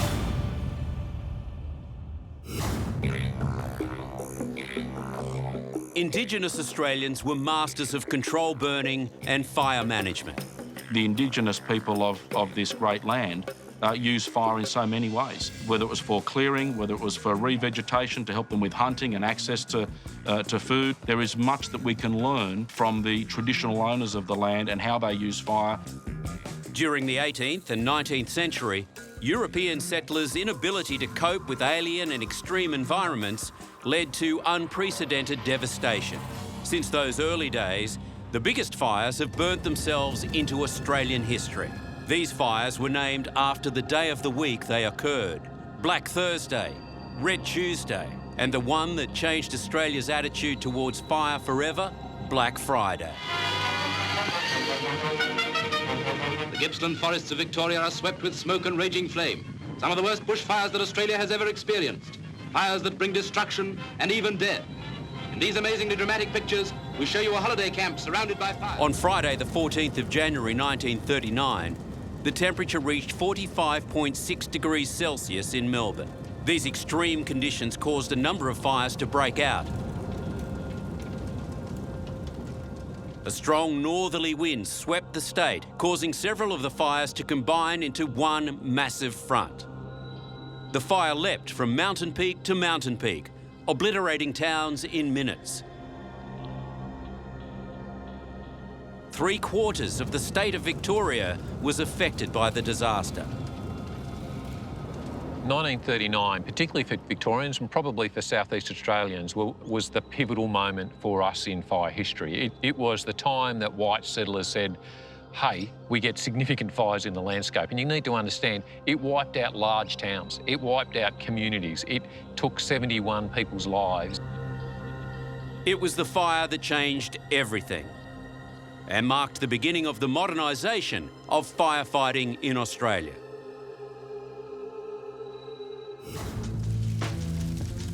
From bitter experience, our understanding of the nature and science of bushfires has grown over the years.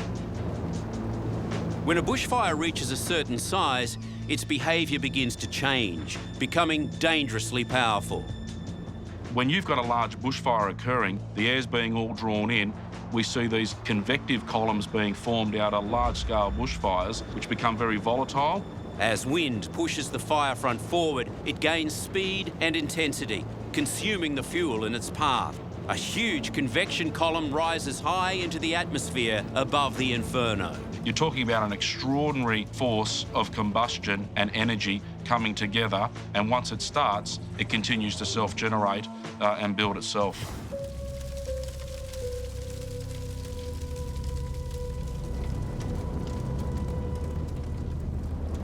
On February 16, 1983, more than 180 bushfires fanned by powerful winds swept across South Australia and Victoria. The Ash Wednesday bushfires were to be the most devastating Australia had ever seen.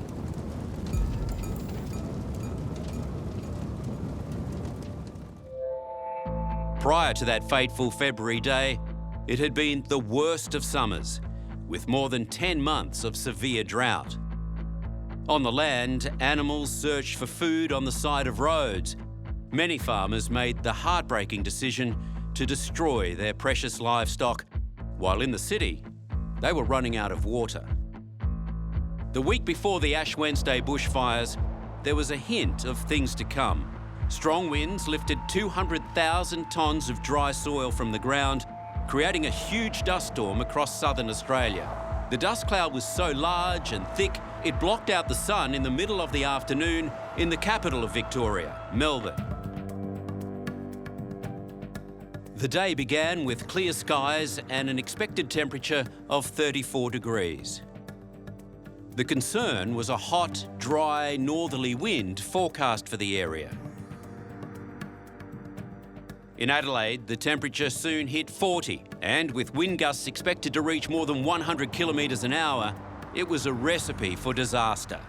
The first hint of what was to come started shortly before midday in Adelaide, when a fire was reported just south of the city. Reports of more fires came quickly.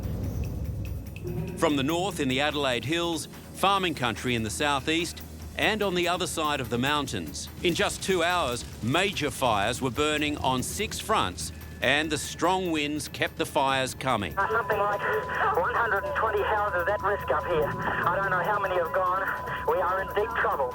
Fires moved at such speed that thousands of firefighters and volunteers just couldn't compete.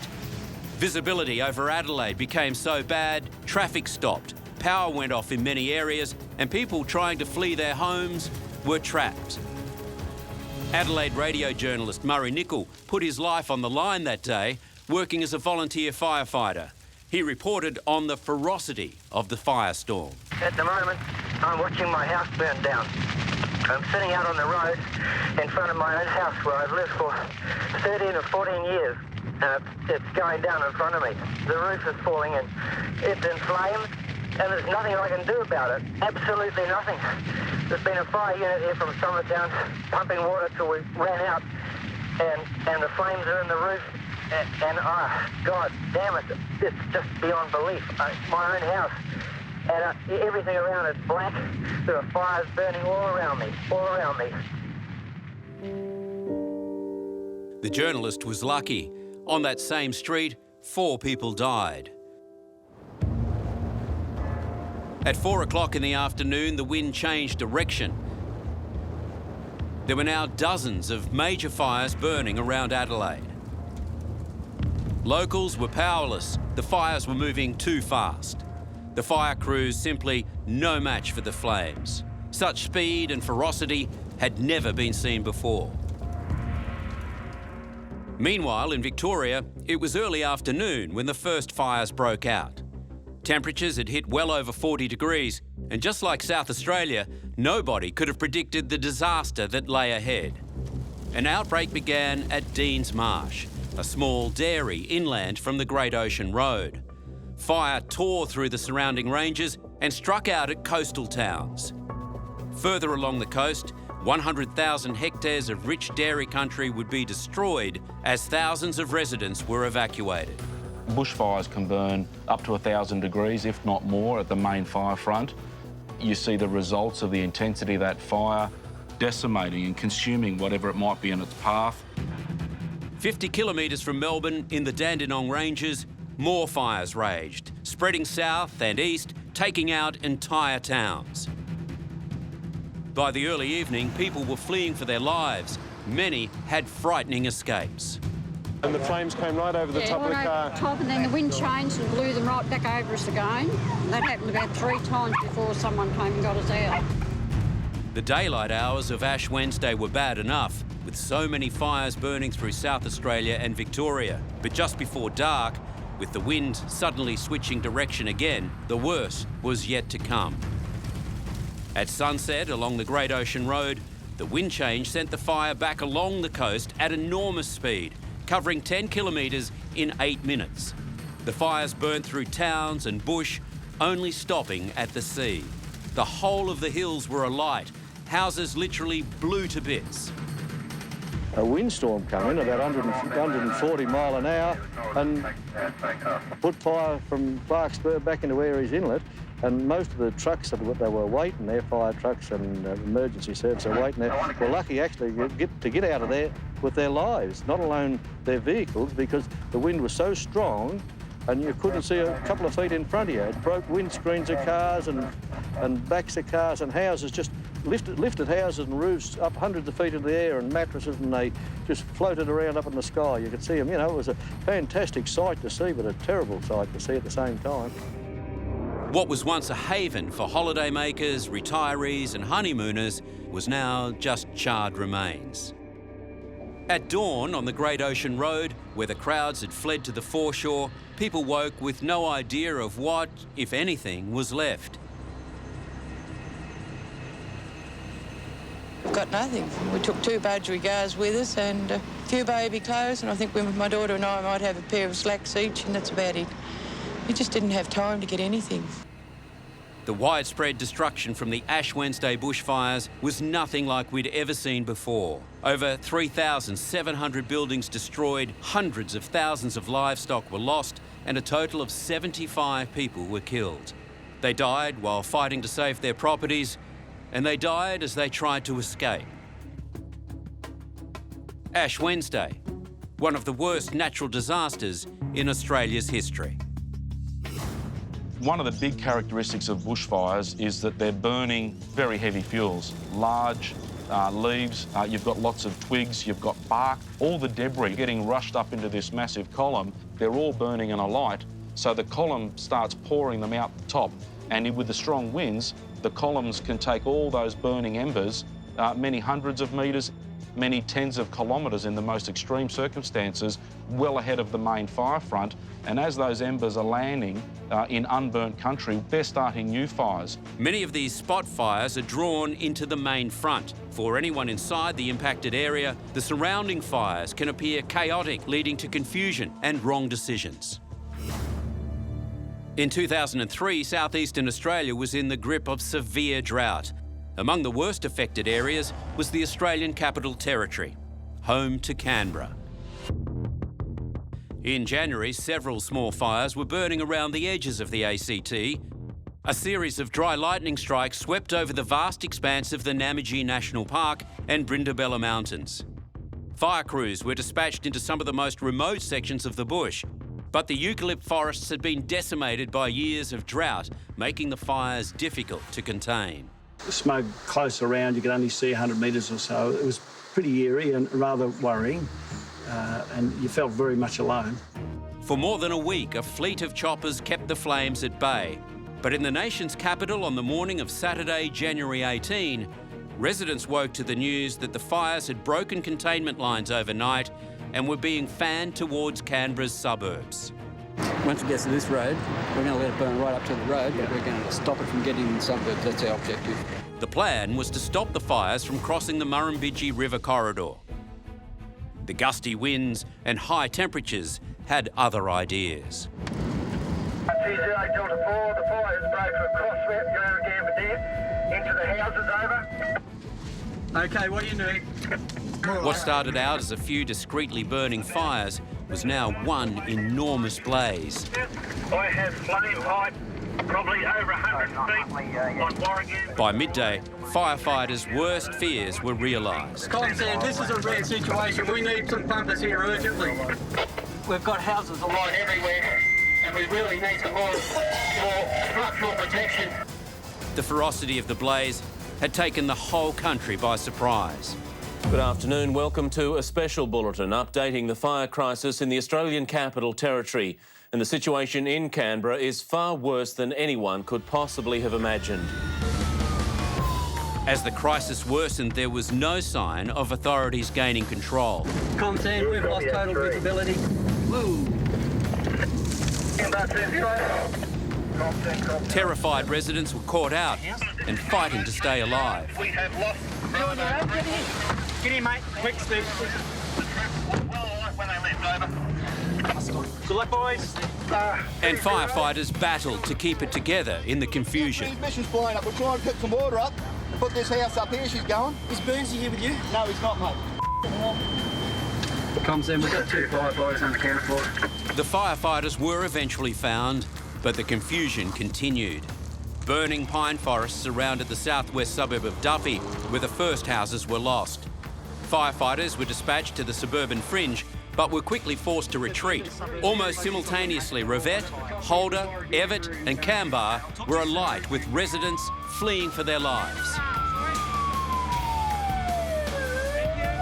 come on, jump in the fire truck and we'll take you up there. It's much safer, okay? Yeah, right. There's nothing you can do here, okay? Our animals, we've got animals. I know, just come, it's just not safe here, okay? Thousands of residents took shelter at emergency evacuation centres as fires ravaged their homes. A cool wind change brought an end to the fire emergency, but it was too late. The damage was done. 4 people were confirmed dead. They'd all been battling the fire front in vain.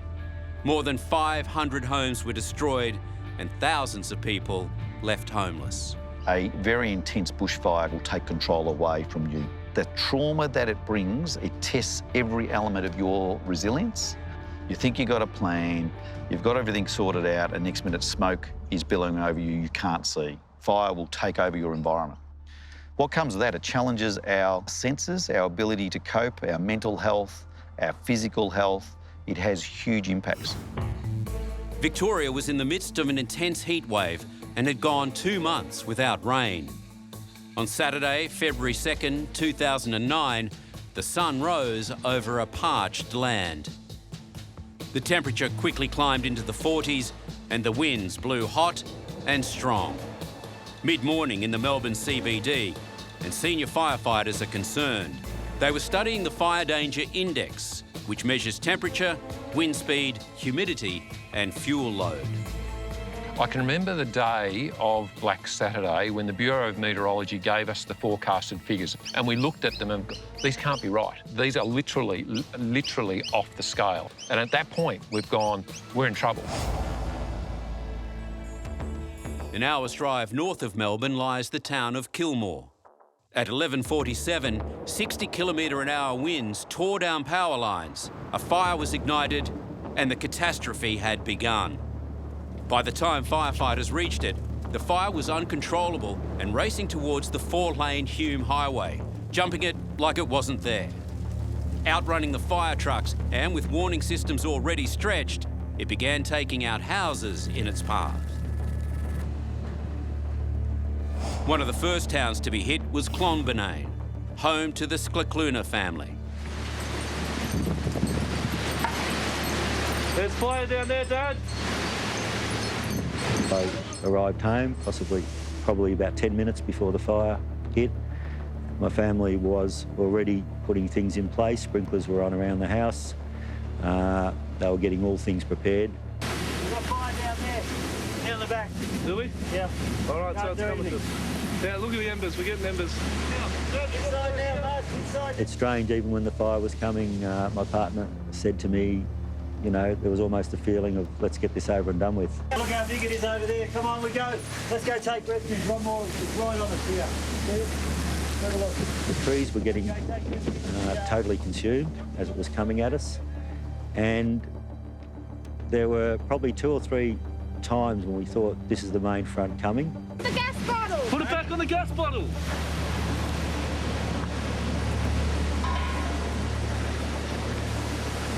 All right, in now, Dad.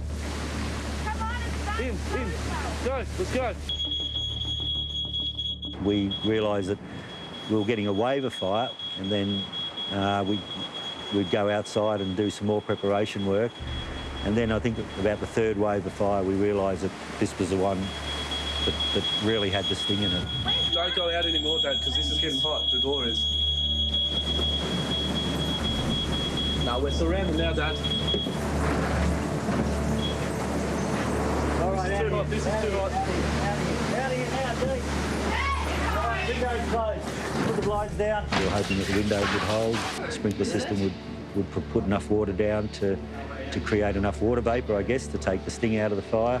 Deep down, when I saw the front coming, there was a real concern on my part as to whether we'd made the right decision to some point to stay and defend. But there was no other option either. You know, there was no leaving at that point. Yeah.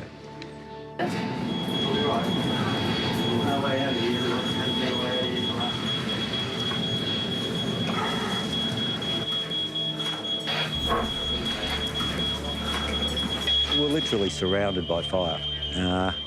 Every window we looked out at, there was just fire everywhere.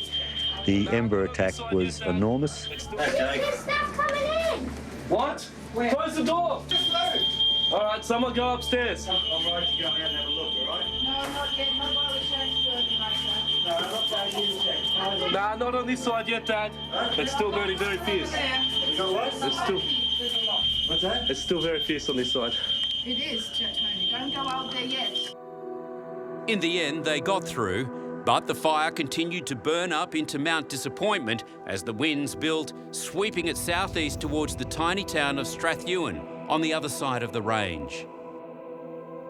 At 3:37 p.m. in Melbourne City, the temperature reached 46.4 degrees. It's now the hottest place on Earth. More fires blazed into life, and by mid-afternoon, 10 out-of-control fires were burning. The catastrophe was growing. Emergency services were hopelessly swamped as call after call came in. Firefighters in many cases could only sit and watch and try to save themselves. Do not move. It's too dangerous to move out onto the road at the moment. Just stay in survival mode. Stay in survival mode? That's an understatement. The sprinkler system on top of the truck saved their lives. Here it comes. Oh, Jesus, look at it. Hey? Yeah, we're copping the full brunt of it at the moment. We'll be right. Hundreds of fires were now interacting, the firestorm throwing embers up to 35 kilometres ahead of itself and spotting into new fires. No one had ever seen anything like it. This is literally unprecedented. It is outside what we'd experienced, it's outside what we'd been taught. It was something completely unique and different. At 3:45, the fire reached the ridge above Strathewen. Tragically, the residents still had not been officially warned as the fire exploded over their town. You had no idea of the chaos that was going to happen. Absolutely none, because it just hit Strathewen in an absolute firestorm. Look, people are trying to evacuate.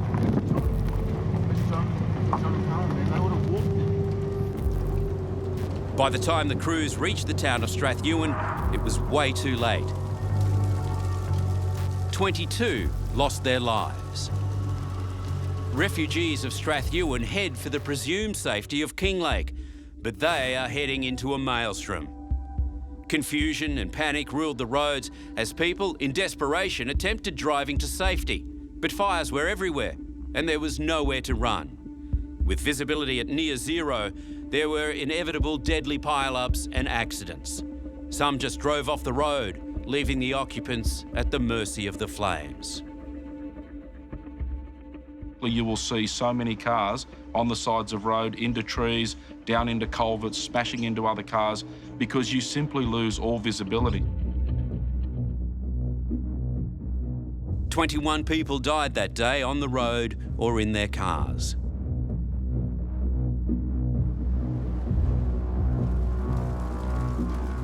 By early evening, 400 fires are raging and 50 lives have been lost.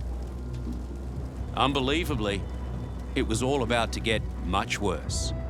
The fires had been swept by the winds to the southeast, the fire stretching from Kilmore to Strathewen and St Andrews. But now the wind begins to shift. It's the nightmare scenario. The southerly change starts to push the fire to the northeast, which means the eastern flank has now become the head of the fire. It's now a 50-kilometre long fire front. The big issue for us is the wind change. That's where people get killed. It's this complacency thinking, oh, the fire's heading down south. The wind change and the fire then heads towards the east, and that front takes out a lot of people, a lot of houses, a lot of property.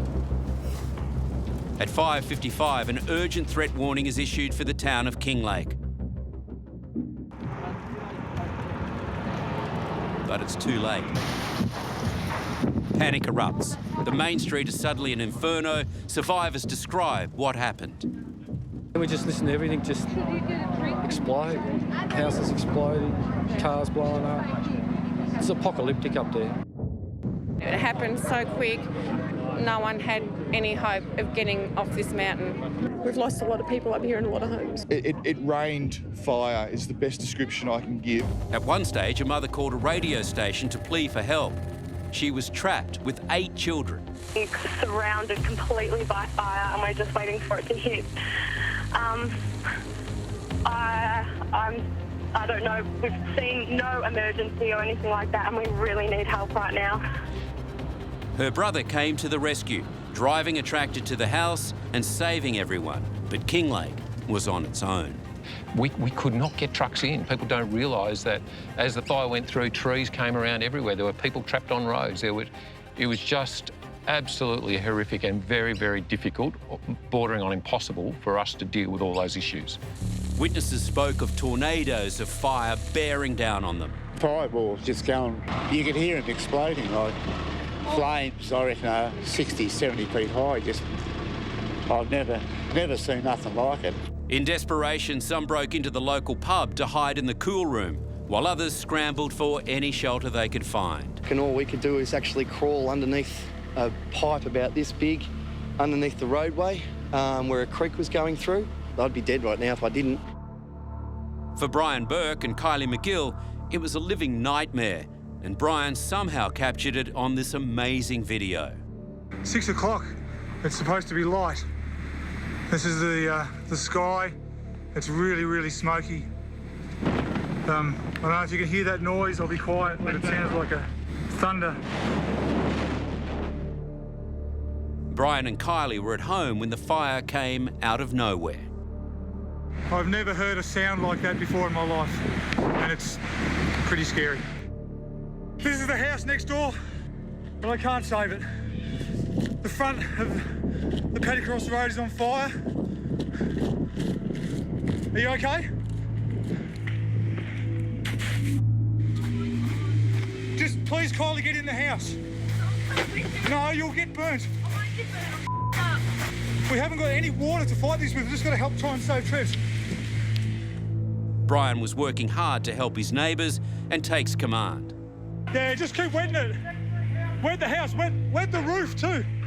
There's no point putting that out because you won't get it out, just wet the roof. I can't breathe, I've got to go inside. That's it, I can't breathe.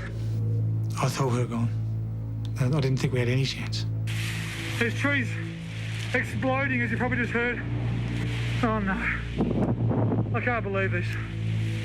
Anyway, we'll do what the... Not convinced he was going to make it out alive, Brian recorded video goodbyes for his children. Alex and John, if anything happens to me, I love you guys so much. You're my whole world, and everything in my life is for you, and I love you both. Everything I've built, gone, going. 2 beautiful children are going to grow up without a mum. Thankfully, they decided to retreat inside their house. That's probably what saved them. The biggest advice we give people, don't be there. There is only one fail-safe measure in southeast Australia, one of the 3 worst bushfire-prone areas of the world, and it's not to be there. Darren Gibson was one of the many who had moved his family to the area for the good life. His wife, Leslie, and his 3 children, Kiona, Jai and Ava. But no one could have imagined what would happen that day as the fire approached Darren's house. I looked across at the paddock. It was a bare paddock with just like wheat fields. And I could see the fire starting to race towards me. Darren tried to fight the fire with the garden hose, but the heat was too intense. The family took refuge in the house. We had to stay inside for some sort of shelter, even though the house was on fire. And then the house, even the flames, was going across the roof. And we were still there, but then I got a big gulp of like poisonous gas or something like that, and it almost choked me, and I said, get out, get out. Darren grabbed 3-year-old Jai and baby Ava. His wife Leslie took 4-year-old Kiona. But once outside, the flames seared their skin. And then Leslie was screaming, it's burning, it's burning. So then I said, Leslie, we've got to go down the mountain. So I said, you have to jump the fence and go, you know? And so she's jumped the fence with Kiona and gone down. But when Darren caught up, he found Leslie slumped on the burning hot earth. and I'd noticed her sitting there. I noticed her sitting there on the ground with Kiona like this, nursing her. And I just couldn't understand why Leslie was sitting on the ground over there. And I've yelled to her, get to the dam, go to the dam. The dam was about another 20 metres. And she yelled to me, I can't move. And she was sitting on the ground, and I don't understand how she could be sitting on that ground. So I thought, OK, I've got to try and save Ava first. And I put Jai down on the towel. And I ran straight across to the dam. There's a little fence. I just threw Ava over. I don't even know where she landed. Just threw her. And then I'd run back.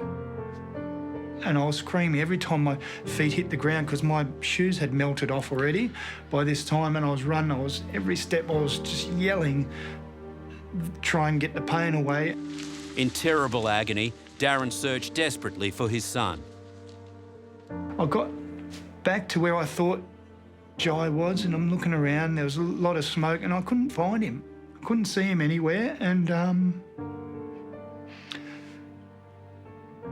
it's so, and I just ran back, seen Leslie and Kiona had passed away, and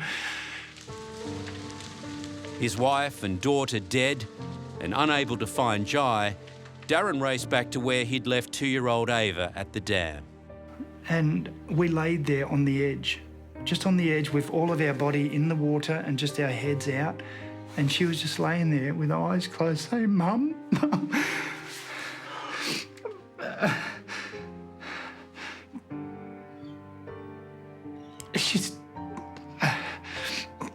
I told you Ava was tough. She was just laying there going, Mum, Mum. And I was talking to her, sweetheart, we're getting lollies soon. We're going up to the shop and we're going to get lollies and we're going to go and see Mum. But she had her eyes closed. I don't know where she was. She might have been in limbo, I don't know what. And at that time I started to nod off myself, actually. Father and daughter were finally found by a neighbour and rushed to hospital, where Darren spent a month in a medically induced coma. He awoke to find that Ava too had died. She looked really peaceful, and when they decided to turn the machine off. So she was really peaceful, and I prefer to think of it as she decided to go with her mum and her brothers and sisters. It's probably a good thing because she was quite burnt. Although I would have loved her to be with me today. Darren suffered shocking injuries, so bad that he eventually lost parts of his legs. Remarkably, Darren has since bounced back, and with new prosthetics and a new partner, he's somehow making the most of a whole new life. Sitting low in a valley, picture-perfect Marysville had always considered itself relatively safe from fires. But as the monster gathered on the range above, the feeling of dread was palpable. Resident Daryl Hull shot these scenes before the fire reached them, a huge plume of smoke hanging ominously over the township. But locals were unfazed, going on with daily chores, thinking the smoke was coming from a different fire at Kilmore. Then, embers began raining down from the surrounding hills, thousands of them. Daryl made it to a lake and spent around an hour partially submerged and sheltering under overhanging branches. Those that could make it gathered at the Oval, including fire crews, who could do nothing but watch in horror and receive treatment themselves. When Daryl emerged, he continued to film buildings in flames around him. Look, it was just shocking. There was death in that community. It was just horrific stuff, just horrific, gut-wrenching sort of stuff in that Marysville community. More than 30 people died in Marysville, and almost all the houses were destroyed. Meanwhile, the fire that has ravaged so much and killed so many is not finished. It rages north, engulfing the towns of Hazeldean and Flowerdale. In these towns and the surrounding hills, the night's carnage is appalling, with 9 dead. The destruction and despair continued for many days. until at last the monster was subdued. But what was left was in ruins. Houses, landscapes and lives. Despite the incredible efforts of more than 19,000 Country Fire Authority members, there were 173 deaths in total, the nation's highest ever loss of life from a bushfire.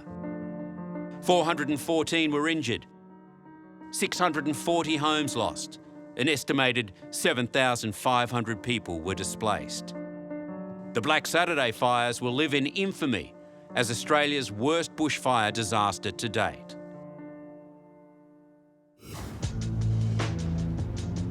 One of the key factors in the deadly speed of the Black Saturday fires was the steep terrain. Topography plays a big part in bushfires and bushfire behaviours. Fire travels uphill for every 10 degrees of slope. You add a doubling of the speed of the fire up that hill. The vegetation is being preheated by the fire as it's coming up the hill. You add to that wind pushing the fire behind, so it's preheating and getting things combustible much quicker than it would be if it was burning across flat country. On the 16th of October, at the Marangaroo Army Base, 3 kilometres west of Lithgow, a fire accidentally ignited when anti-tank ammunition was detonated in a military training exercise. What started out as a minor fire quickly became a major concern.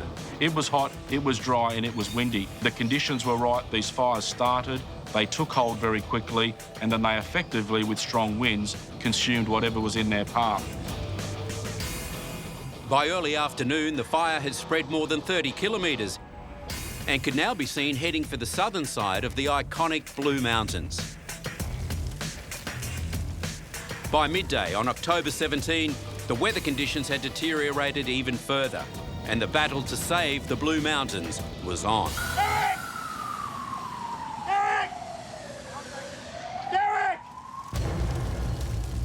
The idyllic bush communities turned to hell on earth.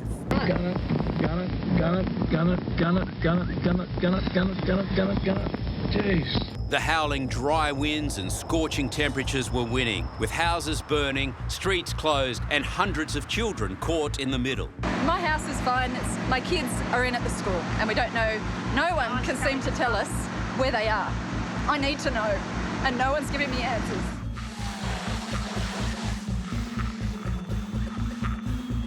On the northern flank of the Blue Mountains, a huge fire front was burning from Lithgow in the west to Bilpin in the east. Firefighters desperately trying to stop it jumping the Bells line of road.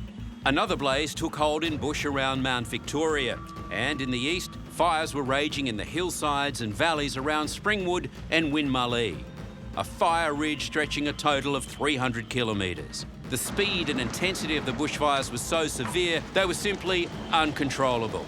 Residents had to save what they could and get out. Got the cat out.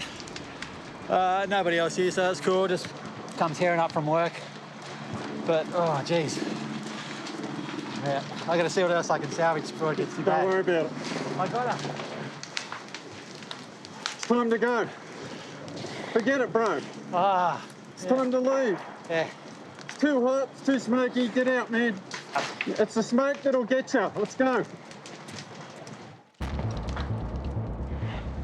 The erratic winds made it impossible to predict the fire's next move.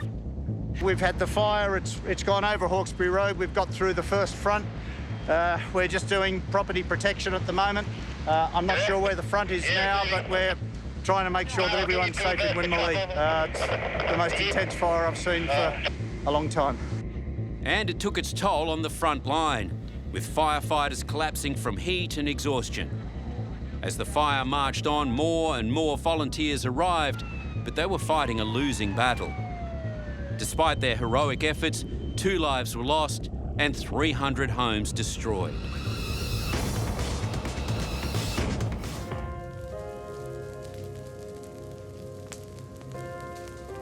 As each Australian summer approaches, the forests are tinderboxes full of fuel, just waiting for a spark. But we are learning to fight fire with fire. It may look like arson, but this is protection. Commence, commence, commence, commence.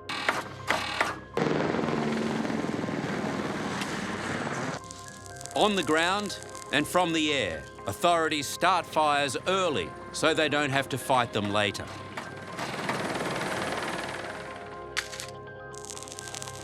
Australians are only now realising what Indigenous Australians knew thousands of years ago. Fire can either be a helpful servant or a terrifying master. My attitude is fire is part of our environment, and we can actually learn to use it in a way that provides a high level of protection.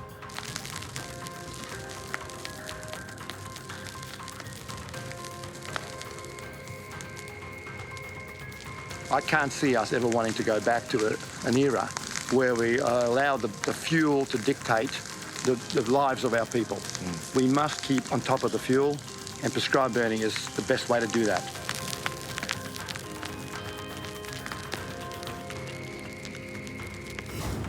The thin line between bushfires and disaster are the firefighters. Since the early days, they've been battling the odds. You don't have to go back too far when we were still using branches or saplings or hessian bags on the end of poles, or if you were pretty advanced, you had a leather beater, and they would literally beat the fires out. Rudimentary equipment and techniques have gradually developed over the years, along with a better understanding of fire behaviour. Informal command structures have given way to highly organised systems. The volunteer firefighters of each state's rural fire services bear the responsibility for up to 90% of the state's land and assets.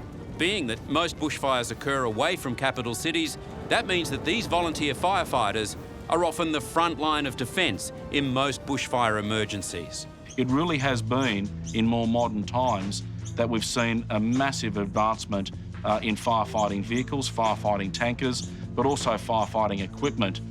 We've got aircraft in the air, helicopters, right through to the very large air tankers, carrying up to 44,000 litres in one load. The men and women are still the ones that put the fires out on the ground, but it's the technology behind the scenes that's making a massive difference today, and is certainly a dramatic contrast to where we were only a matter of decades ago. Despite these advancements, the authorities are still concerned. And with predictions of worsening weather in coming years, is Australia really a safer place? Australia is a continent that's recognised as always being fire-prone. Tens of thousands of years ago, fires burnt across the landscape. The records show that, history shows that, early settlers identified that. And the reality is, fire's going to be a natural part of our landscape for centuries to come. As we continue to build in and around the bush, we're tempting fate. I love the bush because it's such a beautiful place, but there's going to be a day where the bush gets angry. So what is a beautiful environment, for all the reasons you want to live there, then all of a sudden it turns on you and it becomes the aggressive environment. The message is, be aware of the dangers, heed the warnings and plan ahead. But if you find yourself in trouble, you're on your own. It's what people do anywhere in the world in a natural disaster which will determine whether, and it's this stark, whether you live or whether you die.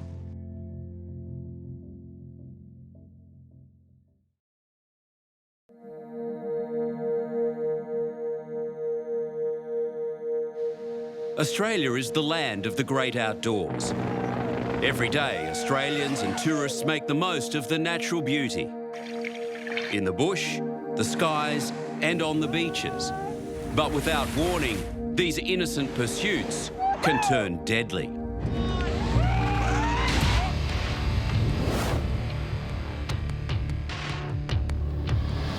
In this episode, human endurance pushed to the limit. At that point, I had the thought, this is it for me. This is my life done. Heartbreaking tragedies and unbelievable escapes. On land, in the water, and in the air. We don't base jump because we've got a death wish. We base jump because we want to experience life in a slightly different angle. It's pretty dangerous.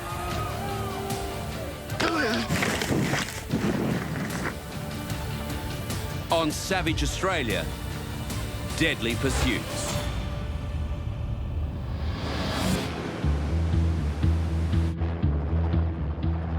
Australia is one of the wildest places, wildest continents on the planet.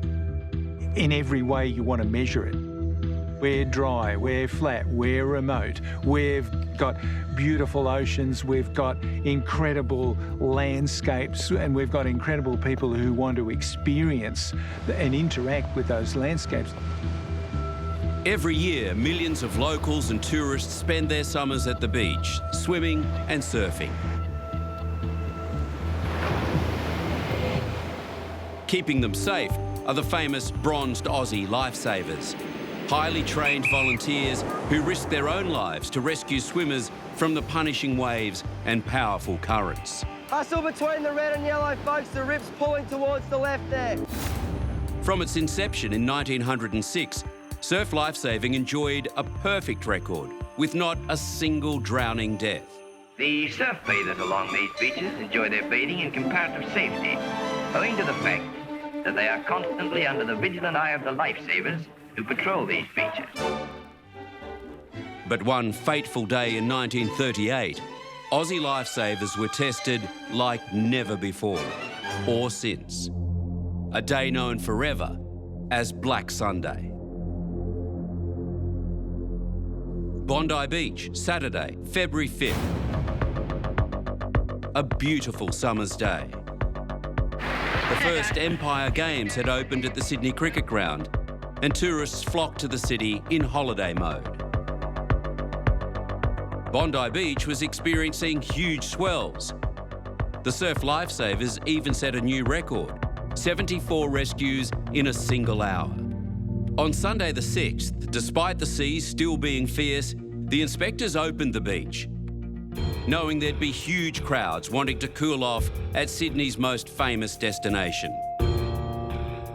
And as the mercury rose, 35,000 people descended on the Bondi sands. Sundays were surf boat race days for the lifesavers, unless the sea was deemed too rough. The race is on. But on Black Sunday, lifesaving captain Carl Jefferson made a decision that proved pivotal.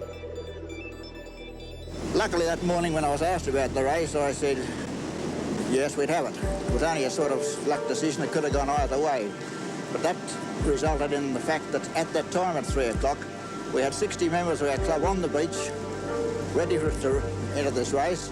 We had 2 patrols on, one just coming off, one going away, so we had a double-strength patrol. At 3 o'clock, as the race boats were setting up, 3 freak waves struck without warning. They crashed over a sandbank, leaving swimmers out of their depth and struggling. What happened was then a lot of people that were swimming in that area and standing safely got swept into the deep water. At that point, there was absolute panic. It was absolute chaos. Within the space of about 20 minutes, 200 people needed to be rescued. But while the lifesavers tried to do their job, there was a problem they hadn't counted on. What went against the rescue on that day, of course, the public, in their endeavour to help, they raced through and grabbed the lines, in addition to the lifesavers who were on the lines at the time, and pulled them in. And they're pulling them in all kinds of directions, you see? And naturally enough, they knotted. And this impeded quite a few rescues. It was chaos. The sea was a mass of bodies as hundreds struggled against the undertow. The rescuers were doing their best, but there simply weren't enough belts or boats. Many lifesavers were themselves in peril, as victims clawed at the boats in desperation. At one point, over 20 people were strewn along the beach, receiving urgent mouth-to-mouth. The lifesavers struggled to cope.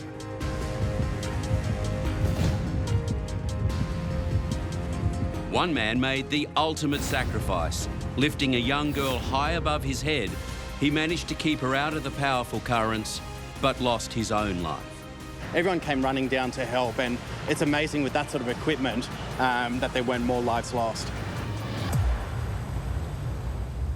Every day, up to 17,000 rips can be found on Australian beaches.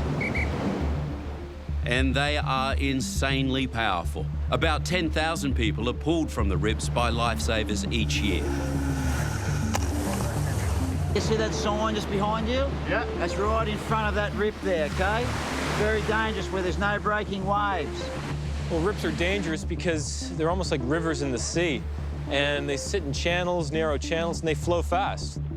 Rips are caused by waves coming into the shore and returning to the sea. As the water heads back out, it finds the deepest channel, creating a rapidly flowing and deadly current. Rips are hard to spot, but nearly every beach in Australia will have one. To survive a rip, raise your hand so lifesavers can see you. And remember, panic is a killer.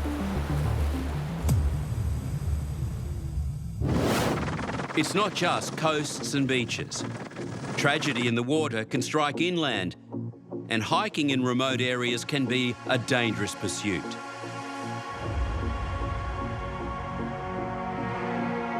In 1990, a school excursion left Hobart, travelling deep into the Tasmanian wilderness to explore Mystery Creek Cave.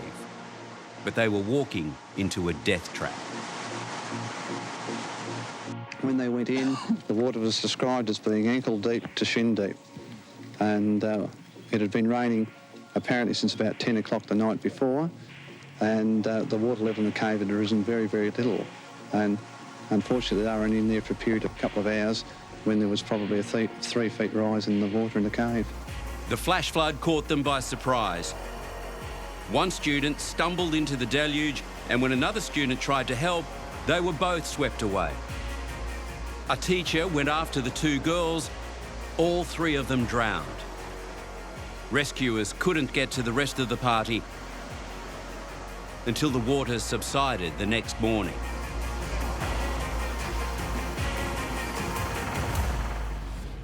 In 2003, the Stellard family of Western Australia set off for an afternoon's rock fishing on the brutal shores of Black Point, a perfect fishing spot, but known for its treacherous seas and razor-sharp rocks. Deborah was fishing with her husband and two sons when she stepped over a crevice just as a wave struck the rocks. Her feet were washed from underneath her and she was knocked into the turbulent waters. Their 25-year-old son, Paul, dived in to rescue her. Then 18-year-old Andrew followed with a rope. The father, Ron, was pulling them in from the shore. He almost had them, but then another massive wave struck and all three were torn away from him. The last time he saw of them was they were drifting past him, face down in the water. And, I mean, that must have been... God, it must have been one of your worst nightmares. My brother then had to make a choice between jumping in or going in himself versus the young family he had still at home. There were still 5 children at home. The bodies of Deborah and Andrew were recovered, but Paul's was never located. A total of 158 fishermen drowned along the Australian coastline in the 13 years to 2017. Only 1% were wearing a life jacket. Fortunately, life jackets are now compulsory while rock fishing at many high-risk locations throughout Australia. Another high adrenaline sport pursuit is spearfishing. It has all the thrills of cave diving, but without the safety gear. A more extreme version of the sport is free diving, where divers take a huge gulp of air before travelling as deep as they possibly can. They routinely descend to 20 metres and stay down for minutes on just one breath. In 2014, Jack Gallagher and Aaron Strickland set out on a free dive in the sea off Cairns. This actual footage shows Aaron chasing a dog-toothed tuna down to depths of 17 metres, but the fish was proving hard to catch. My gut feeling was that he was never going to get the fish. It was a sort of, right in the distance. At the last moment, the fish turned, and Aaron managed to snag it with his spear. But then the powerful tuna began to drag him deeper. As he plunged towards the ocean floor, Aaron's lungs began to fill with water. He started to suffocate, and fell unconscious. His eyes were just rolled back in his head, and yeah, it was pretty sort of graphic. Seeing his friend sinking to certain death, Jack dived after him and managed to haul him back to the surface. Breathe out. And breathe. And breathe. For 2 minutes, Jack frantically tried to revive his mate with mouth-to-mouth resuscitation, but he was just a dead weight in his arms. Soon, another fisherman arrived in a boat. Oi! Wake up! And breathe, Brody. That's when it sort of all hit me, you know, I might not be getting him back. Finally, signs of life. And breathe, you right? And breathe. He's all right, he's all right. Breathe, mate, breathe. Hang on to the boat. He had blacked out and had no idea where he was.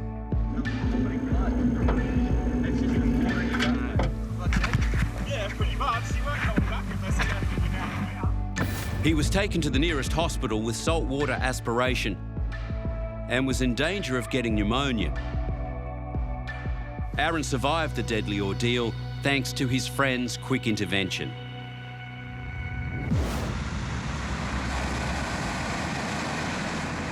While the water inspires the pursuit of extreme sport, so too does the air. The red deserts of Alice Springs in Central Australia look spectacular at sunrise. Seeing them from a hot air balloon is a major tourist attraction.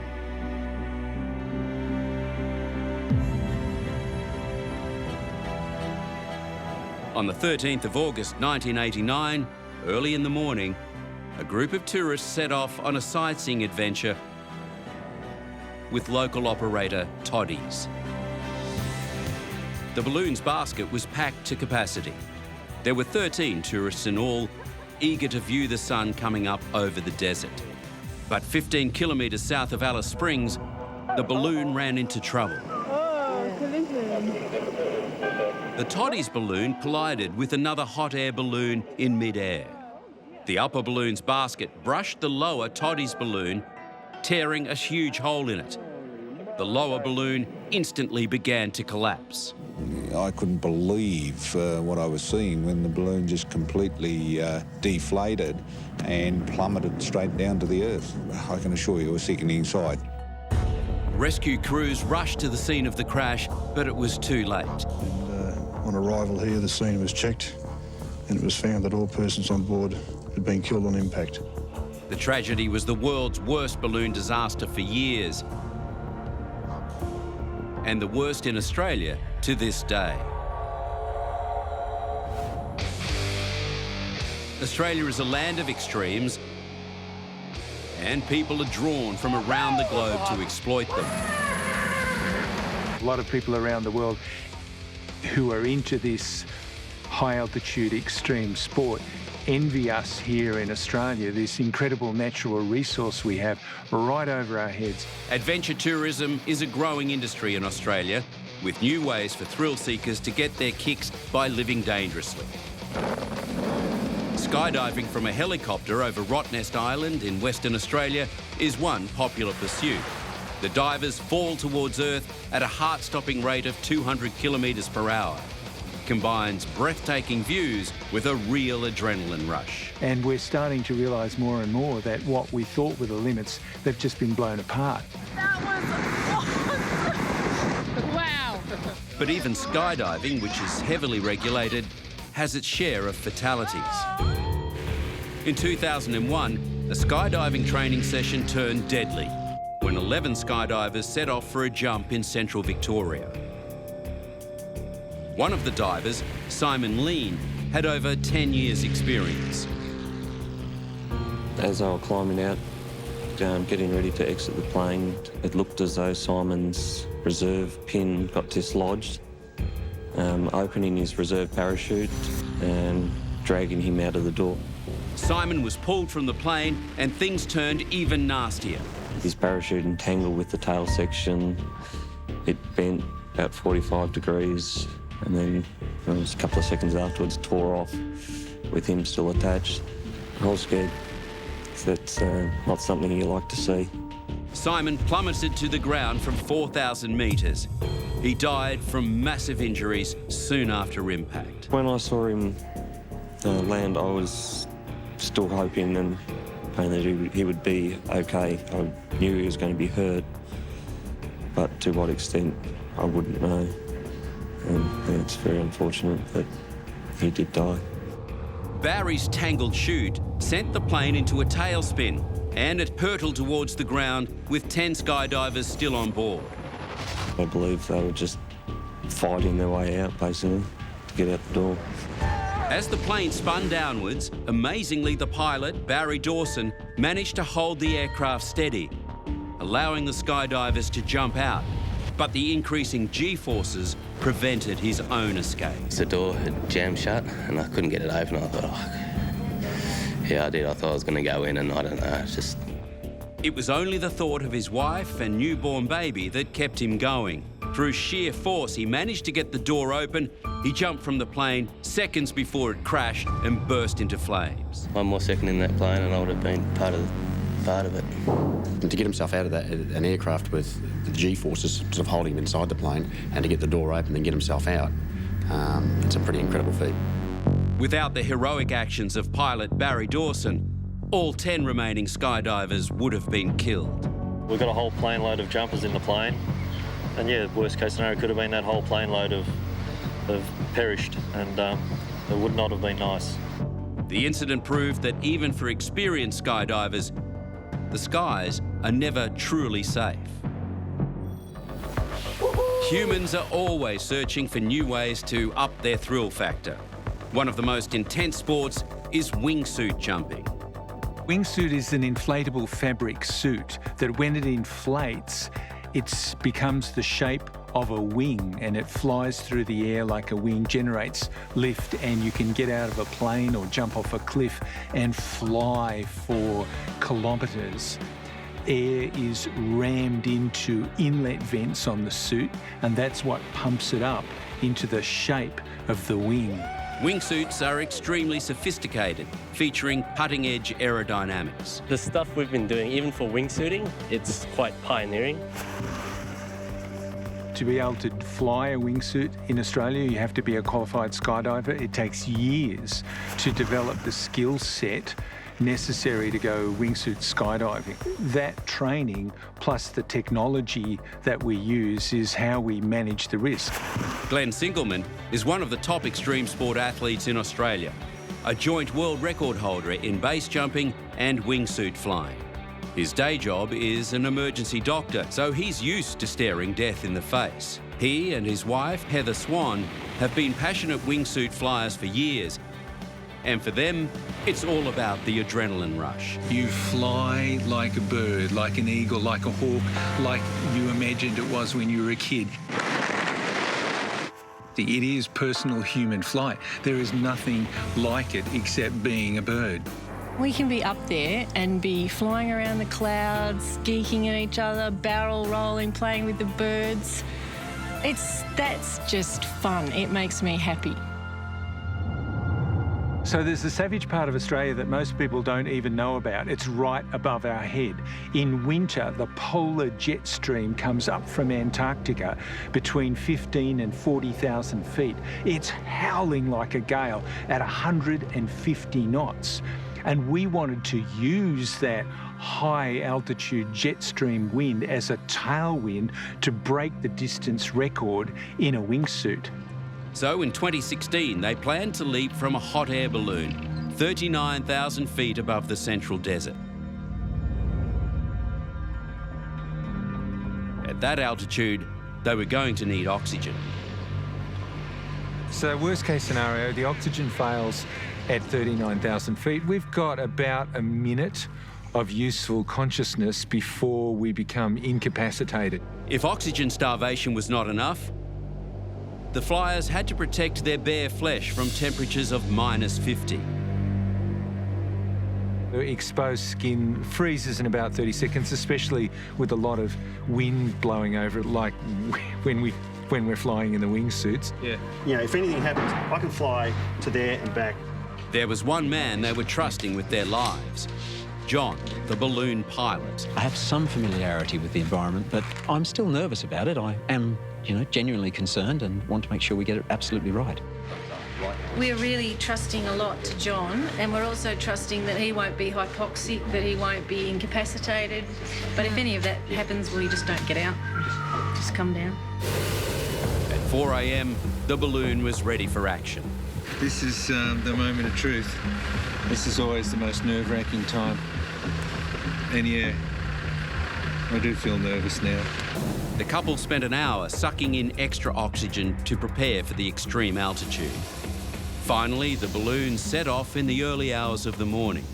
When the balloon reached the correct altitude, Swan and Singleman stepped out onto the narrow platform with the Earth far below them. The temperature was minus 53 degrees. The pilot began the tricky procedure of switching their air supply to their own cylinders. Let's change you over, guys. Singleman began to slump due to lack of oxygen. He passed out and fell off the platform into thin air. Heather Swan tried to follow him, but the pilot pulled her back into the basket. Sorry to do that to you, Heather. The two left in the hot air balloon had no idea what had happened to Glenn. Oscar Par, there is only one skydiver. Confirming Heather is still in the balloon. Somehow, Glenn regained consciousness as he fell and miraculously steered himself safely to the red sands below. Rescuers found him alive and well. The balloon, however, was struggling to land as severe 30-knot winds flung them across the desert. Landing in a hot air balloon when it's windy is really treacherous. We were dragged across the ground, smashed into trees. Finally, the pilot was able to crash land the balloon. I said to them, why didn't you let me out? This is Heather's first balloon landing. Wow. And the last. You guys all right? It took a miracle. God, You left without me. That landing made... But Glenn and Heather were reunited. Despite the mishaps, Singleman still broke several records, including the highest balloon flight and parachute drop in Australia. He also shattered the world record for the highest wingsuit jump. Wingsuit flying is heavily regulated and requires meticulous safety checks and government approvals. It's why there have been no wingsuit deaths in Australia. Another extreme group of thrill seekers in Australia are the base jumpers. So base jumping is jumping off fixed objects with a parachute. Most people who do base jumps have done lots and lots of skydiving out of planes, so they know how parachutes work. But still, it's pretty dangerous. In Australia, base jumping is not legal. It's not only illegal, it's lethal. But base jumpers don't seem to realise that every time they leap from a cliff or building, it could be the last thing they ever do. Base jumping's not a sport that you get into thinking, okay, this is going to kill me. It's like anything. I mean, if you were to enter any sort of activity knowing full well you're going to die, why are you going to do it? Sydney's North Head is a popular spot for base jumpers, with sandstone cliffs rising to a height of 90 metres. Many have died here. Extremely dangerous, verging on stupid. That area has claimed 2 lives in the last month, as it is. The base jumpers use only a rope and swing down 100 metres to the pounding surf and jagged rocks, narrowly missing the cliff face. One British base jumper, Gareth Jones, fell to his death in 2013. He posted a photo of his legs dangling above the very rocks where he would die 2 days later, but not from base jumping. After climbing over a safety fence to view the sunrise with friends, he slipped over the edge, plunging 90 metres to his death. The wind around there is very unpredictable. It's certainly no place to be playing. Despite the death toll, these adrenaline junkies keep returning to the North Head cliffs.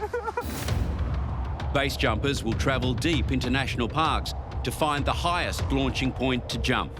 The Blue Mountains outside of Sydney has some of the most seductive cliffs. I guess every aspect of the sport really excites me. I love anticipating the jump, driving to the exit point, hanging out with my friends, jumping, who all share the same interests as me, and building up to it, finally getting there and going off is almost, it's hard to describe. Base jumpers live for adrenaline, and the anticipation of the jump is a big part of the thrill. Completely dry mouth, legs shaking, you can hear your heart in your ears, and every sense is telling you, don't do this, it's not right. And it's at that point that you send to yourself, you know, this is it, I'm making the conscious decision, I'm going. Yeah! Woo! As you leap off, you cross over from the world that you know to the world beyond. And it's a feeling which you cannot describe to anyone unless they have done it. Part of the attraction of base jumping is that you jump into stillness. It's like jumping into velvet, and you just accelerate into this space. And that's a special moment. It's a really peaceful moment of freedom because you're free of gravity. Stepping off the edge of that cliff is it's indescribable. Yeah, the visuals you get when you're falling down the side, the cliff's going past you, oh, and the wind in your face. It's living. I love it. I absolutely love it. Your mind goes blank and your brain actually slows down. You're able to compute everything really slowly because everything feels like you're running in slow motion. Ready, set, go. We don't base jump because we've got a death wish. We base jump because we want to experience life in a slightly different angle. One of Australia's top base jumpers was Jason Fitzherbert. I'd much rather die in pursuit of, travelling the world, jumping off stuff, experiencing life to its fullest, being healthy, fit, outdoors. He was very skilled and very knowledgeable. He'd done over 800 jumps and had jumped in countries all over the world. He taught me a lot of what I know, especially about the more advanced and difficult jumps. On October 30th, 2004, Jason Fitzherbert and his partner, Lavia Dickey, headed to Goulburn to attend the funeral of another base jumper. On the way, Jason Fitzherbert decided to go for a jump at the notorious Bungonia Gorge. Jason was going to be trying a new jump that he hadn't tried at that site. That morning he was very focused and very determined. But the jump went terribly wrong. He didn't have enough distance from the cliff wall. Slamming into the cliff face at a tremendous speed, he died instantly. Despite losing her partner, Lavia returned to base jumping days later.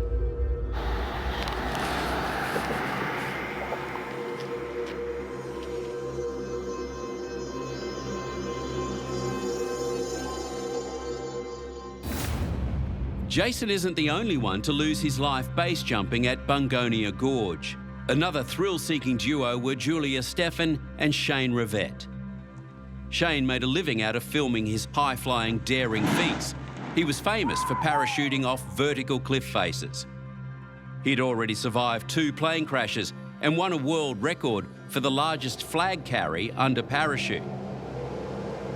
He videoed himself abseiling down the fearsome Bungonia Gorge. The gorge, with its spectacular bluffs, was one of his favourite jumps, even though it had claimed the life of one of his students. His parachute ropes had twisted and he slammed into the cliff wall, dying instantly. Undeterred, Shane Rivette continued climbing and base jumping all over the gorge. He had a really huge respect for the place. To him, the place was just awesome, beautiful. I think it was a very personal relationship he had with the place. In May 1993, he scaled 200 metres down the cliff. Then the sun set and the gorge went completely dark. Shane lost his balance and fell to his death. Did you hear anything? Yeah, I hear. He said first it and and just the noise, because on the bottom you have an echo. Oh, it's terrible. It's a shame that it is illegal, because it does attract a kind of outlaw mystique and an outlaw element. Base jumpers don't just operate in the great outdoors. The lure of the city is also strong. They often break into buildings at night so they can leap off the top undetected.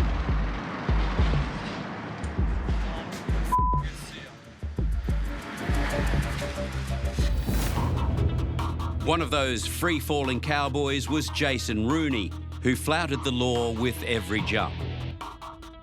Late one night, he climbed the fire escape of a 19-storey building on the Gold Coast. Down below, a small audience cheered him on.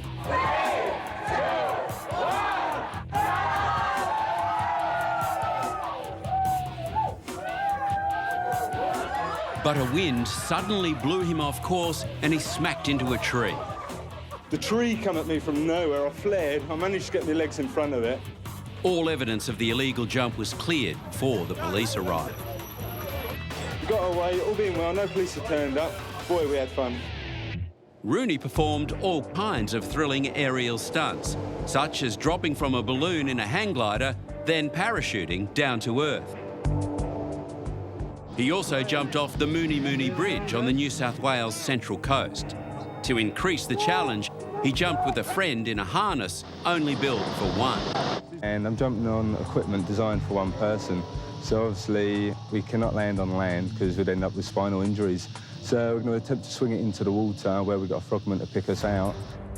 Risking a hefty fine and without a reserve parachute, they jumped from the centre of the bridge. This time, he made it. But his luck was running out. In 1991, Rooney jumped off Blues Point Tower, a 26-storey building in Sydney.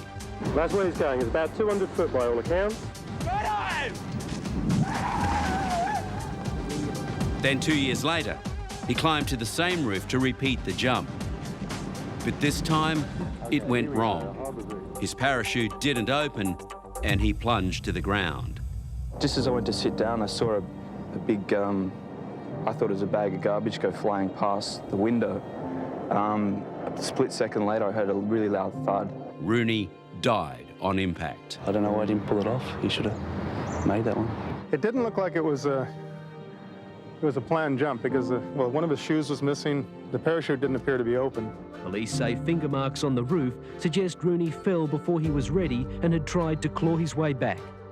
There are very definite limits built into the rules and regulations, but there are, very obvious limits that you wouldn't want to exceed in terms of the weather, in terms of the conditions. And sometimes you just get that feeling of, I'm not on top of my game today, so maybe I'll just give it a miss. Everything's going to be there tomorrow. Rooney died the day before he was due to leave Australia for England. His visa had expired. It's not just extreme sports that claim lives in the savage Australian terrain. The picturesque but deadly Wedding Cake Rock in Sydney's Royal National Park is a dangerously unstable cliff face. In 2015, 2 young men fell from the cliff top, landing on a ledge below. Unable to climb back up, they found themselves perched on the edge of a sheer drop. After a perilous 1-hour rescue operation involving an air ambulance and emergency crews, the men were rescued, with one being winched to safety due to spinal injuries.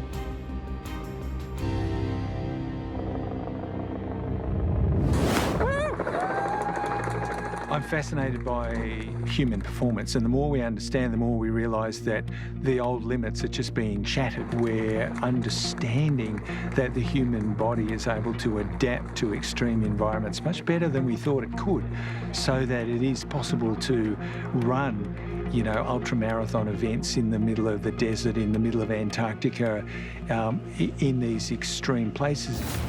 In 2011, 41 super fit athletes took part in a gruelling ultramarathon across the Australian outback. A 100-kilometre torture test through the bush and desert of Western Australia's rugged Kimberley region. But as competitors raced along, A raging grass fire was burning out of control just kilometres away.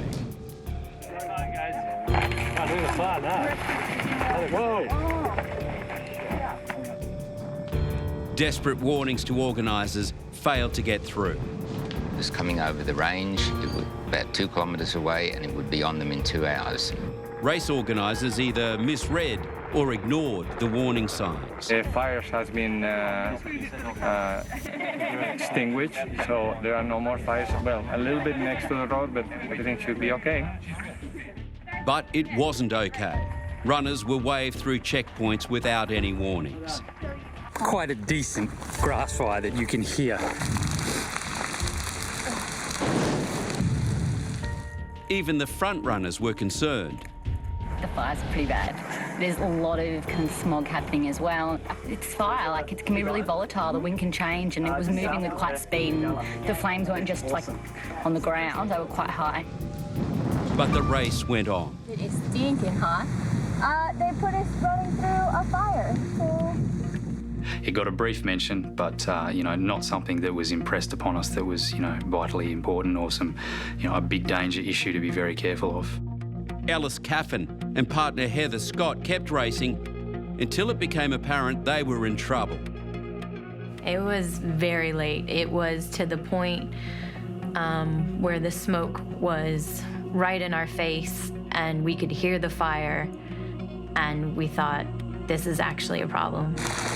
The course was leading athletes straight into the heart of the fire. We just climbed up a 150-metre embankment so that we'd get out of the line of the fire. But otherwise, our trail was sending us right through there. And if Ellis wasn't smarter, we'd be down there right now. So we're still up on the ridge line, and now it started climbing up around it. You know, you've realized at that point you're not going to outrun it. And at that point, I had the thought, this is it for me. This is my life done. But they were the lucky ones. Taria Pitt and Kate Sanderson followed the course into a gorge, unaware the fire was blocking their exit. Right behind them were Hal Benson and Michael Hull. I heard this big noise. I thought it was a road train, and I looked up and I just saw this massive wall of fire and smoke, where the flames were about 2 metres away from us, and it was just horrendously hot, and we were scared for our lives. Surrounded by flames, the runners headed for higher ground. So we headed for one of the escarpments because we thought there was a better chance of survival up there because there was a little less fuel to be burnt. Hal led the way, but Michael and the girls got trapped halfway up the hill. With the fire bearing down on them, they faced an agonising choice: be overtaken by the flames or charge back into the fire front. What we did instantaneously was just stop and just ran back in through the wall of flame, because we knew that the flame that was high, when you're on the other side of it, there was nothing left to burn. So if we can just get through that, it was our best way of survival. Less than 1 kilometre away, Heather and Ellis were confronted by the same dilemma. It was a case of we may have to jump through flames and get burnt somewhat. It's better than sitting there and waiting, you know, for the worst, so that's all you can do. For stamps, this is what it's come down to. Walking into a burnt area to avoid getting burnt ourselves. We were very lucky. I felt like I had just escaped death. But for Taria and Kate, the tactic changed their lives forever. And then I looked down and the fire just blazing up the hill. And I just had to just put my hands on my face, and just the fire hit. And it just set my shoulder alight. So without thinking, I just stood up just to get to it. And then the fire just came around me, and I knew I was gonna die. I just knew. Kate was just a little bit behind me, and I think the flames just licked her just as she turned, so hence the back of her was just horrendous. And then the other girl, Therese, I think she stumbled on a couple of rocks, so she was actually in the fire just for that little second longer as well. So that's why their burns were so horrific. The two girls lay in excruciating pain on the scorching rocks. The girls are just screaming in pain, and it's like, we were helpless, nothing we could do. There's one point after a few hours, they just sort of said, when is someone going to come? This is so painful. We're getting sunburnt. But help would not arrive for hours. I find it hard to imagine what it would have been like in over 30-degree temperatures with extensive burns, limited water. A rescue helicopter tried to set down in the unforgiving terrain and failed. But a second chopper pulled off a daring landing on one skid. I've been a paramedic for the last 6 years, and I've seen burns, but those are some of the worst I've seen. And what was amazing is they were still walking at that stage, and just, with the severe burns, it was quite a testament to how tough those girls are. 4 hours after the brutal bushfire, the athletes finally arrived at hospital. While some had suffered significant injuries, for the girls, it was much worse. Kate Sanderson spent 6 months in hospital and had to learn to walk again. I had my left foot amputated. I've had my licence taken off me. I can't work. Taria Pitt, who was a mining engineer before the accident, had her life turned upside down. I can't feed myself, wash myself, dress myself. Although she suffered burns to 65% of her body and had 7 fingers amputated, Taria went on to run marathons, write books and inspire many. A government inquiry found the race organisers had been negligent in ensuring the safety of the runners on that terrible day. Australia is full of these wild, savage but beautiful places, and being here in Australia is a great place to experience incredible beauty, incredible natural phenomena that you don't see anywhere else. I mean, where else can you fly over a gigantic salt lake the size of a state? That's only in Australia. It's incredibly beautiful. Where else can you fly over a coastline that goes to infinity with the Southern Ocean breaking in giant swells? I mean, you know, where else has the Great Barrier Reef? It's you know, it's just a land of extraordinary natural beauty.